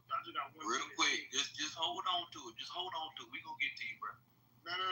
I'm just saying. Bruh, just hold on a second. Just let A1 speak. We gonna get right to you. I understand everybody's passionate about this situation. And everybody comes from different walks and different lives. So I don't want us to be arguing each other based on our experience and what we've been through. I want to argue each other based on what's right and what's wrong. And I just want to say to the situation, if it's my car and it's my burner, I'm taking the fall for it. I'm not putting it on my man. It's not even going to have to go tonight. He walking right there. I'm going to tell the police, yo, it's mine. I'm not going to sleep right knowing that my man is getting locked up for a gun. To me, that's what you call bitch ass in New York. You know it's your gun. The police, I do it in the back seat. Not a cop taking. It's just the fact that he's in cuffs because of me and it's my gun. I ain't going to feel right. So I just was saying, ethically, it's not going to go that far. But I've seen that happen when they arrest everybody in the car because the true owner don't want to own up to it. So that's the point that I was trying to make. So I don't want it to turn into a back and forth and we lose control of the room because people are arguing from a place of passion instead of a place of what's right and what's wrong. Moderator, I'll mute my mic. Yeah, but what you're doing right now is called bitch ass because you leaving out details because you know a prosecutor cannot even charge everyone in a car. Let's say it's 2 or 3 people. They can't charge everyone with one gun. They can't do that legally. Sure. So what you're doing is bitch ass because even if you don't help the police officer and state that that is your firearm, they cannot then go to the district attorney and charge everyone. Sir, I work in law enforcement.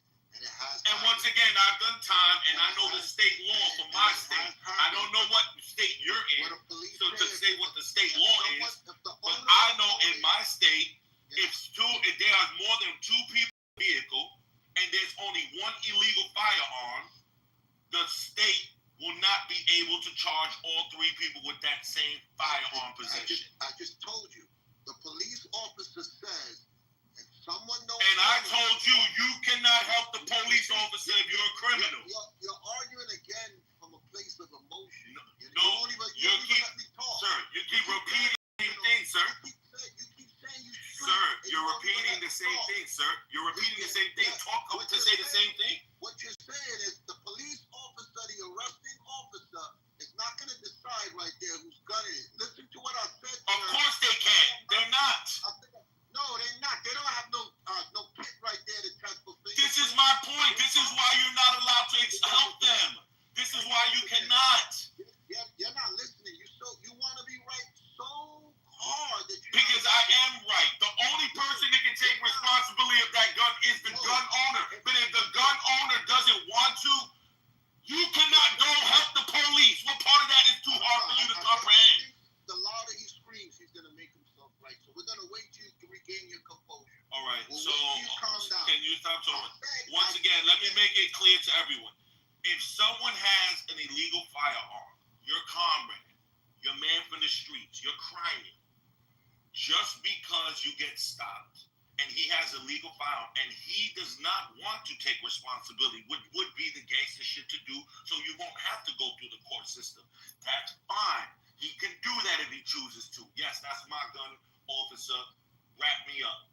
But in the event that he does not take responsibility for his legal firearm, you as his comrade in the streets cannot assist the police and state that that is not your firearm. You cannot do that if you're part of the underworld. And I land. Okay, now I'm going to give my scenario again, audience. It's my gun. It's illegal.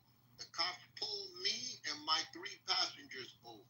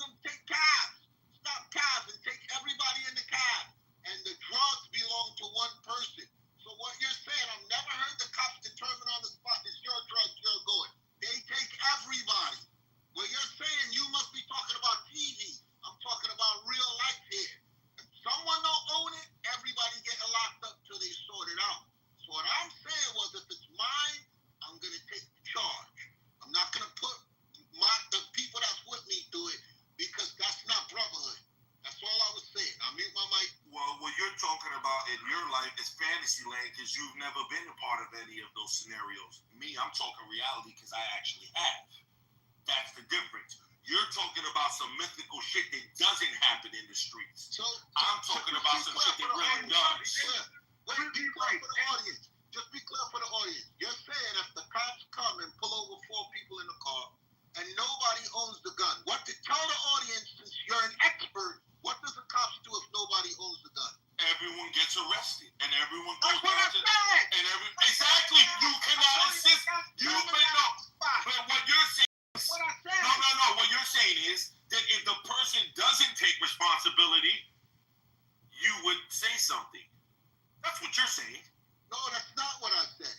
I'm saying if that happens, I'm not letting my mans go to jail for my gun. But I'm saying in a situation where... Once again, you keep talking about what you would do. No one cares what you would do. We're talking about what would be the thing to do. About you now. Now we're taking it back to you since you're the expert. And once again, this ain't about you nor me. This is about, once again, the street rules. Because that's what this topic is about, isn't it?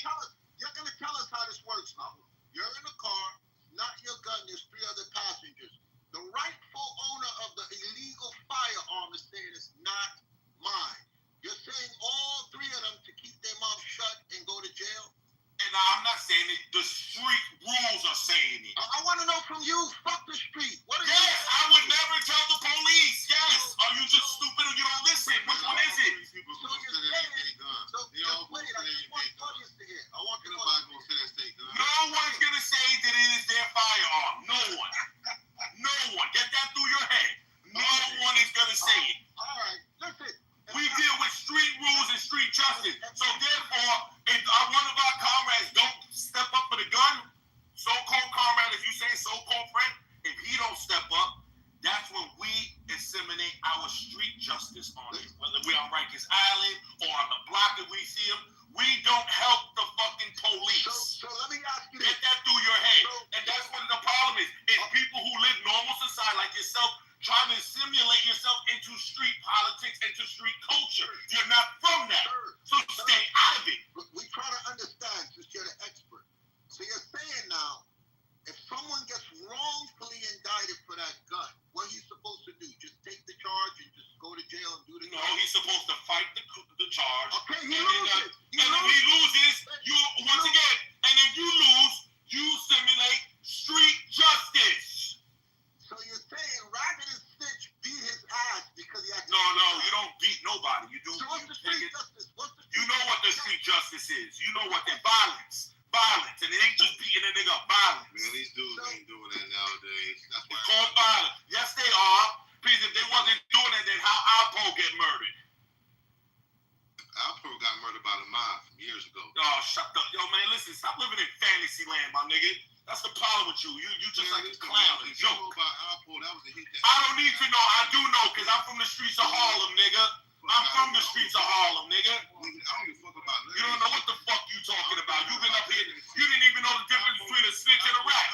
You don't even know the difference between a snitch and a rat, and you up here telling the fuck. But they're not the same thing, though. But they're not the same thing. That's the point. You're uneducated. You're not from the streets. They're not the same thing. They're the same thing, homie. A snitch is somebody who gives information to police without doing a crime with a person. That's what a snitch is. A rat is somebody who does crime. Same shit. They're not the same. You don't know because you're not from the streets.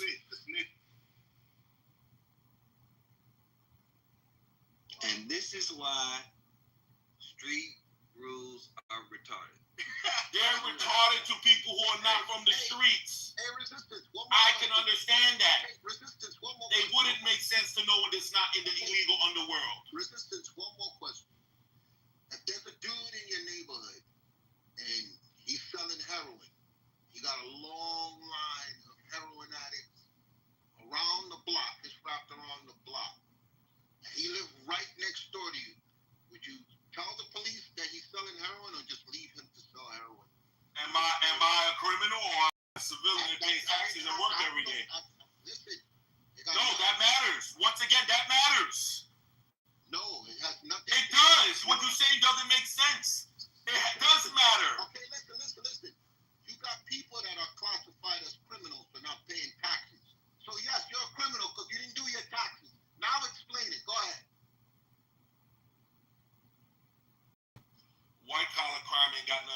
street. Alright, If you work, that's not full of shit. It's what, once again, I deal with logic. It's logic. You ain't gonna get no real And answer. so, because you don't want the real answer, you want this fairy tale answer, and it don't exist in this world. We're dealing with reality once again. So why was If someone works every day of their life and they choose not to pay taxes, that is not the same as someone who sells heroin, sells crack, or robs. It's not the same thing. Come on, man. Yes. One is a street violent crime, the other one is a white collar crime. You can't throw Harlem in this place when you got niggas like Jim The Jones. fuck you talking about? You don't even know what you're saying. You're trying to equate. You're trying to equate someone who decided not to pay their taxes to someone who's selling heroin. You guys to be stupid. I just need to ask him this question. Wait, before you do that. So you telling me gangsters never committed no white collar crimes? Of course gangsters do. That's why you got scammers now. They're committing white collar crimes. So due to our culture, for example, black or Latino niggas that are scamming, you cannot snitch. You cannot be a whistleblower. That we are not allowed to do it. White people do it because that's their culture. They're allowed to whistleblow. They've always done that. Niggas can't. If you was listening, do you get that? We already established that before you came in the room. We established that if you're a criminal, you're a criminal. If you're a civilian, you're a civilian. You keep basing it too. Can I ask him a question? Brother Resistance, can I speak to you for a moment? You can speak, brother. This is just a question. So let's just speak logically. I understand where you're coming from. So let's give the answer. I think maybe we can all get the right answer. Maybe if I ask this question from my point of view. I have 2 jobs. I work them hard. I'm not involved in no gang, so I'm not in that. So that life, I'm not, what you saying is 2 different worlds. So I'm not in that world, okay? I have 2 jobs. I go to school, I got 3 babies, and I take care of my family. I'm not involved in anything illegal. I work hard for everything I got. I live in this community where there's a man around the corner that's selling drugs every day by an ice cream truck. Listen to me, brother. Every day, I work hard to keep my kids under control. I work hard to keep my kids safe. I work hard to keep my kids from doing what they're doing out there in them streets. But it's coming closer and closer to my home. And I'm tired. And this person is in your community. Well, not even in your community. It's in our community, but he's in your world. Okay? Follow me, brother. This man is in your world. That means he's connected to you.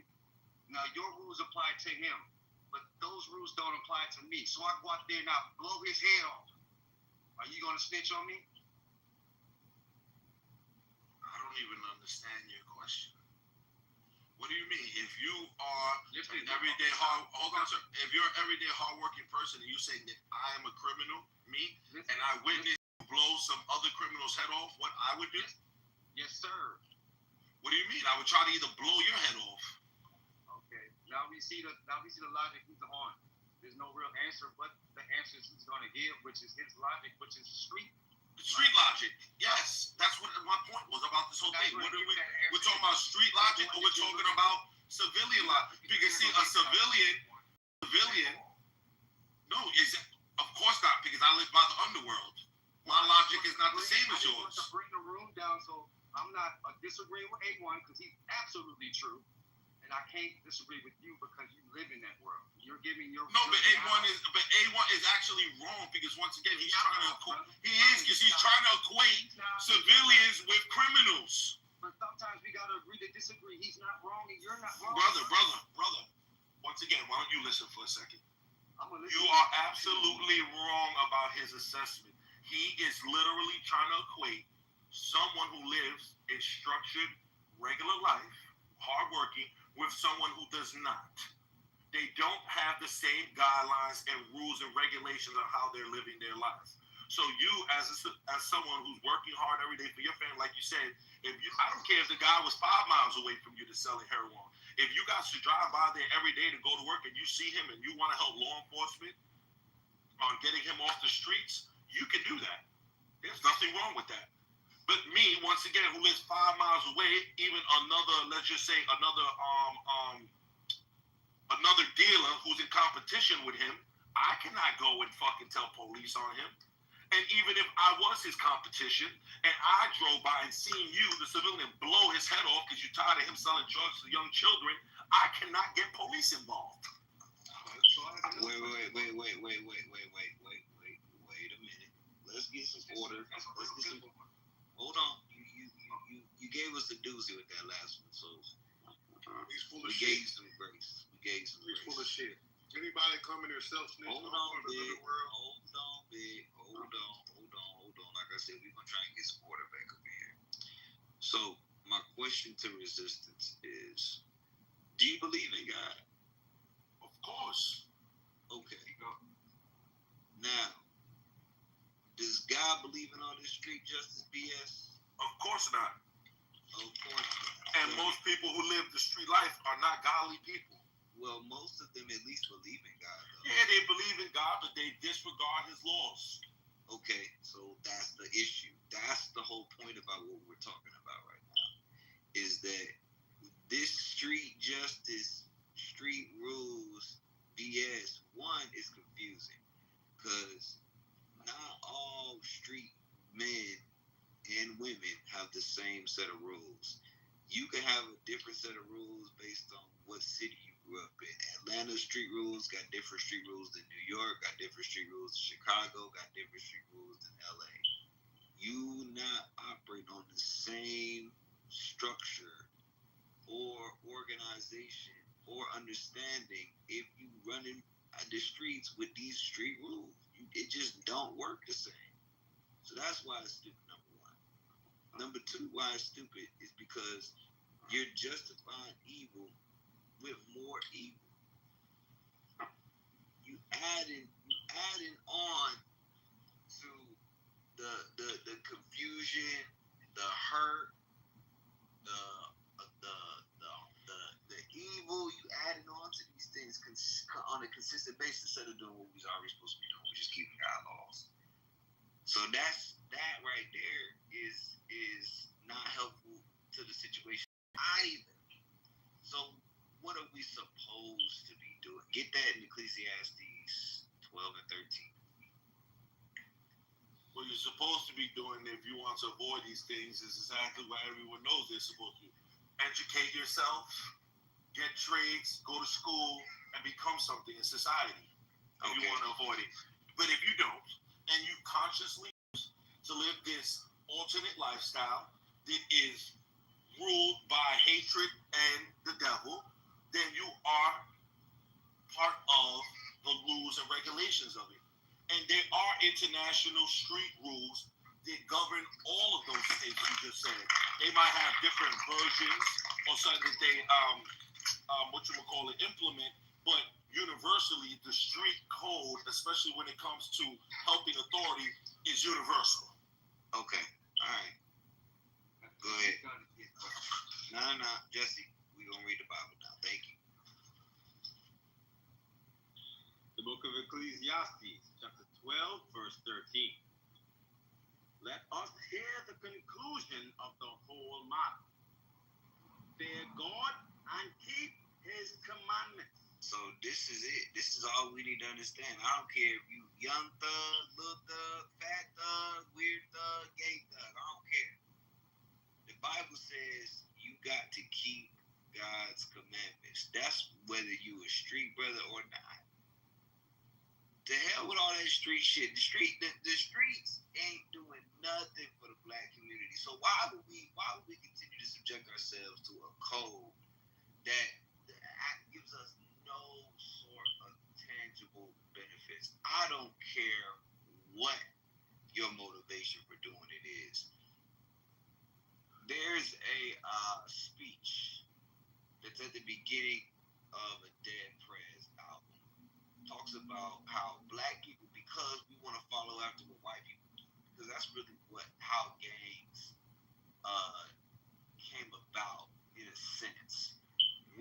wanted protection for our people, but we didn't go about doing it in the right form of fashion. And then it evolved into wanting to get on the same level as people. So we do things like we sell crack. We have territory over where we're gonna sell crack because we try to sell it in a particular neighborhood. We got guns. We try to sell guns in a particular neighborhood. Things like that. The reason why these things don't work out for us is because the same thing that white people get away with, we not supposed to be able to get away with. So the analogy was about a wolf. The wolf, people in the Arctic, they hunt wolves by doing this. They put a blade in the ice. They put blood on the blade. The wolf thinks he's getting a good meal. He's licking the blade the whole time, but he doesn't realize that he's killing himself. He's bleeding himself to death. That's how we do with the shit that we partake in. We think that we're doing something good or doing something that's going to benefit our family long term, but I ain't never seen no gangsters retire.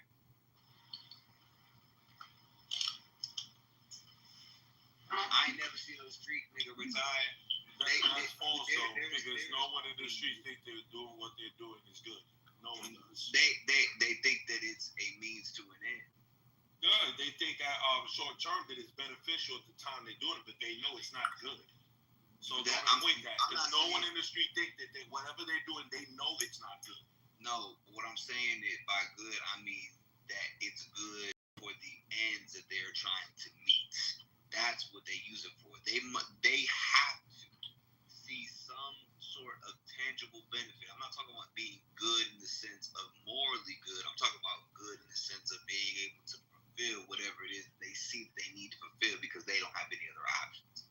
So they believe that it's some sort of a good option to be able to accomplish whatever it is that their goal is. Yeah, you use the word again. No, they do not believe it's a good option. They just believe that is the option that they're choosing because they resistance. Listen to me. He needs to We're speak not for himself. talking about You don't rep all the streets. You should speak for yourself. Resistance.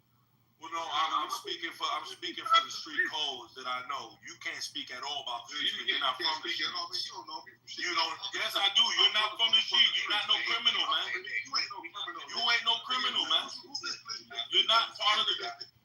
Who cares? You're not a criminal, brother. Sorry. Who cares? Go fix your porch. You the goofy that got caught. You the goofy that got caught. Every criminal gets caught when you. Every criminal don't get caught, fool. All right, we're going to move you up to the audience. Thank you very much. We've heard enough from these two today. Yeah, hold on, Kether. What we talking about is not a moral good. Resistance don't like to hear because maybe street niggas got their ears plugged up. I don't know. But what we talking about is that they believe that there is some sort of good in terms of how they can accomplish whatever it is that they're seeking to accomplish. It has to be that. Otherwise, they would never do it. If they thought it was not a good option, if they thought, look, this is horrible. I do not want, I cannot, will not, and there's no way possible I'm going to be able to do what I need to do by doing this, they wouldn't do it. But because there is something that comes from it, they do it. That's the good I'm talking about. Not morally good. Anybody with a brain, with half a brain, okay, they know that it's no good. They know that it's no good doing what they do. We're talking about on a moral standard. But what the discussion is Young Thug snitching a bad thing? And the answer is absolutely not.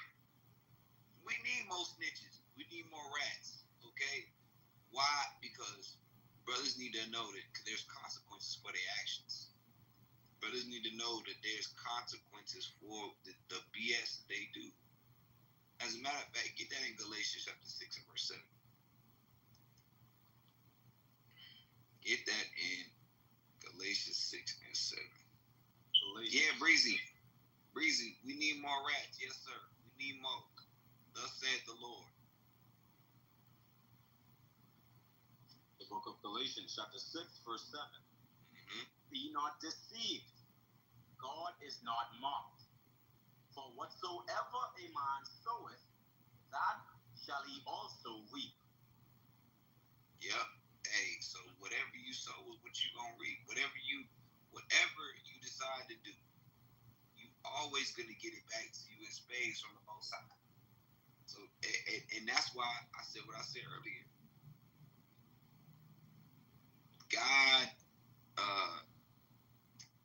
God does not deal with these false. He does not deal with these false understandings, this confusion, and this evil. That's why we can't be wrapped up in this stuff. This street stuff is for the birds, man. God.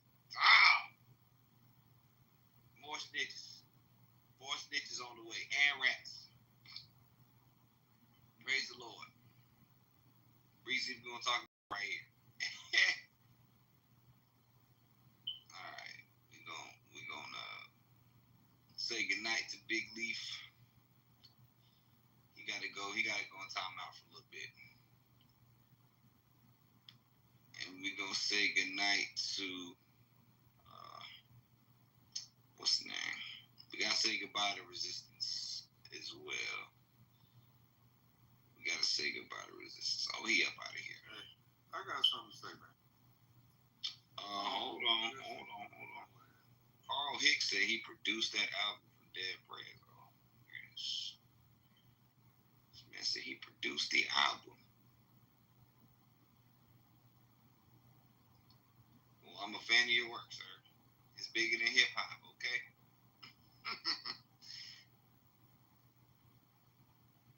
Who said they had something to say? Joe?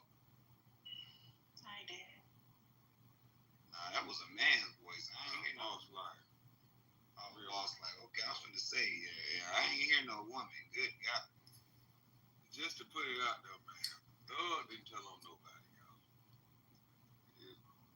When he said Pee Wee Roscoe name, Pee Wee was already serving time in the chamber for the shooting. Well, our resident expert on street life ain't here right now, but that being Resistance, since apparently he knows all when it comes to street life. But he is it? I mean, does it count if you already in jail? I mean, I don't know. I think that's part of the confusion because if you did it, let's say somebody got a double life sentence, and then you put something else on them while they serving that double life sentence. Like, does that matter? Well, I'm gonna tell you, yes, it does matter because it's still like it's snitching. But if you putting a new charge on, see this charge where they said he was already prison for the charge. He was already convicted of the charge. People want to go back and listen to the timeline. You know what I'm saying? And he didn't really tell them nobody. And that's why I agree with the brother earlier. I think it just his name low. I mean, he's saying not low, but his album sales low. I'm sorry, and I think this might help him pick his album sales up to get his name back and get the mix like that. I really think it was a setup from him. You know what I'm saying? I think he thug. I think he behind it all. All of Rollo, he need his name in the mix. I think all of them behind it all though. That's just me. Question, can I say something? Hey, real quick before you say something, Coy made an excellent point. Saying the man wore a dress and everybody's surprised he told. He so well, did. You know, he got paid to wear that dress, bro. The average man in this room will put on the dress for $5-6 million. I ain't putting on that dress for $5-6 million. No way. It's wrong. No way. No way. And I'm a real nigga. I will for $5 million. Yeah, you ain't no real. Boss life. I'm gonna tell you straight up. You ain't no real nigga if you get paid to put on a dress. I don't care how much you get paid. Hell nah. you put on the dress for whatever amount of money, you still get looked at sideways. Hell no.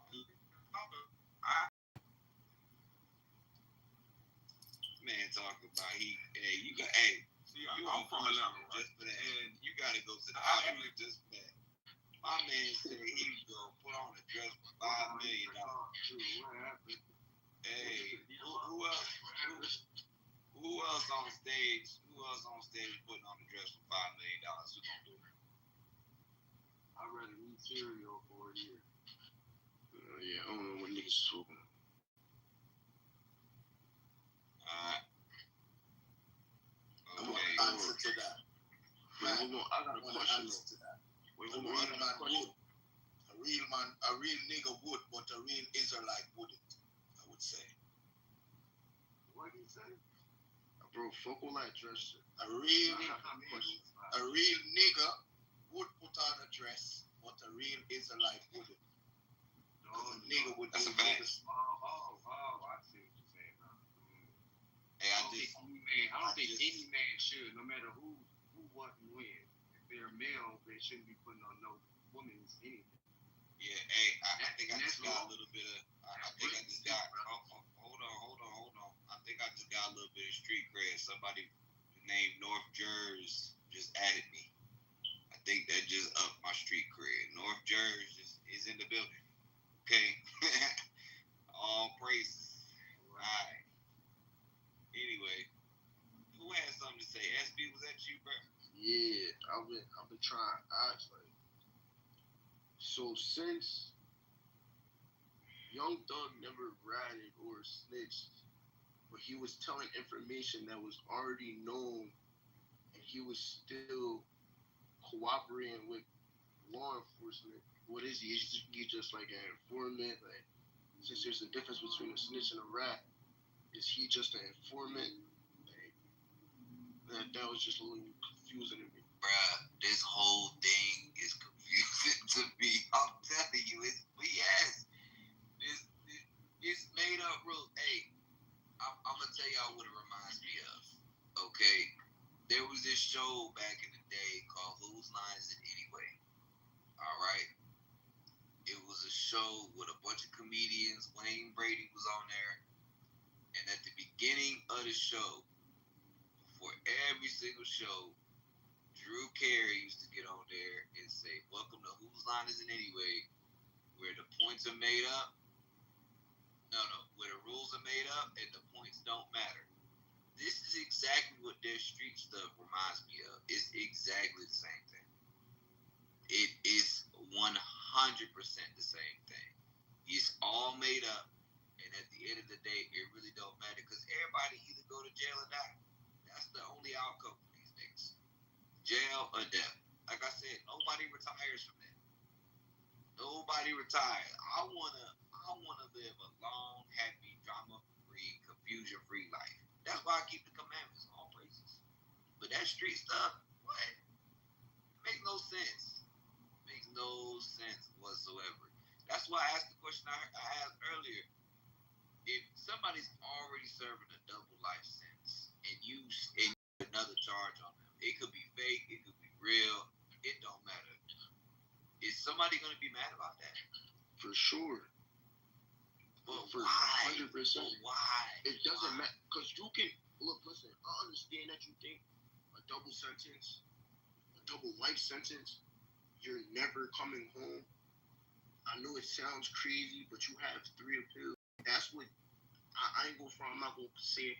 I'm not gonna put myself in the category of a street nigga, but I know for a fact a lot of people that I know, that's the only thing that they're wishing for, that those 3 appeals, like, you can still appeal for your, like, no matter what they charge you for, nothing, it doesn't matter. You still have 3 appeals, and that's what they're sitting there wishing, like, yo, I'm going to use these appeals, like, that's what that, and then just adding another charge, that's not helping the case at all. You're just sitting there telling more information on things that they already know, but you're just clearing it up so they can see it all the way through. Understand?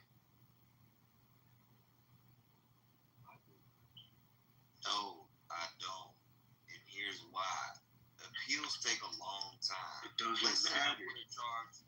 Let's say I put a niggas charge. right now. That's the. Hold on. Let's say I put a charge on you that you served your sentence on that particular charge by the time your appeals run through. So what then? If I know that the charge I'm throwing on you is gonna run out before your appeals are even thinking about being done with, does it still matter?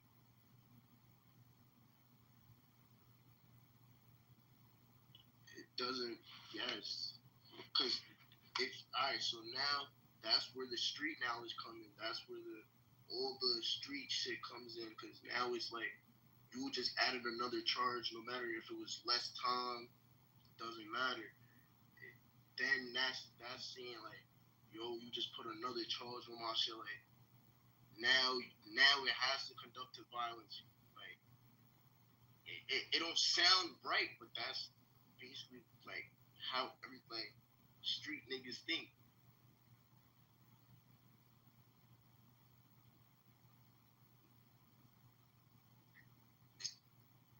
This is why I'm utterly confused. This is why I'm utterly confused. Makes no sense. North Jersey. What's going on, though? Yo, what's up, bro? What's going on? You just up my street cred. I appreciate you, big dog. Yo, what you? Nah, I'm just playing around. Nah, I see you joking. Nah, I don't think shit's sensitive. What's going on? Nah, I want to know. Maybe you can help us out. We need a resident expert because I'm, you know, I'm not gonna front. I never been no street cat. I never even thought about. Nah, I shouldn't say that. I have thought about joining the gang, but I would never, especially at this point in my life. I'm a father. I got kids. I got a family. I'm not doing no street stuff. So, hey, because I never was around it like that, you know, I don't get it. So maybe I don't want to presume, but maybe you can help us out with this. Well, look, I'm just listening to the live. Before you go, real quick, somebody asked a quick question. Somebody asked, "What's a street cat?" You know, like they're like alley cats. You know, like you ever seen the Aristocats, the ones that look a little bit mangy. A lot of times they don't. They might not have a good home, come from a good home. You know, they ain't got 3 square meals a day, stuff like that. You know, alley cats, street cat. Okay.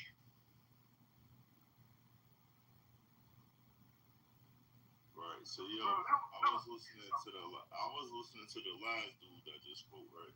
So tied into what the title was and what he was saying. Yo, you know what the thing is now? It's making it real bad.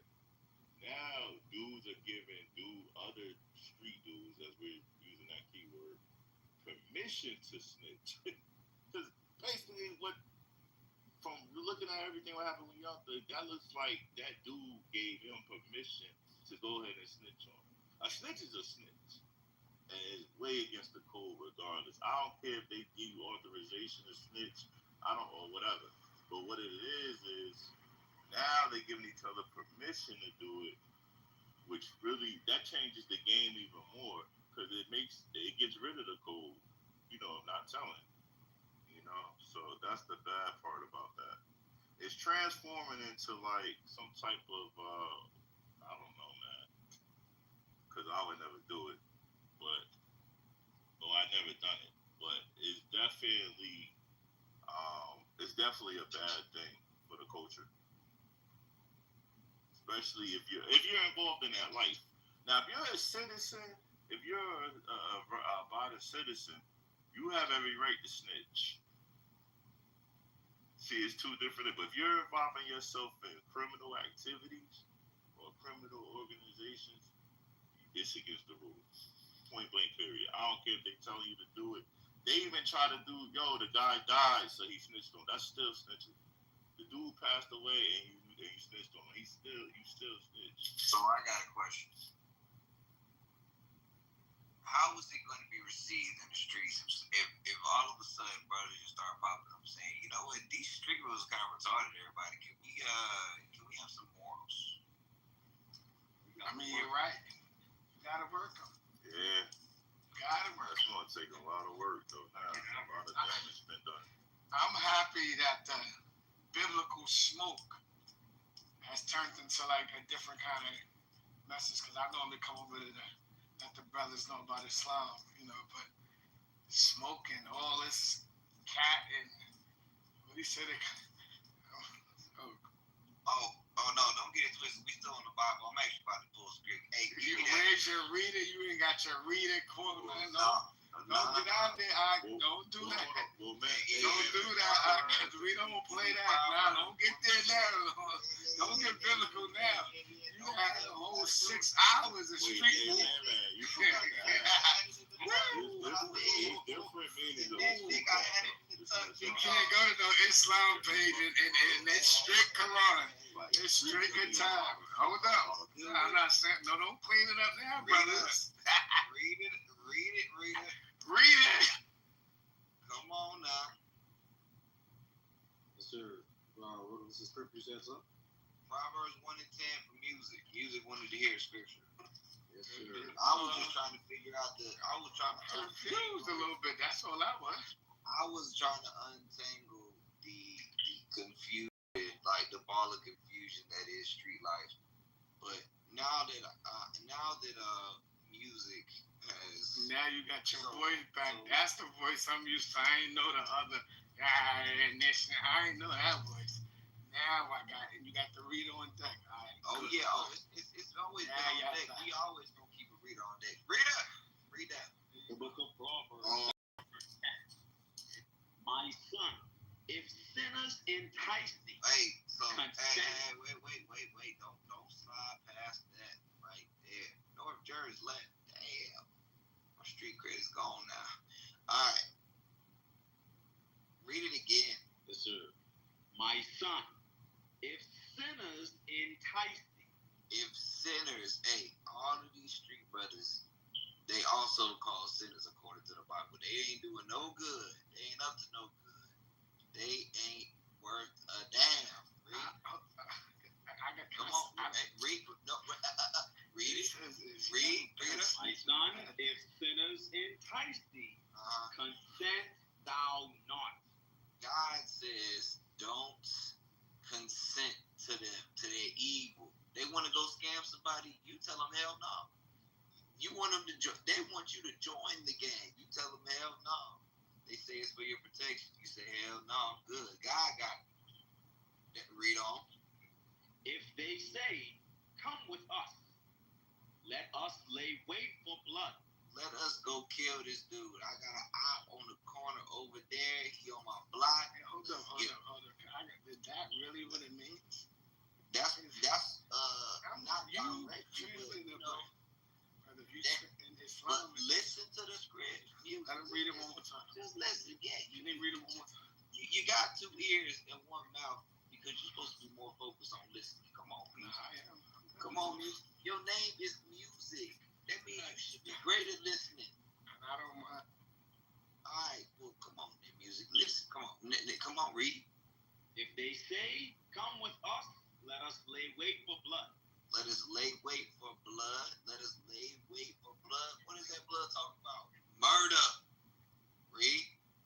Let us lurk privily for the innocent without cause. Let's go get this brother because I hate him. That's it. I ain't got no other reason why other than he just black. Come on. Let us swallow them up alive as the grave, and whole as those that go down into the pit. Right. Hey, we gonna put this man 6 feet under. Read. We shall find all precious substance.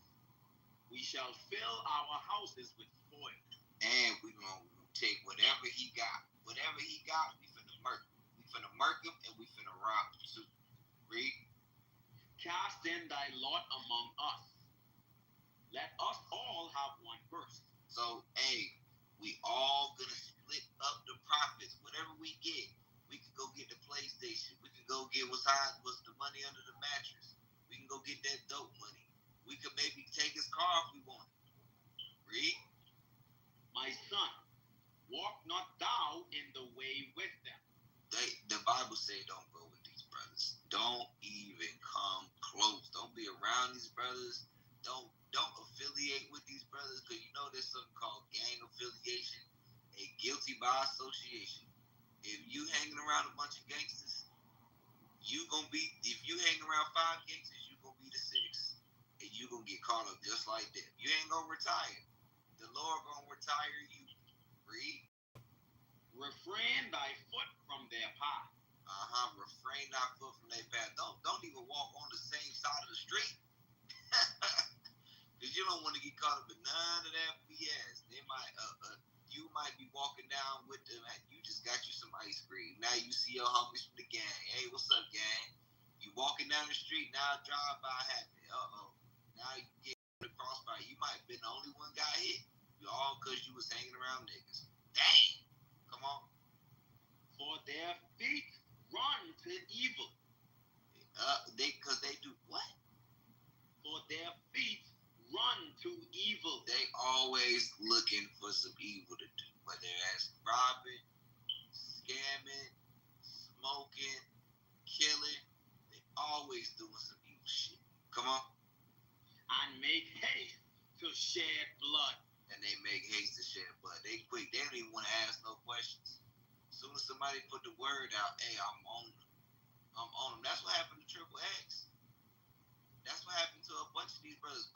What's the name? They got caught up in LA. PNB Rock. They killing brothers just for being in their neighborhood. They killing brothers because they want to just snatch their chain and they don't want to give it up. They killing brothers because they going to commit a robbery and then they get nervous. It's one of their first time and then they pull the trigger by accident. Now they got a body on. That's some evil stuff, man. That's crazy. Is that it on that? Yes, sir. You want verse 17 and 18? I'm not looking at it, so help me out. Yes, sir. Surely in vain the net is spread in the sight of any bird, and they lay wait for their own blood. And they wait for their own blood, because eventually either they gonna get caught up, just like they might have caught somebody else, or the Lord gonna get them. The Lord gonna get that behind, one way or another. That's it. They lurk privily for their own lives. And they lurk privily for their own lives. So as much as they spend time trying to get the next man, guess what? The next man might be ready to get them. Or the Most High might be waiting around the corner for that ass. So that's it. That's it, and that's all. Oh, my man Music left. I guess he done. Smoking is not evil, by the way. SB Hound. Come on, bro. Come on back. Smoking is not evil. Oh, damn, he's not even there. Joe, you believe that? Smoking not evil? Smoking is evil. Okay, all right. What about you, Jesse? Yeah, it's evil. What you mean, along with drinking? The only thing I've seen according to drink was wine. It's all this other stuff. So you mean we can't drink nothing else according to the Bible? I mean, teach me something. I'm not quite sure. I thought you couldn't drink and get drunk. Have a drink. Okay. Well, I'm confused because you saying that we can't. You said we can't drink nothing. No, I'm not saying not drink. Like Brother Joe actually cleared it up. Like we can drink, but not to get drunk. I'm thinking that was more clear. But you say only wine. Like only wine. Well, I thought it was just wine. I didn't think we spoke of any other thing. Everything else is man-made other than that. Wine is spirit. You make it up. Wait, so I mean, curiosity of things that we can have. It's all that they can't drink with. All liquor Okay. All right. I'm teaching. I don't know. All right. Watch this. I'm gonna get you some. I'm gonna get you something out the law. Get you something out the law. Okay. Get Deuteronomy chapter 14. We're gonna start at verse 22. We're gonna read kind of quick. Okay. Yes, sir. Come on. The book of Deuteronomy, chapter 14, verse 22. Mm-hmm. Thou shalt truly tithe all the increase of thy seed, that the field bringeth forth year by year. And thou shalt eat before the Lord thy God, in the place which he shall choose to place his name there. The tithe of thy corn, of thy wine, and of thy oil, and the firstlings of thy herds and of thy flocks. All right. That thou mayest. This is the law on tithing. You might ask, why are we going here? I'm going to show you. The law on tithing states that we had to bring these things to Jerusalem. Okay? Read. That thou mayest learn to fear the Lord thy God always. And if the way be too long for thee, so that thou art with these tithes, if the way was too long, meaning you live far away and you couldn't carry all this stuff with you, read. So that thou art not able to carry it, or if the place be too far from thee, which the Lord thy God shall choose to set his name there, when the Lord thy God hath blessed thee, then shalt thou turn it into money, and bind up the money in thine hand.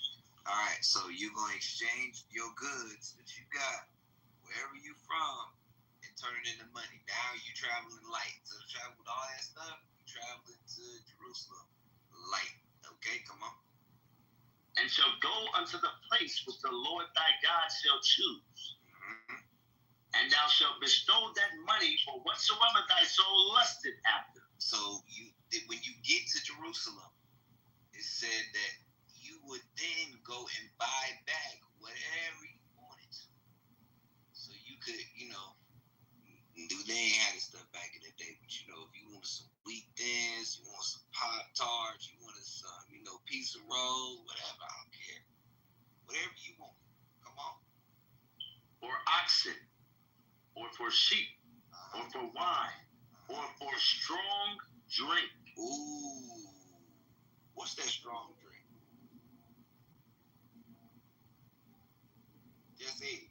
Yes, sir. Well, help me out. You said, what's that strong drink? Yeah, man. I heard it. What you heard? It's written. He said, come forth and buy what you need with that money. Here. So, you said beer? No, I said here. Not beer. I said here. Where they had to go. Where they had to come. Yeah. Okay, all right. So, what's that strong drink then? Had to be the strongest that they had. That's what they got out here now. Right. Nowadays, we would call that what? Liquor. Yeah. Well, I don't drink, so I'm just thinking. Okay. Thinking of a brand. Thinking of a big word. That's all right, man. Hey, you done heard a few rap songs. You heard about Ciroc. I know you was singing Pastor Cavassier back in the day. I know you was. Oh yeah, that was a catchy tune. Yeah. Everybody singing now. Right. But you know what I mean? Okay. I just like we said before, hours ago, most teaching wasn't taught properly in well, not you, it was A1. Most teaching wasn't taught properly in churches because I guess he blamed a lot of the Christians didn't, teach, and they didn't teach properly. And that was one thing I didn't hear all of was what was we able to do, I just thought liquor all by itself was just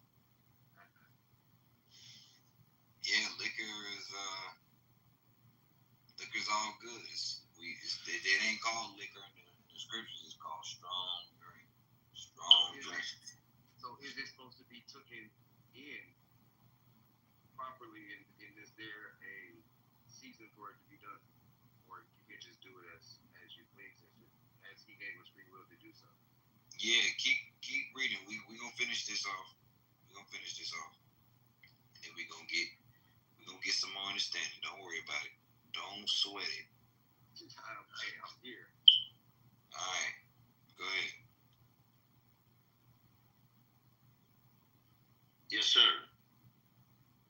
Or for strong drink, or for whatsoever thy soul desireth, and thou shalt eat there before the Lord thy God, and thou shalt rejoice, thou and thine household. So it said you're gonna eat it or drink it, right? And read the last part. Eat it and what? Eat there before the Lord thy God, and thou shalt rejoice, thou and thine household. All right, so you're going to eat or drink and rejoice. Get Sirach 31 and 27. Get the book of Sirach 31 and 27. Let's see. This is the instructions on how to consume wine. Oh, DK Neri posted in the chat too. Thank you, DK Neri. We appreciate you, big dog. Sirach 31:27. This is the book of Sirach, chapter 31, verse 27. Mm-hmm. Wine is as good as life to a man. So if wine, also dealing with strong drink, is as good as life to a man, come on. If it be drunk moderately. So moderately, that's the key. We got to drink these things in moderation. Okay, come on. What life is then to a man that is without wine? What is life to a man that is without wine? That's a sad existence right there. Read. For it was made to make men glad. It was made to make men glad. All right. Come on. Wine measurably drunk and in season bringeth gladness of the heart. All right. You see that? Measurably drunk and in season, at the right time. It would on the job be the right time, just No. you know what I'm saying? Or when you driving obvious. Yeah, when you driving down the street. No. Right. So obvious life, that pretty tangible. So it was Makes sense. Makes a whole lot of sense. So that makes a whole lot of sense. All right, so drink up. Right. No. Try a wine or two. I don't drink. Hey, there's nothing wrong with that. It kind of makes. What you say, brother? No, I'm saying there's nothing wrong with that. Yeah, it just puts me in the mind of why I don't be feeling certain ways in certain seasons, like the book said. Hey, yeah, that could be a spiritual issue right there. Yeah, because scriptures say we're supposed to keep these commandments with joyfulness and gladness of heart, but not only that, like you believe in what we teach here. You know what we teach. I believe in the word you're speaking. Only the word I listen to is God's word. So that's the belief that you're looking for. Yes, I guess I believe what you guys are giving. Okay. Okay. So all I want to hear, I don't want to hear nothing else because that's a lie. All right. Cool. So, what more specifically, what I'm referring to is like we teach here that the Bible is written to, for, by, and about the Israelites. Are you familiar with who those people might be? Yes, sir. Do you consider yourself one? Biblically, I should be. Why you say you should be? Well, in a human answer, I don't feel like it. Why not? I'm not connected properly, but I'm very hungry. Okay, so did the connection between the Lord and Israel change just because of their feelings, or was it a nationality? I think it was more of a worldly thing, what I've seen. What you mean, worldly thing? What you mean?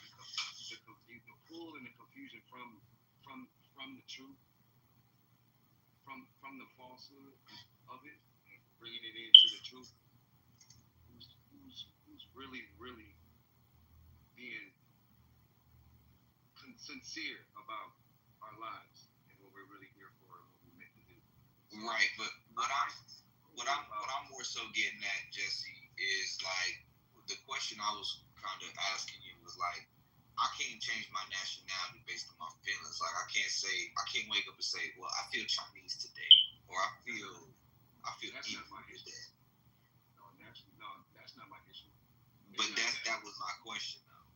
No, that's not my issue. I love who I am. That's who he made me as. The thing is, I know I'm greater than what I'm here for. And the world has put it so hard for us to actually dig and tap into that, where it seems like we only have to have that power within ourselves alone. And all we have is these conversations.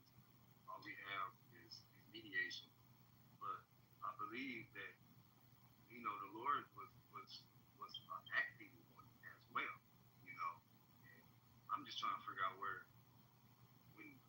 because I'm 46, I'm getting older. I may not even have time to get into action, but I hope I'm alive long enough to see the action.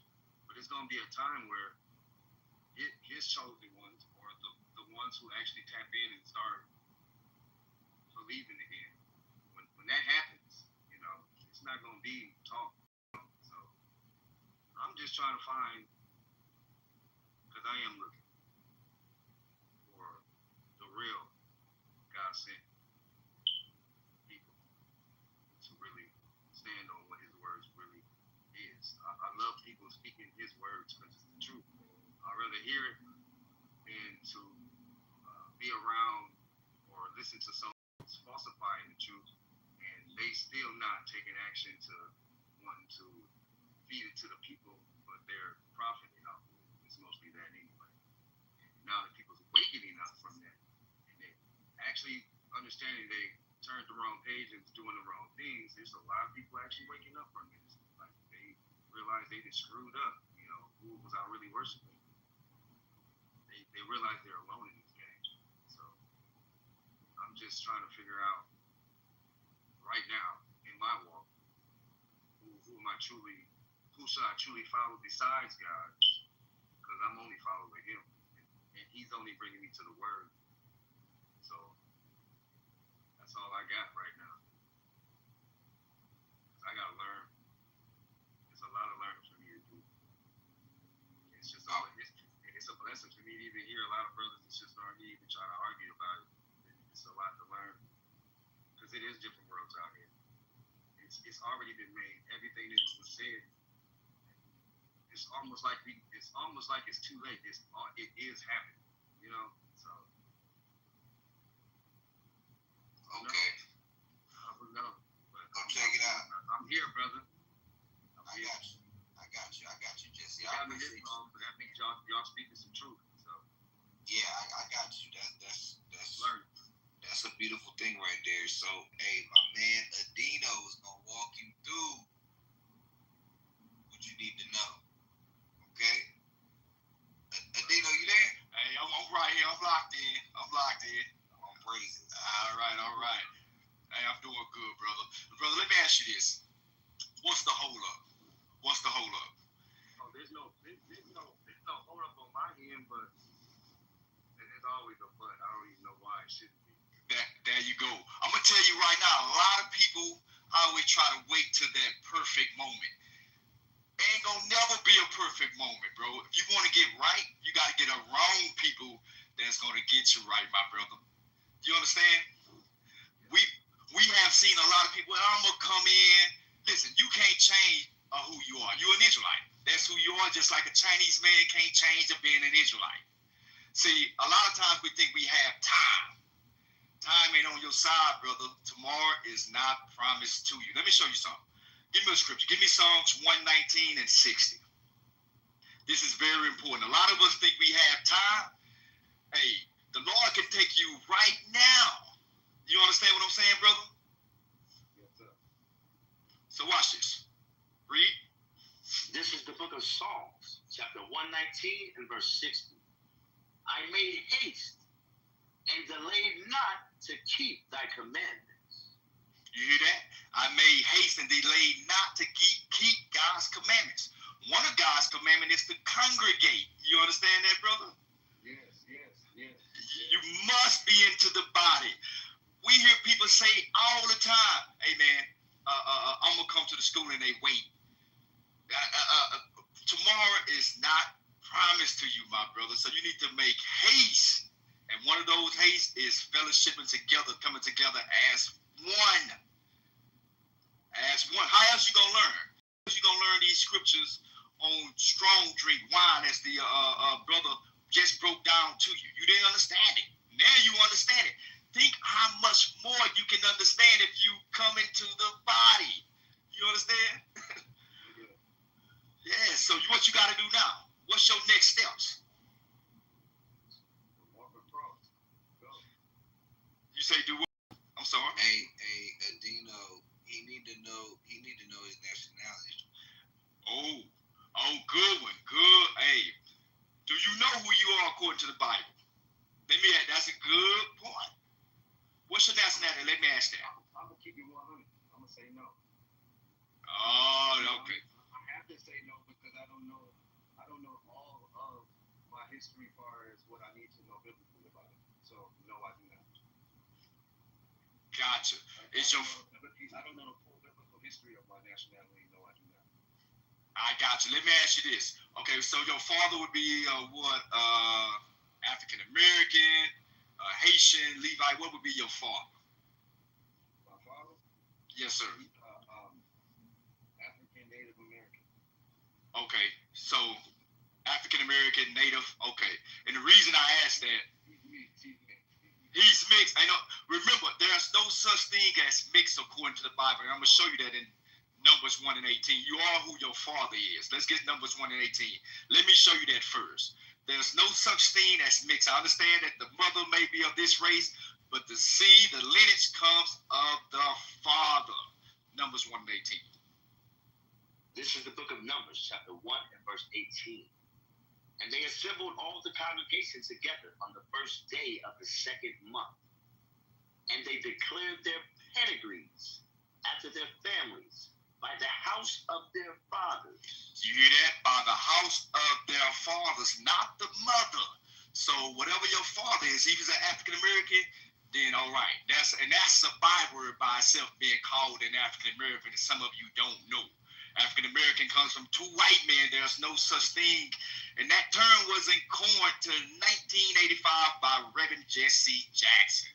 There's no such thing. So now that you know that the seed comes of the Father, now we got to dive into the scriptures and to show you who you are, right? Let me ask you this question. I want to hit the heavy points. Give me Deuteronomy 28, where it says the signs. 35, 36, somewhere around. No, looking for.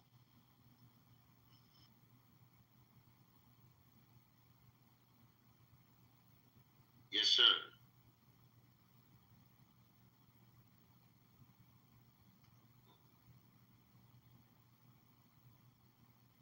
The book of Deuteronomy,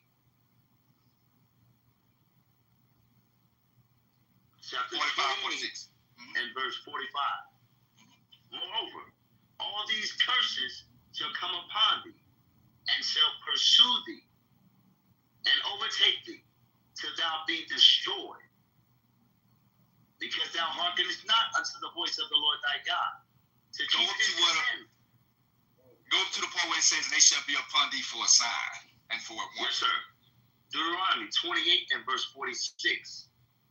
And they shall be upon thee for a sign and for a wonder, and upon thy seed forever. All right. So, my brother, let me ask you this question. What is a sign? What is the importance of a sign? Let me ask that. A sign? A sign like S-I-G-N. For a warning. A warning? Okay. What else do a sign? Just say, for instance, if you going down the road, how do you know you at Whataburger or Burger King? Because of what? Oh, you look for the sign. Right. So the sign is the Right. The sign is an identification, correct? Yes. There you go. There you go.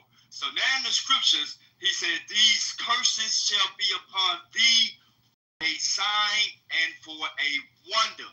Meaning, guess what? You can be able to look at these curses and see who it fits, and that would identify who the children of Israel is.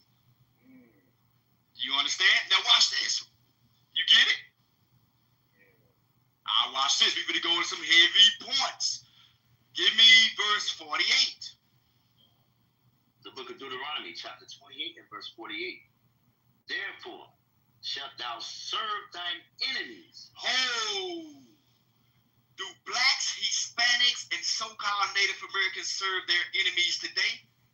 You best believe we do. Yeah, hey, I'm serving my enemy right now in captivity. Hey, I got to serve him to get water. Matter of fact, water fall free from the sky. Why are you paying for water?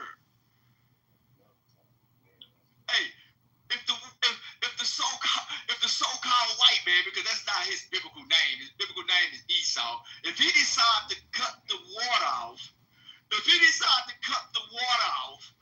what can you do about it? But beg him to cut it back on. So, yeah, you can't do nothing about it. And that's the whole reason of me being thirsty, because it's something we should be able to do about it. We shouldn't be living like this. And we lost. We super lost. And we lost with the way to get out, and no one's using it. And I don't understand it. And it's going to take a heavy hand. We got to work. We need people to work on us so we can get out here and get it. That's all I'm asking. I got you. Watch this. The first steps you must take is understanding that you're an Israelite. That's your strength and keeping the commandments and the faith of Jesus Christ. That's why it's so important to understand that. Believe it or not, brother, you was never meant to be the tail. We was always meant to be the head. But since our disobedience to God, he allowed these nations to rule over us. So that's your first steps. If you want to change your situations, remember, keep the commandments and that you're an Israelite. And then things will start to change. You understand that? Yes, sir. Watch this. We're not even through with it, man. We just skimming the ice on top of the iceberg, bro. Watch this. Let me ask you some questions. You know any biblical histories? Any biblical history, you know? I'm going to just keep you 100 again. Okay. All the biblical that I know, I have collected along life. All right, it's cool. That's what something strikes a nerve with me. I'll bring it up, and it may sound like I'm right. But I got you. I'm really trying to get information, but I got it. I got you. Watch this. All right, this history most people know. I know in Sunday school people go over biblical history somewhat. So the Israelites, right, when they was in Egypt under Pharaoh, what was their status under Pharaoh? When they was building the pyramids, and Moses said, "Let my people go." Do you know that history? Okay, it's fine. The Israelites during that time were slaves. Just as we are slaves in America today. We were slaves, we built the pyramids, and so on and so on. We got our backs whipped back then, and so as we get our backs whipped during this time now, right? You got that? I believe that. Okay. Now it's not a theory. You say it's a theory? No, I believe it. I got you. I even believe, like, ain't no way that slavery just started, when I'm pretty sure in the beginning of time it was slaves. Yes. One thing for certain and one thing, right. I got you. Go ahead, my brother. No, I'm just saying you just made that, true. Right. Two things. Watch this. I'm going to show you out of the scriptures. We're going to show you out of the scriptures in Deuteronomy 28:68. Remember what we're talking about right now. How did the so-called African Americans get over here on this side of the world? By what? What was our transportation? Right. I believe we was already here. Yeah, some of us was. Some of our brothers was already here. our brothers, so-called Native Americans. They are from the tribe of Gad. They was here. But how did most of us get over here? By what transportation? Same shit. That's true. That's history. Ships, you're absolutely right. Now, hold on. We're going to get to a point. Let's read this verse. 28:68. The book of Deuteronomy, chapter 28 and verse 68. And the Lord shall bring thee into Egypt again. We don't want to run past that. Remember, the Israelites was in Egypt before they was what? What was their status in Egypt? They were slaves. So now I'm gonna bring you up on. I'm gonna make it short. This is Moses speaking to the Israelites. He said, you know what? Before they went into the promised land, he said, you know what? Y'all are hard-headed, rebellious people. You seek foolishness. Just like brothers say in the black community, what's run rampant in the black community? Stitches get snitches. That's why your community is the way it is now. It's foolishness. It's stupid. But then you wonder, man, we got to change. You got to change. Well, at first, you want to change the community. According to Leviticus 5:1, it say you get them and you snitch on those wicked Negroes. That's how you make a change. Who cares? Get them up out of your neighborhood. But guess what? Hey, and then the code about, I just want to go back, and I don't want to get off track to this, what's my boy name? What's his name? The rapper that wears dresses. Young Thug. Young Thug, thank you. Young Thug. All right. Here's the problem I had with this. I was hearing the brother, whatever his name was, and he was getting all the. You say, what's that? That was a wonderful topic. Yeah. Right. And I'm gonna dab in it right now. What's the consequences? Because he's saying, okay, what's the accountability for the brother that won't stand up? He got his partners in the car. It's his gun. He keep his mouth shut. So now everybody gets charged with the gun case. What's the consequences for that, brother? All that landed on him. Right. But here's the thing. That's the question. That he gonna have to answer that. But that's what I'm saying. It's foolishness. What's the consequences for the brother that kept his mouth shut and everybody that's in this darn car getting 20 to 30 years? What are they gonna do to Exactly. Amen. It's my gun. That's why we say the streets, being in the streets is trash. If you in the streets, get your behinds out of those streets. Because those the partners you running with, and they gonna get you locked up. It's stupid. Hey. Listen, I came up in the streets. I seen it too many times. We lost a lot of good brothers. And a lot of good brothers is serving time for stuff they didn't do because of ignorant Negroes. They don't want to take accountability. Okay, let's get back on topic. We on topic, but I want to. Yeah, we on topic. Yeah. We have to bring that back to that because it's foolishness. That nigga getting all emotional. It's retarded, man. We have seen that time and time again. So, watch it. Now, go back to Deuteronomy 28:68. Get back on point. Yes, sir. The book of Deuteronomy, chapter 28 and verse 68. And the Lord shall bring thee into Egypt again with ships. With what? With ships. One more time. With what? With ships. You remember what you said before we even went to this scripture, right? You said the Israelites, we discussed, the Israelites was in slavery in Egypt. But the Lord said, through Moses, the Lord is saying, I'm going to bring them blacks, Hispanics, and Native Americans back into slavery, just like Egypt. But this time, their transportation is going to be ships.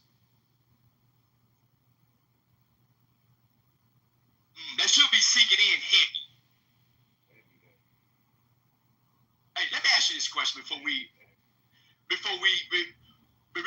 put a fork in it and she'll be done. put a fork in it, and it's done. When we got off those slave ships, what did they do to us? Now, before they enslaved us. Before, let me ask this, if you don't mind me asking. What's your last name? Have you had your name changed? Exactly. So for you to get that white man name, how did you get it? Colonized, yeah. But what happened? That slave name that you have, your last name isn't a receipt of who owned your forefathers and foremothers, right? It comes from the slave plantation. So you want to go and find out your history? Go all the way back to you say Hatfield, or what was it again? You say what's that? That makes me angry. It should make you angry. I ain't got enough fire God in me to speak properly and do all that. But that's what the scriptures will bring upon you. But I'm going to show you something with that anger, how you control it. Because, you know what I'm saying, the Bible said, be ye angry and sin not. You know, so we want to make sure we stay in the spirit at all costs. But that should make you angry. Because the receipt that you have on you is from your oppressors, the one that used to own your forefathers. So watch this. Watch this. But watch this, watch this, my brother. $500 here going for the nigga right here. 550 souls to Mr. Johnson's plantation. To this plantation. You understand? So what am I saying here? You was what? Your ancestors was what? You would say that again? Sold. Watch this. Now we're going to go in the scriptures and we're going to show that. 68. Finish it off. Deuteronomy 28, verse 68. And the Lord shall bring... Hold. Hey, my brother, we're going to go back slow. When he say Egypt, I want you to say slavery. All right? All right? So, when you get to the part Egypt, he's going to say slavery, and then you're going to continue on. Let's go. Yes, sir. The book of Deuteronomy, chapter 28 and verse 68. And the Lord shall bring thee into slavery again with ships. Read. By the way whereof I spake unto thee, thou shalt see it no more again. Mm-hmm. There ye shall be sold unto your enemy. And when we got off those slave ships, what did they do to us, brother? They sold us. Read.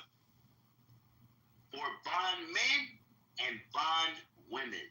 They didn't separate us. We came on those ships together. The women, the men, the kids stacked on those ships like sardines. That's our history. That's biblical history. Moses was prophesied to the children of Israel and saying, this is what's going to happen to you in the last days. Do this fit the so-called Jewish man in Israel today? No, it do not. Remember what we read in the beginning. These shall be upon thee for signs. What's going to be upon thee for signs? The curses. The curses, my brother. That's how come we know that we are Israel. And you Israel also, now that you know. You understand now, brother? How that make you feel?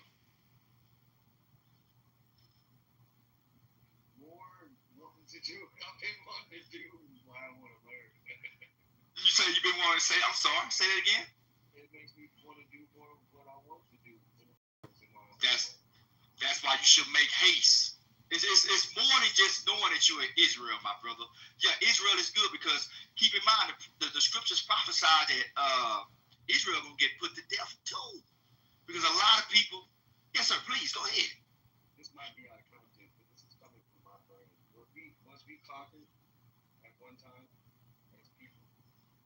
We was conquered. Like our God, at one time, like but we colonized at one set of all black. I know we did. We had to. How did we get conquered? Say that one more time. How did we get conquered when we was already rulers of the nation? Great question. And that's what I'm getting into. You got to understand Okay, watch this. Go ahead. I know we're not really supposed to come up with our own understanding, but that just keeps coming in my head. Like, how did this happen? How? All right, watch this. It's not that we're supposed to know, like you said, you're getting us on track. I'm on track. But we're supposed to know we're great, we're powerful. We come from a higher being that's over everyone. And we was in charge. I know we were. Right. We was first made. We was in charge. Hey, that great question. And we're gonna get you the answers out of the Bible. That's that question you asked. I'm gonna get to the point, but I'm gonna make it quick. The reason why these nations conquered us is because of our sins. That's our kryptonite. So it's just like a father, right? A father that would discipline his son. Watch this. He say, "Hey, son, come in the house at 10 o'clock." Watch this. The Lord, watch this. Just like a father that would discipline his son. I'm telling you, come in the house at 10 o'clock. Can you hear me? And you disobey that curfew. What happens to you? What are your fathers gonna do to you? He's gonna discipline. There you go. He's gonna discipline you because you didn't come in the house at 10 o'clock. So guess what? I'm gonna put the belt on your behind, or I'm gonna do some type of punishment, whatever I feel fit. Right? Watch this. Watch this. I'm gonna show you that in the scriptures. Give me Amos 3:1. Remember, I said because of our sins, our Lord said, you know what? Since you want to be like the other nations, I'm going to jack your narrow behind up. And we got our behinds up. Just keep in mind. When you really look at us as a nation of people, and you go back to the plantation, right? On the plantation, you had 200 big black men, strong buck, strong than an ox. And then on this plantation, you may have one or two snagger-tooth Esau Edomites that runs the whole plantation. You think the Lord didn't have nothing to do with that? Why didn't they overpower them? These are questions y'all got to ask yourself, because the Lord put the spirit of fear upon us. The Lord had his hand in it. Yeah. Right. So the Lord had his hand in it, but watch this. Let's read Amos 3:1. The book of Amos, chapter 3 and verse 1. Hear this word that the Lord hath spoken against you, O children of Israel. Oh, against children of who? Of Israel. All right, so we know that the Lord is speaking to the Israelites, the blacks, Hispanics, and Native Americans, so-called. Read. Against the whole family which I brought up from the land of Egypt, saying, you only have I known of all the families of the earth. Oh, stop right there. My apologies. Stop right there. He said, read that last part again. You only have I known of all the families of the earth. Now, if I'm getting that right, speaking that we're the only ones who love. Correct? Right. Give me one. Like we're in his first. Like talking to us like we're the first. Go ahead, clarify, brother. Clarify. Let me get understanding. I got you, brother. Give me 1 second. I'm just getting back in this truck. So give me 1 second. And I'm going to clarify for you. Can you hear me? Yes. Okay. 1 second. Watch this. Now repeat what you just said. I think he will have to repeat that last verse. You only have I known of all the families of the earth. Okay. My understanding is people saying that we are the only ones who like the first. Like, they're the first that I've known outside of these other people. That, hey, he only knows Israel. Remember this. Go back to the scenario that I was saying about the parents, right? The parents that's going to discipline the son or the father for coming in, for the son or the daughter for coming in late. The Lord is going to do that. He ain't worried about it. And what if you come in the house and you say, Mama, what about JoJo down the street? JoJo, his curfew is 12 o'clock. What do you think your parents going to say? What are they going to say? Worry about yourself. Hey, I ain't worried about JoJo. I ain't worried about Sarah down the street. You bring your narrow behind the house. That's how the Lord feel about us. Right. I gave you my laws, my statutes, and commandments to keep. So since you disobeyed it, guess what? You are going to get punished. You understand? Mm-hmm. Watch this. Let's finish that off. Therefore, I will punish you for all your iniquities. And did you hear that part? He said, I'm Definitely did. all your iniquities. You get that, my brother? He says, since I gave you my laws, my commandments, my statutes to keep out of all nations, because he wasn't dealing with all nations. Guess what? You gonna feel the wrath of God. That's why you went on cargo slave ships. That's why your names was changed. That's why you got right now, you go to the Terran plantation and the so-called white man take your taxes before you even get it. And put it in whatever neighborhood he wants. We was actually saved at one time. That's cool. All this. We would have stayed on path. We still to this day wouldn't know what the outside world would have been. That's crazy. Yeah, please read over. We was never meant to be the tail, my brother. We was always meant to be the head. But since our sins and we disobeyed God, he allowed the other nations to tear us apart. Watch this. Watch this. Give me 1 Kings 8. Like I was saying. We came back since we. We coming back now. My brother. Yeah, we coming back now. And it starts with you. It starts with you, my brother. That's what I'm saying. It's time to make haste. It's time for you to make the first steps. Right. Now, do you believe you're an Israelite? Yeah. All praise. The Bible says so. I can't use these thoughts in my mind if I wasn't. That's the Lord telling you. Remember, brother, you remember them cartoons you used to have the good angel on the right hand, and on the left hand side you have the devil speaking to you. The devil is telling you got time. The devil is telling you just wait to get right. And I'm telling y'all, and it's for everybody, you will never get right being by yourself. You could be alone out there in the lone wolf, and it's not going to happen. You need brothers to hold you accountable. And that's what you have. I believe it's a saying they used to say, but it's still true today. We are strong as our weakest link. You understand? All right. I'm going to get this. So you understand your scripture? But hey, when you can, you go through Deuteronomy 28, and that's the signs.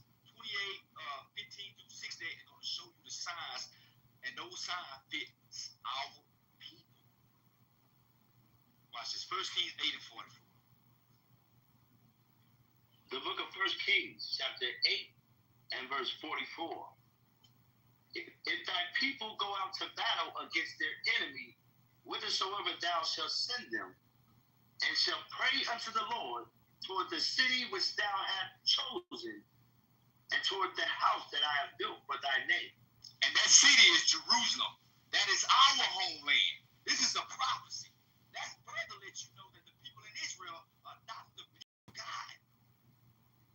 It's not hard to be understood if you go through the scriptures. It's going to show you that we are the people of God, and not those so-called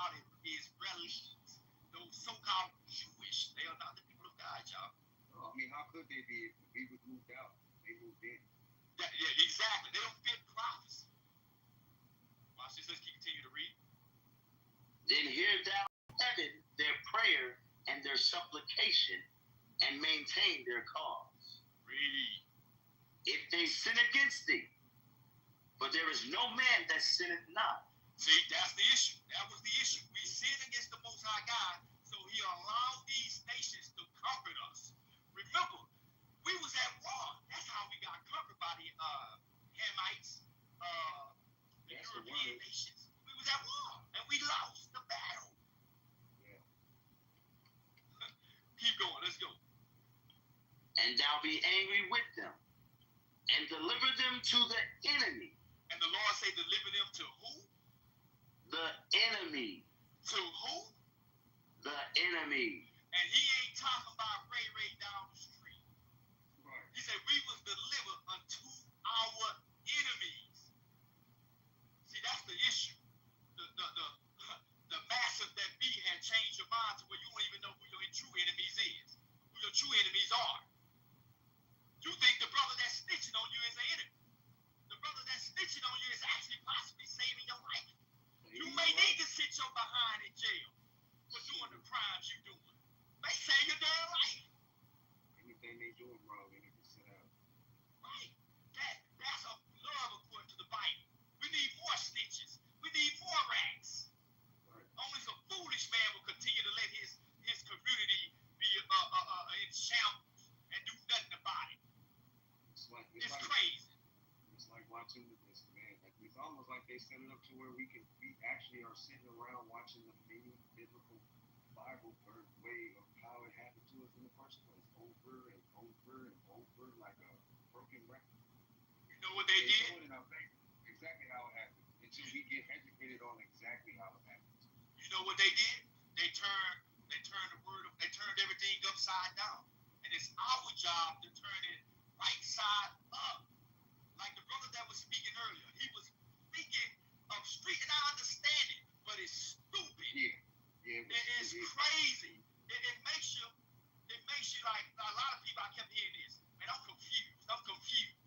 You absolutely right. The scripture says where there's every evil work, the devil is in control. That's what it's going down to. You know, so that's the things we gotta change. But let's get back to the scripture. Go ahead. So that they carried them away captives unto the land of the enemy, far or near. Did you hear that? How did they carry us to the land of our enemies, far or near? What was our transportation again? There you go, my brother. You listening? There you go. You got it. That's how we just didn't come over here to the Americas. You find us in South America, Australia, the islands. We all over. The Lord scattered His people all over. And you're absolutely right. I'll thank the Lord. You paying attention. Let's keep going. Yet, if they shall bethink themselves. Oh, that's a heavy scripture. And that's what we want you to do. Did he say, He said bethink. Do you know what that means? No, that's what I got you. Hey, it's all right. The word bethink means to remember on who you are. That's why I'm sitting here taking that time out to show you that you're an Israelite according to the Bible. That the Bible is for our people, hey, and we must do accordingly. Change our life. That bethink means to remember. Hey, it's not by coincidence. Black people in schools, they only go back to what in schools? How far back do they go in the schoolhouse of your history? How far back? Slavery. That's it. So in your mind, you think 1619 as far as your history that you slaves. And that's the mindset of our individuals and our brothers and sisters. That's why they talk this crazy stuff about snitches and rats, and just uphold the foolishness. The brother, go ahead. I never liked the school system. But it's by design. No different than the music you listen to. get on here and talk about rats. You a rat, you a snitch, and talk this crazy stuff because that's what he been taught. He been taught about his mind is tainted. Hey, no other nations of people do that for black and brown people.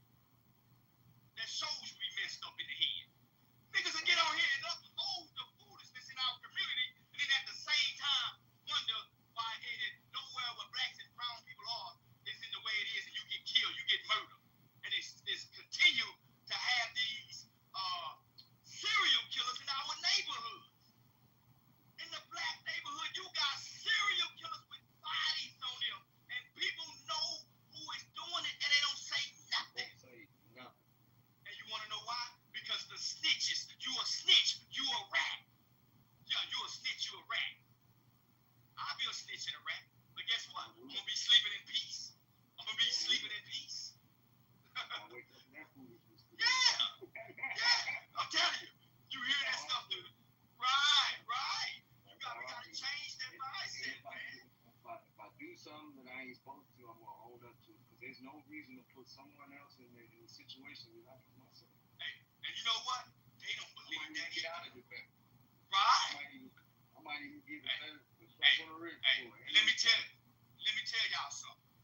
You know what? I'm gonna tell you this right here. Let me give you a little secret. All of them snitching. They talk on here, but all of them snitching. Yeah, I'm gonna say Somebody say, they talk, but all of them snitching. They all on the payroll. So don't let them fool you with this tough guy talk about snitches and all this. They all snitching. Snitching to the police, he's snitching to somebody about somebody. Man, I'll tell you, they all snitching. So the brother running that tough talk, talking about, man, you're a snitch, you a rat. Yeah, nigga, I'm a snitch. I'm okay with it. I tell on your ass. I'm gonna tell on your behind. I accept the fact. I knew it wasn't no purpose arguing with him. Right, but won't he admit, Negro, you a snitch too? You just don't want to admit it. That was my next question, but other man, he's like, brother, I've seen it. Brother, I done seen it. They start giving them brothers 40 years, 50 years, 40, 50 years. Give me. Danny was with me too. Yeah, give me a song. Go ask her. She was there. She saw it. You're absolutely right. They're going to say, hey, man, give me a Coke and a burger, and I'll tell you everything you need to know. You say I'm going to be home tonight? No, they going to tell. Hey, they start getting on first 48. We see first 48. You have seen it. You see this talk, man. That's why I say that stuff, man, is retarded, man. 48 telling everything. They tell it all, man. Give us a cold pop, a sweater. 48 been out for a long time. You know what? Even if they, and I'm going to give you something like it. No, because I would. Like, I wouldn't even make it to the room. We're going to be talking at the car door. We're going to be talking at the house, at my crib, right then and there. I'm going to be at the door pointing like, that's him. Let me see him. Let me walk up by here and see that. That's him. You're absolutely right. You're absolutely right. Get him up out of here. Hey, no. But watch this. Watch this. I'm going to drop something down that a lot of you don't know. A lot of times these brothers get in there, they may not snitch at the opening gate in the door, but once they start sitting in that jail cell, and 4 years get to going down, 5 years get to going down, 7 years get to going down, guess what they going to do? What I got to do to get up out of here. Hey, they going to snitch. They going to get up out of there one reason or another. They going to snitch on somebody in there that's doing something, because now time don't pass. And the sisters don't care. Hey, as long as another man locked up for the crime is off the books, they gonna keep cooking. Hey, Doug had to do all of them had to do what they had to do. That's what I had to say. And it shouldn't have to take for them to do what they did to get right. But if you hanging around, hey, the gangsters say they real. Right. They might not even steal. The gangsters say they real. They say they real, but none of them want to take accountability for the gun in the darn car. Nobody wants. You rather go down and take your brothers with you. Come on, it doesn't make sense, y'all. It doesn't make sense. Yo, I'm pointing at the nigga right there. That's not mine, sir. That's it. I didn't have no gun when I got in the car. So. Hey, and rightfully So, quick. There's no honor amongst thieves at the end of the day. Ain't that what the golden saying is? Hey, that's what, shoot, you're absolutely right. No honor amongst thieves. So why be in that life? Why waste your life away? We already know, everybody knows the end goal in that life. You're either going to go to prison or you're going to be in the grave. Why seek that? And just like he said about the scripture, it's a choice we got to make. Are we going to be disciplined for it? No matter what. You're absolutely right. So watch this, my brothers. I don't want to forget the point. Let's finish that out in 1 Kings 8. The book of 1 Kings, chapter 8 and verse 47. Yet, if they shall bethink themselves in the land whither they were carried captives, and repent, that's an important and make word. That's an important word right there. And repent. What does repent mean? Pretty much understanding the wrong and all they've done that wasn't righteous. And bringing it to the light. I got you. See, but with a pure heart, though. With a pure heart, though. With a pure heart. Watch this. You gotta truly mean that repent, though. Or you just speaking out of content, because you're gonna continue to do it. There you go. There you go. But guess what? I'm gonna help you out. So the next time, if somebody asks you, what does it mean to repent? You can give them the biblical verse that shows on what repentance is and how to repent. Because it's like this, right? Let's say a crackhead, I'll use this. A crackhead, if he goes to the rehabilitation and gets cleaned, right? He goes in and do the necessary steps. Most of the time, if not all the time, they fall right back into that same thought that it was in before, smoking crack. So what has to change in that crack addict mind?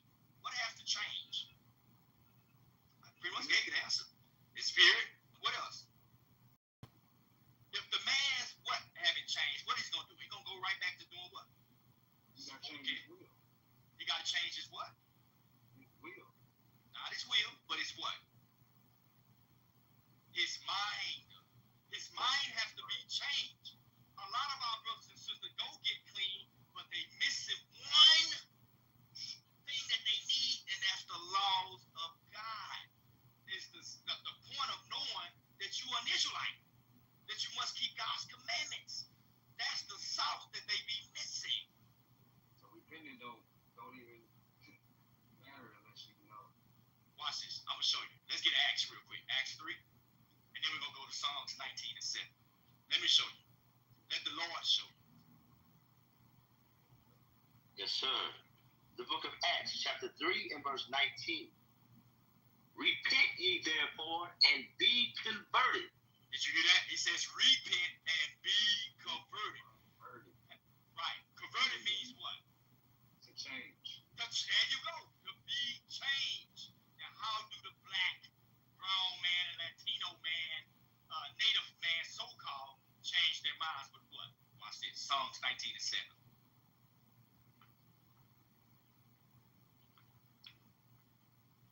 The book of Psalms, chapter 19 and verse 7.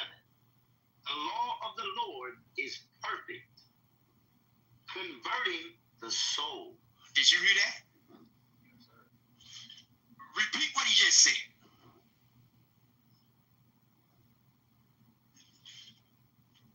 You repeat what he just said. Oh, me repeat what he said. Oh. Yeah, you go ahead. I'm listening. I'm not trying to get what I'm right. It's like he said the law of the Lord is perfect. And for the law, for us, pretty much is to be converted, is to use for conversion, to convert us into the law. There you go. That's what's gonna change the so-called black man, the so-called brown man, the so-called native man. The laws of God. Point blank simple. Because guess what? Going back to the topic. If we apply Leviticus 5 and 1, right? We apply Leviticus 5 and 1. Let's get Leviticus 5 and 1 real quick for the brother. And it's going back to the topic. And I want anybody Anybody that disagree, raise their hand. If you disagree with what we're about to bring out, just let me know. But this is going to change our communities if we apply it. Leviticus 5:1. The book of Leviticus, chapter 5 and verse 1. And if a soul sin and hear the voice of swearing, and is a witness, whether he hath seen or known of it, if he do not utter it, then he shall bear his iniquity. Hear the Lord said you should snitch. The Lord ordained snitching. That's right. The Lord is a snitch. He said, the Lord said, if you know of a Negro that's in your community that's doing a crime, got something illegal, he said you should say something. Who has a problem with that? And who thinks that we didn't apply this in our neighborhood? If we apply this in our neighborhood, that our neighborhood would change overnight. The crime would drop, man. It would drop like a third man, like you should. It would drop like a bad habit. Put it that way. Who don't think that'll change our neighborhoods? That's the start. That's the start of the beginning of a revolution. We put our own people in check. Then outside interfere. We'll be able to hold on to something. We'll be able to hold ourselves accountable, and that's the problem. Black folks don't hold other black folks accountable. We have this mindset, it's not my problem, it's not my issue, until it becomes your issue. Until it becomes your young son dead in the streets with bullet holes. That's what I was saying earlier in the conversation. Like, some people just decide not to deal with it, Right. Because guess what? Think about it. You in a car, a brother got a gun in his car, right? Watch this. I'm gonna give y'all this scenario. You got five brothers in the car. One brother got his gun underneath the seat, his gun. Nobody else knows the gun is even in the car. He gets pulled over. A brother look underneath the seat, he sees the gun, he tells on the brother. All right. He tells on the brother. That one individual goes to jail. The rest of the brother goes home. Not knowing that he changed the course of time. That brother that had that gun had on his mind, I was going to commit a robbery at the 7-Eleven. He not knowing when he get to that 7-Eleven, that Arab that's in that store that has that 357 is ready for him to come in to take his life. As soon as he come in, he takes the money and he runs but gets shot in his back. And he dies. Right? Read this. Now in the scenario, the brother told on. The brother go to jail for 2 years. Or maybe go to jail for 6 months. Who knows? Whatever the state you in. And he gets out. What's worse? What's worse? You see what I'm saying? Getting killed. Now the brother's gone because you didn't say nothing. You allowed, I know the brother gonna be pissed. Everybody gonna call you a snitch and a rat, but guess what? They don't think of that long run. That's the long run you just sold. You just gave them. They don't think of that long run. Think of how many people in jail because somebody didn't say nothing. Woo! Yeah. Think of how many young black men, young brown Latino men that didn't say nothing. Think about how many black, brown Latino men that's in the grave because nobody said nothing. Just a recent episode here in my city just happened. And all it had to take was somebody to just say something. And that was when they got killed. Man, you lose 2 lives. But by you doing that, you made a baby save 2 lives. So let's get back to what is that? Psalms, what was that, my brother? 19? Yes, sir. Okay, yeah, go ahead. The book of Psalms, chapter 19 and verse 7. The law of the Lord is perfect, converting the soul. So that's how we change. That's how you repent. You start keeping God's laws. What do the scriptures say? What do the laws of God say? That's how we.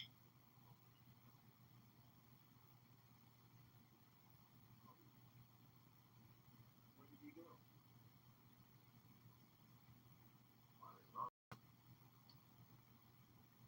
should be back.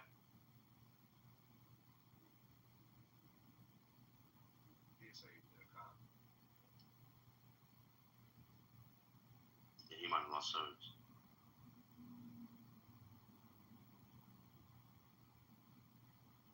Hey, man, you there?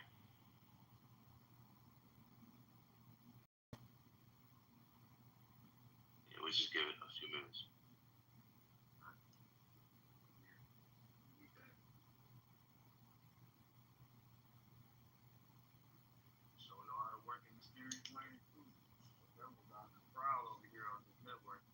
Good morning. Oh, sorry. Yes, sir.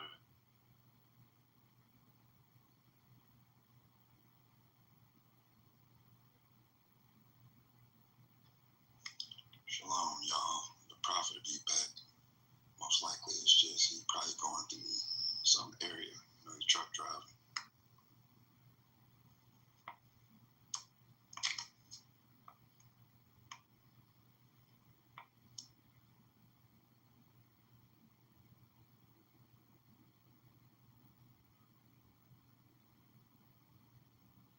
Hello.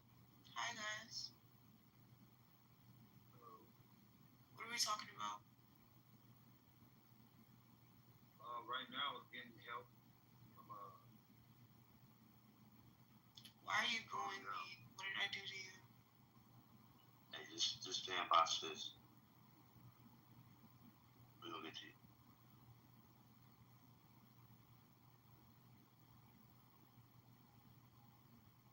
Sis, go ahead. What you got going on? Oh, me? I'm just laying down, not doing anything. Let me read what you guys are talking about. Oh, we're still talking about if Young Thug is snitching. Yeah. Is What you just came back? Huh? Did you just come back to something? Yeah, I just came back. Yeah, I don't know. But what are you guys talking about? I don't know what you guys are talking about.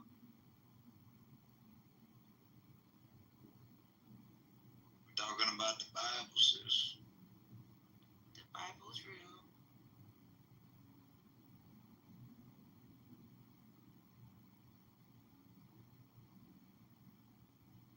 That's it. That's all you got. Okay, I can tell you definitely that in time, when you look at the time, you get scripture by scripture. Whenever you see time, whenever you see 222, or if you see 717, it's in the Bible. What the hell?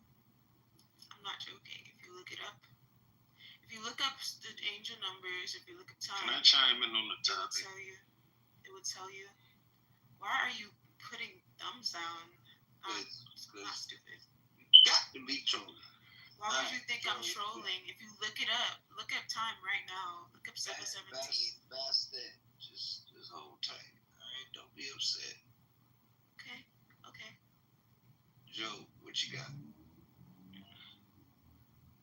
Just want to chime in on the topic right quick.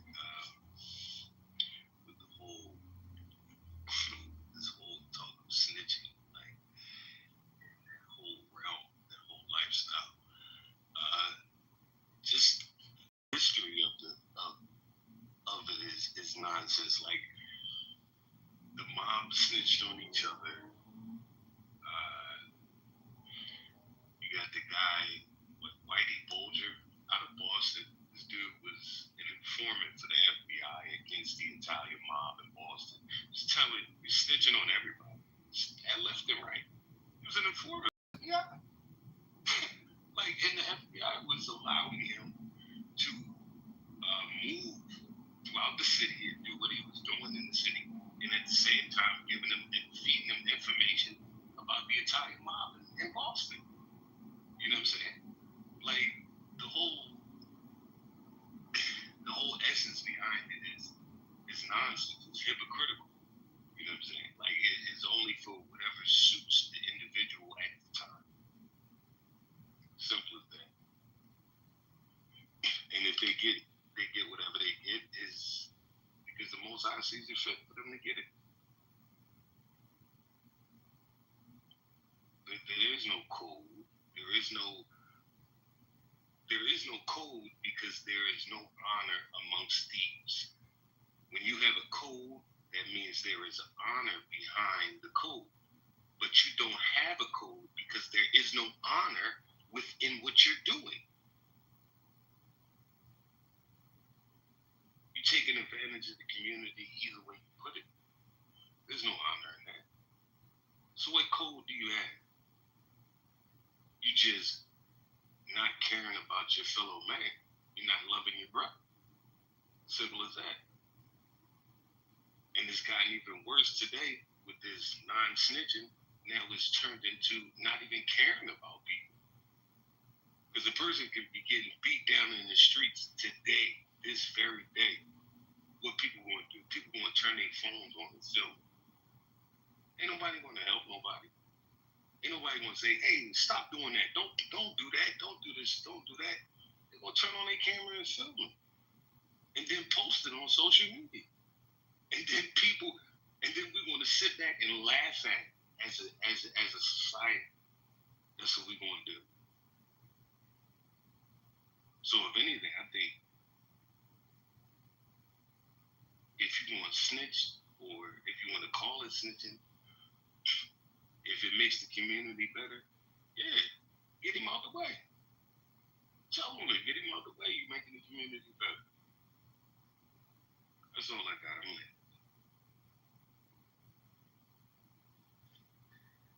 hey, brother, you cooking.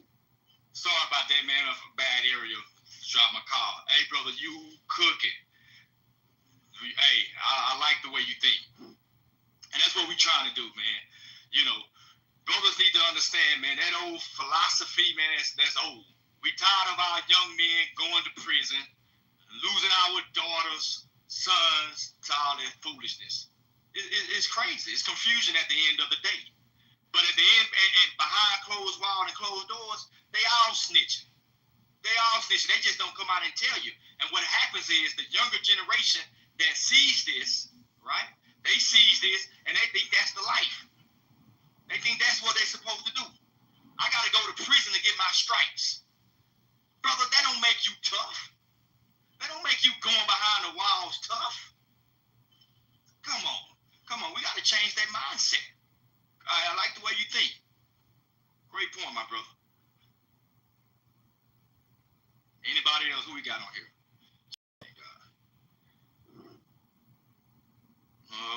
You can talk to Bastette some more. I think she wants. Okay, yeah, go ahead. Since you got something, go ahead. Oh, sorry, no, I was cleaning my bathroom. I wasn't really listening. But can you tell me what you guys were talking about? Oh, the Bible. Talking about the Bible. Jerusalem. Let's talk about Jerusalem. Now, what we talking about, sis, the topic is young does snitching a bad thing? Is young does snitching a bad thing? What do you feel about that? I feel like it is a bad thing because nobody believes him. I'm telling you, he's like the boy who cried wolf right now. He was told not to snitch from young because he's seen things that were most likely traumatizing. So, you know, kids are sponges. They're going to listen to you. You know what I'm saying? So, you squeeze a sponge, they're going to tell you everything when they're older. And then everybody's going to look at them like, why haven't you told us this before? You know what I'm saying? So, is him snitching a bad thing? I don't want to be biased, you know, but I think it's, I don't know, I think it's just, he has bad habits, you know, too many bad habits. He's been,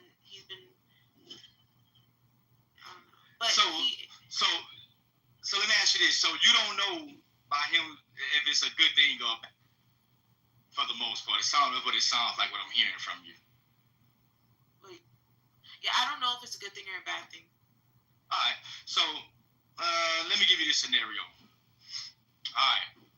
A young kid in school, come to school. He brings a pistol in his backpack. He tells one kid, hey, you know what? I'm going to shoot this individual or that individual. He has the gun in his backpack. What should a kid do? Should he snitch and go tell the teacher, or could he keep his mouth shut?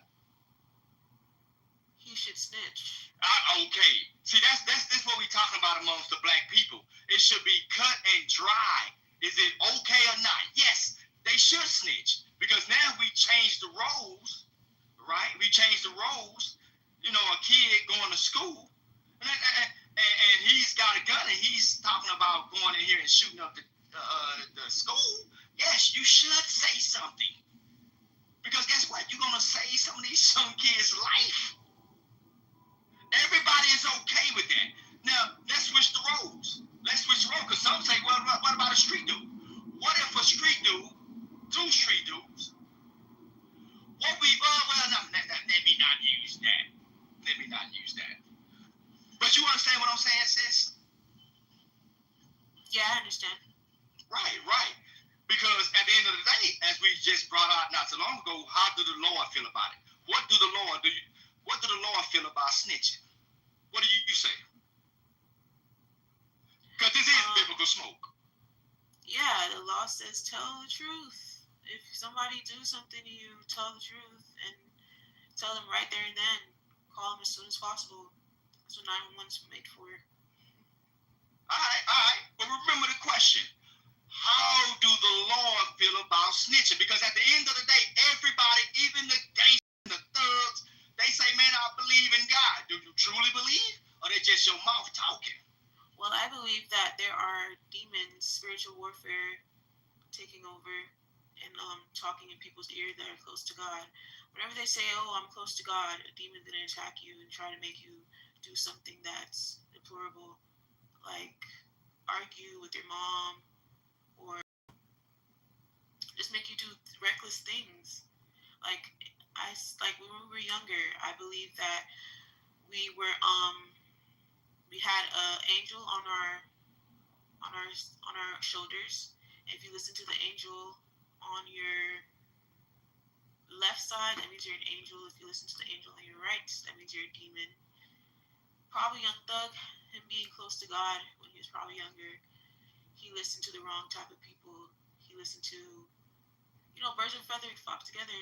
He's the problem. It's nobody else. So, but him snitching is just him snitching too late. To a point where people are judging him for what he's doing.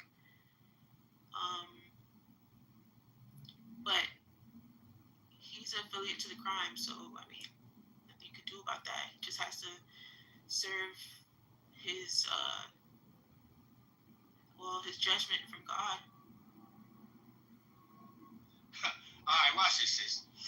Remember, the question at hand was, what do God feel about snitching, right? I'm going to show you. We're going to go back to Leviticus 5:1. God, it's hard. Right. It's hard to believe. God doesn't, he's not going to believe you. You have to look into his eyes and tell the truth. If you don't, then he's not going to believe you. How can you look in God's eyes? Watch this. I'm going to show you out of the Bible, right? Because this is biblical smoke. I'm going to give you the solution.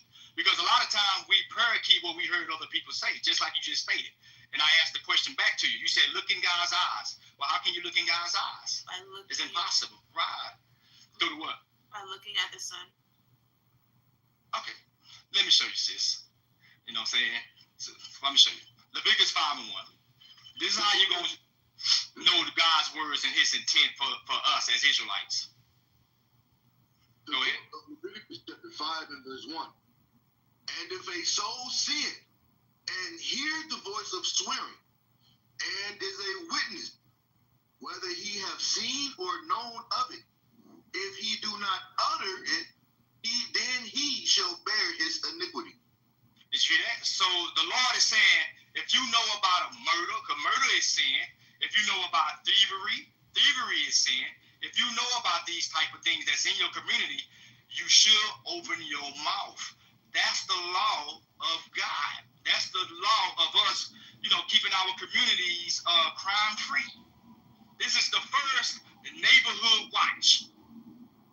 God said, hey, you should say something. So you're absolutely right when you say call 911 or call whatever hotline number to where you may not want to, be found out. So you can keep it on the DL if you wanted to. But you must say something.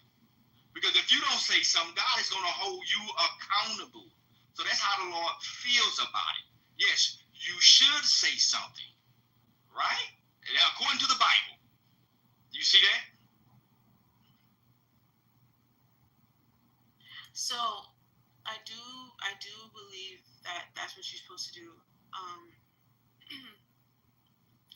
I think that this is something that is biblically correct. Everything that's happening right now is happening because the Bible is the future. It shows everything in the future. And yeah, I like that this topic is helping people understand. Ooh, I just had deja vu. I like that this topic is something that is being held. Oh my God, I want to talk about deja vu because hey, sis, I don't want to change the topic. This is your topic, but I'm gonna watch this, sis. Watch this, sis. A lot of people don't understand. Like the Bible got all the answers. The answers in the Bible. Let me show you Isaiah 5 and 20, y'all. This is what we got going on in the world today, especially in our communities. In our community, and I say our community, I mean the Black, Brown, and Native Americans, so-called, which are the Israelites according to the Bible. So watch this, Isaiah 5 and 20. This is what the Black community has done. The book of Isaiah, chapter 5 and verse 20. Woe unto them that call evil good, and good evil. That's what we have done. Go ahead. And good evil. That put darkness for light, and light for darkness. Is that not the Black community? That's us. We have changed good to evil, and evil to good. That's what we have done. We got to change that. God said, woe be unto you. Woe means destruction. Is this destruction in our community? You best believe it's destruction in our community. You should say something. Who told you it's okay? Hey, who said that? Who said it wasn't okay to snitch in your community? Who said that? Where do that go back to? Because it sure wasn't God. Sure wasn't God.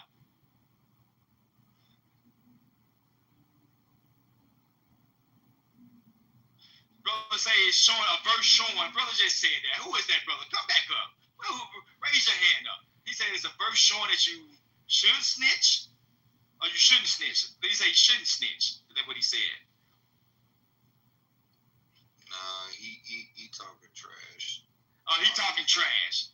Oh, he talking trash. Paulito Brigante, come on up. Instead of just talking like a woman in the comments. Come on up. Come on up to the floor, my brother.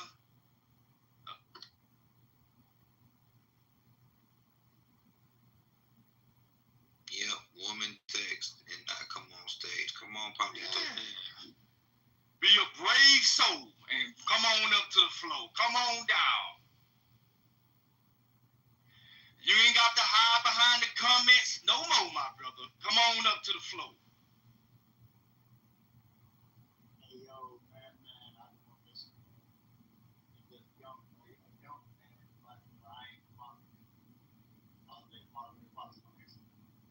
I know who you are, Ben Joseph. Thank you.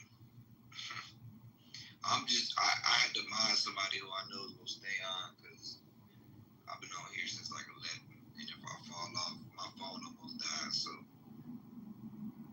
I need somebody else on stage with me that has a mind tag.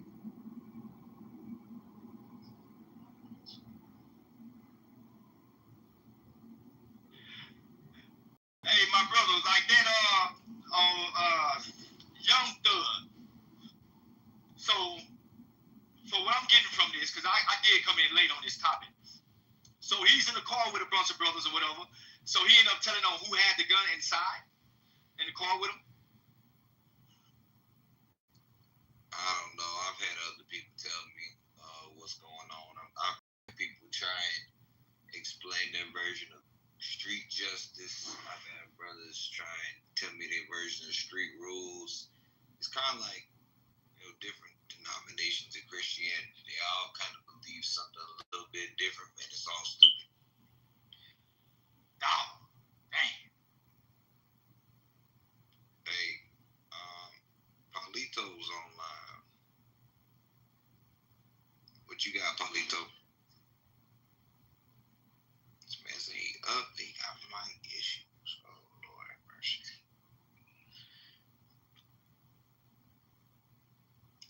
Paulito not only talking trash, but he got an Android. Help him.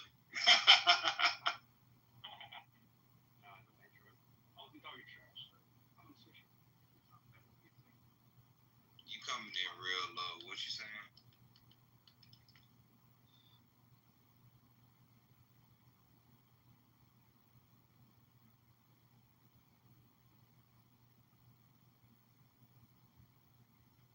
Come on back, my brother. We couldn't hear you. Come on up. Can you hear me now? Oh, yeah, we hear you loud and clear. Come on in. You hear me perfect? It's good? Oh, yeah, we hear you loud and clear. Come on. All right, my bad. I'm sorry, I didn't hear what you said before. Can you say it again, please? Oh, I said I wasn't talking trash. I wasn't talking trash. I don't know why you thought that. Oh, it sounded a little bit like trash talk. Maybe I misinterpreted. So how do you feel about the topic? How you feel? Yeah, I was like half listening and half not. The snitch thing, I half agree, half disagree. But overall, I wouldn't be out here advocating for snitching on our people.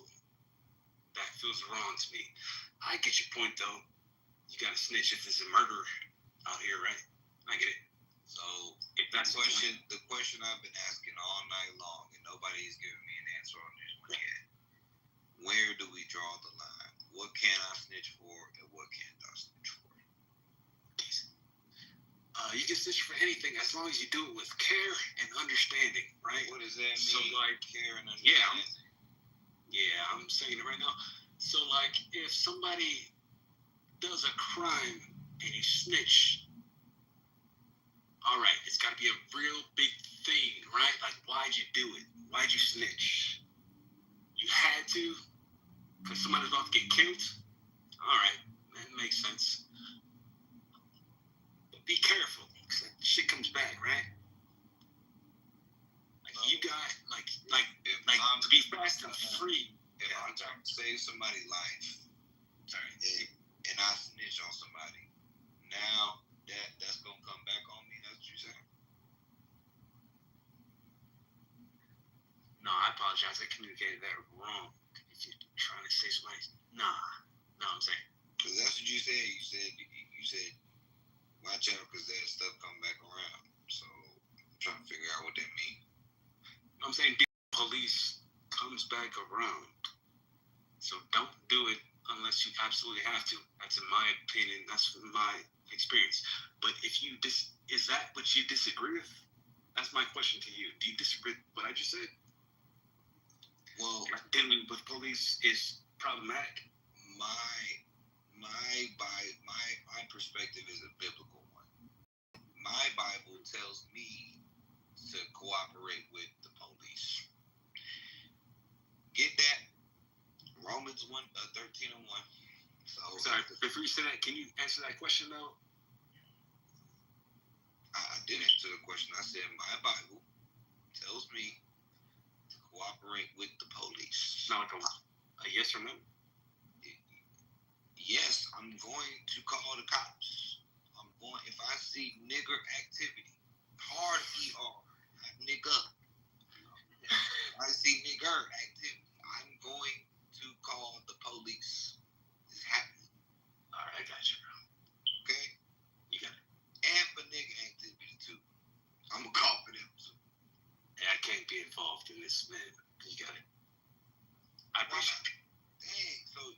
So hold on. Let me get this straight. You don't want to get people off the street that's negatively affecting our community. What do you mean? That's what I'm referring to right now. I'm saying that if I don't want to be involved in the conversation that castigates our people for no necessary reason. That's rude and it's unnecessary. Wait a minute. Lord, yeah. Oh, hold on. We got an infiltrator. Hold on. Give me 1 second. Alrighty. Okay. So now you're saying that if I want to call the police on the dope dealer next door because he's selling drugs to our people, I can't do that. That's not a good thing. No, I wasn't commenting on that at all. I was commenting on your dismissive attitude for this conversation, for you and me talking. I wasn't talking about that. What you mean? How am I being dismissive? I'm having a direct conversation with you. Yeah, it's just the way that you use that word leads me to feel offended. You know, I'm like, it's cool, but I don't really want to be a part of that type of conversation. What you mean? I mean, I felt offended the way that you use that vocabulary. That's what You talking about the N-word? Yes, sir. Come on, man. You listen to rap music? Yeah. Then you ain't offended by that word. Stop capping, bro. Yeah, you over here lying that you offended, but you listen to the word in music all day long. Hey, man, you can proceed. Go ahead. Your music. Go ahead, but I don't. Yeah. Your movies. Rap music doesn't talk to me. It's fine, but stand up, it's got it all in there. So now all of a sudden it gets said and you offended. Come on, stop. We gotta be honest with each other. We hear it all day long. Dave Chappelle doesn't talk to me directly. You are talking to me directly. Oh, now we're making a separation. Did I call you one? Nope. And it's cool. Let's proceed. Let's move on. Go ahead. No, I'm addressing your point. You're saying that I showed a willful disregard for the conversation by saying it's. That's what you just said. I said I felt offended by the vocabulary, but it's cool because we worked it out and we're friends now. So let's move on. But you're not offended by the vocabulary because you consume that word. I'm not offended by the vocabulary. I'm offended by people calling me that vocabulary. But you in the beginning. But you cleared that up, and we're cool. So there's no problem. That I did not call you that. You knew that when I said it the first time.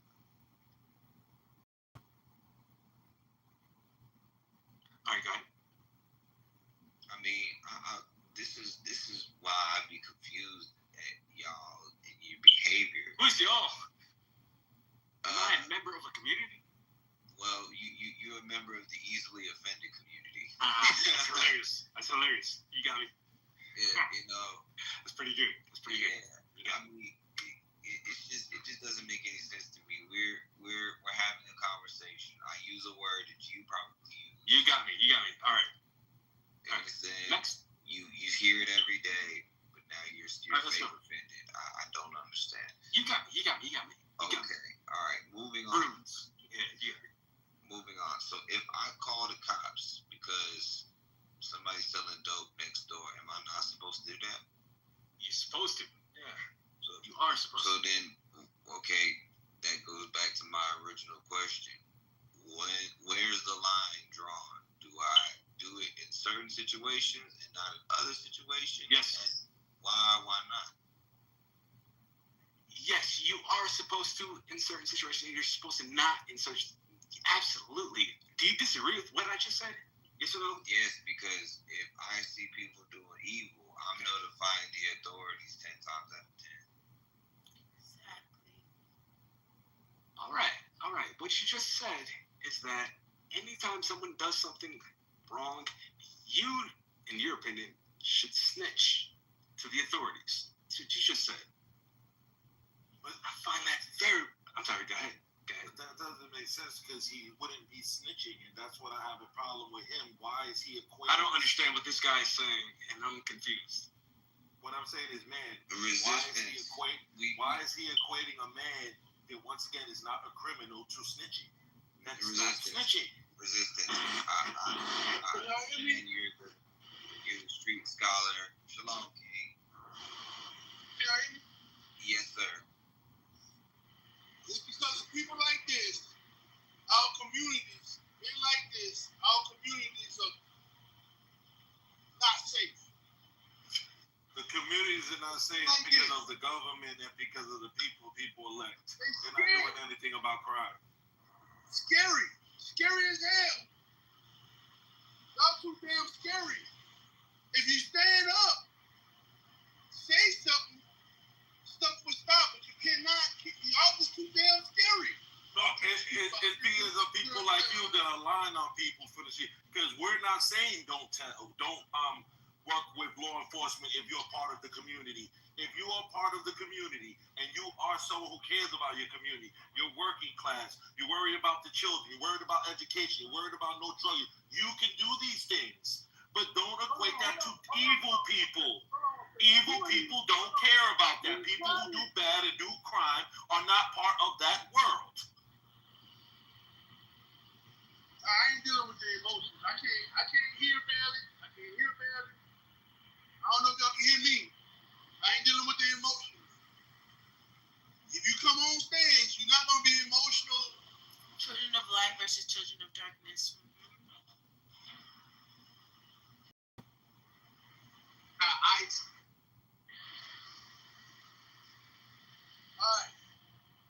All right. You niggas are too damn scared. Give me Matthew 10. Hey, King, would you come to save my life? I'm trying, bro. I can't really. Where I'm at, I can't really help. I can't really hear a little bit.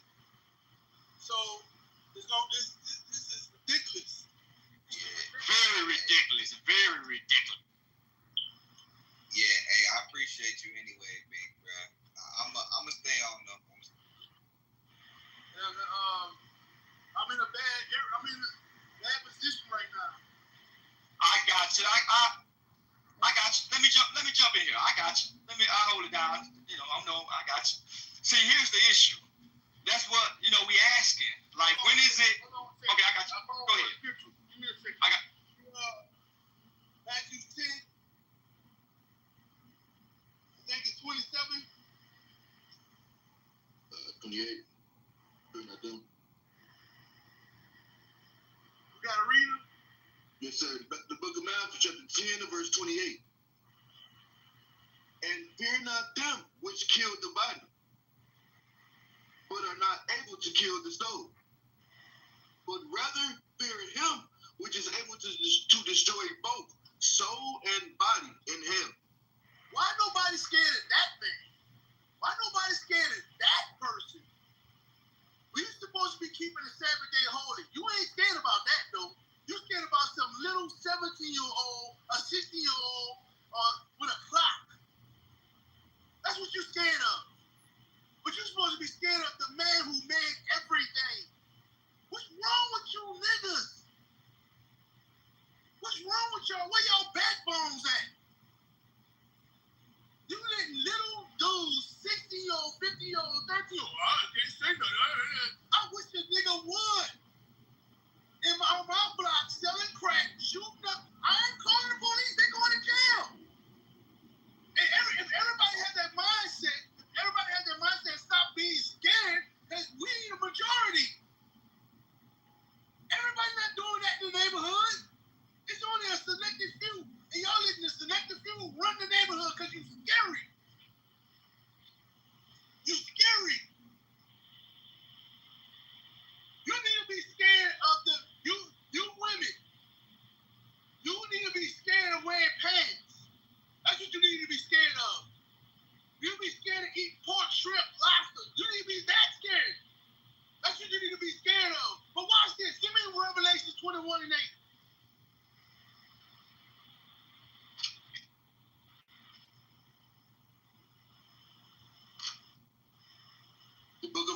Revelations chapter 21 and verse 8. But the fearful. Wait. Hold on. You got Ben chosen as a moderator? What the world is? What is happening right now? I don't know. All right, bro. All right. So y'all can remove me though. I ain't asked for that. No, I know. I'm just. I don't have nothing to do with you, bro. I'm just. All right. If you're a moderator, it's for a reason. But read that. The book of Revelation, chapter 21 and verse 8. But the fearful and unbelieving and the abominable. So the fearful and the unbelievers. A lot of y'all do not believe in God. You know what I'm saying? Y'all profess that y'all believe. This is a biblical realm. We're going to get biblical solutions. This is what we're here for. And a lot of you so-called Christians, a lot of you people who say y'all believe in God are the most scariest people on the damn earth. And y'all supposed to have God. Y'all supposed to believe in a God. Read it one more time from the top. Revelation chapter 21 and verse 8. But the fearful and unbelieving. You fearful and you unbelieving ass Negroes. Look what God said to you. Read. And the abominable. Just be quiet, bro. Just be quiet till I finish. Read it. Read it again. But the fearful and unbelieving. You fearful and unbelieving Negroes. This is what God said to you. Y'all are lumped up with all these other people. I don't want to snitch. I don't want to look like a snitch. But you lumped up with the murderer. You a murderer too. You hate your brother. You a murderer just like him. You might not pull the trigger, but you might as well have. You might as well have pulled the trigger. You've seen a murder and you just don't say nothing. You killed them too. You pulled the trigger too. Read. And the abominable. And murderers. And whoremongers. And sorcerers. Y'all gonna pay for keeping your mouth closed. You Negroes gonna pay. The little kids can't go outside. The old ladies can't go outside. Nobody can go outside because of these terrorists in the neighborhood. Y'all gonna pay for that. Read. And idolaters.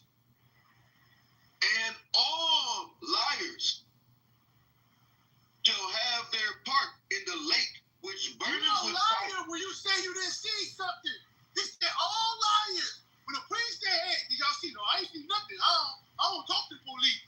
I see you're lying. You will pay. Read that last part again. And all liars shall have their part in the lake which burneth with fire. And you will perish. This is what you need to be scared of. Not Tyrone, Tarante, all these stupid little nigga names you scared of. That's what you got. You don't need to be scared of them. This is what you need to be scared of. You're playing too many games.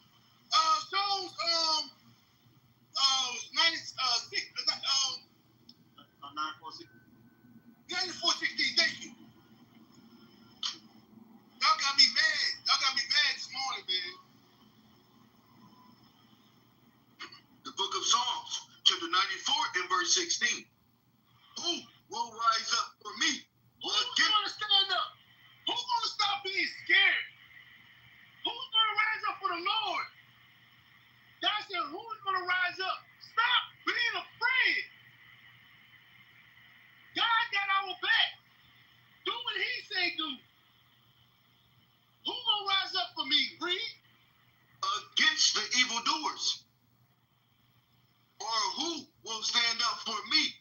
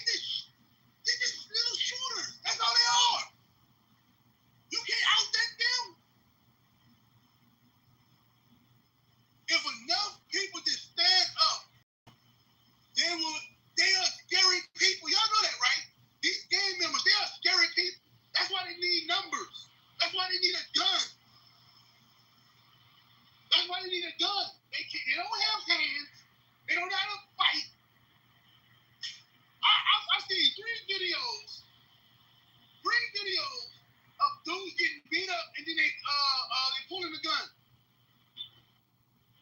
Oh, scary! When I was growing up, hey, you had to knuckle up. That's what they call it. You had to knuckle up. Let's knuckle up. That's what they call it back. I'm telling my age. Yeah, you had to knuckle up. These little Negroes can't knuckle up for nothing. They are scared. Hey, you ever seen one of them wild animals? Y'all see each other? Hell, the damn animal more scared than you did. You of it. Them niggas are scared. All that macho stuff is a front. All that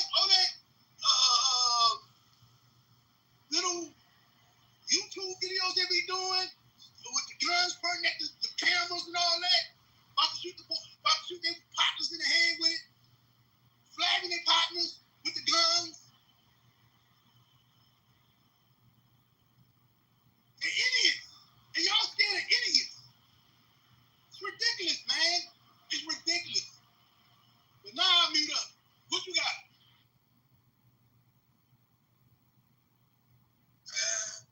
You said it, but you gotta understand, like, a lot of people, it's just my personal opinion.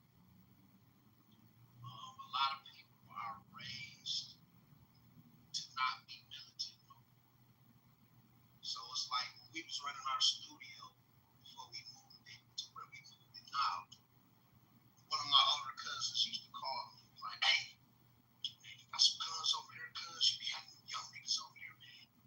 Man, you better keep a pistol, cuz them young niggas. I said, bro, yeah, these little young niggas bring guns, and they be having their guns, and they're wild, and they rob, and they kill. It's like, they ain't on that with us. We can talk to them. We actually hold conversations with them. I'm not like no rich and powerful guy, not by any means.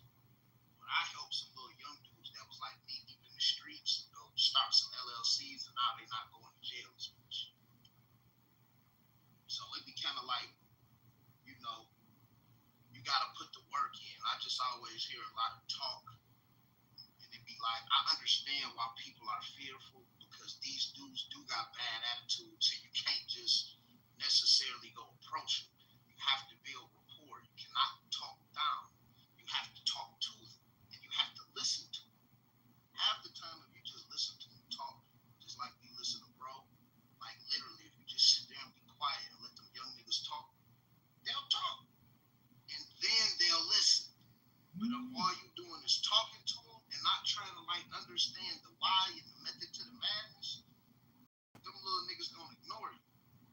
And then it's gonna be like a waste of time. So it kind of be like, you know, you gotta get out there. Now, hold on, I'm about to finish. I ain't about to go on the call. You kind of gotta like, you gotta just take. No, man, no. I want to chime in. Y'all been talking for a long. I'm gonna chime in. No, I'm gonna chime in. I'm just chiming in. I don't care what you say. You be scared of me like you scared of Negroes. Be timid around me when I'm talking, just like you timid around them.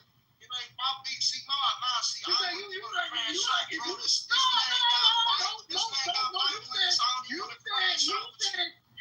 them go, I'm like, no, nigga. You said if you got to let them go, you don't let them talk, you don't let them know. Let me talk to you. Yeah, I'm gonna cut you off. You see what I'm saying? I'm cutting you off. I'm cutting you off. Hell with that. Cut me off for what, nigga? Because you don't like what I said, bro. Because you don't like what I said. You sound like an ignorant old nigga. I'm gonna see how long you last before you niggas shoot. Hell with what you talking about. Bitch ass. Hell with you talking about. Give me Proverbs. Yo, son. Give me that Proverbs 1 and 20. Give me that Proverbs 1 and 20. Bro, I don't know all of that shit. Mute your mic, man. That shit ain't about to mean nothing. Mute your mic, you scary ass nigga. Mute your mic. Mute your mic.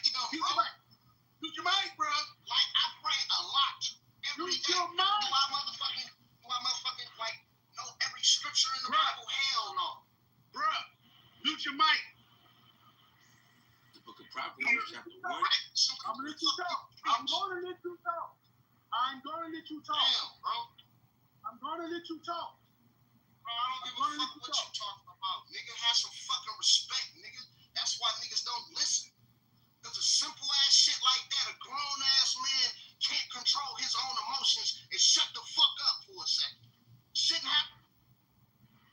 Alright. Read the scripture. The book of Proverbs chapter 1 and verse 3. To receive the instruction of wisdom. No. Proverbs, what I say? You said Proverbs 23, sir. The book of Proverbs chapter 1 and verse 20. Wisdom crieth out without. She uttereth her voice in the streets. She crieth in the chief place. This is the point. I'm tired of hearing that. What he's saying, like, everybody, we've been, listen, these are kids. Like I said before, we out there in the streets, we out there teaching our people, we all teaching them that, oh, listen, this was going to happen. Read on. Read that. She crieth in the chief place of concourse, in the openings of the gates. In the city she uttereth her word, saying, how long, ye simple ones, will you love simplicity? You hear a guy talk? You know what simple one is? How long you stupid one would love to be stupid? That's what the Bible says.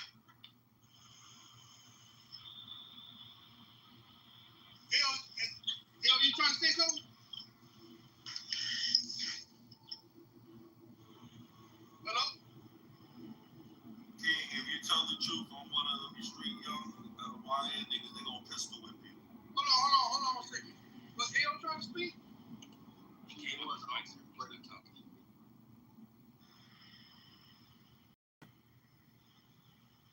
King, if you tell on one of them young niggas, they gonna pistol whip you.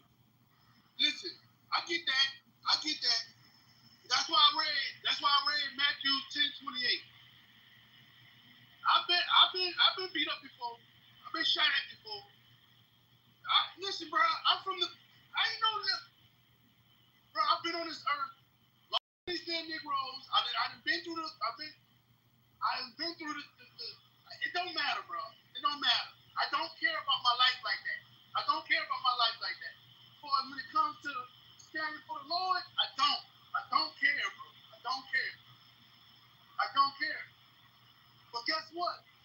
They're gonna pay if they touch me. They will pay. God said, don't touch this anointing. Find that for me. Do his prophets no harm. You touch any one of us. You're not a prophet, and you're not a prophet. You commit sin and you have fault just like anyone else, and you're gonna pay just like they're gonna pay for their crimes. Watch this. You don't even know what you're talking about right now. I know what I'm talking about. You're not perfect. You're a human being that commits sin like everyone else. You don't even know what you're talking about right now. Mute your mic. You don't even know what I'm saying. You're not a prophet. I'm not talking about me doing something. Read the scripture you found it, brother. I'm looking for it, sir. All right, when you find it, let me know. Cause y'all think I'm not threatening nobody. I don't kill people. I don't do that. You know what I'm saying? I don't go around making the neighborhoods unsafe. I have it for you, sir. What you saying? I have it. Oh, man, I can't hear. What you say it again? I got the scripture, sir. All right, go ahead, read. The book of Psalms, chapter 105 and verse 15, saying, touch not my anointing, and do my prophets no harm. Start at verse what, sir? 4. Yes, sir. The book of Psalms, chapter 105 and verse 4. Seek the Lord in his strength. So that's what we're telling the people. To seek the Lord in his strength. That's what we do. Right? The men with the green beans. Read. Seek his face evermore. How you seek his face? You get in this Bible. You read. And you do what it says do. That's how you seek his face. Read. Remember his marvelous works that he has done. Wait. It said remember his marvelous works. How you remember it? Because he's written. This is the God you're not to play with. This God is not to be played with.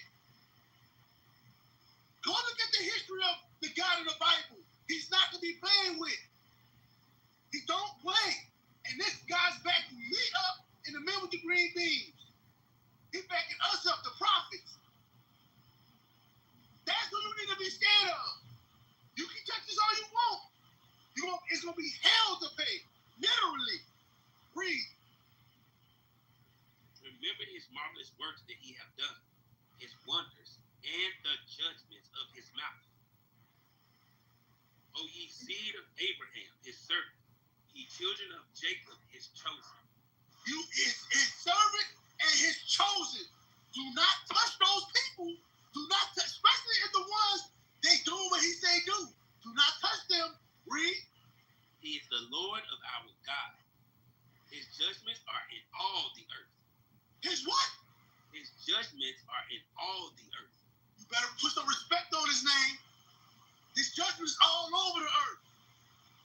Keep playing with God. Keep playing with our God. Keep playing with the prophets. We back and we ain't playing. They thought they had killed us. They thought we was finished. But we back. Read. He hath remembered his covenant forever. The word which he commanded to 1,000 generations. Which covenant he made with Abraham in his oath with Isaac, and confirmed the same unto Jacob for a law, and to Israel for an everlasting covenant, saying, unto thee will I give the land of Canaan, the lot of your inheritance. When they were but a few. What verse you at? I'm almost at verse 15 again, so I'm at verse 12. I see an alien. I see an alien. Hi, alien. Read. Verse 12. When they were but a few in number, yea, very few, and strangers in it, when they went from one nation to another, from one kingdom to another people, he suffered no man to do wrong. Yea, he reproved kings for their sakes. He did what? He reproved kings for their sakes. He corrected kings. He had corrected men with armies. I'm not worried about these little Negroes on the block. He corrected kings. None of these Negroes kings. They don't even own the block. They don't even own the block they sell drugs on. They don't even own the draws. They don't have a pot to piss in and the window to throw it out of. That's the old folks used to say. Boy, sit down. Sit down. You stink. They don't even take baths. Breathe. Say, touch not mine anointed, and do my prophets no harm. You hear that? He told it to kings. You better not touch my prophets and do my anointing no harm. We are the anointed ones. We are those prophets. The hell we scared of y'all Negroes for? Shut the hell up. You're not anointed of anything. You're not a prophet of anything. Stop it. Okay, hold on. Let's see who keeps saying, who keeps coming off the mic. That's resistance. That's resistance. Yeah, that's me combating his nonsense. There you go. There you go. Yeah. I don't understand. They show, see, this was the thing is. Get that Matthews 10:28 again. I want to show y'all something. Yes, sir. This is the thing. Who y'all need to be scared of, y'all not scared of. That's the problem. That's the problem. That's the problem. Read again. The book of Matthew, chapter 10, verse 28. And fear not them which killed the body. We are not scared. We are not afraid of getting killed. We are not afraid of that. You better go ask somebody. I don't know if you know us or you don't know us. You better go ask somebody about us. Ask the audience. We got videos. We in the projects. We went to O Block. We went all over. We go all over the world. You know what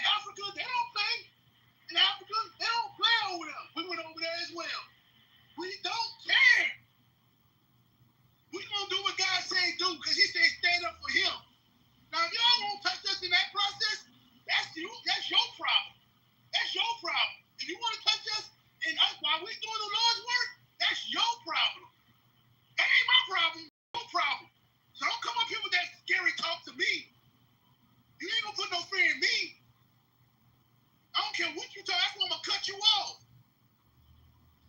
You got this. You got. We know what. And we the prophets. We know what to do. We know how to talk to these little niggas. We know how to talk. We know how to talk to who we need to talk to. Who we need to talk to. We know how to speak to certain spirits. Here it is. You Negroes haven't been doing nothing for years. Now the prophets come up. Everybody got something to say. Shut up. Everybody got something to say. Shut up. Read it again.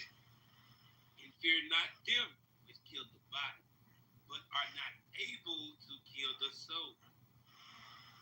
But rather fear him which is able to destroy both soul and body in hell. Listen, that's who I'm afraid of. That's who you need to be afraid of. That's who you need to be afraid of. That's who you need to be afraid of. The man who can destroy your spirit and soul. Not the man who can just kill your body. And this scripture right here is saying a hell of a lot. This scripture is one of the scariest scriptures. Because a lot of us, none of us, the prophets know, we know, a lot of you don't know what's going to happen when you die. You going on a hunch. You going on ain't nothing going to happen to you when you die. You do that. How do you know that? How do you know? How do you know that? How do you know there's no God? You got to worry about that. All right, devil, you ain't going to trick me. Y'all can let these Negroes trick y'all. Y'all can let these damn devils trick y'all. Ain't no God. That's the dumbest thing I ever heard. Ain't no God. Y'all just, I'm gonna mute up. I'm gonna calm down. I'm gonna mute up. Now listen. I'm not gonna deal with no scary stuff. I'm not gonna deal with that. So who's next? Let's go. Shalom. I actually didn't get an opportunity to speak. I was here earlier, but I never actually got to speak. All right, you speaking now, sir. Well, I just wanted to ask permission. Do I have permission to? What? I can't Okay. read you, my bad. Okay. Well, I'm sorry. Do I have permission, sir, to speak? Do I have permission?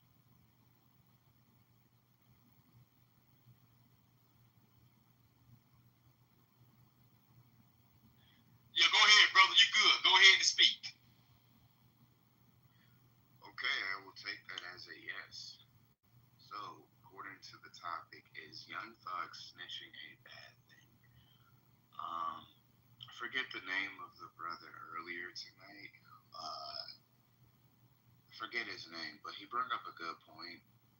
It's bad for the rapper entertainer image, but it's actually good for the black community because black people have this obnoxious disposition of wanting to protect criminals and advocate for delinquents.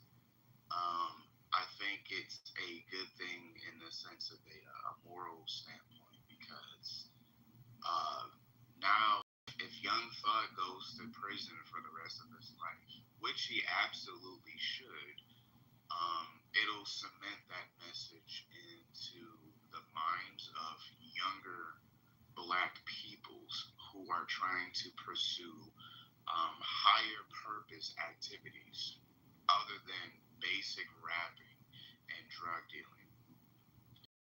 Now, it's bad for the rap image because rap is predicated on selling a false image and narrative.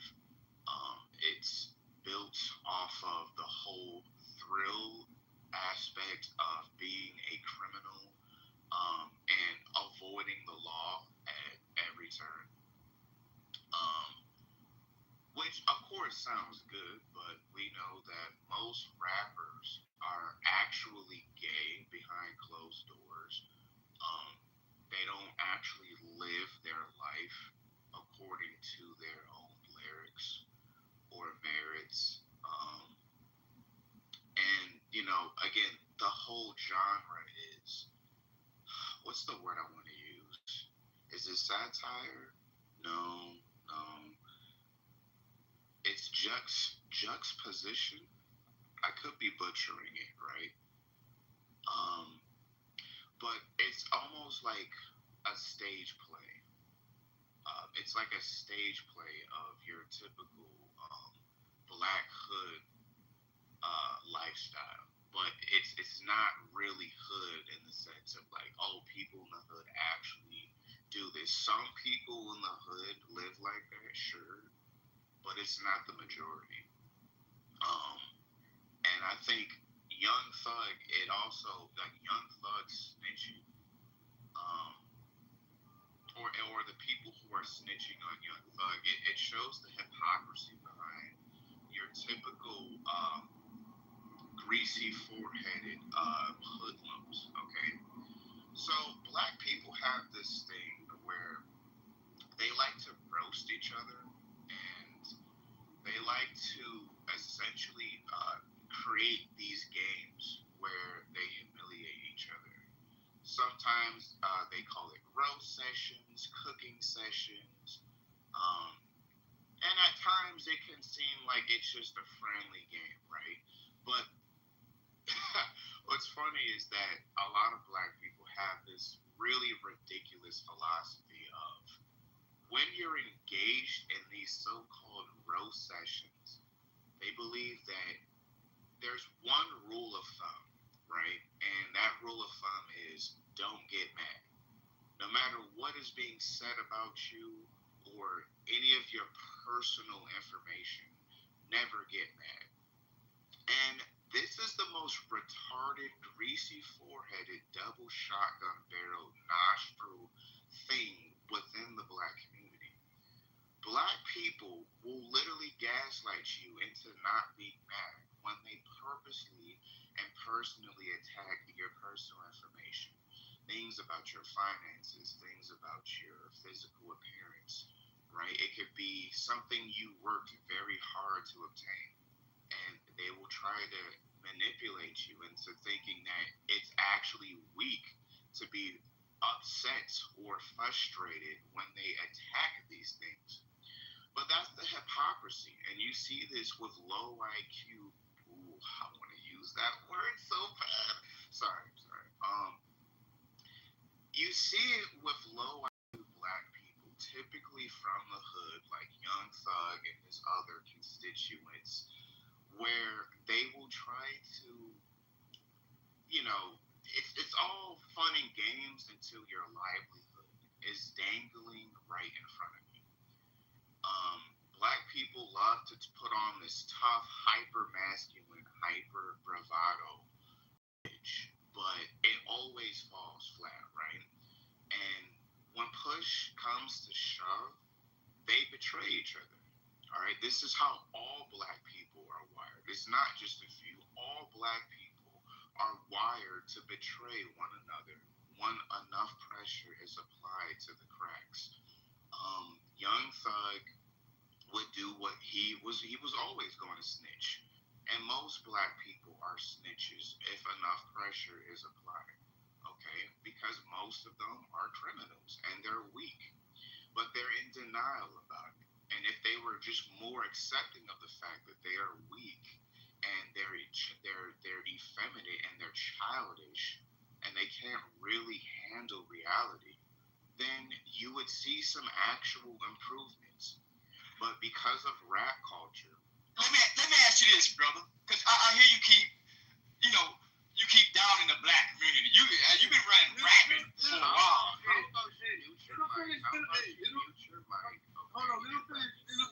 I got you. Yes, sir. I got you. Maybe I'll entertain your low IQ black rhetoric. How about that? Okay. No, thank you so much, moderators, for giving me time to do this. So, like I was saying before, I was rudely interrupted.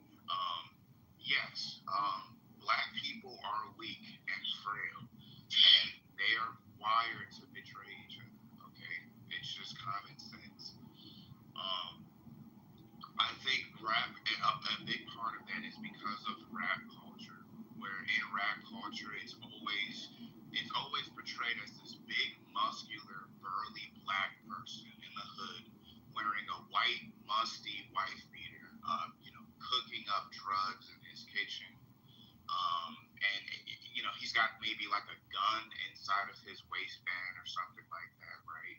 So it puts off this image that black people are these strong alpha males who are not scared of anything. Hold on a second. Okay, all right. Hold on a second. Hold on, just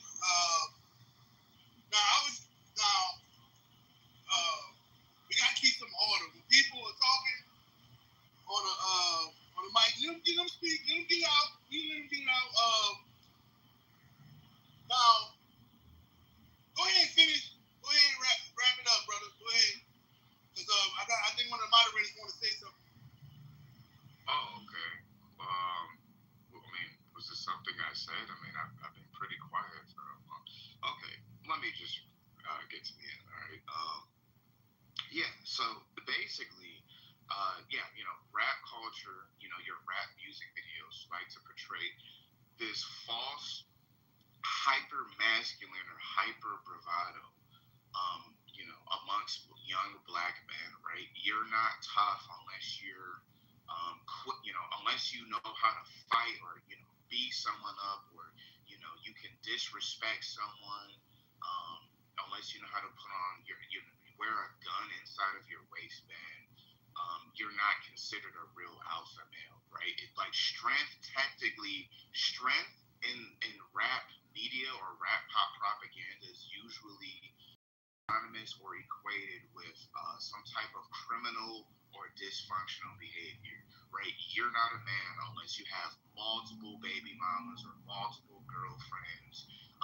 If you're not making at least, 10 bands a week, you're a lame, you don't have enough money, right? And so young black people see these type of image stereotyping, and they plaster it over their personality. They emulate it.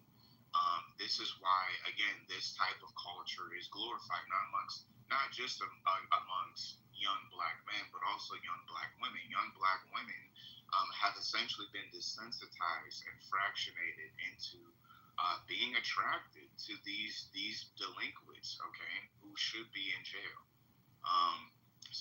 Yes, that's what I wanted to say. Real quick. You sound familiar. You've been to the school before? Yes. Why? Why is that an issue? It's not an issue. I'm asking the question because I recognize your voice. Just trying to. Ain't no issue. Listen. Hey, so you profess God, you love God? Yes, sir. Yes, sir. Okay, hold on one second. The scriptures talk about the abundance of a heart, the man speaks, right? Right? Might be butchering it a little bit, but you know what I'm talking about, right? I believe so. Okay. Give me John, I think 1 John 4:20. Yes, sir. The book of 1 John, chapter 4 and verse 20. If a man say, I love God, and hateth his brother, he is a liar. So I'm gonna tell you something.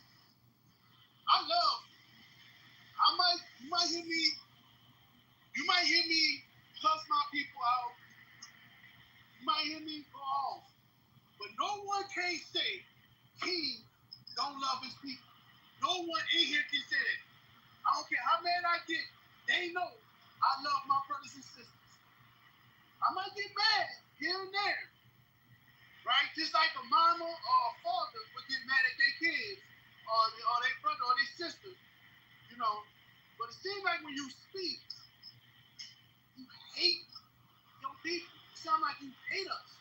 But how do you come to that? I think you talked for a long time. Mute your mic, brother. Don't cut me off. I'm just telling you what I hear. Now, if it's not true, okay, it's not true. But I'm telling you what's coming off. I'm telling you what I hear. AK.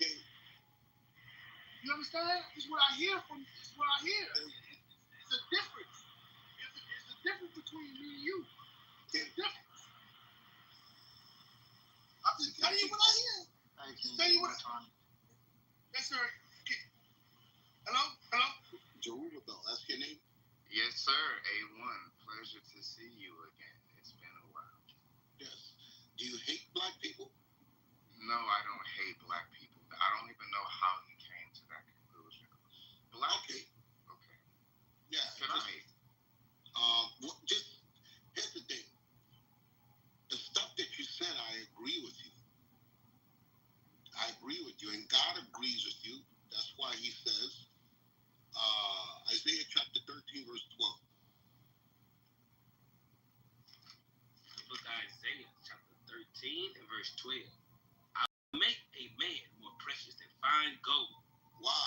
Because the men now, they're full of shit. The black man now is full of shit.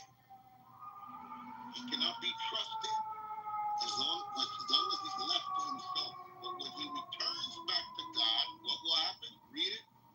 Even a man did the golden wedge. So now we're going to show you in the New Testament, John chapter 3, verse 3. The book of John chapter 3 and verse 3. Jesus answered and said unto him, Verily, verily, I say unto thee, except a man be born again, he cannot see the kingdom of God. Because the way we are now as black people, we will not be accepted into the kingdom of God. So the stuff that you said is spot on. You just got to clarify, because it can easily be taken as you're coming from a place of hatred. And I think that's what King was trying to tell you. But as far as the stuff you said about black people, you niggas are the worst. You are your own worst enemy. It's not the white man. You're so full of shit that God had to raise up white people to enslave you, rape you, rob you, and colonize you, to put their foot in your ass because you don't listen to God. As it says in Ezekiel chapter 3, verse 4, reader. The book of Ezekiel chapter 3 and verse 4. And he said unto me, Son of man, go, get thee unto the house of Israel. That's you black people. Read on. And speak with my words unto them. God was always trying to impart his word on us. Read on. For thou art not sent to a people of a strange speech and of a hard language, but to the house of Israel. But look what God says himself. Read on. Not too many people of a strange speech and of a hard language, whose words thou canst not understand. Surely, had I sent thee to them, God said, if I would have sent you to the other nations, read on. They would have hearkened unto thee. Listen, watch this, read on. But the house of Israel would not hearken unto thee, for they would not hearken unto me. For all the house of Israel are impudent and hard-hearted. That's everything that you just said about the black man now in the streets. I was asleep, and I heard you speaking, and I know some people got touched by what you're saying, but we gotta, after what I heard tonight in this room, bro, I will peep. Now I see why God says 2/3 have to be cut off and die. Okay? For sure. So, you black men, the only thing that awaits you is death. There's no reform in you. You're reprobate. You can't discern between right and wrong. That's why Paul said, examine yourself. Know ye not your own selves, except ye be reprobate. A reprobate person cannot discern between right and wrong. I heard men say in this room that if someone is selling drugs and there's a long line of people waiting to buy drugs and it's heroin, that they said, I will not call the police. I will just leave them to sell the heroin. It's not my place. You're talking about selling. Death. You have to die. A person that thinks that way, you have to die. There's no hope for you. You cannot bring forth unity in your community thinking like that. The only thing for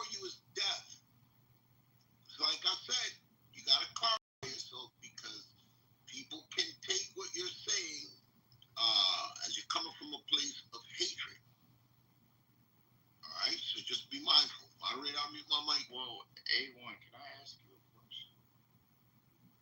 Go ahead. I don't understand how what I stated could be perceived as hatred when I was here for Zim. When he tried to justify the drug dealers destroying their own communities. However, I'm being... That was hours ago. That was hours ago. That was like 4 o'clock in the morning. Like right, I ended up going 3 o'clock. Yeah, I heard, but I ended up going to sleep shortly after. But I don't see how what anything I said could be perceived as hatred. Like, no. I just don't see it. Hold on. This is in the Bible. Hold on. Yes, sir. Yeah, it was detailed, mad detailed. It was. Hold on a second. Hold on. I'm the one who perceived it that way, and I'm gonna tell you why. I'm gonna tell you why I said what I said. Give me what that is. Second Esdras. This is 14, 13. I'm saying it might be saying it backwards. Cause I now know who you are. Now, cause I recognize your voice. And I came from this place because what I'm about to say. Watch this. The book of Second Esdras, chapter 14 and verse 13. Now therefore, set thine house in order. Prove thy people. So you know the truth, but I know you have issues with what's up with the congregate? Can you congregate? What happened with that? I don't see how that's relevant, but it's relevant. Hold on, it's relevant. Hold on. Give me that Matthews. Give me that, cause we say things, but we live in a certain way. Give me that Matthews 7. Matthew 7, start at verse 1. It has a lot to do with it. You cleaning yourself up has a lot to do with it. You fixing yourself has a lot to do with it. And that's why, we would say things, but are you a part of the solution as well? Because this room is for reform, for men to change their lives. Not just to rant and yell at the top. No. A1, he don't just talk. He walked the walk. The members of the Green Beans don't just talk, they walk the walk. That's what I'm talking. If you're just saying stuff, you're just talking.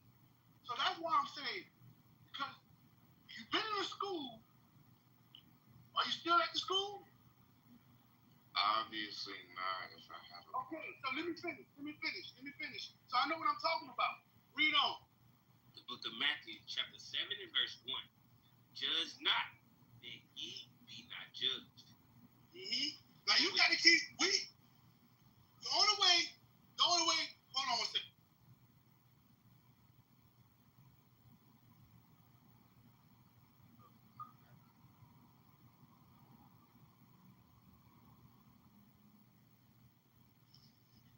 Second Corinthians 10 verse 4 until King gets back. My bad, y'all. Y'all gotta think I'm at work. So just give me a second. Oh, go ahead, AO. My bad. Go ahead, King. Go ahead. Nah, so the reason, listen, brother, you're my brother. I gotta tell you the truth. Don't get mad at the truth. What I see, what I hear. You understand? And I recognize your voice, and I know you're supposed to be a repentant brother, but you have issues. And the reason why I started with 1 John 4 and 20, because this is what, if you ain't doing Leviticus 19:17, you ain't doing that. And listen, you can't just say, hey, y'all messing up when you're not doing right, when you're not doing what God said do. I'm doing much better than you. Come on, brother. I let you, everybody on here, I let you speak for a very long time. I did not cut you off. I let you speak. I let you say I let you get it off your chest. Now let me talk. All right? So, read that. Let me just get to the point. Let me read that. Yes, sir. Verse 2. For with what judgment ye judge, ye shall be judged.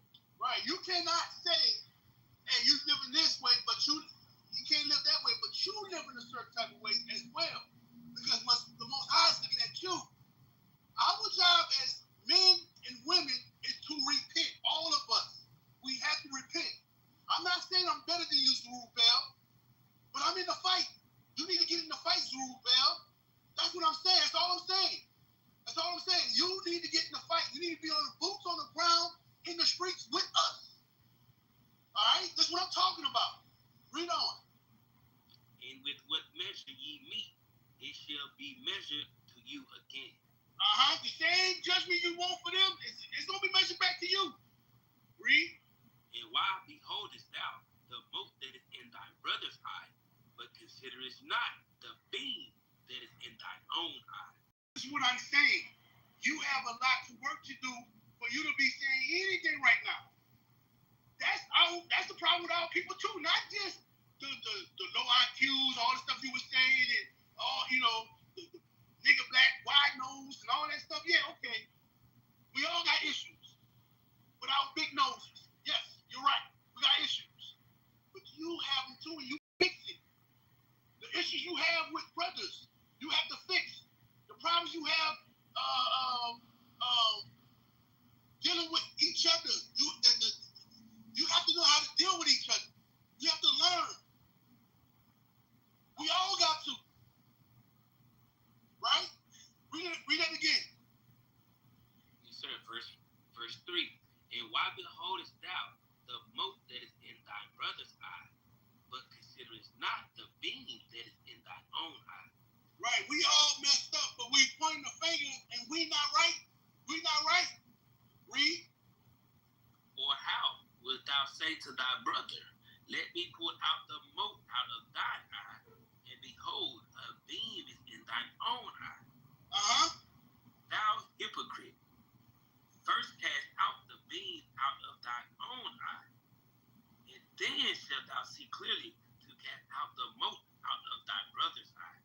Just like A1 said, I hear you, and I agree with you. Just like I told you before he came on, I was like, yeah, I get mad too. I get upset and I say some things myself. And people get mad at the things I say. So I understand that. But when it comes from a brother or a sister, and they're not doing what God said do, I have a problem with that. At least try your best to do what God said do.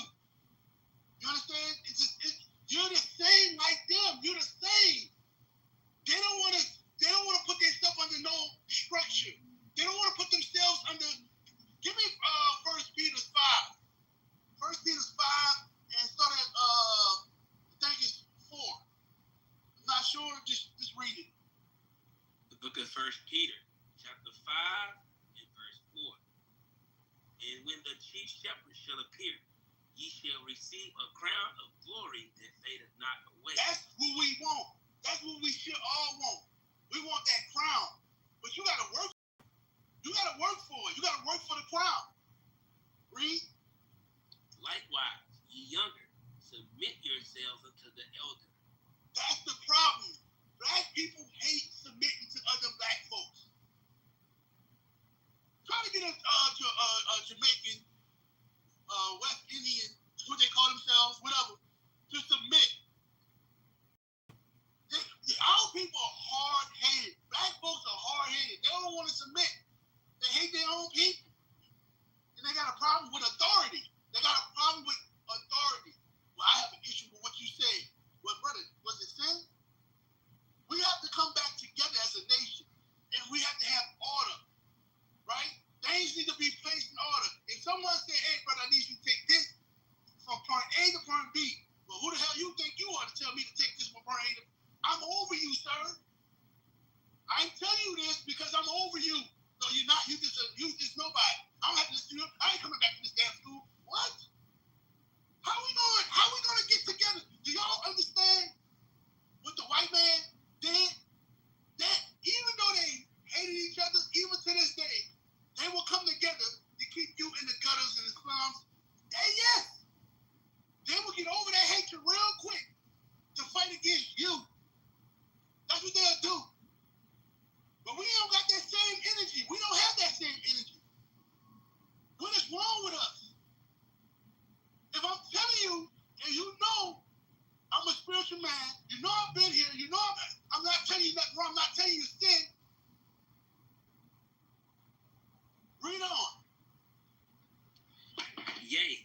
of you be subject one to another. It says, all of you be subject one to another. Subject one to another. Be subject one to another. You have to be under another man. And black folks hate that. They don't hate being under the white man. They hate being under their own brother. That's what they hate. They don't want their own brother to tell them anything. Like right now, brothers right now is mad with me because what I'm saying. Right now they're mad with me. Just like the two brothers earlier. They was all upset, get mad. I'm a B-A-N. Yeah, a B-A-N. I'm a ban. But he talking about I gotta be timid around. Y'all think we sweet because we got Bibles? I just don't understand. Like, man, listen, the Bible. I don't. This ain't Christianity. This ain't Christianity. We ain't Christians. The modern day Christians, we not that. Read on.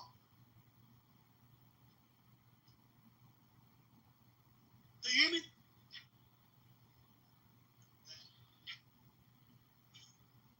Hello?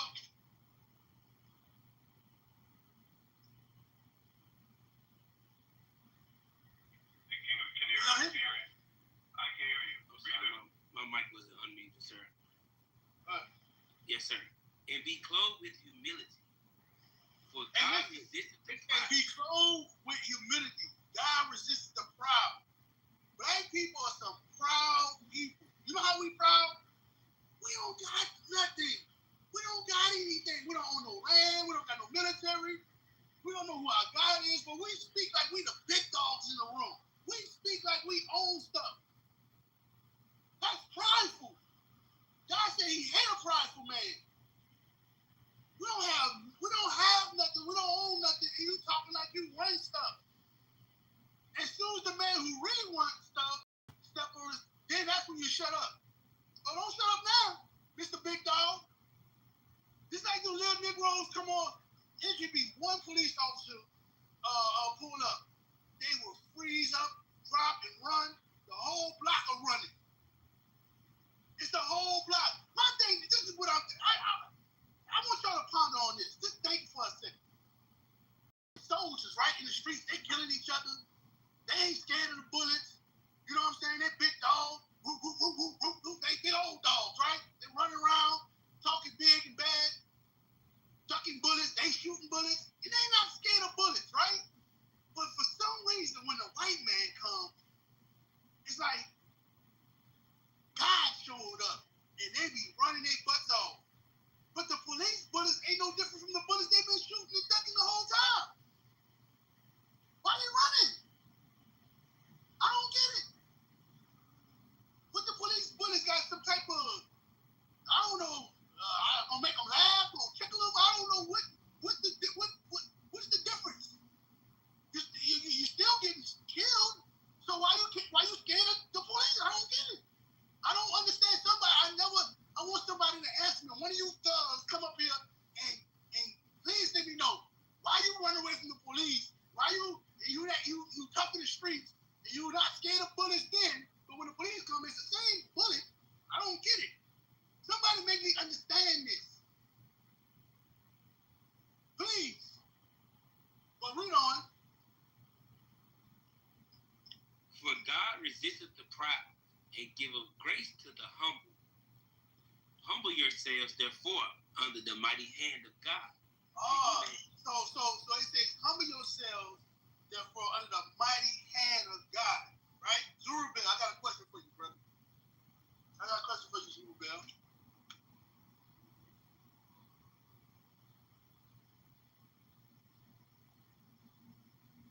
Go ahead, King. What is the mighty hand of God? His laws. In this verse right here, what we read? I don't know the precept. You can break it down. Okay. We ain't got to go to another precept. It's telling you what it is right here. The mighty hand of God is his prophets. It's the men that he set up over the nation. That's his hand. I'm gonna gonna show you that. Read it again from what verse you at? It's verse 5, sir. Likewise, you younger. No. Start at verse 4. Yes, sir. Verse 4. Look, 1 Peter chapter 5 and verse 4. And when the chief shepherd shall appear, ye shall receive a crown of glory that fadeth not away. Likewise, ye younger, submit yourselves unto the elder. You see that? It says, submit yourselves under the elder. The elders are like A1. The men that set up, right? Read. Yea, all of ye be subject one to another. It be subject one to another because the men like AO put men in position. Hey, I need you. You gonna be over 10 men. You gonna be over 50 men. I need y'all to do this and do that. Right? That's submit yourselves one to another. Right? Order, structure, ranking. Read. And be clothed with humility. You have to be clothed with humility. Because we got to understand, like, okay, I don't know everything. Let me be quiet. Let me listen. Read. For God resisted the proud. He resisted men that's prideful, who don't listen, who don't like to listen. Read on. And give a grace to the humble. He give grace because the grace that he can give you more spirit, more of his spirit. You're gonna grow. You're gonna grow. You're gonna get more understanding. And it helps you the nation. Read on. Humble yourselves, therefore, under the mighty hand of God. You see that? The mighty hand of God is his prophets. It's the order that he set up. He works through the men of the Lord. That's his hand. You understand? I'm going to show you that. Go back to Proverbs 1 and 20. God ain't coming off his throne. He's the king. He ain't coming off his throne. Read. The book of Proverbs, chapter 1 and verse 20. Wisdom crieth without. How does wisdom cry? It needs somebody to say something. Go ahead and get that Isaiah 58 and 1. Book of Isaiah, chapter 58 and verse 1. Cry aloud, spare not.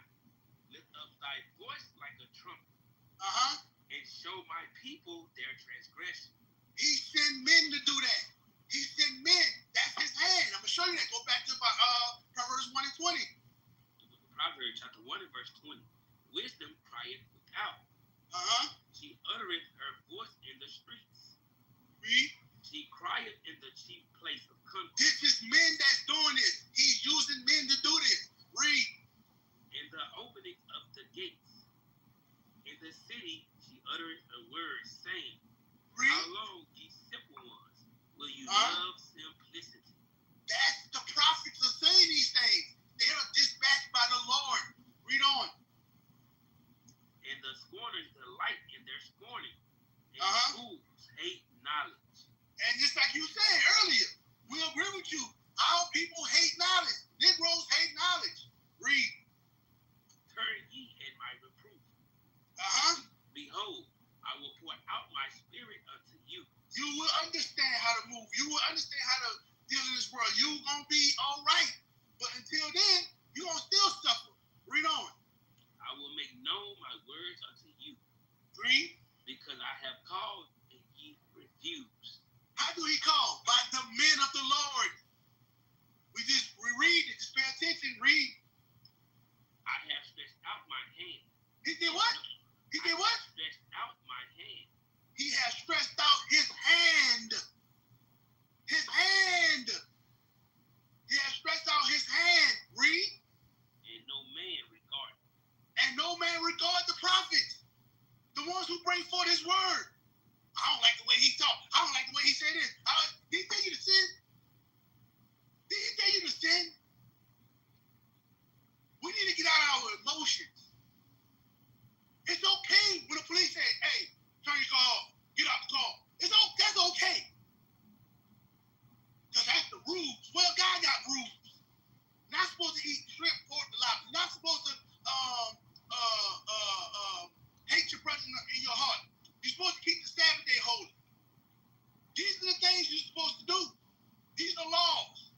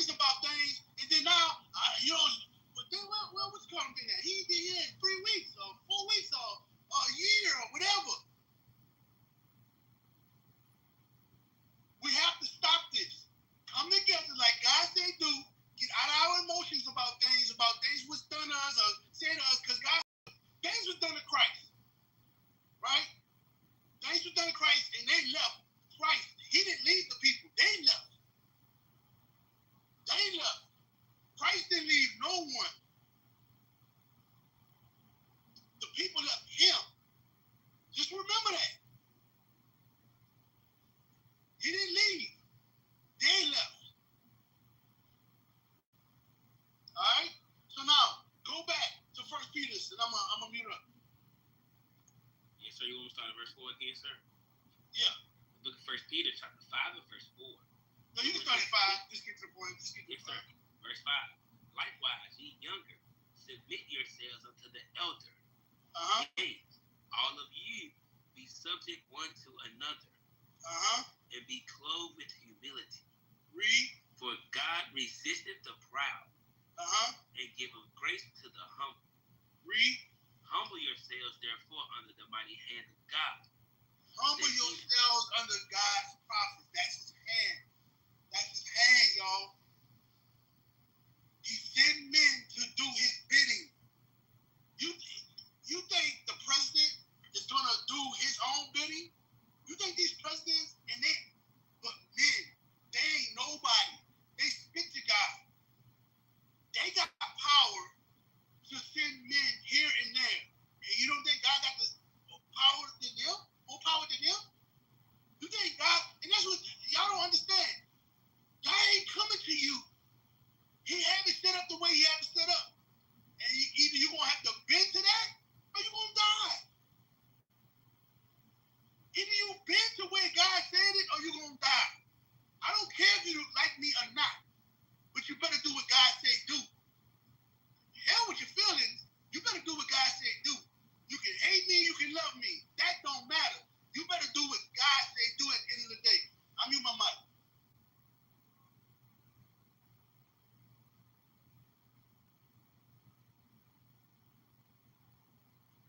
Hey, the truth. What's going on, the truth? Hey, shalom, King. Most High Christ bless. Most High Christ bless. Joseph's on station 12 on grace. Shalom. Shalom, sir. Shalom, Most High Christ bless. Jesse, you speak on the topic? Oh, wait. I think AO was trying to say something earlier. AO. All right. He told me to go ahead and go. AO, you good? Yeah, he good. But all right. Hey, shalom, the truth. I was just letting you know, Jesse did speak. You got a red ticket down at the bottom, beige, rate. I was in here last night. Y'all are good. I'm just listening, man. All right, so who's next on the queue? It's Sister Hey, I just want to say this. Anybody can come up. I'm gonna let you speak. I just got mad. And I apologize for my anger earlier because I'm tired of people just scared of these little Negroes, man. And then they just get to do what they want to do, man, with no repercussions, man. That just upset me. And I just apologize for that, man. I kind of like, but we too grown to be scared of little people. I don't care if they got guns. I don't care if they can kill us. I just know if you want to come up, I'm gonna let you speak. I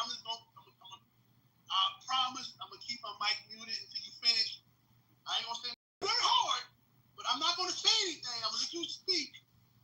All right? I'm gonna shut up and let you speak. All right? But when I gotta speak, don't say nothing. You be letting people speak, King. Even, what do we have? Yes. Let's subscribe. You got Joe and Pink. They haven't spoken on the topic yet. They've been up all All right, Joe. You up there? Joe, the bottom right-hand corner. All right. Pink. Sister Pink. Okay. Hello. What's your thoughts on the topic? Okay. My thoughts on this topic is about Young Thug snitching. The only reason why he's snitching is because if he don't snitch, they're gonna put him back in jail.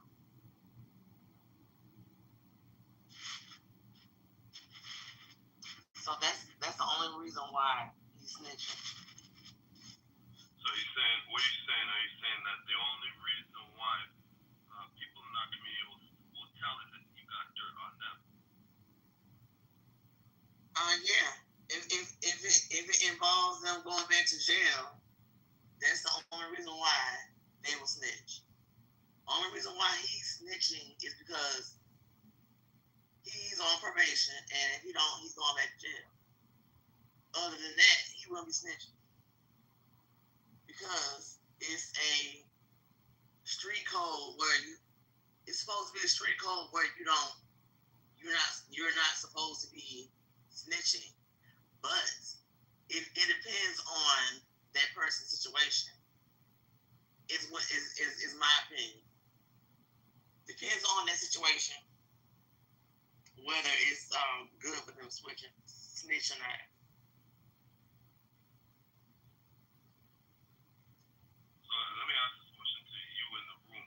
Is there ever a time when you're not supposed to tell? Because what you're sharing is that you are supposed to tell. You are supposed to clear. Is there ever a time when you're not supposed to tell? I'm just saying, if your life is dependent on you, if your life is in danger, then no. But if it's not in danger, then you can go ahead and snitch. I'm not getting ready to be killed for nobody. I mean, that's just common sense. I mean, it's nothing wrong with snitching, but it depends on the circumstance. Is my opinion about that. So.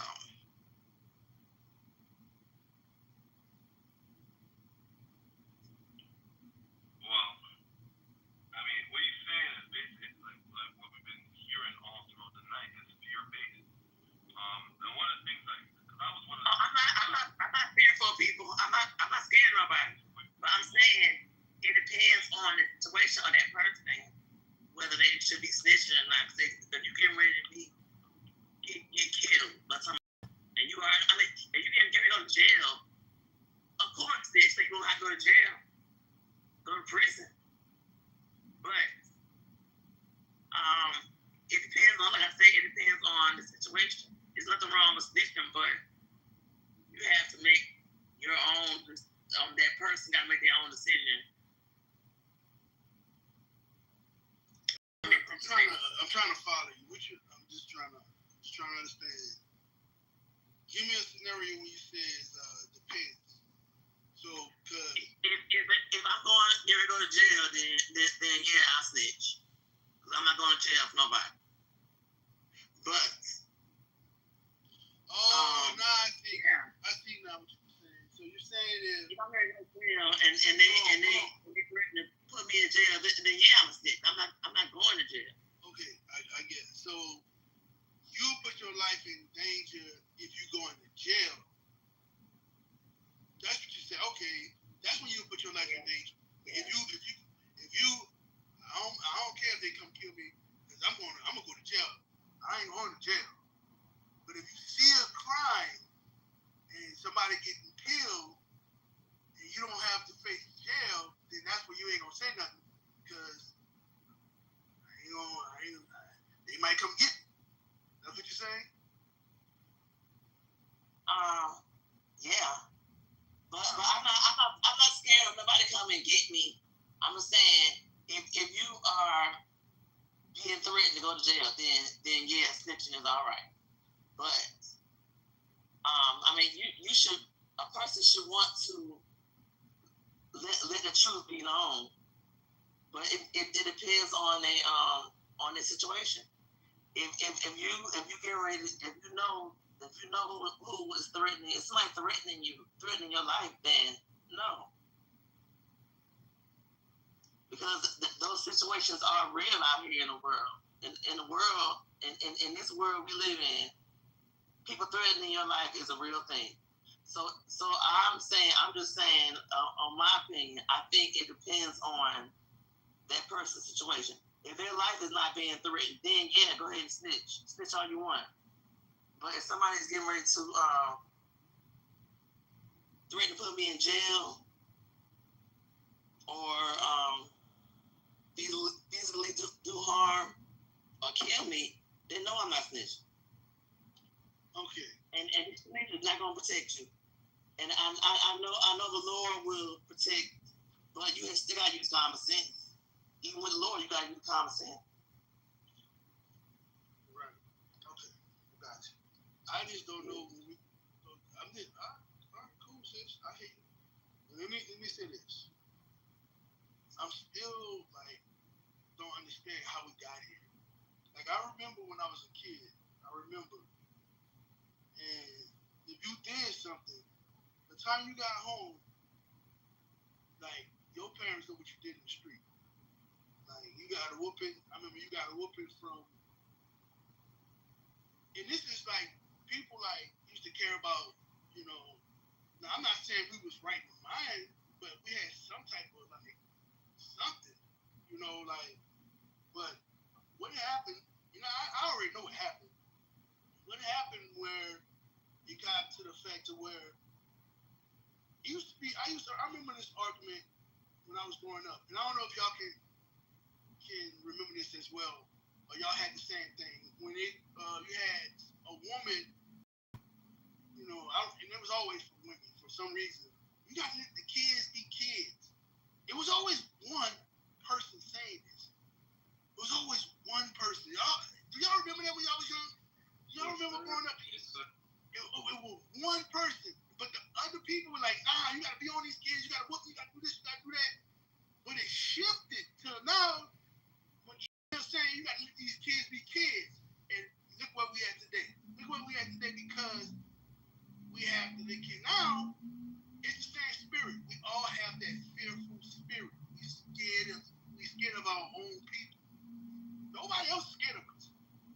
Nobody else is scared of us. They had a guy who was teaching, I can't remember exactly when it was, but let's go here or there. We was matter of fact, I was the one who was teaching this day. And he was walking across the street. You know, I said, dang, he just got his gun all out, huh? And I said, yeah, y'all mess with him, he gonna shoot you. He ain't gonna play with you. You know what the white man said? You're damn right. He yelled it. You're damn right. He went in the store. And brought a bunch of, because I was starting exposing white folks. And he turned red as hell. And he went in the store and brought a bunch of like lollipops and freeze pops. He came outside and started giving it to the kids. I'm like, see what he's doing, y'all? Y'all see what this man doing? I just started going in. I'm just saying, like, these people can walk through our neighborhoods, right, and have no fear. But we walk through the neighborhood and we're afraid. We'll walk with our head down. Y'all remember back in the day, in the old movies where the black boys would be walking and the white woman or the old white man walking and they had to put their head down or they had to cross the street or whatever, or they had to get off the sidewalk. That's how we are now. The new KKK is the new niggas in the street now. We got to bow our heads. We got to walk across the street. Man, you crazy as hell. Listen to yourself. Listen to yourselves. I ain't gonna tell. If it ain't me, if I go to jail, then I say something. But if that little 5-year-old got killed, I seen her, man, I ain't got nothing to do with it. I ain't facing with jail time. Her mama gonna be all right. She can have another child. She'll be all right. That's what we say. Hell with her life and hell with the next one life. No, it's not saying that. I mean, that's what you're saying. You're not saying it. You're not doing it on purpose. But that's what you're saying. It's just saying use common sense when dealing with that. It's just saying using common sense. I mean, of course, people are concerned about other people. Of course, I'm concerned about other people. But that's the decision that they chose to make. I mean, I'm not gonna put my life in danger. Wait. That's the little girl playing in her yard, her own yard. She playing hopscotch or whatever. You know what I'm saying? She playing in her own yard. It's her fault that she got shot? No, it's not her fault. But her parents should have been protecting her.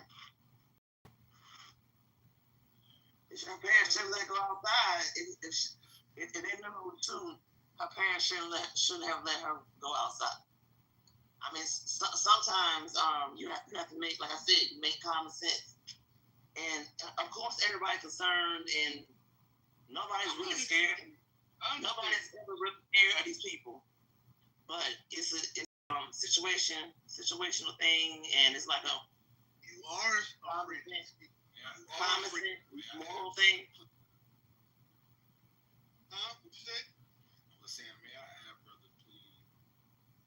Being nosy is a problem too. Like being too nosy is a problem too. You can only do so much to help people anyway.